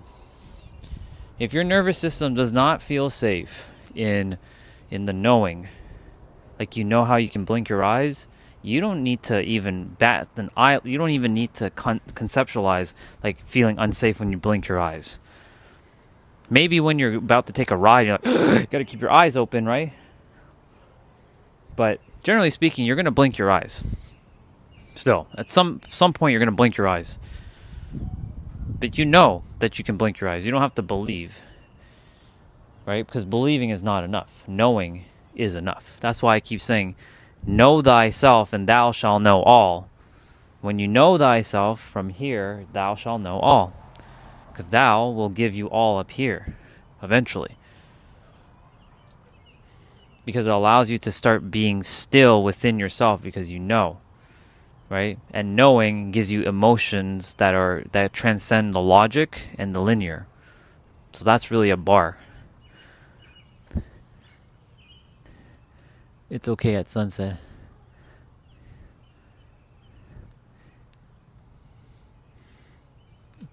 You guys are having your own conversation. That's okay. Enjoy your conversations. Subconscious mind. You have to understand one thing. Enjoy. Subconscious mind primarily responds to emotion, and it primarily responds to conviction. So now you're thinking, okay. So my self-worth is dependent upon my subconscious mind, which only responds to emotion and conviction, which means that your self-worth, if you really want to know what your self-worth is, if you really want to know, is what you have emotionally, intensely experienced. Bar. That is what your self-worth is predicated upon. Now, see, this gets very, very dark for a lot of us. Emotionally, intensely experience, or even observe, because you can observe from someone else. And this is another bar that I've talked to you guys about, or shared with you all. Catching that stray bullet from people online, right? I make sure that whenever I'm speaking, to not make sure that you guys are catching a stray bullet. Now, some may not see what I'm saying as in alignment, which is fine.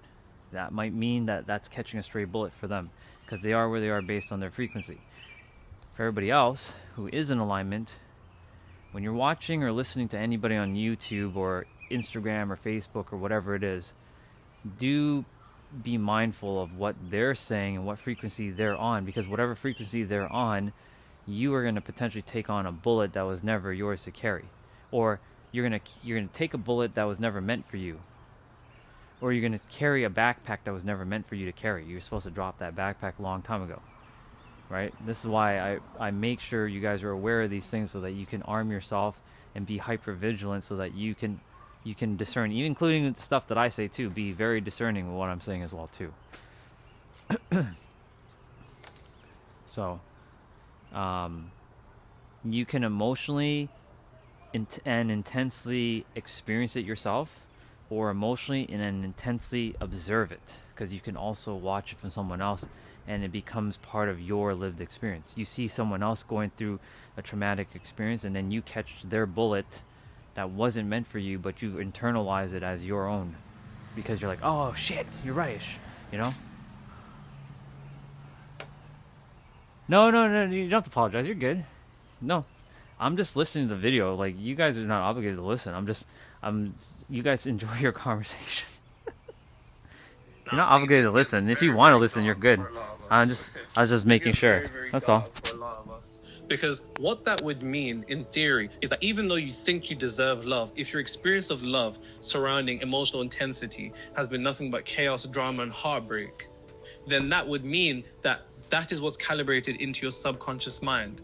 And your subconscious mind being the place that reality is unfolding from, the place that reality is reflected from, the thing that is the womb of your reality, that would mean, despite thinking you deserve love, you know you actually deserve the chaos and toxicity and drama. Bear in mind, this isn't what I'm saying you're consciously thinking. You're not consciously thinking, yeah, I want chaos and drama. Actually, some of you, you never know who's watching on the internet, and some of you niggas like the drama and the chaos and so on and so forth. But on a subconscious level, whatever you emotionally intensely experience enters the subconscious mind. When it enters the subconscious mind predicated upon emotion and conviction, the subconscious mind, being illogical and irrational, doesn't refute it, it just accepts it. When it accepts it, then you begin to enter a frequency that brings what your subconscious mind knows you deserve into resonance again and again and again and again. Let's do more examples. Let's say you think you deserve a job. Thinking isn't enough, because thinking pertains to the conscious mind. The conscious mind isn't where reality is unfolded from. Reality is unfolded from the subconscious mind. So what do you know you deserve? What you know you deserve is what you have emotionally intensely experienced surrounding what it is that you want to bring into existence. What have you felt surrounding employment? You felt ignored.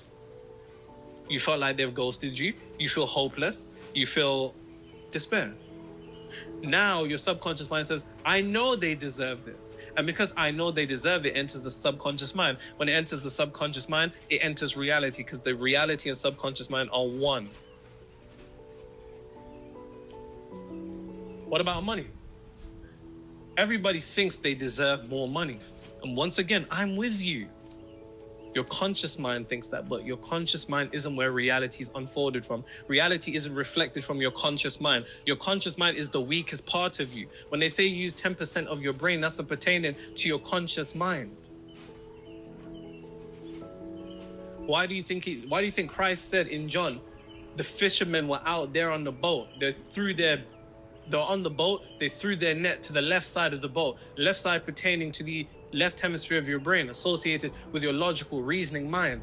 Then guess what? Christ said, throw your net to the right side of the boat. They threw their net to the right side of the boat and they pulled up a plenty multitude of fish. Why? Because that's the subconscious mind. That's the emotional. That's the illogical. See, when something enters your subconscious mind, even if it makes no sense, it will make it make sense. Whatever the thinker thinks, the prover proves. You're both the thinker, you're both the prover. Thinking pertaining to the subconscious mind, and the subconscious mind being the thing that also proves it. So you can think you deserve more money, but that's not enough, because thinking isn't enough. You need to know you deserve more money. Now, what has your subconscious mind experienced surrounding what it knows? It's been surrounded by nothing but poverty, things going wrong, hopelessness. So now when you go to seek to materialize money, and more money is attempting to come into you, it can't, because you feel undeserving of it. But you feel undeserving of it because what you know, what you have emotionally intensely experienced surrounding money up until this point has been the opposite of the abundance that you seek to materialize.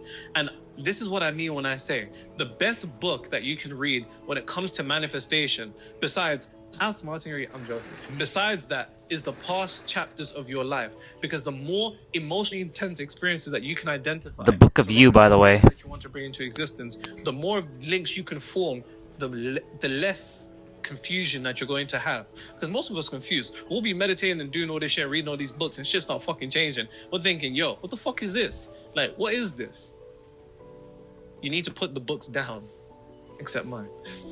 I'm joking. Even if mine, put it down. You have to begin to analyze the past chapters of your life, which is the things that you have emotionally intensely experienced, because those things are going to be the things in your subconscious, and those things that are in your subconscious is going to be the things that unfortunately come into your existence, and that determines what you know you deserve. And we see this all the time. We see this all the time. I got friends that self-sabotage in relationships. I won't make it too personal because my friends watch this and they'll kill me. You know, I have a friend, right? And they came across this really, really nice person. This really, really nice person. My friend is toxic as fuck. Now, guess what? They're like, no, this person, no. Their mind can't understand, even if they have every reason to date this person, why it possibly just feels off. And it's predicated upon what they have emotionally intensely experienced in the past.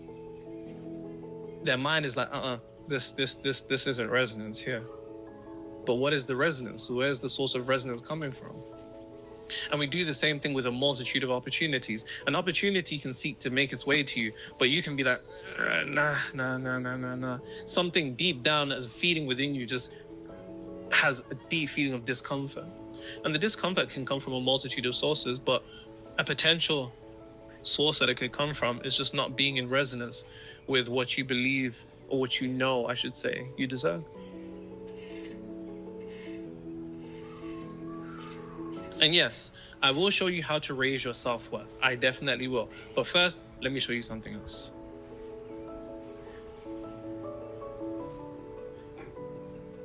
Your kindness.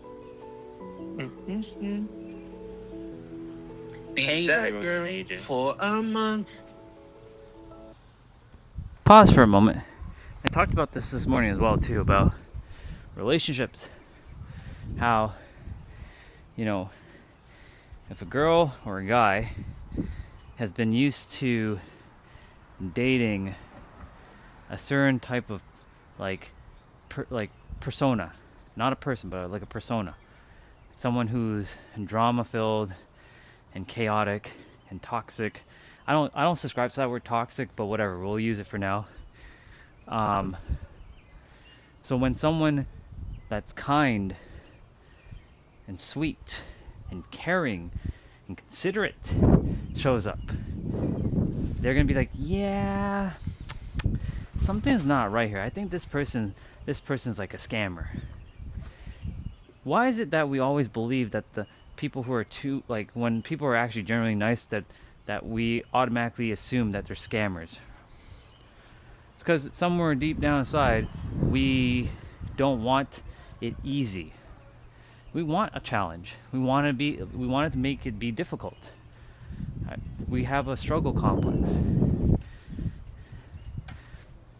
Like we strive on complexity and struggle, right? The mind. So if someone just comes into your experience and they're a really amazing person, can you not just accept them? Or will you be like, yeah, they're gonna probably pull the rug underneath me at some point. Yeah, I'm gonna make sure that I be a step or two ahead of them before they show their true colors. And when you do that, guess what's happening? As within, so without, because the belief that you're holding, or the belief that's holding you hostage, is going to manifest through them, and then they're going to show you the true color of them. All because of your subconscious, because your subconscious is running reality. Remember, 95% or 90% of your way of being is based on your subconscious, which is emotion, not logic. Your conscious is 10% or 5%. So let that one simmer for a little bit.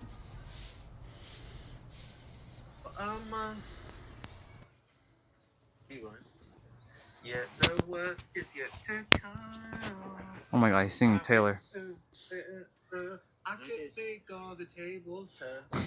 Yes, he sings Taylor Swift as well. I get drunk of jealousy, but you'll come back. It's time you leave, cause darling, I'm a nightmare, just like a daydream. So it's gonna be forever. I know she felt bad when she said that. That's a law. It's a straight bar. Darling, I'm a nightmare, dressed like a daydream. That's poetry. Shout out Taylor Swift, man. Kanye definitely wrote that one. Niggas don't know I'm a Swiftie for real. Now you actually are. They would never know. Bro answered his door and he was playing Taylor Swift. Cause she's like that.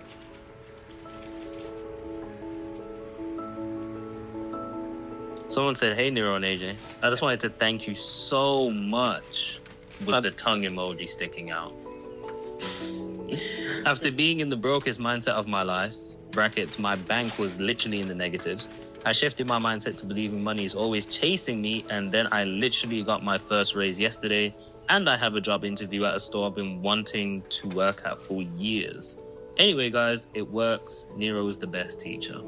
I don't know about the best teacher. I'm not even a teacher. Remember, I'm a student in a class who's just showing you his work. Nothing more, nothing less. God is the teacher.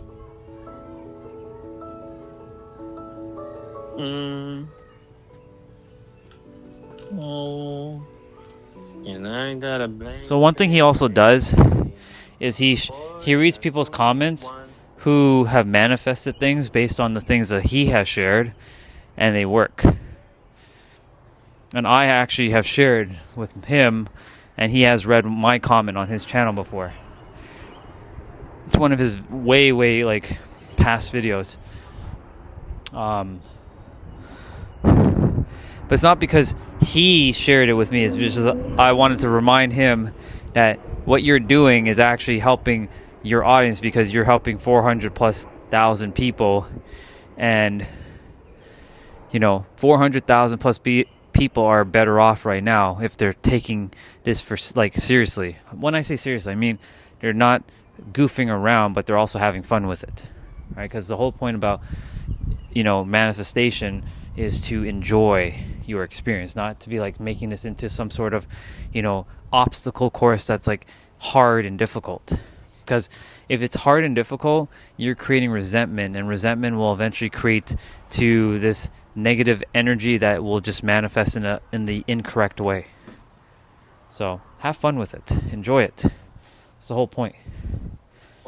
That's why whenever I'm streaming, I'm having fun with it. Even if we get into a little bit of a debate here and there, I'm having fun. I'll tell. There comes a point where if someone's like, "Oh, I need evidence," and they just don't want to listen, then I'm like, I said everything I could. Now I'm about to cook you. So, but in that moment, I'm still having fun.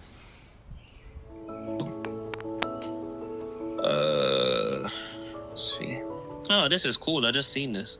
My mental state is in a place it's never been before. In just 7 days, the app genuinely pointed me to my subconscious and made the bad cycles and reasoning behind what I do conscious. I appreciate the work you've done. The app still has bugs though, but otherwise, good job, man. We're definitely sorting out the bugs. Thank you very much. What app is he talking about? Frequency. Frequency is my app with over 20,000 downloads in just over 2 weeks, where you define the version of you that already has it and they guide you every day until you become them. You can receive a complimentary subconscious analysis and frequency analysis. Link in the description. 3-day free trial too. You made your chain look kind of weird. Really? Yeah. It's like frequency was like, yeah, there we go. There we go. Thank It you. was like sideways or something. Thank you.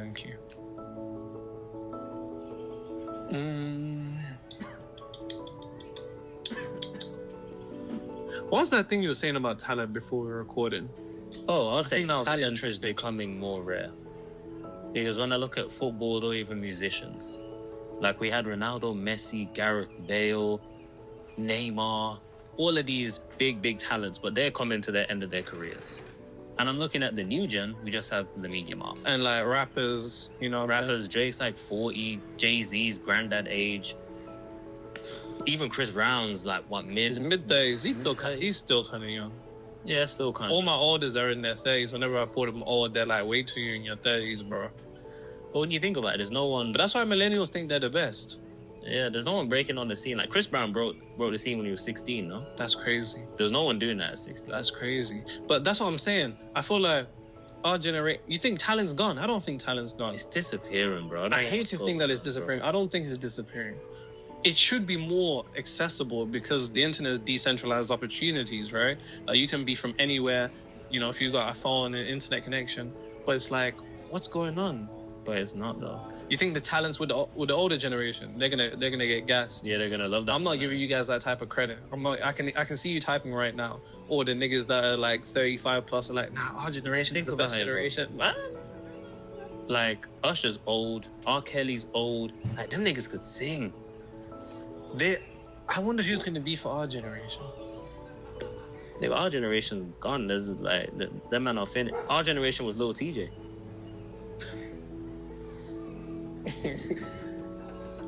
Nah, He had a run, but but longevity, no. I wonder who's gonna be. That's interesting. There's no one, bro. Let me get blue. I think it's because parents back in the day, they would be like, "Son, this is what you're doing. This is what I'm making you do. You're gonna learn to dance. You're gonna do this." Kind of like Michael Jackson. I'm sure Why are you laughing? because in the movie, bro, his dad was just Doesn't like, his dad "Yo, like beat his ass in the film? sing again. We're doing that again till we get it perfect." Nowadays, it's you can be whatever you want to be. No pressure. Oh, Dad, I don't feel like doing this. Okay, son, we don't have to do this. You know what I'm saying? Yeah, our kids are gonna suffer. My son's gonna be like, "I don't want to play football while we're going," and because he said you don't want to play, we're playing for an extra hour. You know what I'm saying? Has to be done. I can't. Nah, our generation, Gen Z are talented. We're built different. We are built different. Are we? I don't know. I don't know. The generation after us, though, they're cooked. Yeah, them niggas are finished. They're cooked. Them niggas are finished. Now, like I said, we'll wrap back round to self-worth, showing you how to raise that. Self-discipline. You have to understand one thing in particular. Like I said, if you can't discipline yourself, you can't discipline reality. And that's what bar that down. Because if you think about what reality creation is or manifestation is at its truest essence, is being able to control reality or bring reality into existence the way that you want. Now, really and truly, it's about controlling you. Because as you know, my definition of manifestation is internally shifting to a degree to which you're no longer emotionally dependent upon seeing reality change. When you're good with it and you're good without it. At that point, and at that point in particular, then reality will begin to unfold in the manner that you want. Self-discipline is quite literally the basis of that. Because see, here's the thing. Self-discipline evolves into conviction. The individuals that have the most conviction have the capability of altering their reality. Conviction is manifestation. Conviction is manifestation. Conviction is manifestation. Conviction is manifestation. But conviction is born from self-discipline. And self-discipline is directly connected with self-trust. Self-trust is just about if you actually trust yourself. If you actually trust yourself to be able to follow your own word. Because see, here's the thing. How does it make sense that you think, let me get this straight, you think you can alter reality, you trust yourself to alter reality, but you don't trust yourself to wake up on time? Or at the time that you say. Don't shoot the messenger. Now, I say all of that to say, self-trust is quite literally as it's described. It's about your trust in your ability to, or your confidence in yourself. Because trust is confidence, right? If I'm like, I trust AJ to do the right thing, I have confidence in AJ to do the right thing. Trust is confidence, and confidence evolves into conviction. Confidence evolves into self-trust. Self-trust evolves into self-discipline, just like a little nice thing, like a cycle. Confidence, self-trust, self-discipline, conviction, manifestation. Now, here's the thing. And this is going to vary from person to person. There are things that you know you need to do, and there are things that you know you need to stop doing. Those are the two categories it falls in. It falls into things that you need to do and things that you need to stop doing. Those are the two categories. Now, here's the thing. Your self-discipline affects your conviction, because remember, we have confidence in ourselves, then we trust ourselves. If we trust ourselves, we can direct ourselves. If we can discipline ourselves, that evolves into conviction. Conviction evolves into manifestation. But every time we do something that we don't want to do or we want to stop doing, we diminish our conviction. And when you Wait, what? Stop tormenting them? Who are we tormenting? The dogs? Wait, absolute power corrupts absolutely. Is that how the saying goes? Storm tormenting them. Underboss. This is for Underboss. Gotcha. finish your conviction, remember what conviction is connected to is connected to manifestation. That has an effect on your ability to manifest things into existence. Not because it should, but because we make laws for ourselves. Because here's the unfortunate thing. I was on the phone to a client the other day, a trading client of mine. And, you know, they do trading challenges, so on and so forth, and, you know, they trade capital. And I said to her, this version of you that you are right now, does this version of you deserve what it is that you want? And here's the thing. This whole concept of deserving, not being deserving, actually, it doesn't even fucking matter, but it matters to you. And see, here's the realization that we need to come to. See, in our heads, we keep a score. We keep a score of all the things that we do, that we know we should do, the things that we want to do, the things that we want to improve on. And we keep a score of all the things we want to stop doing and every time that we do that. The more times that we do the things that we don't want to do, the more we diminish our conviction. When we diminish our conviction, we diminish our ability of manifestation. But the more you do the things that you know you need to do, and the more you avoid stop doing the things you need to do, the more you raise conviction. And when you raise conviction, when you say, I am already making X amount of money, I am already in the relationship I want to be in, I already am in that career position, your mind is going to say, no, the fuck you're not. It's not going to say that. How many times when you've attempted to embody a frequency, state of consciousness, a self-concept, how many times is your mind like, nah, I don't believe you. See, the mind resists you because it has no respect for you. It has no respect for you because you don't have the ability to follow through on your own word. Now, once again, people say to me, hey, Nero, if I drink will affect my manifestations. If I smoke will affect my manifestation. If I link up with these hoes. Hold on one sec before. That was all a bar. I think I mentioned to some of you while I was in the kitchen, not yesterday, or not today or yesterday, I think that on Friday or even Thursday, something called ATFTs, the ability to follow through, and ITFTs, the inability to follow through. When you build more ATFTs, you build self-trust. Self-trust is the prerequisite to confidence. Confidence then leads to conviction. So the more the mind sees you as someone following through with the things that you're saying you're going to do, like, and it doesn't matter what that is. It's like, for example, you can wake up 1 minute earlier. You say you're going to go to bed at like 10 o'clock and you go to bed 10 o'clock. And then you say you're going to wake up at 6:30 and you wake up at 6:30, then the mind's going to start to trust you. The mind isn't always going to be on your side until you make it be on your side. That's a real bar. Write it down. Unfortunately, the mind like he said, doesn't respect you at all. If you say you're going to do something and you don't follow through with it, right? It's because you now have created a meaning that you missed the mark, and because you created the meaning of missing the mark, you're going to feel guilty, and then your subconscious mind and your puppeteer mind, as I call it, are going to take advantage of that very fact that you're making a meaning out of something. This is why you should make sure to never create meaning out of things, even if you miss your timeline or your deadlines, to just, it is what it is, that you're still on the right track, right? Because all about shifting the energy and the meaning that you give things. Because if you give the meaning to things that I messed up, like I missed it by like 5 minutes, you're gonna start to feel this guilt or this sort of like shame feeling within. It's usually guilt. And then that guilt's a very corrosive frequency, which then will eventually start to derail. But you can stop the derailing immediately by recognizing that, like, it's okay to feel it, but to also change the meaning of whatever is going on if you missed the mark on the thing that you say you're supposed to do, but you didn't do it. Right? Let's say, here's another simple one. I'm going to not eat after 8 o'clock. Right? I've told myself that I'm never going to eat ever again after 8 o'clock. In the last week, I've been eating at 9 o'clock. Am I destroying my self-trust? No. Because I told myself it doesn't matter when I eat, because I'm going to digest the food regardless. So, because I've built so much self-trust, the mind has no choice but to work alongside me. But had I not built the self-trust and the discipline prior, and I started eating at 9 o'clock... guess what? Then I'll be like, fuck, I'm eating at 9. God damn it. And then I'm creating a meaning behind that scenario that I'm eating at 9 o'clock.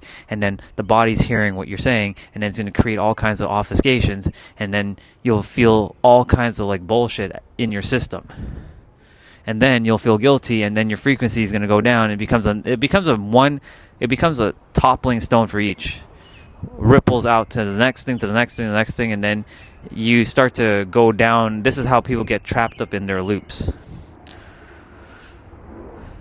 So anytime you say you're going to do something, doesn't matter what that is, whether you go to bed early, you wake up early, like I'm going to go to bed at 10 o'clock today, and I'm going to wake up at 6, and you missed the mark, it's okay. Just remember, in that moment when you missed the mark, to not create a label of negative things, because life has no meaning, because meaning will eventually create a label will create emotion creates a frequency, and a frequency will reveal your reality. That's a bar, write it down. And so what he's talking about right now is basically the ability to follow through, which builds self-trust leads into confidence leads into conviction is the fuel. It's like the jet fuel or the rocket fuel that you need to get to your desired reality in your inner world, to bring it forth in your outer world. That was a fucking masterclass right there. So, hey Nero, if I drink will affect my manifestations, if I smoke will affect my manifestation, if I link up with these hoes, is that going to affect my manifestation? The truth of the matter is, that depends on you. the meaning you give. Now, yes, those things can affect your frequency. That's a different topic entirely. But do they affect your manifestation? No. How do I know? Because there's literal Listen, when I say degenerates, there's literal degenerates that have what it is that you want. And they have what it is that they want because it's not an issue for them. See, we make laws for ourselves. We say, if I do this, I'm a bad person, so I don't deserve this. If I do this, I'm a great person, so I deserve this. It's the laws that you make for your reality that lead to you experiencing that particular ability to either bring that thing into existence or not bring that thing into existence based upon the laws that you made for yourself. Nothing more, nothing less. So you need to begin to ask yourself, what are the things that I want to stop doing? It's not that those things are bad, it's that you... Yeah, we're watching a video from Neuro Knowledge. He's talking about self-trust and self-discipline to build your reality while I do my thing in the background. Need to do. Good to see you again, by the way. That would make you feel more disciplined is going to be something that leads to a greater level of conviction. More conviction leads to easier manifestation. Anything that you want to stop doing that you consistently do and you know you've got no business doing it and you don't want to do it and you want to stop doing it, that's going to deplete your conviction, and then you won't even trust yourself. Because if you don't even trust yourself to be able to direct your own body, how could you ever trust yourself to create the reality that you want to live in? Doesn't that make sense? Like the Jamaicans say. Doesn't that make sense? Hey, dude. It's got his face in his hands. Culture. Gallo mio, yeah.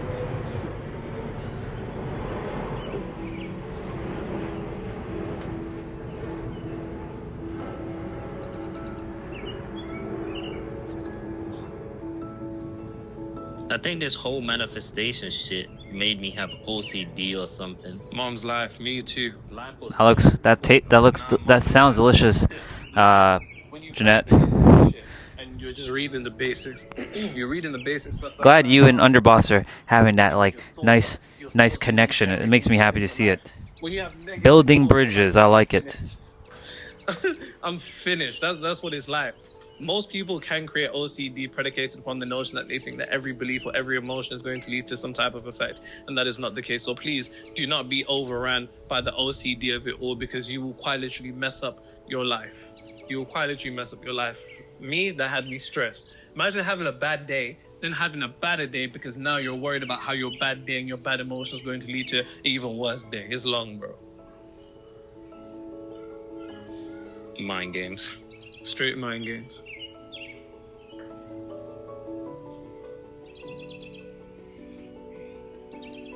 Thank you, Nero. Thank you. As an extension of the universe, I know that I am also thanking myself. Real. I lied them. Truthfully, I did not watch the video or haven't watched your videos in a while. Bro just came to comment. You just came to comment, yeah. You know, Didn't even just... that's because I have manifested and I've already conjured up my dream reality. Nice. I had no reason to return. I have my dream job that pays extremely well. Nice. I have the girl of my dreams. Okay, they're flexing on us. Flexing. Are you flexing on us? The girl of my dreams, and I'm getting married soon. I'm moving to Cape Town soon, and honestly, I just came to say Oh, you should get married soon. Thank you. Married, girl of his dreams. The issue is I don't know which of these pens are dying and which ones aren't. Bro, you open a new pack every day. I know. I always celebrate those who share their comments. I always celebrate them. You need that. Big up. I think that's one of the most wholesome comments. It is. Normally, it's I've got the baddest girl that I've always wanted and been chasing my whole life. Or the guy that was like, oh, yeah, broke up. I manifested drinking this whiskey that I've always wanted to drink. Or my parlay is hit, or my bets hit, or the horse that I bet on really hit. Now I can finally buy a section in the club. Yeah.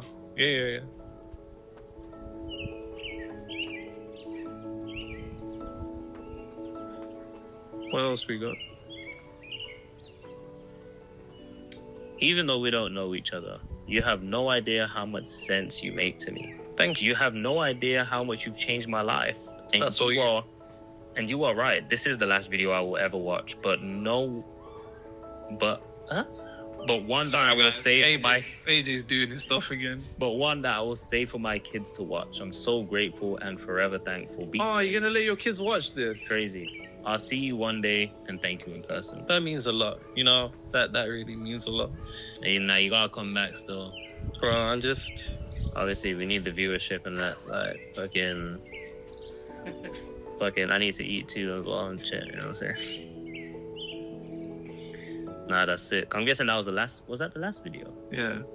Me and Hendrix by popular demand. Yeah. Uh-huh. Okay. Nah, the ad-libs are too cold.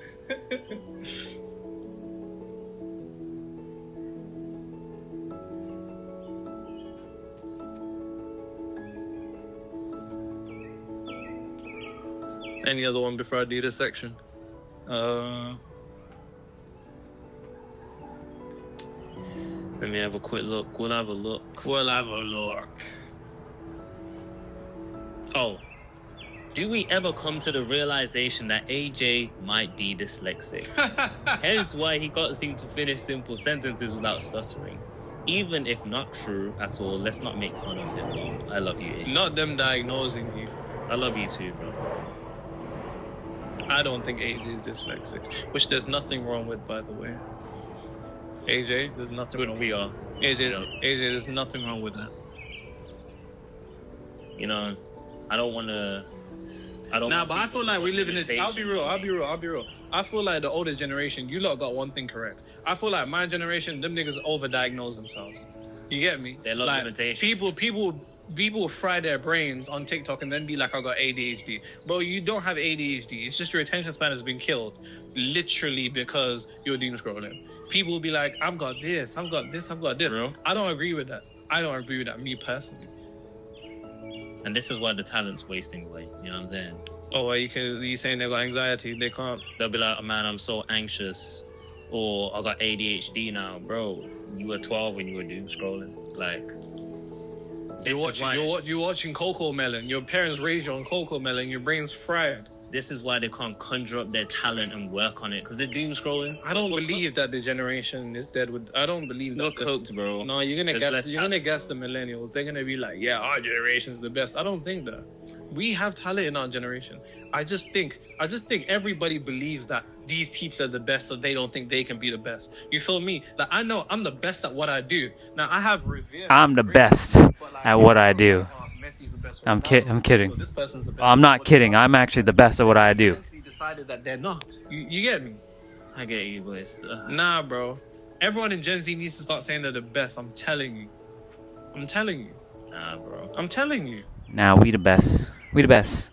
We the best. Not even one person that's Hopeless. You're hopeless. or one person's come close, bro. You're hopeless. You're genuinely hopeless. Bro, I'm telling you. Cool. So, this is kind of trickling on further from self-discipline. The relationship with yourself is reflected into reality, meaning if the instance... Thank you. But no teacher. Just If you kind betray yourself... of like what he said. But I don't even consider myself a student anymore. I'm just the dude who just is aware of all the things. And I like how he said it though. He's like another student who's just sharing his work with the other class so that they can cheat on the tests. I'm literally like, here you go, guys. Here's the answers to everything you're looking for. Don't let the teacher catch you though, because But here you go. Here's all the answers. Yeah. So, Then naturally you're going to experience a reality that betrays yeah, you. that's basically how I see it. Yourself, and reality is, in a sense, going to ignore you. And if you disappoint yourself, reality is going to disappoint you. And see, this is the thing.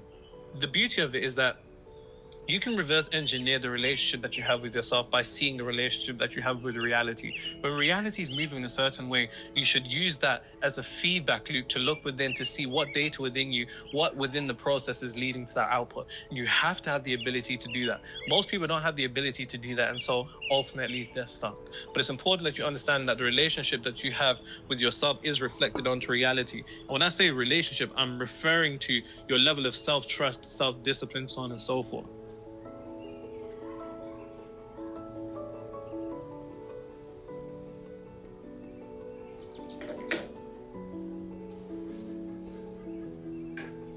Me and Angie's popular demand. Those beautiful eyes, the smile on your face makes it easy to trust you. If they only knew the girl with the tattoo, doing what you're doing just to get to where you go, girl, I see it. He's the next Miguel, bro. You know what I'm saying? I don't even think Miguel's one of the GOATs, but he's good. We don't have that. We don't have that. Cause J. Cole. doing what bless me. Doing what you're doing just to get to where you gotta go. Nah, that's real. The level of talent was, I don't want to say that. That's a belief. It's a belief. AJ search this shit. I don't know. I'm searching the baby's age. I'm thinking maybe his gen. He's 34. Who? The baby. Not trying to say the baby is the goal or anything, but yo, It's not the purple. pretty decent artist. You know what I'm saying? Yeah. Had a very good run. We ain't got that. We got Central C. No offense, he's good, but like, there's just Central. No, but there's Central, nothing. There's no, but Central C is a UK GOAT, whether you like him or No, not. he is. Whether you like him or not. But I'm saying there's not. This is that it? No, but Don't Central know. C is our age, so maybe in 10 years' time, it's going to be similar. But I'm saying there needs to be. Nah, but you know what the issue is? It needs to be. Nah, do you know what the issue is? The issue is niggas do what you just did right there. When people are actually our age, because we're so similar to them, we're like, nah, they ain't got it.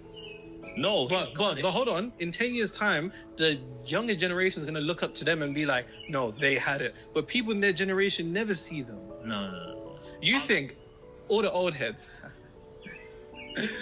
the people that people revere as the greats, like, you know, did you guys see them as the best at that moment? Lil in time, Wayne, Lord? they definitely saw him as the best. Jay-Z, they were glazing. So, okay, J. so, Cole, they were Jay-Z's glazing. Shut up, man. J. Cole, they were glazing. But I'm saying there's multiple people that we can name. In this day and age, who can you name that's around our age? Central C. Dave. Central C, Dave. Okay, that's UK. I don't know for the American artists. I don't know. Dave's good, but he needs to drop a global album. Nah. He's alright. He's alright where he is. Well, I'm telling you, 10, 15 years, 20 years time, they wouldn't be saying Central C is the GOAT. Nobody ever sees people in real time. It's not what it says in the Bible. You can't be a prophet in your own town. Niggas that are around you aren't going to rate your thing. You gotta go elsewhere. And that's why Dave needs to drop a global album. Stop holding that. Whatever he's doing, man. Anyways, It's cold, though. I told you it's 360 back to self-worth. The only way to raise your self-worth is by altering the emotional experience that you've surrounded or experienced surrounding what it is that you want. You need to create an emotional experience in direct connection towards your desired realities to alter your level of self-worth. Meaning an individual that feels as if they don't deserve money just has to get more accustomed to the feeling of money. And the beauty of the mind is that it can't distinguish between truth and imagination. So if your imagination visualize a scene where someone that you love is acknowledging you for having so much money, and then that gets you accustomed to the feeling of money. Now, predicated upon that visualization, get into a relaxed meditative state, sit down, lay down. When you're relaxed, when you feel yourself, you know, in that state where you're like, okay, I'm calm now, visualize somebody that you love acknowledging how much money you have and then being genuinely happy for you, because then that gets you accustomed to the feeling of money, which then raises your self-worth because you're altering the emotionally intense thing that you've experienced, which then overwrites the thing that your mind has saved you as being deserving of. And this can be extrapolated to a multitude of things. Another way to do this is to go back to an instance to which you emotionally experienced something surrounding what it is that you want that was negative and recreate it in a positive manner. So a toxic breakup, let it end, you know, in a harmonious way. So in a sense, you're altering what your subconscious mind has stored, because remember, the subconscious mind is illogical and irrational. It can't distinguish between truth and imagination. But when you're in a relaxed meditative state, your conscious mind is out the way and your subconscious mind being forward, you can recreate and give it whatever it is that you want to get yourself accustomed to a feeling, or to remove something that you felt and overwrite it with a feeling that you do want to feel, to then place yourself in resonance with what it is that you want. Now, the final thing that I like to say is on the topic of discipline, because the true question is, how do I become more disciplined? You become disciplined by realizing that you already are disciplined. So borrow that down. You're already disciplined in the way that you think. You're already disciplined in the way that you react to things. You're disciplined in the way that you look at things. You're disciplined in the ideas that you accept and the ideas that you don't accept. You're disciplined in your old frequency. You're already disciplined. In order for you to be inconsistently undisciplined, that requires discipline. People always say, I have a problem with consistency. No, you don't, because inconsistency is being consistent inconsistently. Quite literally. You have no issue with the consistency. Nobody's problem in life is a discipline problem, because we're disciplined just in a version of ourselves that we don't want to be in, or we're sending energy, misdirecting energy in the wrong way. Nobody has a consistency problem, because inconsistency is a form of consistent. If you're consistently inconsistent, bro, you're consistent, right? Just in another way. But until you come to the realization that you're already consistent and already disciplined, you won't be able to tap into the power that you already have. Because when you say I'm an undisciplined person or I lack consistency, there are no truths in reality other than what the subconscious mind accepts as true. So when you're consistently telling yourself, or I should say there are few truths in reality other than what the subconscious mind accepts as true. When you're telling yourself I'm inconsistent, I'm undisciplined, then you begin to experience a reality where you're undisciplined, not because you are, but because you've told yourself that you are. are. But you told yourself that you are predicated on a failure to realize that you are disciplined just in the old frequency. But when you come to the recognition that I am disciplined, then you actually put yourself in a position to be able to follow through on your work. So when you want to do the things that you want to do, the issue is you're attempting to do in a state of being that's in direct contradiction to it. You're attempting to be disciplined, but you have this idea and state of being and frequency that you're undisciplined. That's a contradiction. You need to first realize that I am disciplined, then do the stuff that it is that you want to do, then build the self-trust, then build the confidence, then build the conviction, then lead to manifestation. And if you cover those two between self-worth and self-discipline, ladies and gentlemen, you'll be able to manifest anything.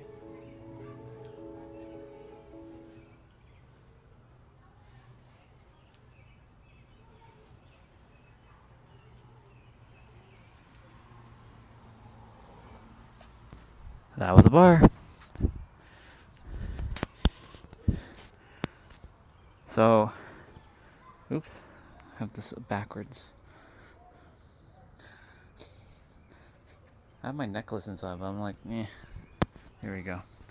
Convenient way of putting something on my head. My headband. It serves a dual purpose.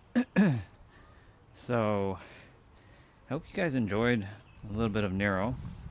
Every Sunday I'll be, if I decide to stream until later, expect that you'll get a Neuro video in the afternoon.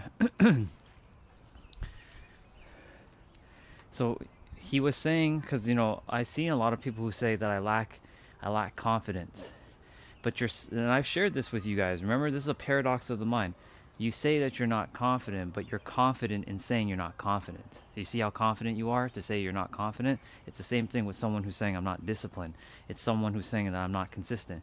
You're so consistent in saying you're not consistent that you're consistent with not saying you're consistent with not being in consistency. I know that sounds like a mental, like, what the hell is going on? But that's basically what's it. That's how the mind works. That's a little taste. If you say this is what you expect is what you're going to get, even though that's not what you want, but that's what you're expecting, because that's what the mind has decided, that's what you've decided as well. So, I'm glad he brought that up at the very end. Even though I was moving my body, I was still paying attention. Clear as day. Like, there's a bunch of noise around. There's neighbors there. A dog was barking over there earlier. There was all kinds of stuff. But I was locked in.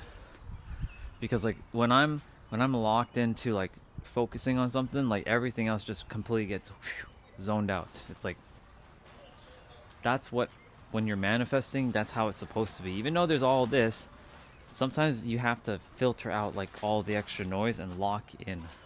And the universe can work with you with being hyper specific, like, this is the things I desire, this is what I help the clients with the mind. I basically do what Nero does. He's done it sooner than I have, but it's because I have to get over my own little mental hurdles that I created in myself. But there are no more hurdles because I've declared and decided that there are no more hurdles. But the problem is, the mind's going to tell you, no, that's not true, like he was saying earlier. That's not true, and it'll create an emotion, which will create a meaning, which creates a label. That label creates more emotion creates frequency. A frequency will create your reality, or I should say reveal a reality. So if you tell yourself you're lacking something, then you are so disciplined to tell yourself that you're lacking something. Take that in. That's how, when I clued in, I'm like, whoa, that's how the mind actually works? Yeah, that's how the mind actually works. That's why no psychology book that I've read up until this point even alludes to the way the mind actually works. It's a paradox.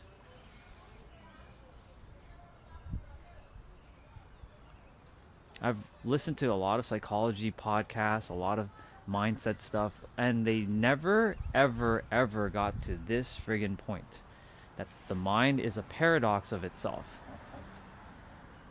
It will say something, but then it's creating the opposite while still in the frequency of creating the opposite without knowing that's creating the opposite. Like, If someone's saying, I lack discipline, no, you have discipline, but the fact that you're saying you lack discipline, you're disciplined to say that you're lacking discipline. So you actually are disciplined by saying that you're not disciplined.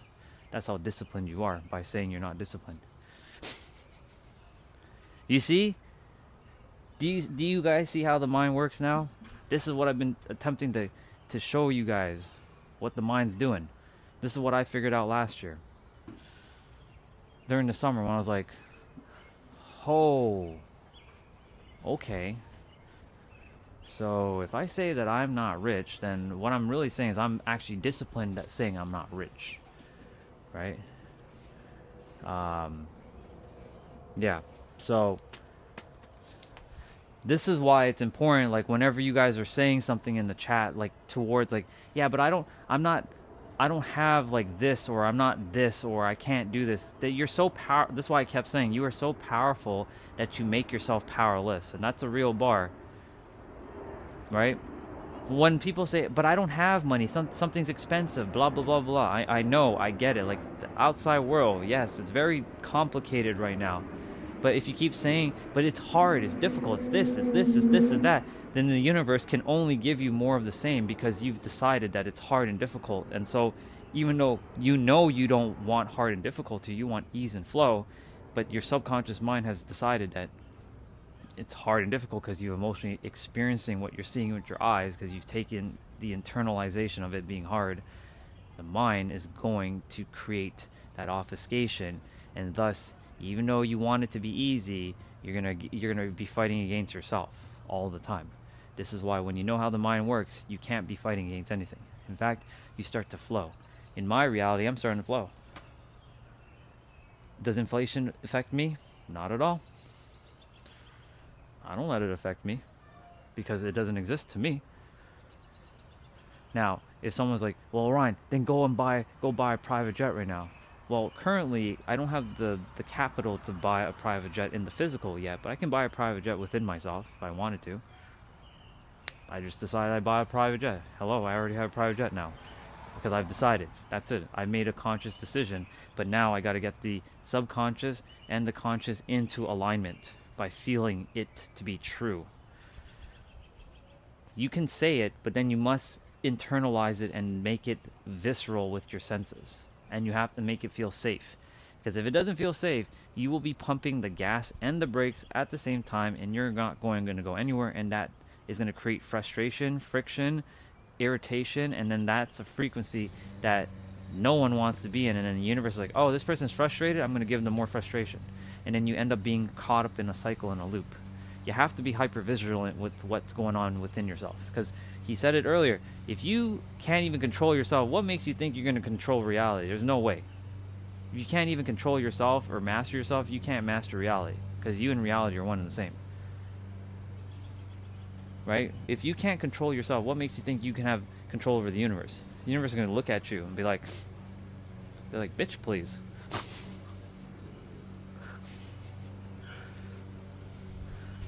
Because the universe doesn't care. It's a system. It's mechanical. It's not moral.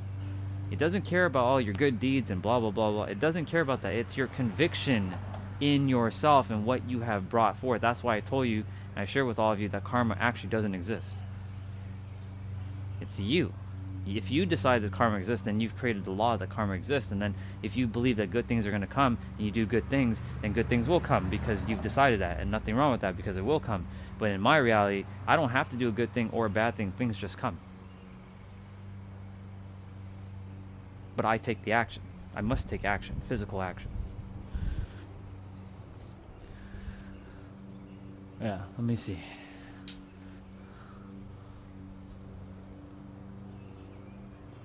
A G6?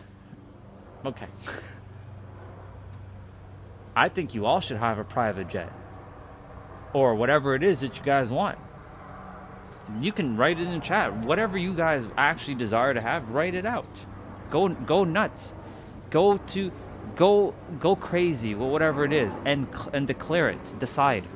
But make sure you decide right now, not tomorrow, not 10 years from now, like right now. Just like you type it out, this is what I desire.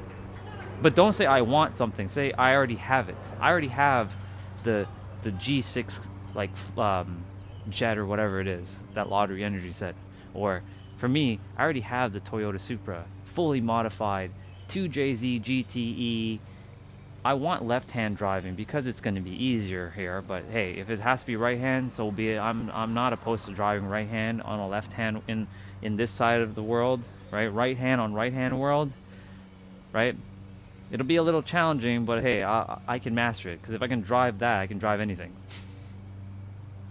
But go ham, go nuts. You can write it out, you can type it out, you can speak it out, whatever it is, it's yours. You gotta be it before the world proves it to you. I said back in, I think last year around this time, even though I was going through my suffering, that I already have clients and they pay me very, very well. Minimum 10,000. My first client, they didn't pay me 10,000, they paid me 3,000. Just to get me kind of like in that receiving energy. The next client, well, I upped the price. Not because I'm greedy, no, because it's my worth, and I'm worth a lot more. But I'm starting out. I'm just starting out with clients. So, I'm working with them right now, and they're doing amazing. And each of you, you're technically my client, because when you're here, it's like, but you're not paying me, but you are paying me with your attention though, and your attention is actually the currency of the universe, not your money. Your currency is your attention. Remember that one. That's why I said attention beats intention 100% of the time. You can have great intention, but your attention is the currency of the universe. Where you place your attention, that's where things are going to be either magnified or not be magnified. But it's important, because when you know yourself and you know how the mind works, then if you know how the mind works, then you know how reality works, and if you know how reality works, you know how to play the game, and if you know how to play the game, you can't get swept up by a bunch of bullshit.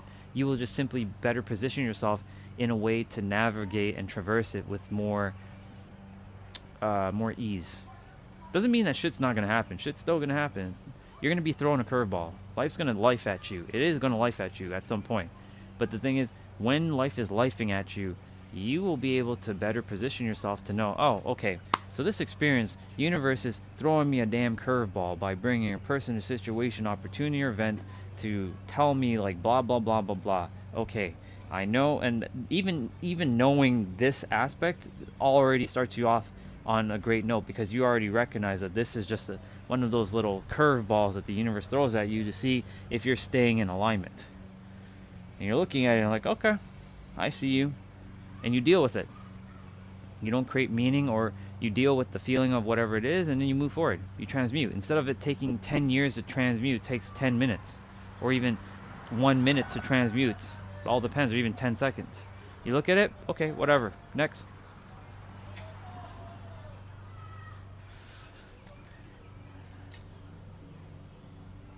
Indeed. 556. Did you know 555 reverse is still 555?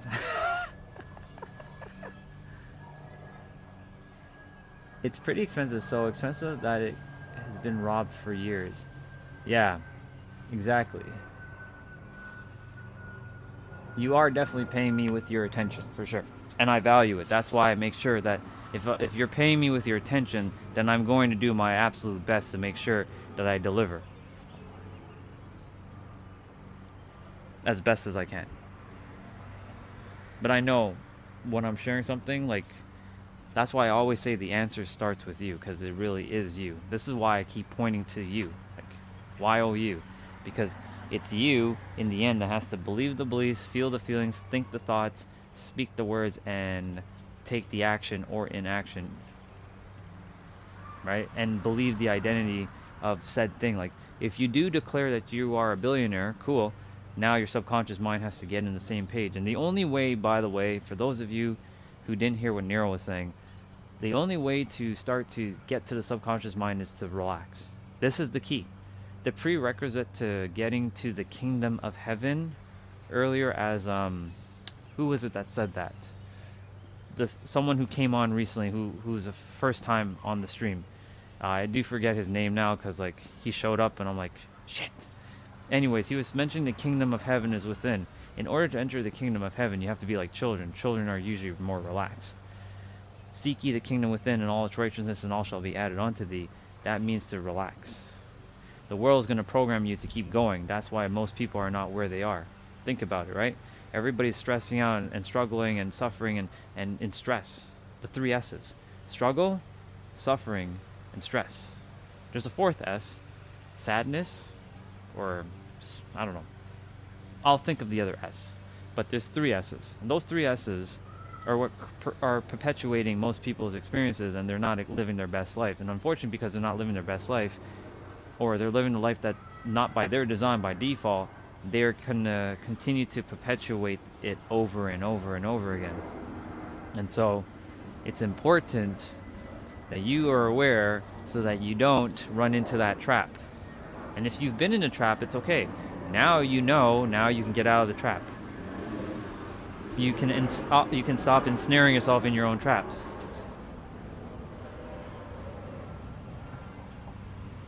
Yeah, magnetic, I love it. You just need, sometimes you need a cuddle. That works too. That works too.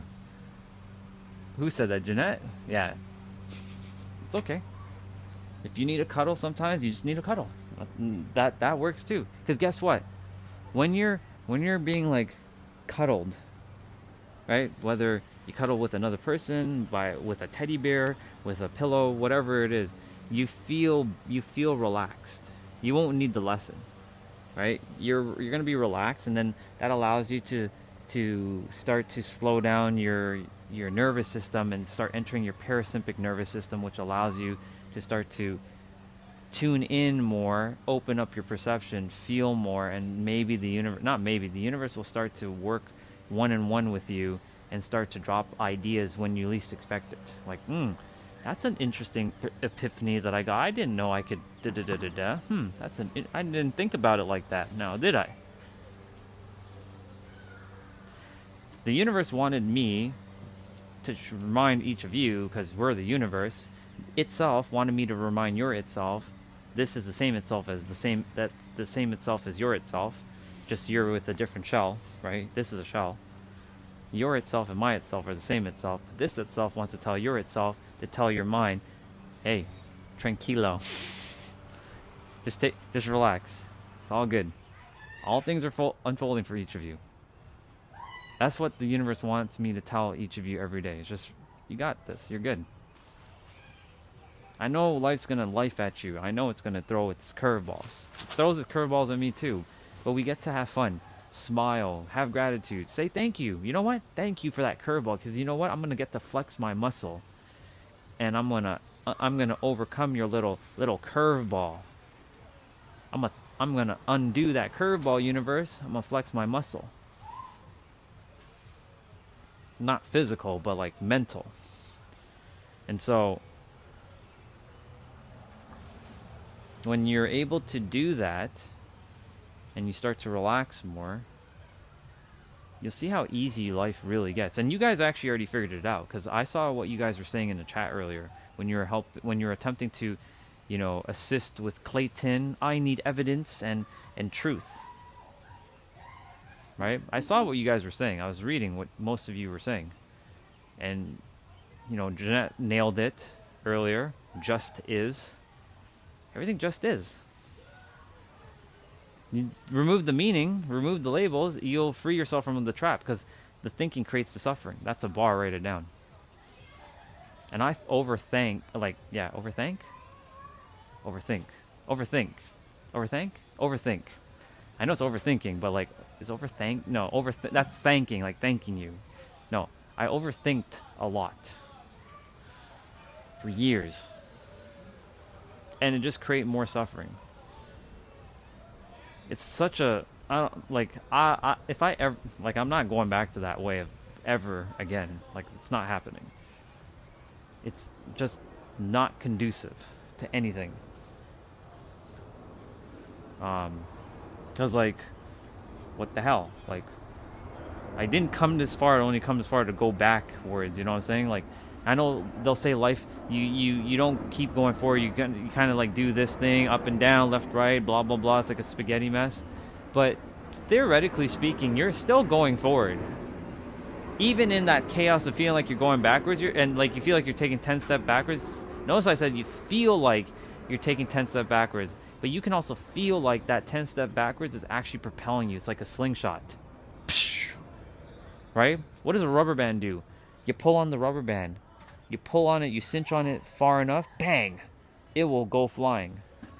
Right? Sometimes you have to go through your suffering, your pain. Like mine last year, it was a friggin' rubber band effect. I had to pull so back that I was about to burst the rubber band that I slingshotted it, and it basically opened up my perception even more.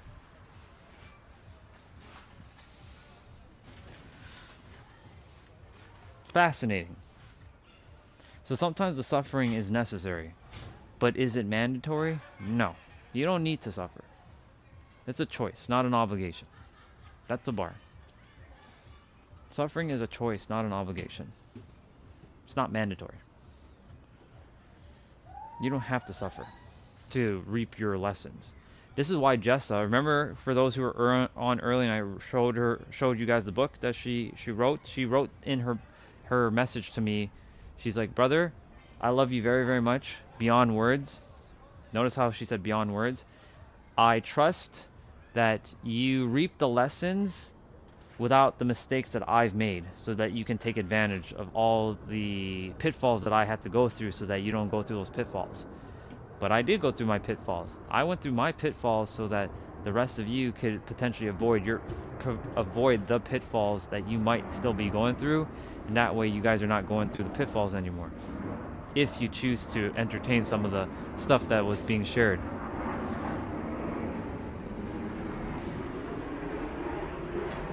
Yeah, it's a paralysis loop.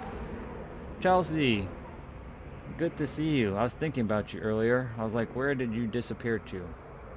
When deep thinking gets me misinterpreted as overthinking. It happens. It happens, and it's okay. Just remember one thing though. Even when that experience is happening, know that you overcome it. But you get to change the meaning of what that means. Just simply mirror to yourself that I'm just having an experience right now. Nothing more.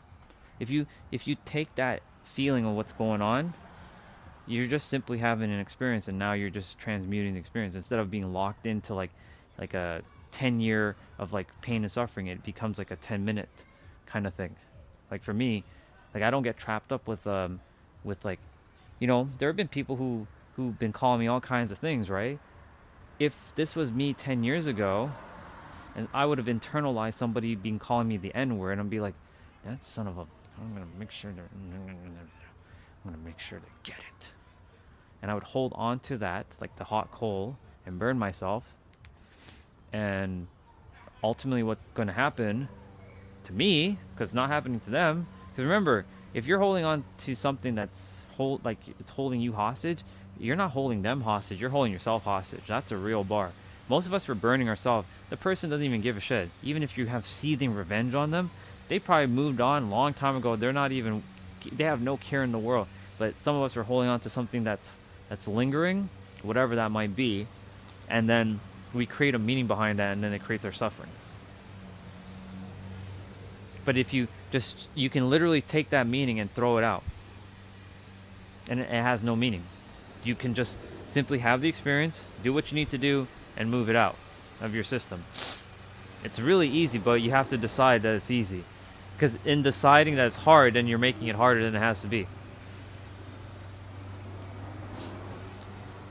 Ooh. Yeah, somebody once told me, let's talk without talking. I know what they're saying without them having to say it. Let's talk without talking. I know what they're getting. I know what they're alluding to. What the hell's happening with my nose? All of a sudden it's starting to be itchy.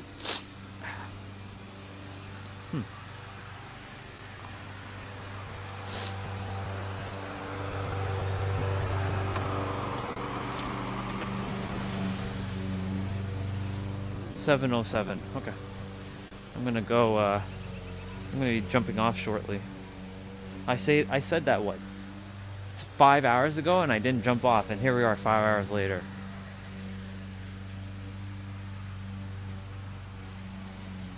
I'm gonna sit in a squat.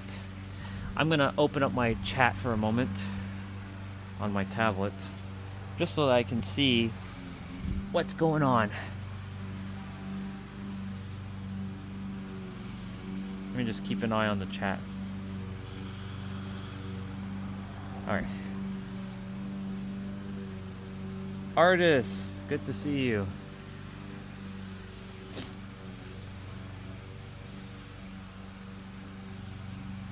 I did. It's not as big though. It's not a Monday. Come back tomorrow and you'll see me.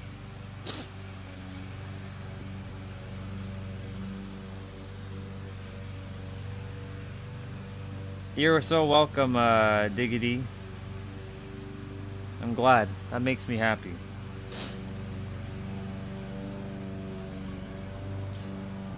That's the thing. My goal is to, you know, help as many people in this world, because the more who are feeling like themselves, the easier it is going to be for you and the rest of the planet, because the rest of the planet will also start to follow suit around you, because you become the magnet and it becomes a massive ripple. I already saw the game.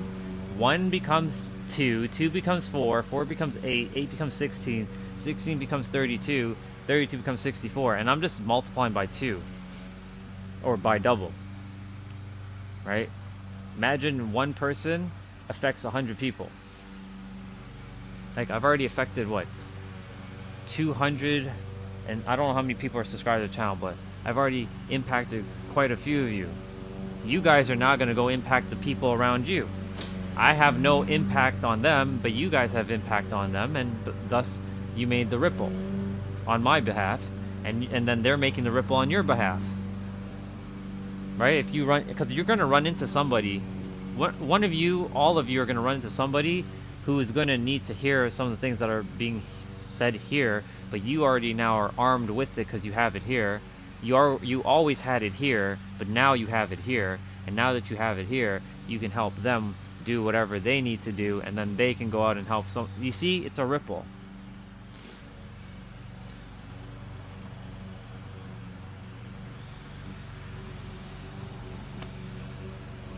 And you don't know who's watching, who's listening, right? And it doesn't mean you have to make content on social media. You can just simply help a neighbor. Like, you see how I'm helping people in the trail when they come by, right? Who knows who they're talking to about some of these things. I'm like, hey, I ran into this guy, like his name is Orion. I run into him by this like trail that I walk every day, and he drops a lot of good facts, but I want to share something that he shared with me today that might be of service to you, and blah blah blah blah. And like,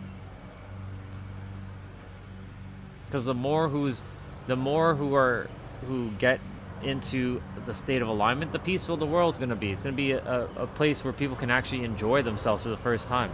I'm actually getting to enjoy myself for the first time on the planet. I'm not, I don't feel like, like I'm not, it doesn't feel like that to me anymore, like it used to. But it doesn't feel like that anymore for me, because I've shifted the feeling of that. That was Mom, by the way. I shifted the feeling. She's like cutting bushes or like planting stuff and all that. That's why she's all masked up and everything.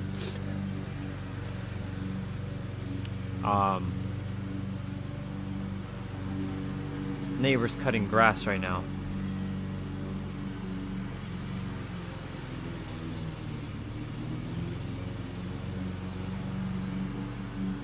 Anyways, so like I said, you never know who you're gonna run into. Like Diggity, I really want to make sure I pronounced your name correctly. Diggity Dogu Ho. I'm just gonna call you Diggity because it's easier. Diggity. He basically said,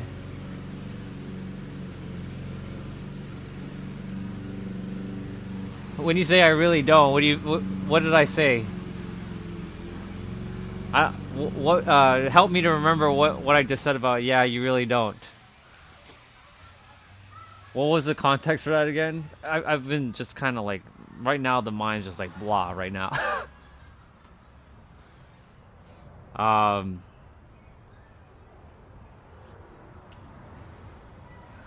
I just care that everybody just gets the, gets whatever they feel they require, and I did my job. That way I can go home and said that I did what I came here to do, and I did what I said I was gonna do, and I did it, and I did my job. Yeah, exactly. Gotcha. Okay, yeah. You really don't know, because remember each of you once upon a time, I didn't know you, right? Jeanette, I only met you, what, 2 weeks ago-ish? Right? You were a stranger to me. Right. So, like, you don't know who's watching. You don't know who's listening. And, like, you all showed up, right? It doesn't... On YouTube, it doesn't show this person has entered the chat.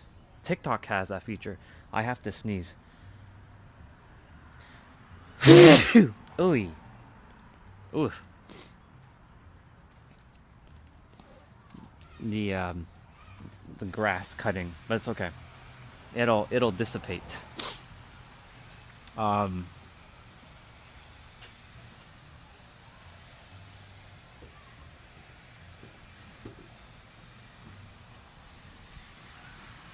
Yeah. Thank you.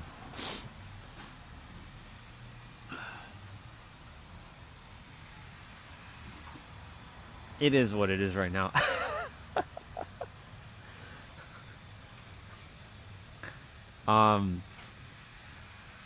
Anyways, let me get back to what I was saying. So, I didn't know any of you a month ago.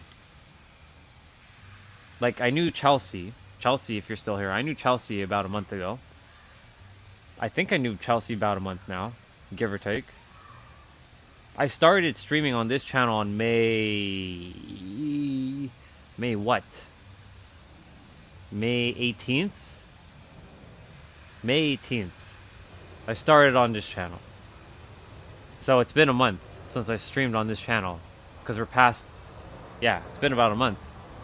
So technically, no, I haven't even known half of you guys for a month. But I feel like I've known you forever.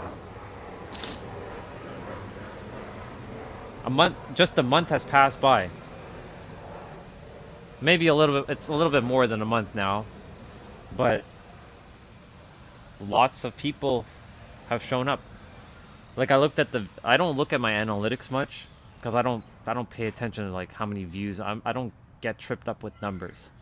But essentially, like, there's already been over 20,000 people who've come through this channel in the last 30 days. That's a lot of people. I know it doesn't sound like the most extravagant number in the world, but that's still a lot of people. It's 20,000 people. Some may have been in alignment, some may have not, but they still saw it. It still planted a seed. Because even if they're not ready to hear it, those particular souls, or their particular minds, they will eventually get the lesson at some point. Not through me, though. They'll get it from someone else. Or maybe they will run back into me 10 years from now. Should I still physically be here 10 years from now? Because I don't know. Stop flying around me.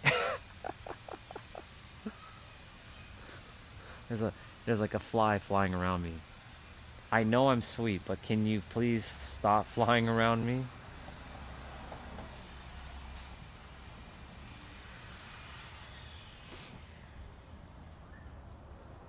I don't hurt them. I just like, go.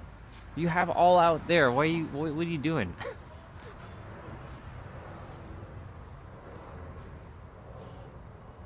It's that time of night, right? Like, they start coming out.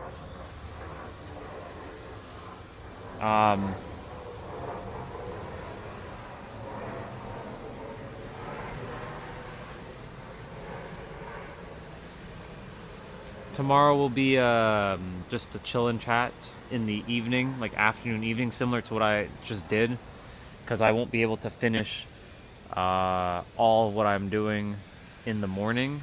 There's no way. There's too much to do in the morning, unless I wake up at 3 a.m. I don't really want to wake up at 3 a.m., to be honest. Just to get everything done? Nah, I'm good. I'm going to wake up at 4 a.m. Start my workout by 4:15, 4:30, and from there, I will get most done, and then the rest, like the stuff that you saw me doing on the stream in the evening, I'll do my mobility training and all that in the evening, and my 55s and my flexibility like stuff. Yeah, I'm gonna jump off shortly. I gotta go shower.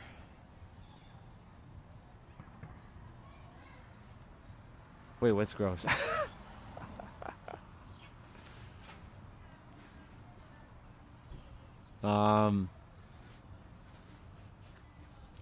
Stop flying around me.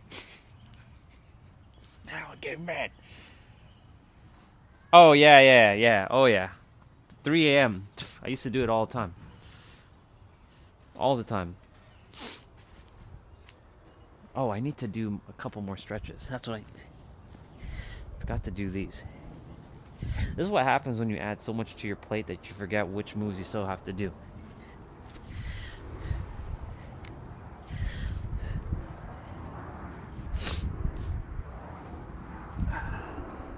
Damn, cutting grass right now. I don't have allergies. Don't you dare call it allergies, mind.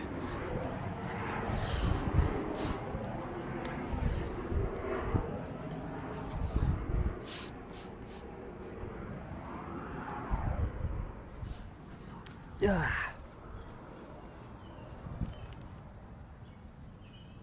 You're so welcome, Lottery Energy.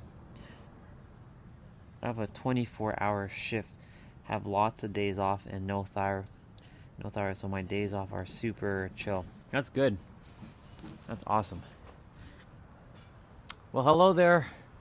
Pleasure to meet you. I don't think I ran into you before, Barbie. Barbie love. Yeah, haven't run into you before. Well, hello. Pleasure to meet you. Yeah, so tomorrow's gonna be a chill and chat. Most likely. It's gonna chill. It's just a chill and chat. The following day, on Tuesday, I do have a call in, like, as soon as I come back from the trail. So I won't be staying at the trail too long because I want to get my workout in early, or I do my workout early in the morning on Tuesday, then take the trail walk with you guys a little bit later, and then I have a call in the afternoon with someone on Tuesday. This week coming up is going to be interesting because I have calls from all over the world. I have a call with someone in Australia on Wednesday. I have a call with someone like tomorrow from Germany. Not to mention my clients. These are not my clients. These are just random people like that I met like on the internet. Of course, I met them on the internet too, but they're not my clients. But they want to have a conversation with me. So I have someone in Germany tomorrow. I have someone... I'm going to be speaking with someone that I know on Tuesday. On Wednesday, I have someone from Australia. And then on Thursday, I have someone in, I think it's Arizona, where Justin's at. I forget if it is Phoenix. And then Friday, I drive to London, Ontario. So this week's is going to be a little bit interesting, to say the least. So it'll be, it's going to be interesting. Because I don't know what these... Get off of me! Damn it. Ugh. I didn't want to hurt you. Ugh. Stop flying around me. I don't like hurting them. Fuck. Damn it. That's what happens. So... yeah, worldwide. They want to just pick my brain on some perspectives, potentially. The person in Australia, they want to offer me some sort of healing, healing thing. I'm like, I'm good. I don't need the healing. I just want to have a conversation with you. I don't need the healing. I'm good. But I won't pass it up either. If they want to share their magic, I'll take their magic. But they want to present me with like some sort of healing thing, and I'm like, I mean, if you're offering it based on whatever, go for it. I'm not going to pass it up, but there's no healing that needs to be done. I've done all my energetic work myself because I've decided that I'm healed. Because, you know, that's the thing about spirituality. Because people who get trapped up in spirituality, they spend countless of years healing. Hello, when are you going to be finished? Right?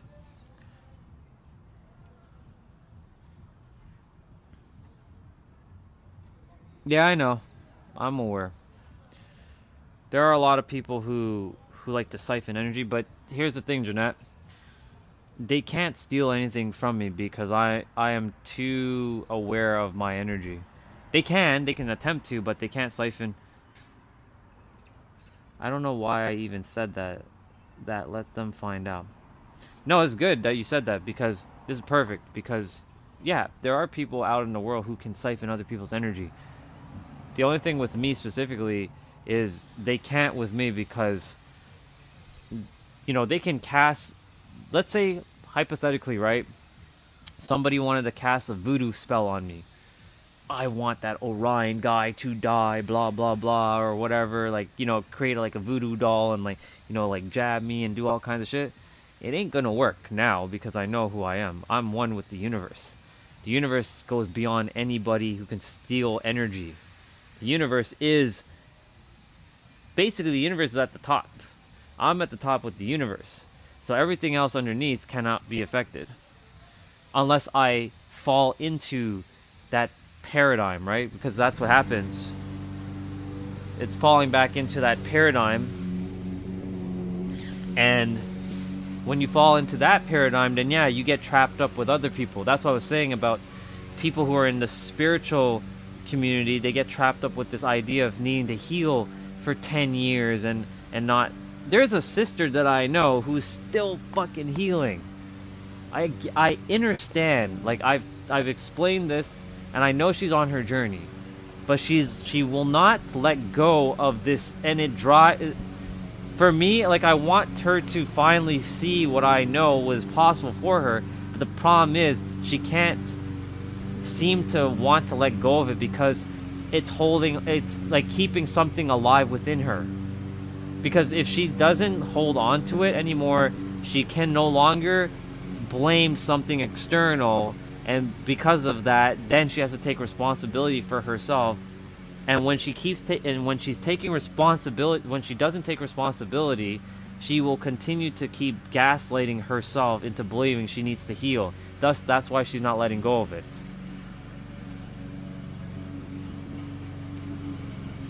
She's on her journey though, and I have to let it be, right? I have to let it be.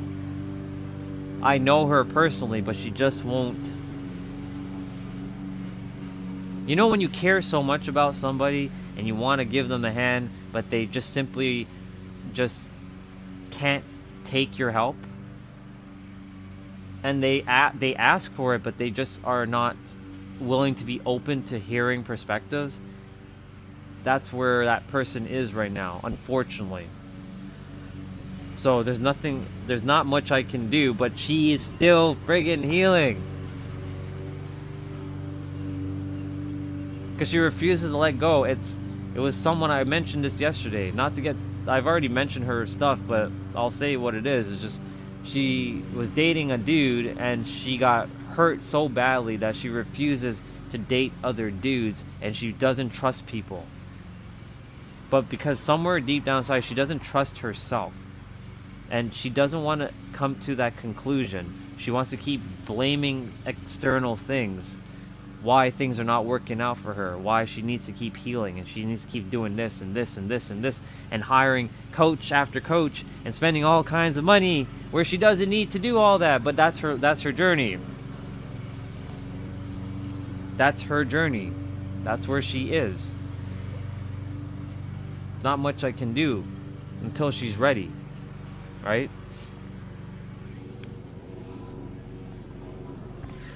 So I leave her be.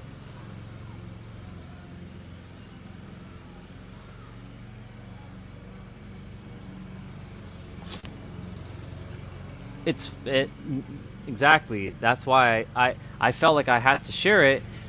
I knew a little bit about what's going on with you, but not fully, because I don't get too into detail with people's like stuff. I don't want to get into people's stuff, you know what I'm saying? Like, it's none of my business. It's just more so me sharing, and maybe that's something that needed to be heard, and I felt like that had to be shared for you to hear that, because you're currently here. Nothing happens by random. Nothing. Like, nothing I say happens randomly. It's meant to reach the person it's supposed to reach. Whoever that is supposed to reach you in that moment. I know that to be true. I'll bank my entire existence on that knowingness, because every time I share something, it's always meant for someone in the chat. Always.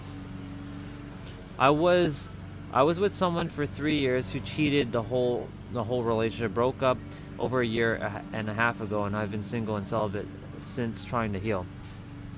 Right, so you're almost identical to the other person that I know who's been doing it for 10 years. She loved that dude with every fiber of her soul, but guess what? He cheated on her too. He broke her heart. She was like, they were like committed. They were like two peas in a pod. And guess what happened? He fucked up. But because she, somewhere deep down inside, also created that experience for him to fuck up, because somewhere deep down inside she didn't trust that it was possible, because she had shitty relationships for years and years and years, right? She never had a really good, solid foundation when it came to relationships. So, of course, she met this great dude, but over time, somewhere deep down inside, because we've talked extensively about this, right? Now, of course, back when I last talked to her, I wasn't in the mindset where I am right now. So if I were to talk to her now, it's going to be, she will probably not like what I have to say, unfortunately, because it's going to be just too brutal. But yeah, he cheated on her, broke her heart, she found out, and she now is like boycotting men. Like, men are fucking plagues. I'm like, well, you're not boycotting me, because I'm a dude. I'm not going to hit on you. I know you're a beautiful woman, but I'm not going to hit on you. I'm not interested in you. She's like, well, that's the reason why I can talk to you, because you're not interested in me. I'm like, yeah. And even if I was, we would still be able to talk, and I can tell you why. Because I am safe for you to speak to. That's why. I've created safety. Because when you feel safe around someone, you'll be able to express yourself. Let me see. I've been, and then I had to deal with severe hacking and abuse and bullying, etc., etc. So it's been a bit of a turmoil. Yeah, I can feel that. I've been holding a mirror to my face and working on myself, because I know that I want sacred love, and I don't want to be toxic to another person. And guess what? You're already sacred, and you're not going to be toxic at all, because you just decide that you can decide you're whole, perfect, and complete now, but you will still have to go through your energetic feelings of fully feeling that viscerally. What's up, dude? Good to see you. I'm still on the same stream, bro. Still here. Still hanging out. Was finishing up my movement, but just sharing a perspective right now. It's good to see you again. So, yeah, Jeanette, like, you're not going to be toxic again, because you're already aware of that, right? You even saying that in your last comment already implies that you already done a lot of the work. In fact, it's just a simple matter of deciding right now that you can be in your sacred divine partnership with your partner. and call it forth. He is waiting for you. If it's a he, of course, right? They're waiting for you. They're just waiting for you, and you're waiting for them, because they also have to do whatever ish work that they got to do and get rid of whatever thing, and then you two will come into alignment.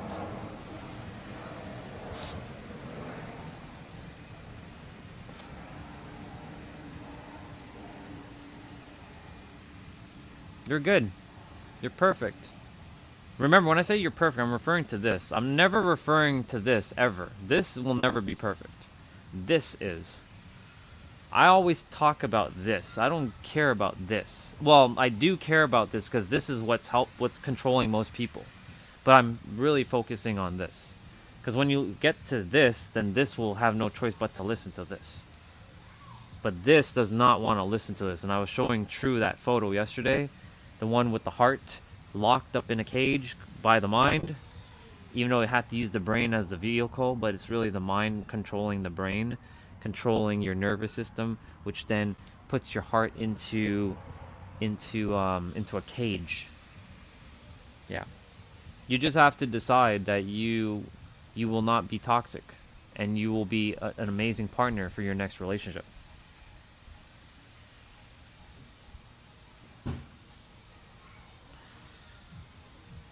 So living from the heart space is such a hard thing to do, but it changes everything. It is hard, and the reason why, well, it's actually easy, but the mind will gaslight you into believing it's hard. But yes, from the mind level, it is hard because the mind wants to see all the steps. It wants certainty, because certainty creates safetyness. That's a bar, write it down. Because if the mind does not see something as safe, it sees it as uncertain, and uncertainty leads to death. And that's hardwired into our biology. And because it's hardwired into our biology, it will self-sabotage every present moment. And that's another bar. Write that one down. Because the moment you can make something safe in your reality, you will experience it in your physical. So you just have to feel safe with it. The key to everything is safety. Relief and safety. In fact, I was supposed to show the drawing. I drew this. This was one of my last drawings.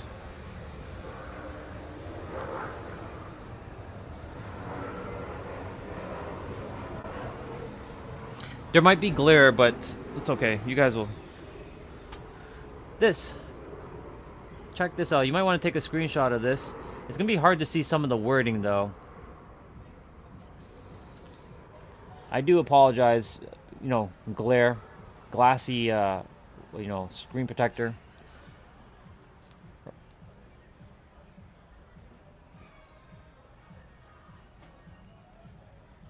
You see how it starts with relief? Relief starts to go to certainty, safety, and serenity. And then those feelings, those three feelings lead to other things. Like assurance, stability, groundedness, clarity, confidence, conviction, peace, harmony, and tranquility.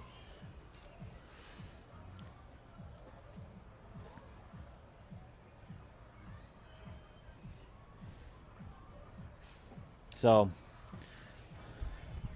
it starts with relief. Relief leads to safety, certainty, and serenity. But you can say certainty and safety are almost two sides of the same coin. They're playing the Macarena. Hey, Macarena.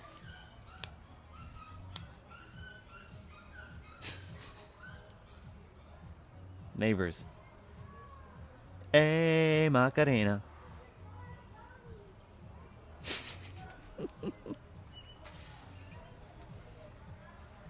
Hey, Macarena.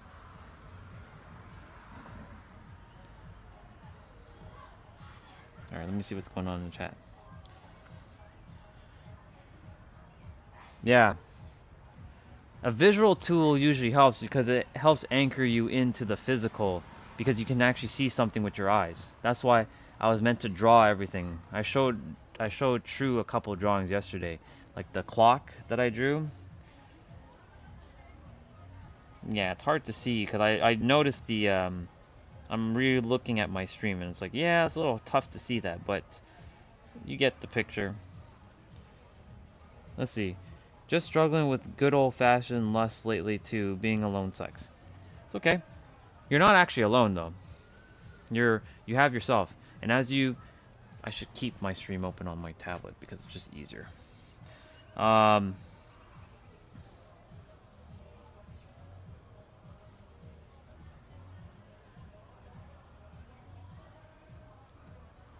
Yeah, so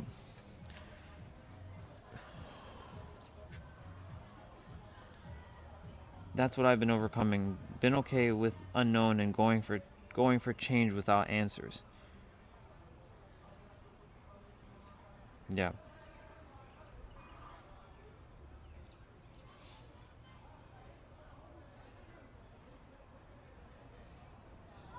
So, what was I gonna get at?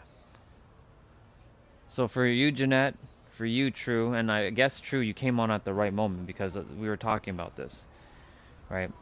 If you guys are looking to be with your partner, you already have your partner.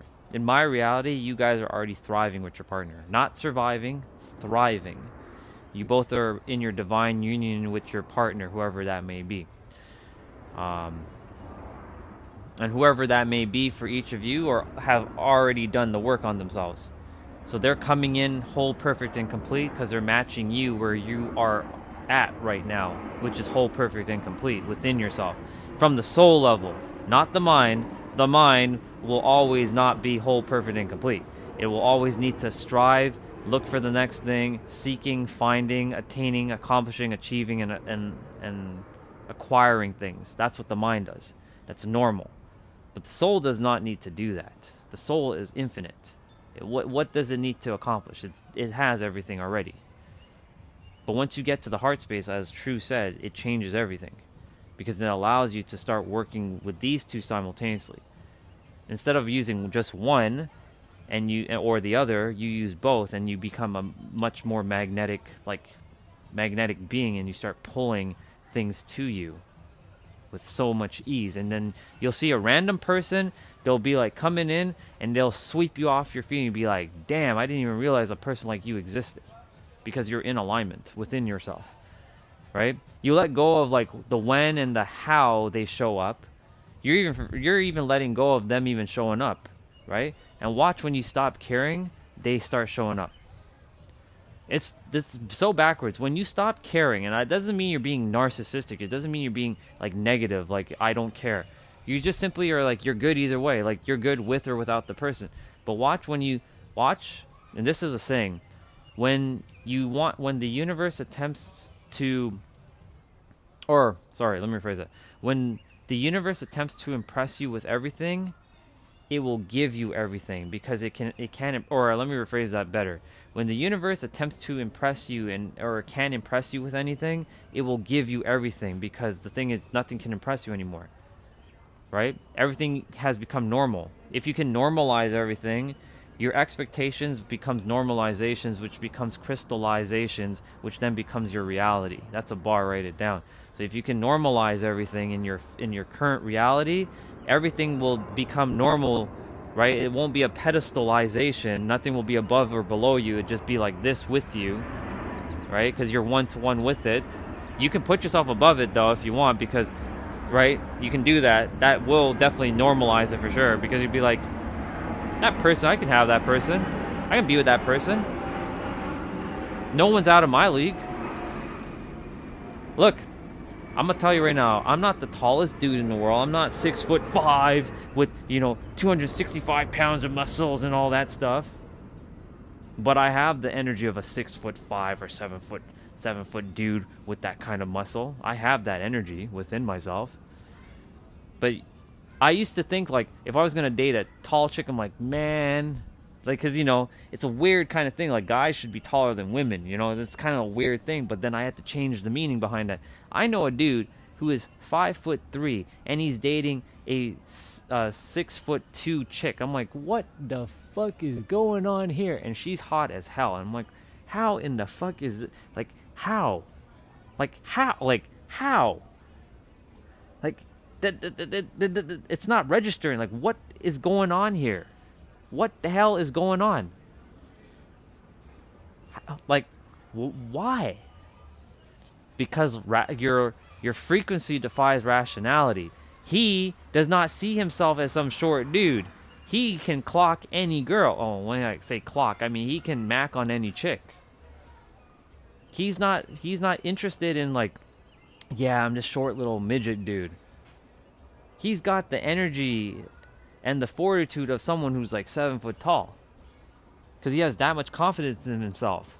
So that's really what it comes down to. Remember in Nero's video, he's talking about confidence. Confidence is conviction.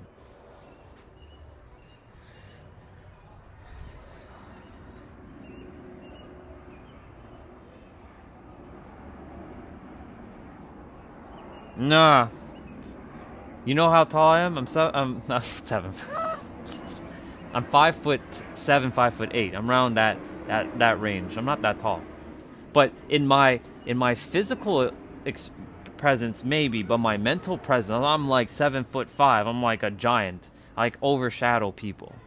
That's why, like, when you see me walking, like, you know, I command respect where I go. Not that I demand it. I command it where I go, because where I go, you have no choice but to. Because in my reality, I respect everyone, so I get that right back at me.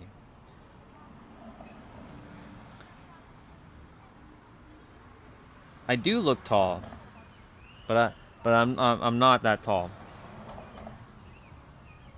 I do look taller, yes, because the camera looks, it does, but no. If you see me in person, you can tell when you see me, because the thing is, like, you guys are not seeing me when I'm chatting with others, like the height difference. That's why you have no way to perceive, like, if someone else were to just be standing here, then you'll see the difference. Like, oh, okay, yeah, clearly there's a height difference between Orion and Soul Person.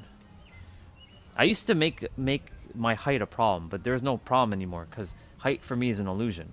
If I want to date a 6'2" girl, I can date a 6'2" girl. Do I want to date a 6'2" girl though? No, not really.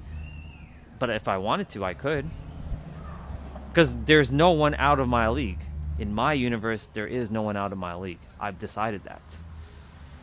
But you guys can decide that for yourself too. Yeah. So,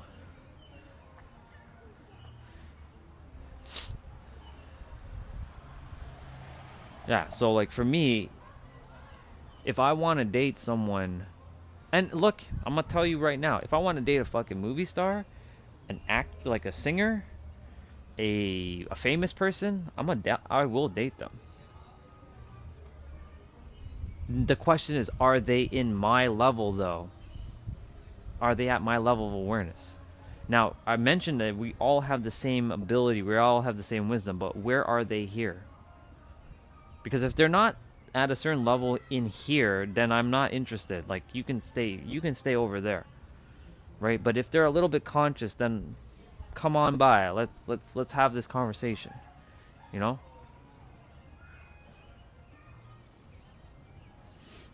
But I do like me my girls a little bit like shorter than me, because, you know, get to pick them up and everything, you know.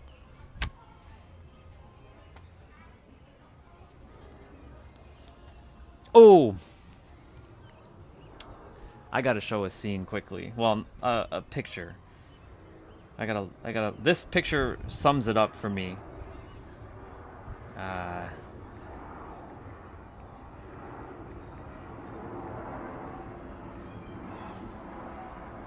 Yep, this image right here. Just gotta.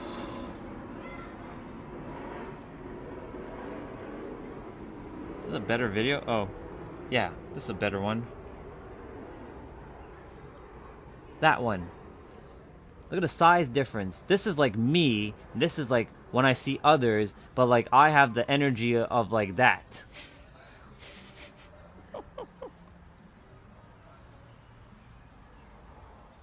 Confidence.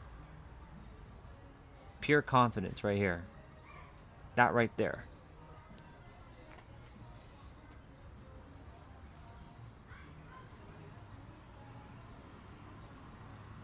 Pure confidence. So like if I see like some tall dude, I'm be like, bring it. But you know, I see a lot of tall dudes, but I'm like, I just chose this body because there was a reason I chose this body for a specific reason. I had to overcome a little bit of a hurdle so I can master myself. But I figured it out. Let me read what you guys wrote in the chat.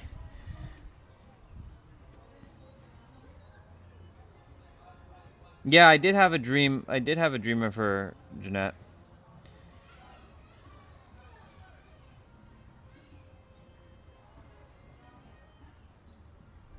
Exactly true. Spot on. Matching frequency is something that has just made me aware to me. Since I have never known real love, I only know how to operate from lust attraction, but frequency matches is where it's at. Exactly.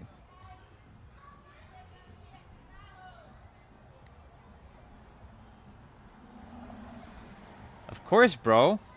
Dude, Goku's my dude. And Naruto and Ichigo. Yeah. I'm a nerd, bro. Hold on.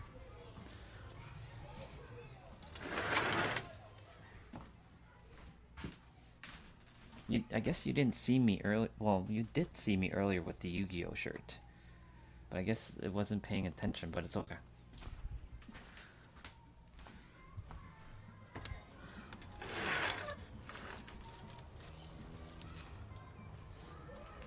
So we got Yugi.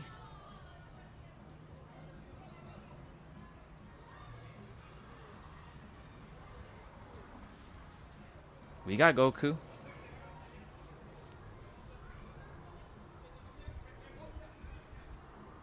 Here's Goku. This one's custom made, by the way. I made it in San Diego. This is probably my favorite one. Naruto.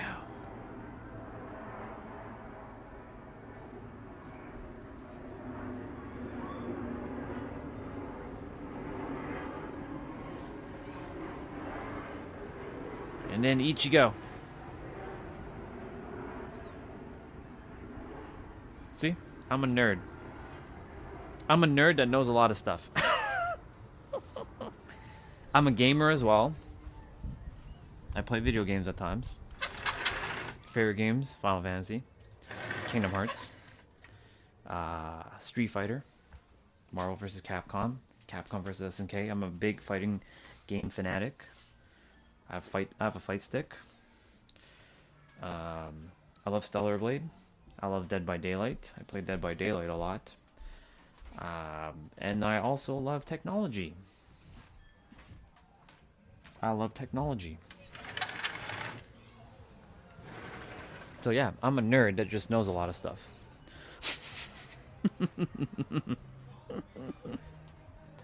Let's see.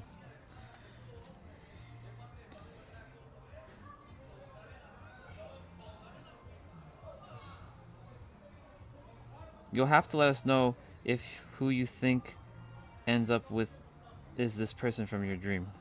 Are you referring to me, Jeanette? You want to know what she looks like?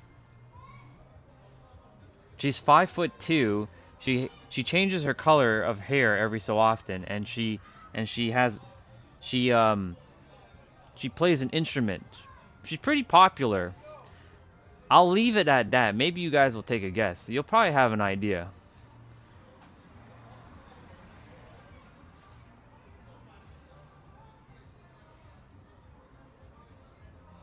And I know it's her, because I've loved her ever since 2010. But she wasn't famous in 2010. And I don't love her because she's famous. I loved her before she was famous. I just saw her and I was like, yep. Something about her. Now, if it doesn't happen, it is what it is. But like, you know. Not Billie Eilish. You want a redhead? Dude. I love Aussie chicks, by the way. Yeah, manifest that, bro. Taylor Swift? No. Does Taylor Swift change her color hair, though? I know she changes her shape. You guys can guess. I can tell you if you want to know. You probably are not expecting who I'm about to say, but I'm gonna say it. Say it. Oh, I disconnected. What the hell?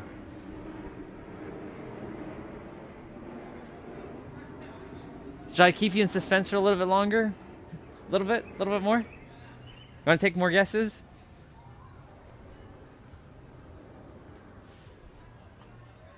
Okay, I'll give you one more hint before I reveal. She was on AGT in 2010. No, not Miley. Not Miley. Miley? Yeah, Miley. I was like, what the fuck? And why am I not saying her name right now? No, not her. No Hillary Duff, no Miley Cyrus. No, not her. She was on AGT, America's Got Talent, in 2010. If I tell you the instrument she plays, you'll already know who I'm referring to.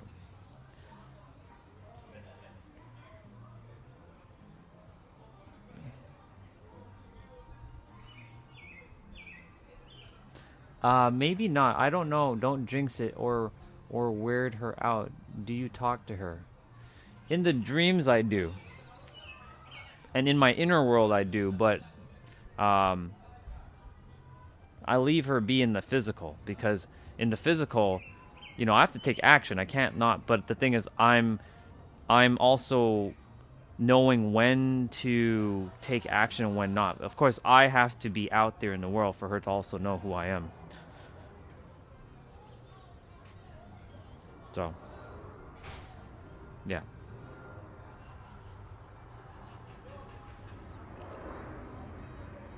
I'll keep it. Did you test the lighter? Did you test the lighter? How is it working? Does it like a big flame? Just a small little thing? But it works. And the wallet? So that's to put like your cards, and then you can. I'll show it to you. Yeah.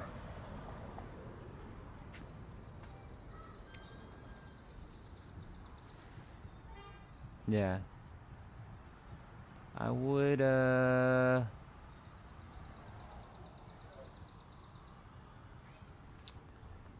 Ooh, Chelsea got it. She actually nailed it. Because I said AGT. 2010. I said AGT and an instrument. Yep, her. Her. You nailed it, Chelsea.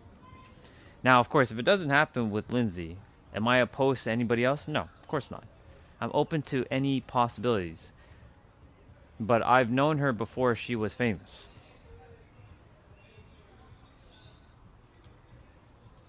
You guys don't know who Lindsay Sterling is? Okay. You can look her up. You'll see her. You'll see her.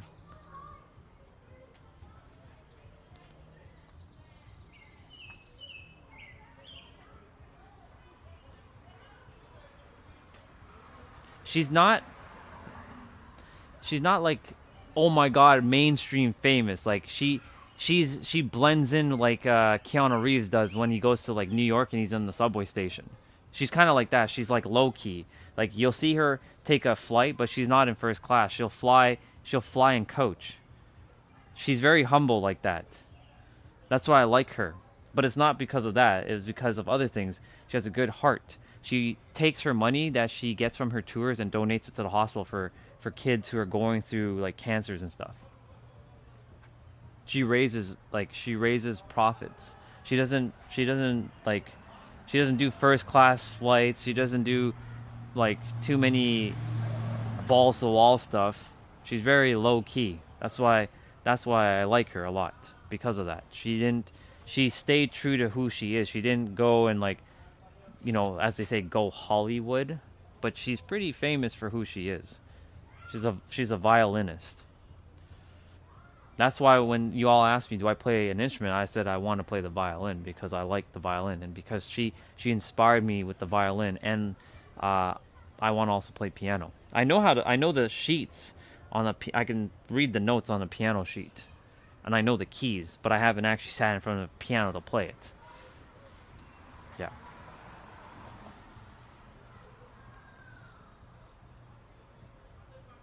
Yeah, me either.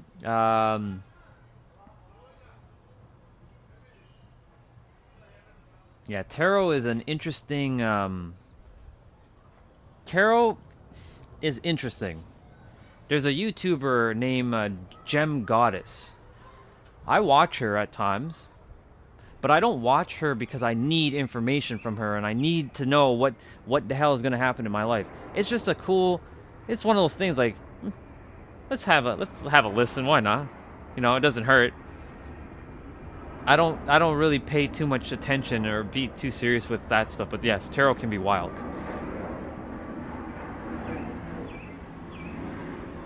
Very good. I play guitar, but I want to learn violin soon. That's true. Is so random synchronistic moments with you and I, dude. It's pretty cool. AI is getting really good indeed, isn't it, Chelsea?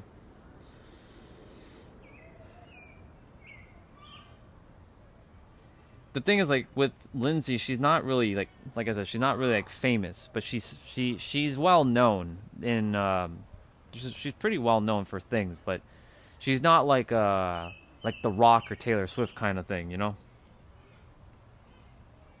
Thank you, Diggity. But I'm good either way. I'm not like fixated that it has to be her, and I'm okay. Like, look, if I'm gonna tell you guys this, if it doesn't happen.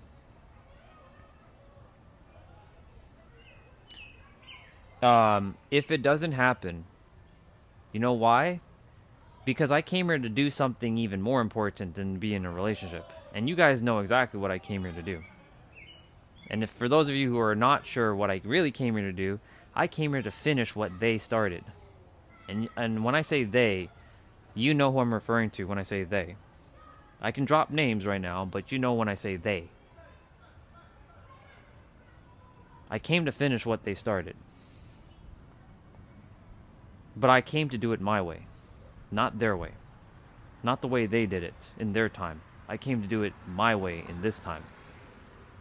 So, if that doesn't... I know my mission. This is top priority.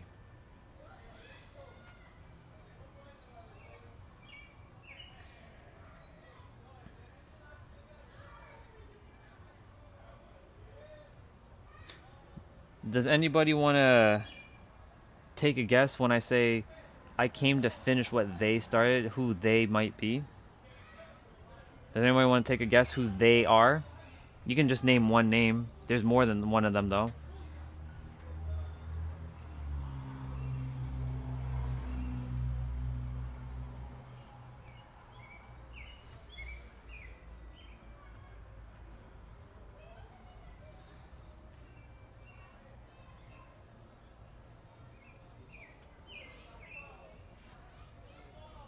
Well, they have names, and they're very well known.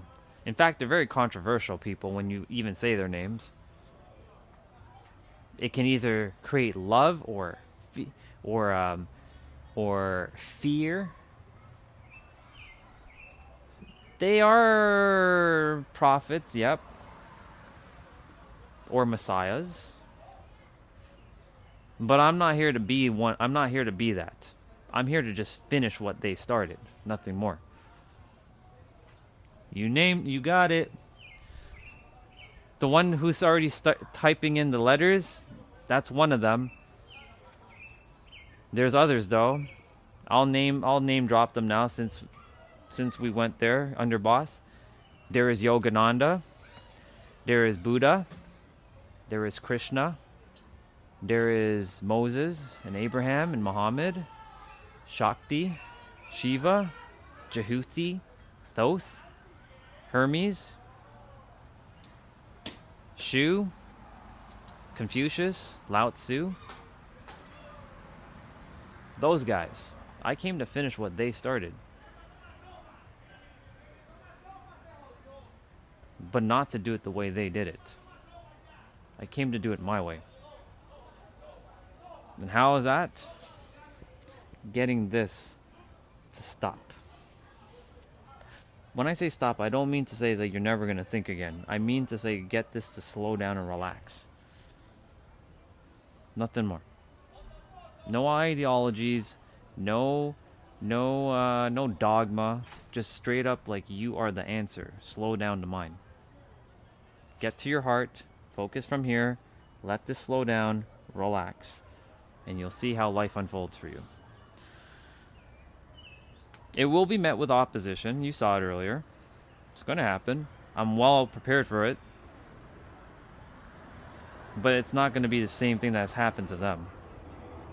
That's my mission, quite literally. I came here to do what they did, but not do it the way they did it. And I'm not a messiah, and I don't give a shit about that. I just came here to help. I'm a nerd who literally just knows shit. That's it. Nothing more. Just a nerd that knows shit.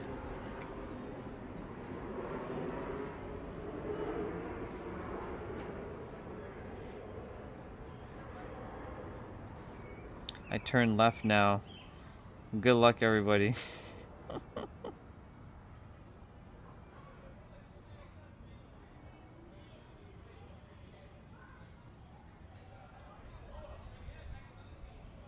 Yep. I'm just a nerd that knows a bunch of shit.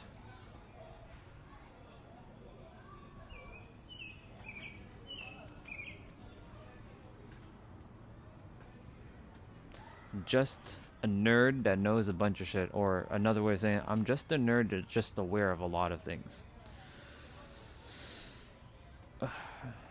And I asked myself, why? Why? I know I'm looking up as if it's some dude in the sky, but it's not a dude in the sky, it's right here. Why? I know why. Because I chose this path for myself. I'm like, ugh.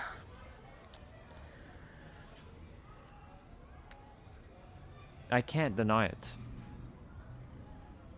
I was fighting against it for a long time. I'm like, nah, it's not no, there's no way.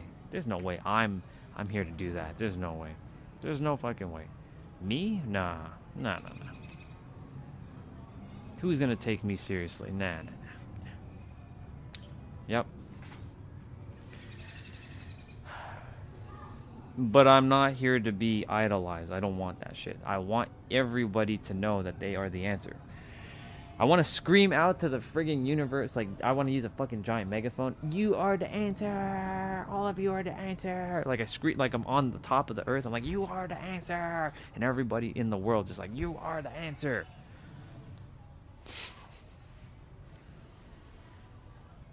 You know, at nighttime, before I go to sleep, I'm actually screaming out. I'm like, you all are the answer!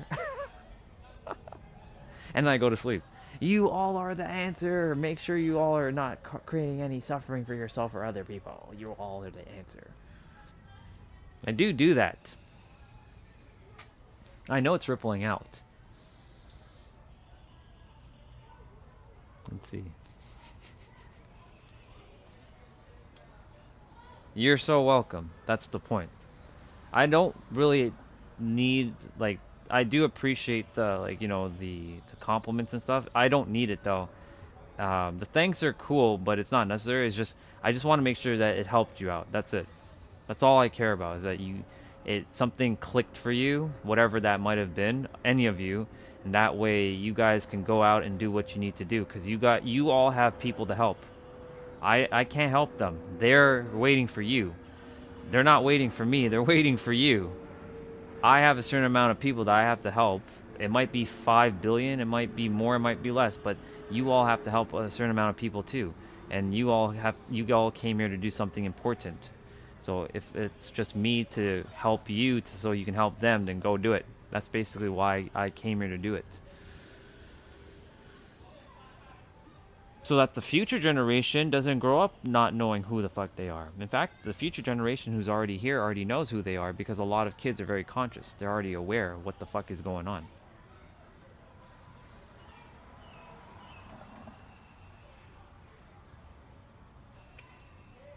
Yeah. Seriously, I question it all, and I try and have much fun as possible. It's good. Your worlds are changing before your eyes. This time next year, it'll be hella fun. It will be hella fun. By this time next year, it's gonna be really fun. Lots of things are going to be unfolding. I look forward to it. It's gonna be a fascinating year next year. So, yeah. It's gonna be a fascinating time in 2027.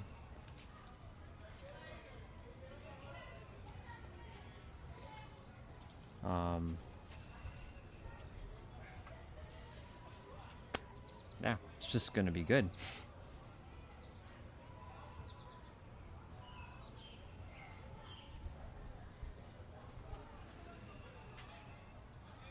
I'm just checking the chat there. Just make sure I didn't see anything.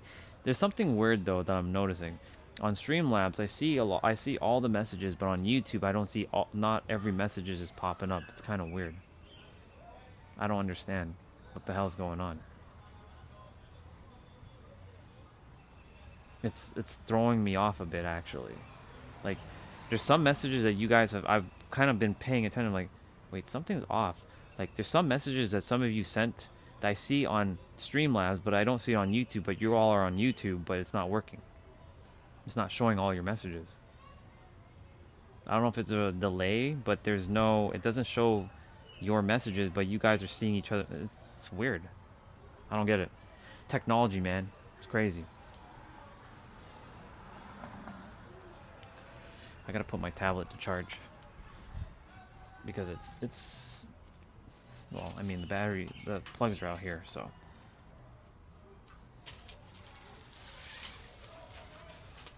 You know the neighbors who are playing music right now, who are in that direction, over that way?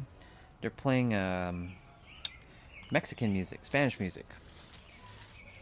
And because that feels like San Diego, they feel like home. Because I hear that music all the time when I'm in San Diego. They're having siestas and stuff.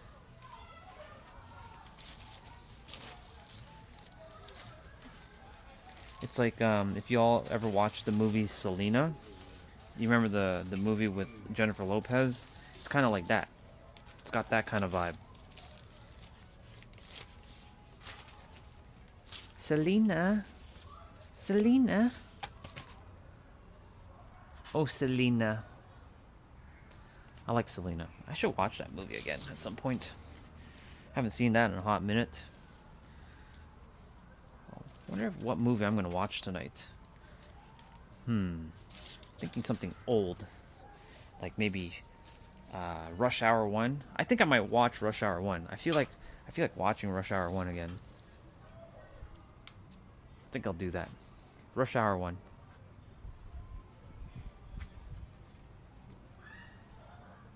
What the fuck is going on? Why are you no charge?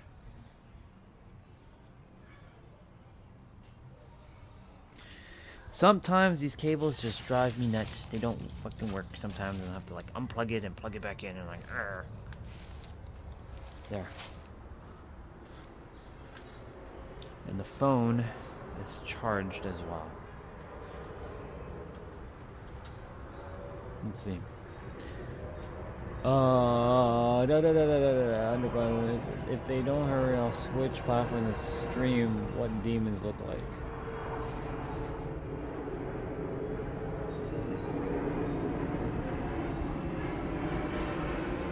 They're free, Chelsea. They're free. In my universe, everybody's free. Set the intention and they are free. I want them to be free. I want everybody to be free. I want humanity to just know what it feels like to be in this state of pure joy and wonderment. I desire for everybody to know what it feels like to just live a life of just pure awareness and just be at peace with themselves. That's my ultimate wish for everybody. Because it's important.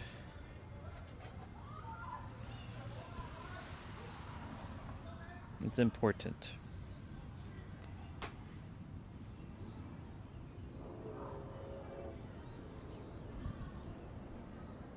coming from the guy who hated the world for 20 years.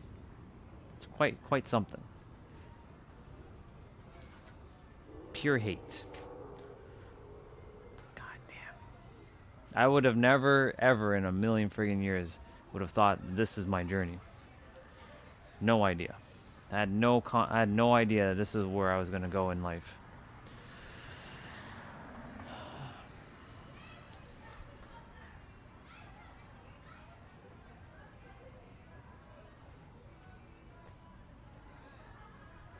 This is like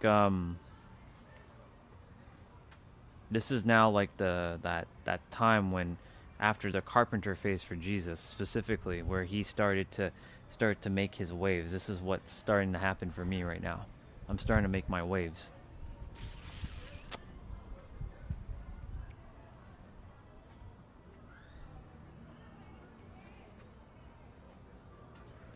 I just don't want to be idolized. That's it. I just want everybody to know that they're the answer. That's why I don't need to write a book. I already written the book. It's called You. You are the answer. And there's only one page in that book. You want to know the page? What's on that page?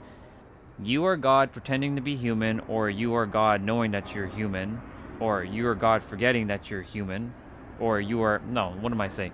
You are God that has forgotten that you are God that's playing a human character. The answers are always within, from with here, as within, so without. All things exist here and now in a state of visibility or invisibility based on your level of awareness, which is your frequency. And you have everything right now. That's my book. What else do you need to know? Why do I need to obfuscate it for 300 pages? It's one page. It has all the answers right there.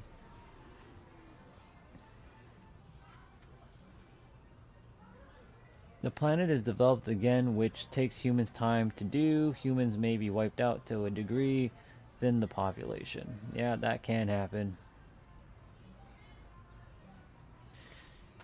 Well, it's not the humans that suck. It's the mind inside the human that's creating all the problems. It's not the human itself. Because the human and the mind are two, even though they are one system, the mind is its own little dot. It's its own little thing doing its own little thing.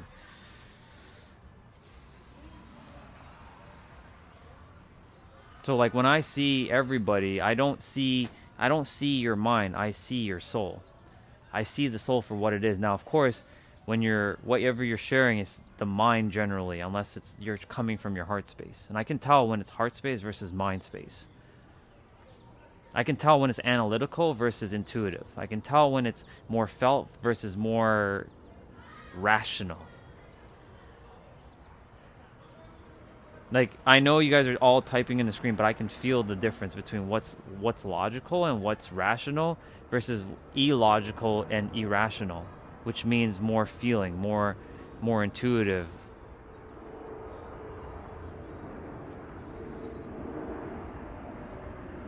Airplane.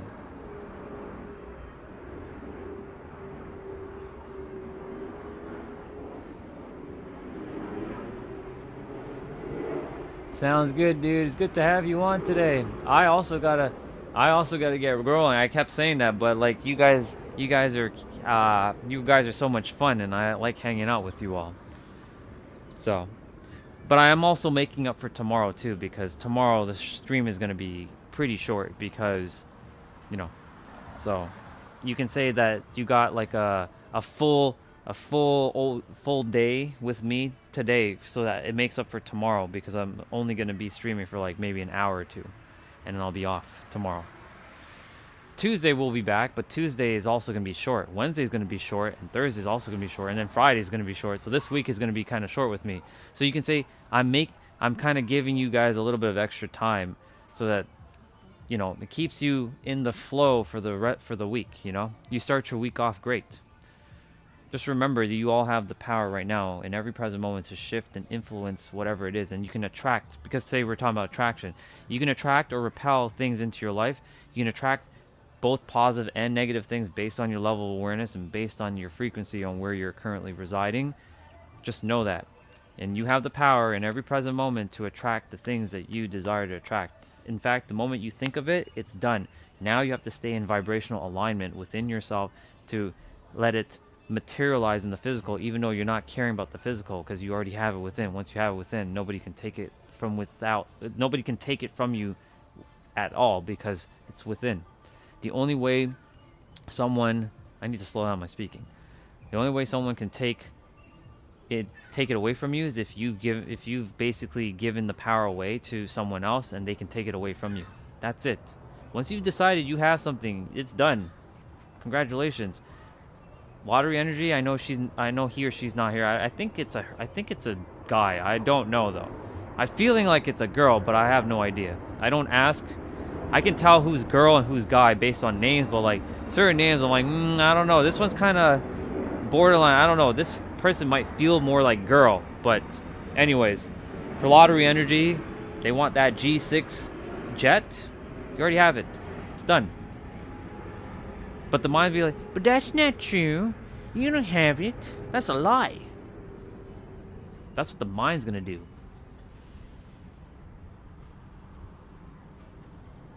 Yeah, Monday is client days. So I work with clients. I have 6 of them right now. So they're paid clients. So on Mondays specifically, you won't see me until like in the evening time, because that's the only time I'll be streaming. So during the day, I'm working with them. But this week is going to be kind of weird because I have a call on Tuesday, which I don't usually have calls, but someone wanted to chat with me. Wednesday, I have a call with someone in Australia. They're not clients. These are just random people that wanted to connect, like I was mentioning. Thursday, I have someone in Arizona. I think it's in Arizona. And then Friday, I'm driving to London, Ontario. But you guys are going to come along for the drive. But the thing is, a little bit of the drive is going to get cut off because the internet doesn't work for part of the drive. I'm like, so you guys will get some of the drive, but not the full drive, because it'll just cut out. So it'll be spinning and like lagging, buffering. So I'm going to mention that before it happens. I'm like, all right, so I'm going to go and grab some food at a rest stop, and then I'll continue to drive, and I'll tell you all like, yeah, around this area, this is where the internet's going to cut out. So it's going to spin for about 15-20 minutes until I pass a certain dead zone. Once I pass the dead zone, it will work again. So in that time, that 20 minutes or whatever, the stream will be just spinning in one continuous loop. This is Friday. But then once I get to London, Ontario, it'll pick up before we get there. And then once I get to my destination, then I'll be ending the stream, because I'll be spending time with the person, because she just had her spiritual awakening. It's exciting, because she right now is getting gaslit by all her people that she knows. All her people are gaslighting her, telling her that she's gone crazy and that she needs to go seek out mental help, because they are still trapped in the matrix. Or you're the matrix, but they're trapped in, the working matrix, the matrix that has enslaved you into believing a bunch of bullshit. That matrix. You're always going to be a part of the matrix. You are the matrix experiencing itself. But basically that's where she is right now in her journey. So I'm going to see her because I want to actually talk with her and see what's going on. So that's the game plan this week, people. Yeah. Exactly, Jeanette. Spot on. So she just had her awakening, and she doesn't know what's real from what's not real anymore, because she's like, I think I'm going crazy. I'm going crazy. I'm like, you're not going crazy. You're just starting to realize. You're starting to realize everything. That's really what it is. And it's going to feel like that. And I told her, it's going to feel like you're going to lose your mind in the beginning. And this is normal. But you're going to start to ground yourself. You're going to start to explore things. You're going to start doing things differently. And you're going to start to see how things are working out. And she started going down all different things that I already started, like that I did many years ago, like sound healing.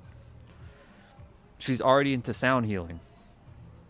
It didn't take her long to start getting into sound healing, looking into sound healing, and doing all kinds of sound and vibrational medicine and all that. I'm like, see? You're not going crazy. Shit, this stuff exists. It's just that you weren't in vibrational alignment or resonance for you to see it. Now you're in vibrational resonance because the universe wanted you to wake up. It wanted you to get up. So now you're up. Same with all of you. There's a reason why you're all aware of what's going on. Because the universe wanted you to know so that you can go do what you need to do. There's no accident you found me, because if you found me, you're in the same resonance. Even the ones who are fighting, like, I need evidence, I need evidence, I need it. They're in alignment too. They just don't know it because they want to fight. Yeah.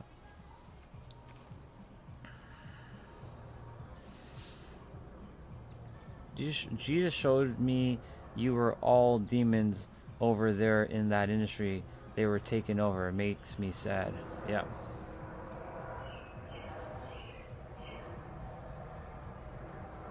The other thing that here's the other side of this coin. In the spiritual community, there are a lot of people capitalizing on a lot of people banking on you never healing. And I came here to sort of put a little pin in their little game. I didn't come here to stop their business. They can make their money. I'm not here to stop them from making money. I came here to stop them. I came here to make sure that they don't keep people trapped. There's a poem I read. If I were the puppeteer, I would heal. I would use the healing word, but hollow out all the meaning. I would make sure that I would almost get you there, almost arrive, almost there, but never arrive. That's what I would do. That's what a lot of spiritual people do. They get you to almost there, but not fully there. And then they keep charging you more money and more money and more money, but you never get there.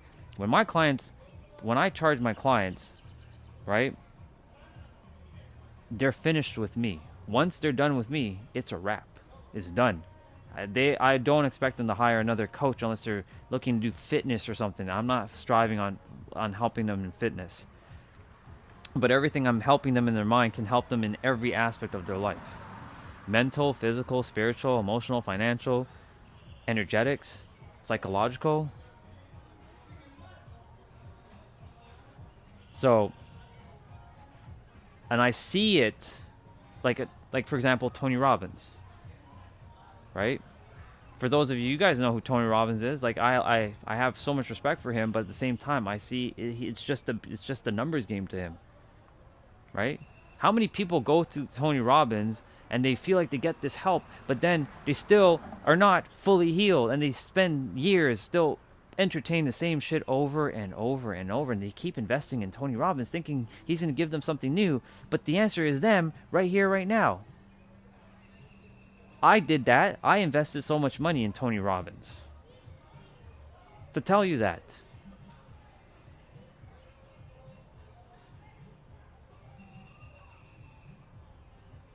Right? That's why I'm here to remind each of you that you're the answer. I am not the answer. You are the answer. You've been the answer the entire time. You just forgot. You don't need anybody to tell you anything else, because you're the answer. And once you know you're the answer, you can decide for yourself whatever it is that you desire to have. And you start within. It starts within. As within, so without. And yes, I read all the religious books, but I didn't read it from a religious standpoint. I read it from a metaphysical standpoint. So that allowed me to see things in a vastly different way. So like when that person earlier was dropping the go to blah blah blah covenant blah blah blah verse, I don't give a shit about your verse. Be still and know that you are God is be still and know that you, me, and everyone is the creator playing a human form. That's what that means. Psalm 46:10. Be still. What does be still mean? Still. Stillness is godliness. When you're still, it allows you to slow down. It allows you to be receptive. It allows you to receive and be more relaxed. Be still and know that you are God. The reason why it was written the way it was written is so that they didn't want to make it simple. Because if it was simple, then you'd be bored out of your fucking mind if you came to Earth having all the answers. That's why you have to go through your experience to uncover the deeper meaning. That's why reality is a paradox. That's the reason why words are wrapped the way they are, because they want you to figure it out. What does that say? Ripple? I don't know if that says Ripple. What did that say? Oh, kill. Be still and chill. Exactly. That's another way of saying it. Yeah.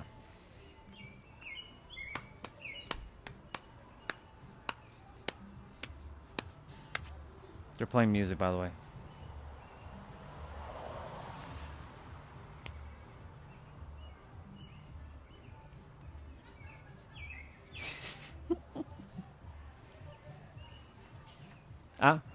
I don't know if y'all can hear the music. I don't think you can. If you can hear the music, it's pretty good that the microphone's picking it up.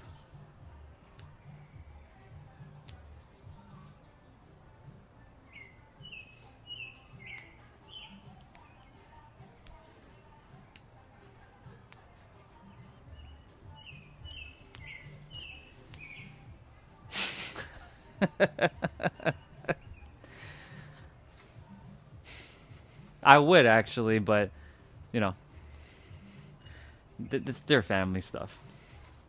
Yeah.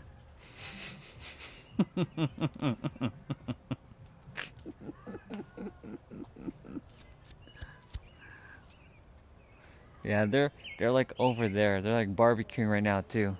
I can smell the food. God damn. All right, y'all. It's almost 8:30. I haven't showered. I'm gonna go shower. I'm gonna make some hot chocolate. Hot chocolate.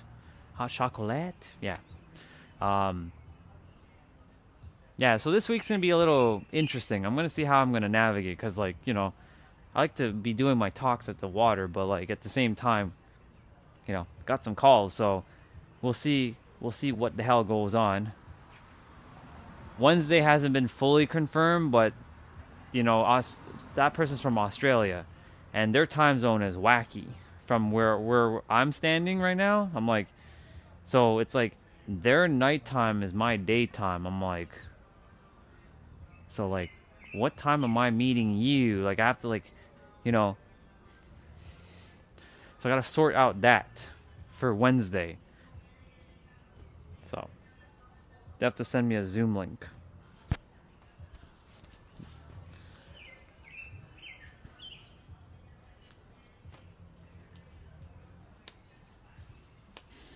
Yeah.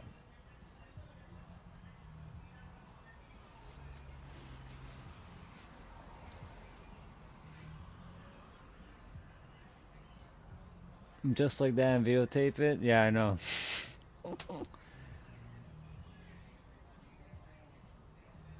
Yeah. And for me, Jeanette, as you know, I'm not here to make anybody's life. I know that's not for me, but like, that's my goal is to make your life easier. Have fun. Enjoy. And with that, I take off my gloves and I bid you adieu. Thank you guys for coming on today. Really, I mean it. I really do appreciate you guys hanging out and sharing your own wisdom. We all have we all have each other's wisdom, but you know, your version, your part. I'm just gonna go put these away quickly. But yeah, I'm really grateful to meet all of you. If I haven't said that yet. Like I said, I didn't really initially come on my new channel to build connections. I just came here to serve. But in the process, if I'm building connections, there's nothing wrong with that. I just, you know, just make sure that I do it differently than I did the first time in my other channel, because I got emotionally attached and shit. Just, you know, a lot of people in the other channel just were not in true alignment that I thought, because I wasn't in alignment with myself, and it was a reflection of me, but also they were their own reflections of themselves. So I don't blame anything or anyone. That was just an experience.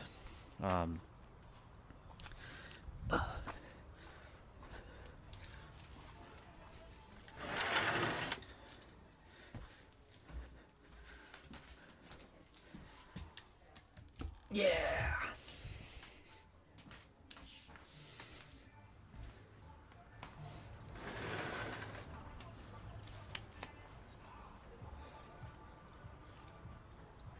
Man, they're playing some good tunes right now. God dang it. Couldn't they have been on earlier? Couldn't they have been playing this stuff like in the afternoon?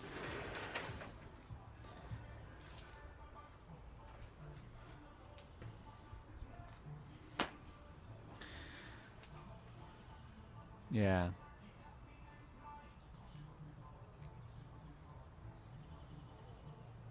Yeah, we're just having fun.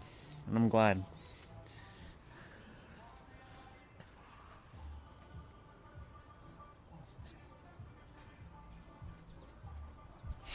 I can't help it. You know, the music.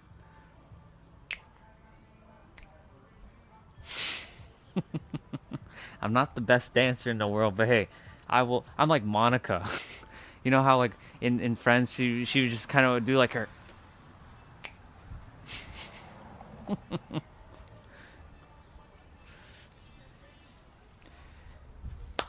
but it's okay. My strengths are in other things, such as speaking, the wisdom. So, all right, y'all. As much as I would love to stay on for a little bit longer, I do gotta go shower, and I do got to get up a little bit earlier tomorrow. So, y'all have yourselves. If you all have Instagram, you guys can just follow each other and continue your conversations, because I like when you guys connect with each other. It brings me joy. Like while I'm sharing, you guys are talking and sharing your own perspectives. It's good. I'll let Underboss finish his last train of thought before I wrap up the stream. I don't want to cut him off. But yeah, y'all, thank you for coming on today. And my headband's all weird and shit, but whatever, it's all good. It was good to see all of you. I'll be back on tomorrow, but way in the afternoon. So around, not this time, but we'll probably be streaming around till this time tomorrow. We'll see what happens. See you later, Jeanette. See you later, Underboss. See you later, Chelsea. Diggity Dog. I know he already left. True, if you're still here. Who else was here? Anybody else who's here? Thank you for coming on today. It's been a pleasure. I will see you guys. I'll see you guys tomorrow, whoever wants to show up, but it'll be later in the evening. Much later. So,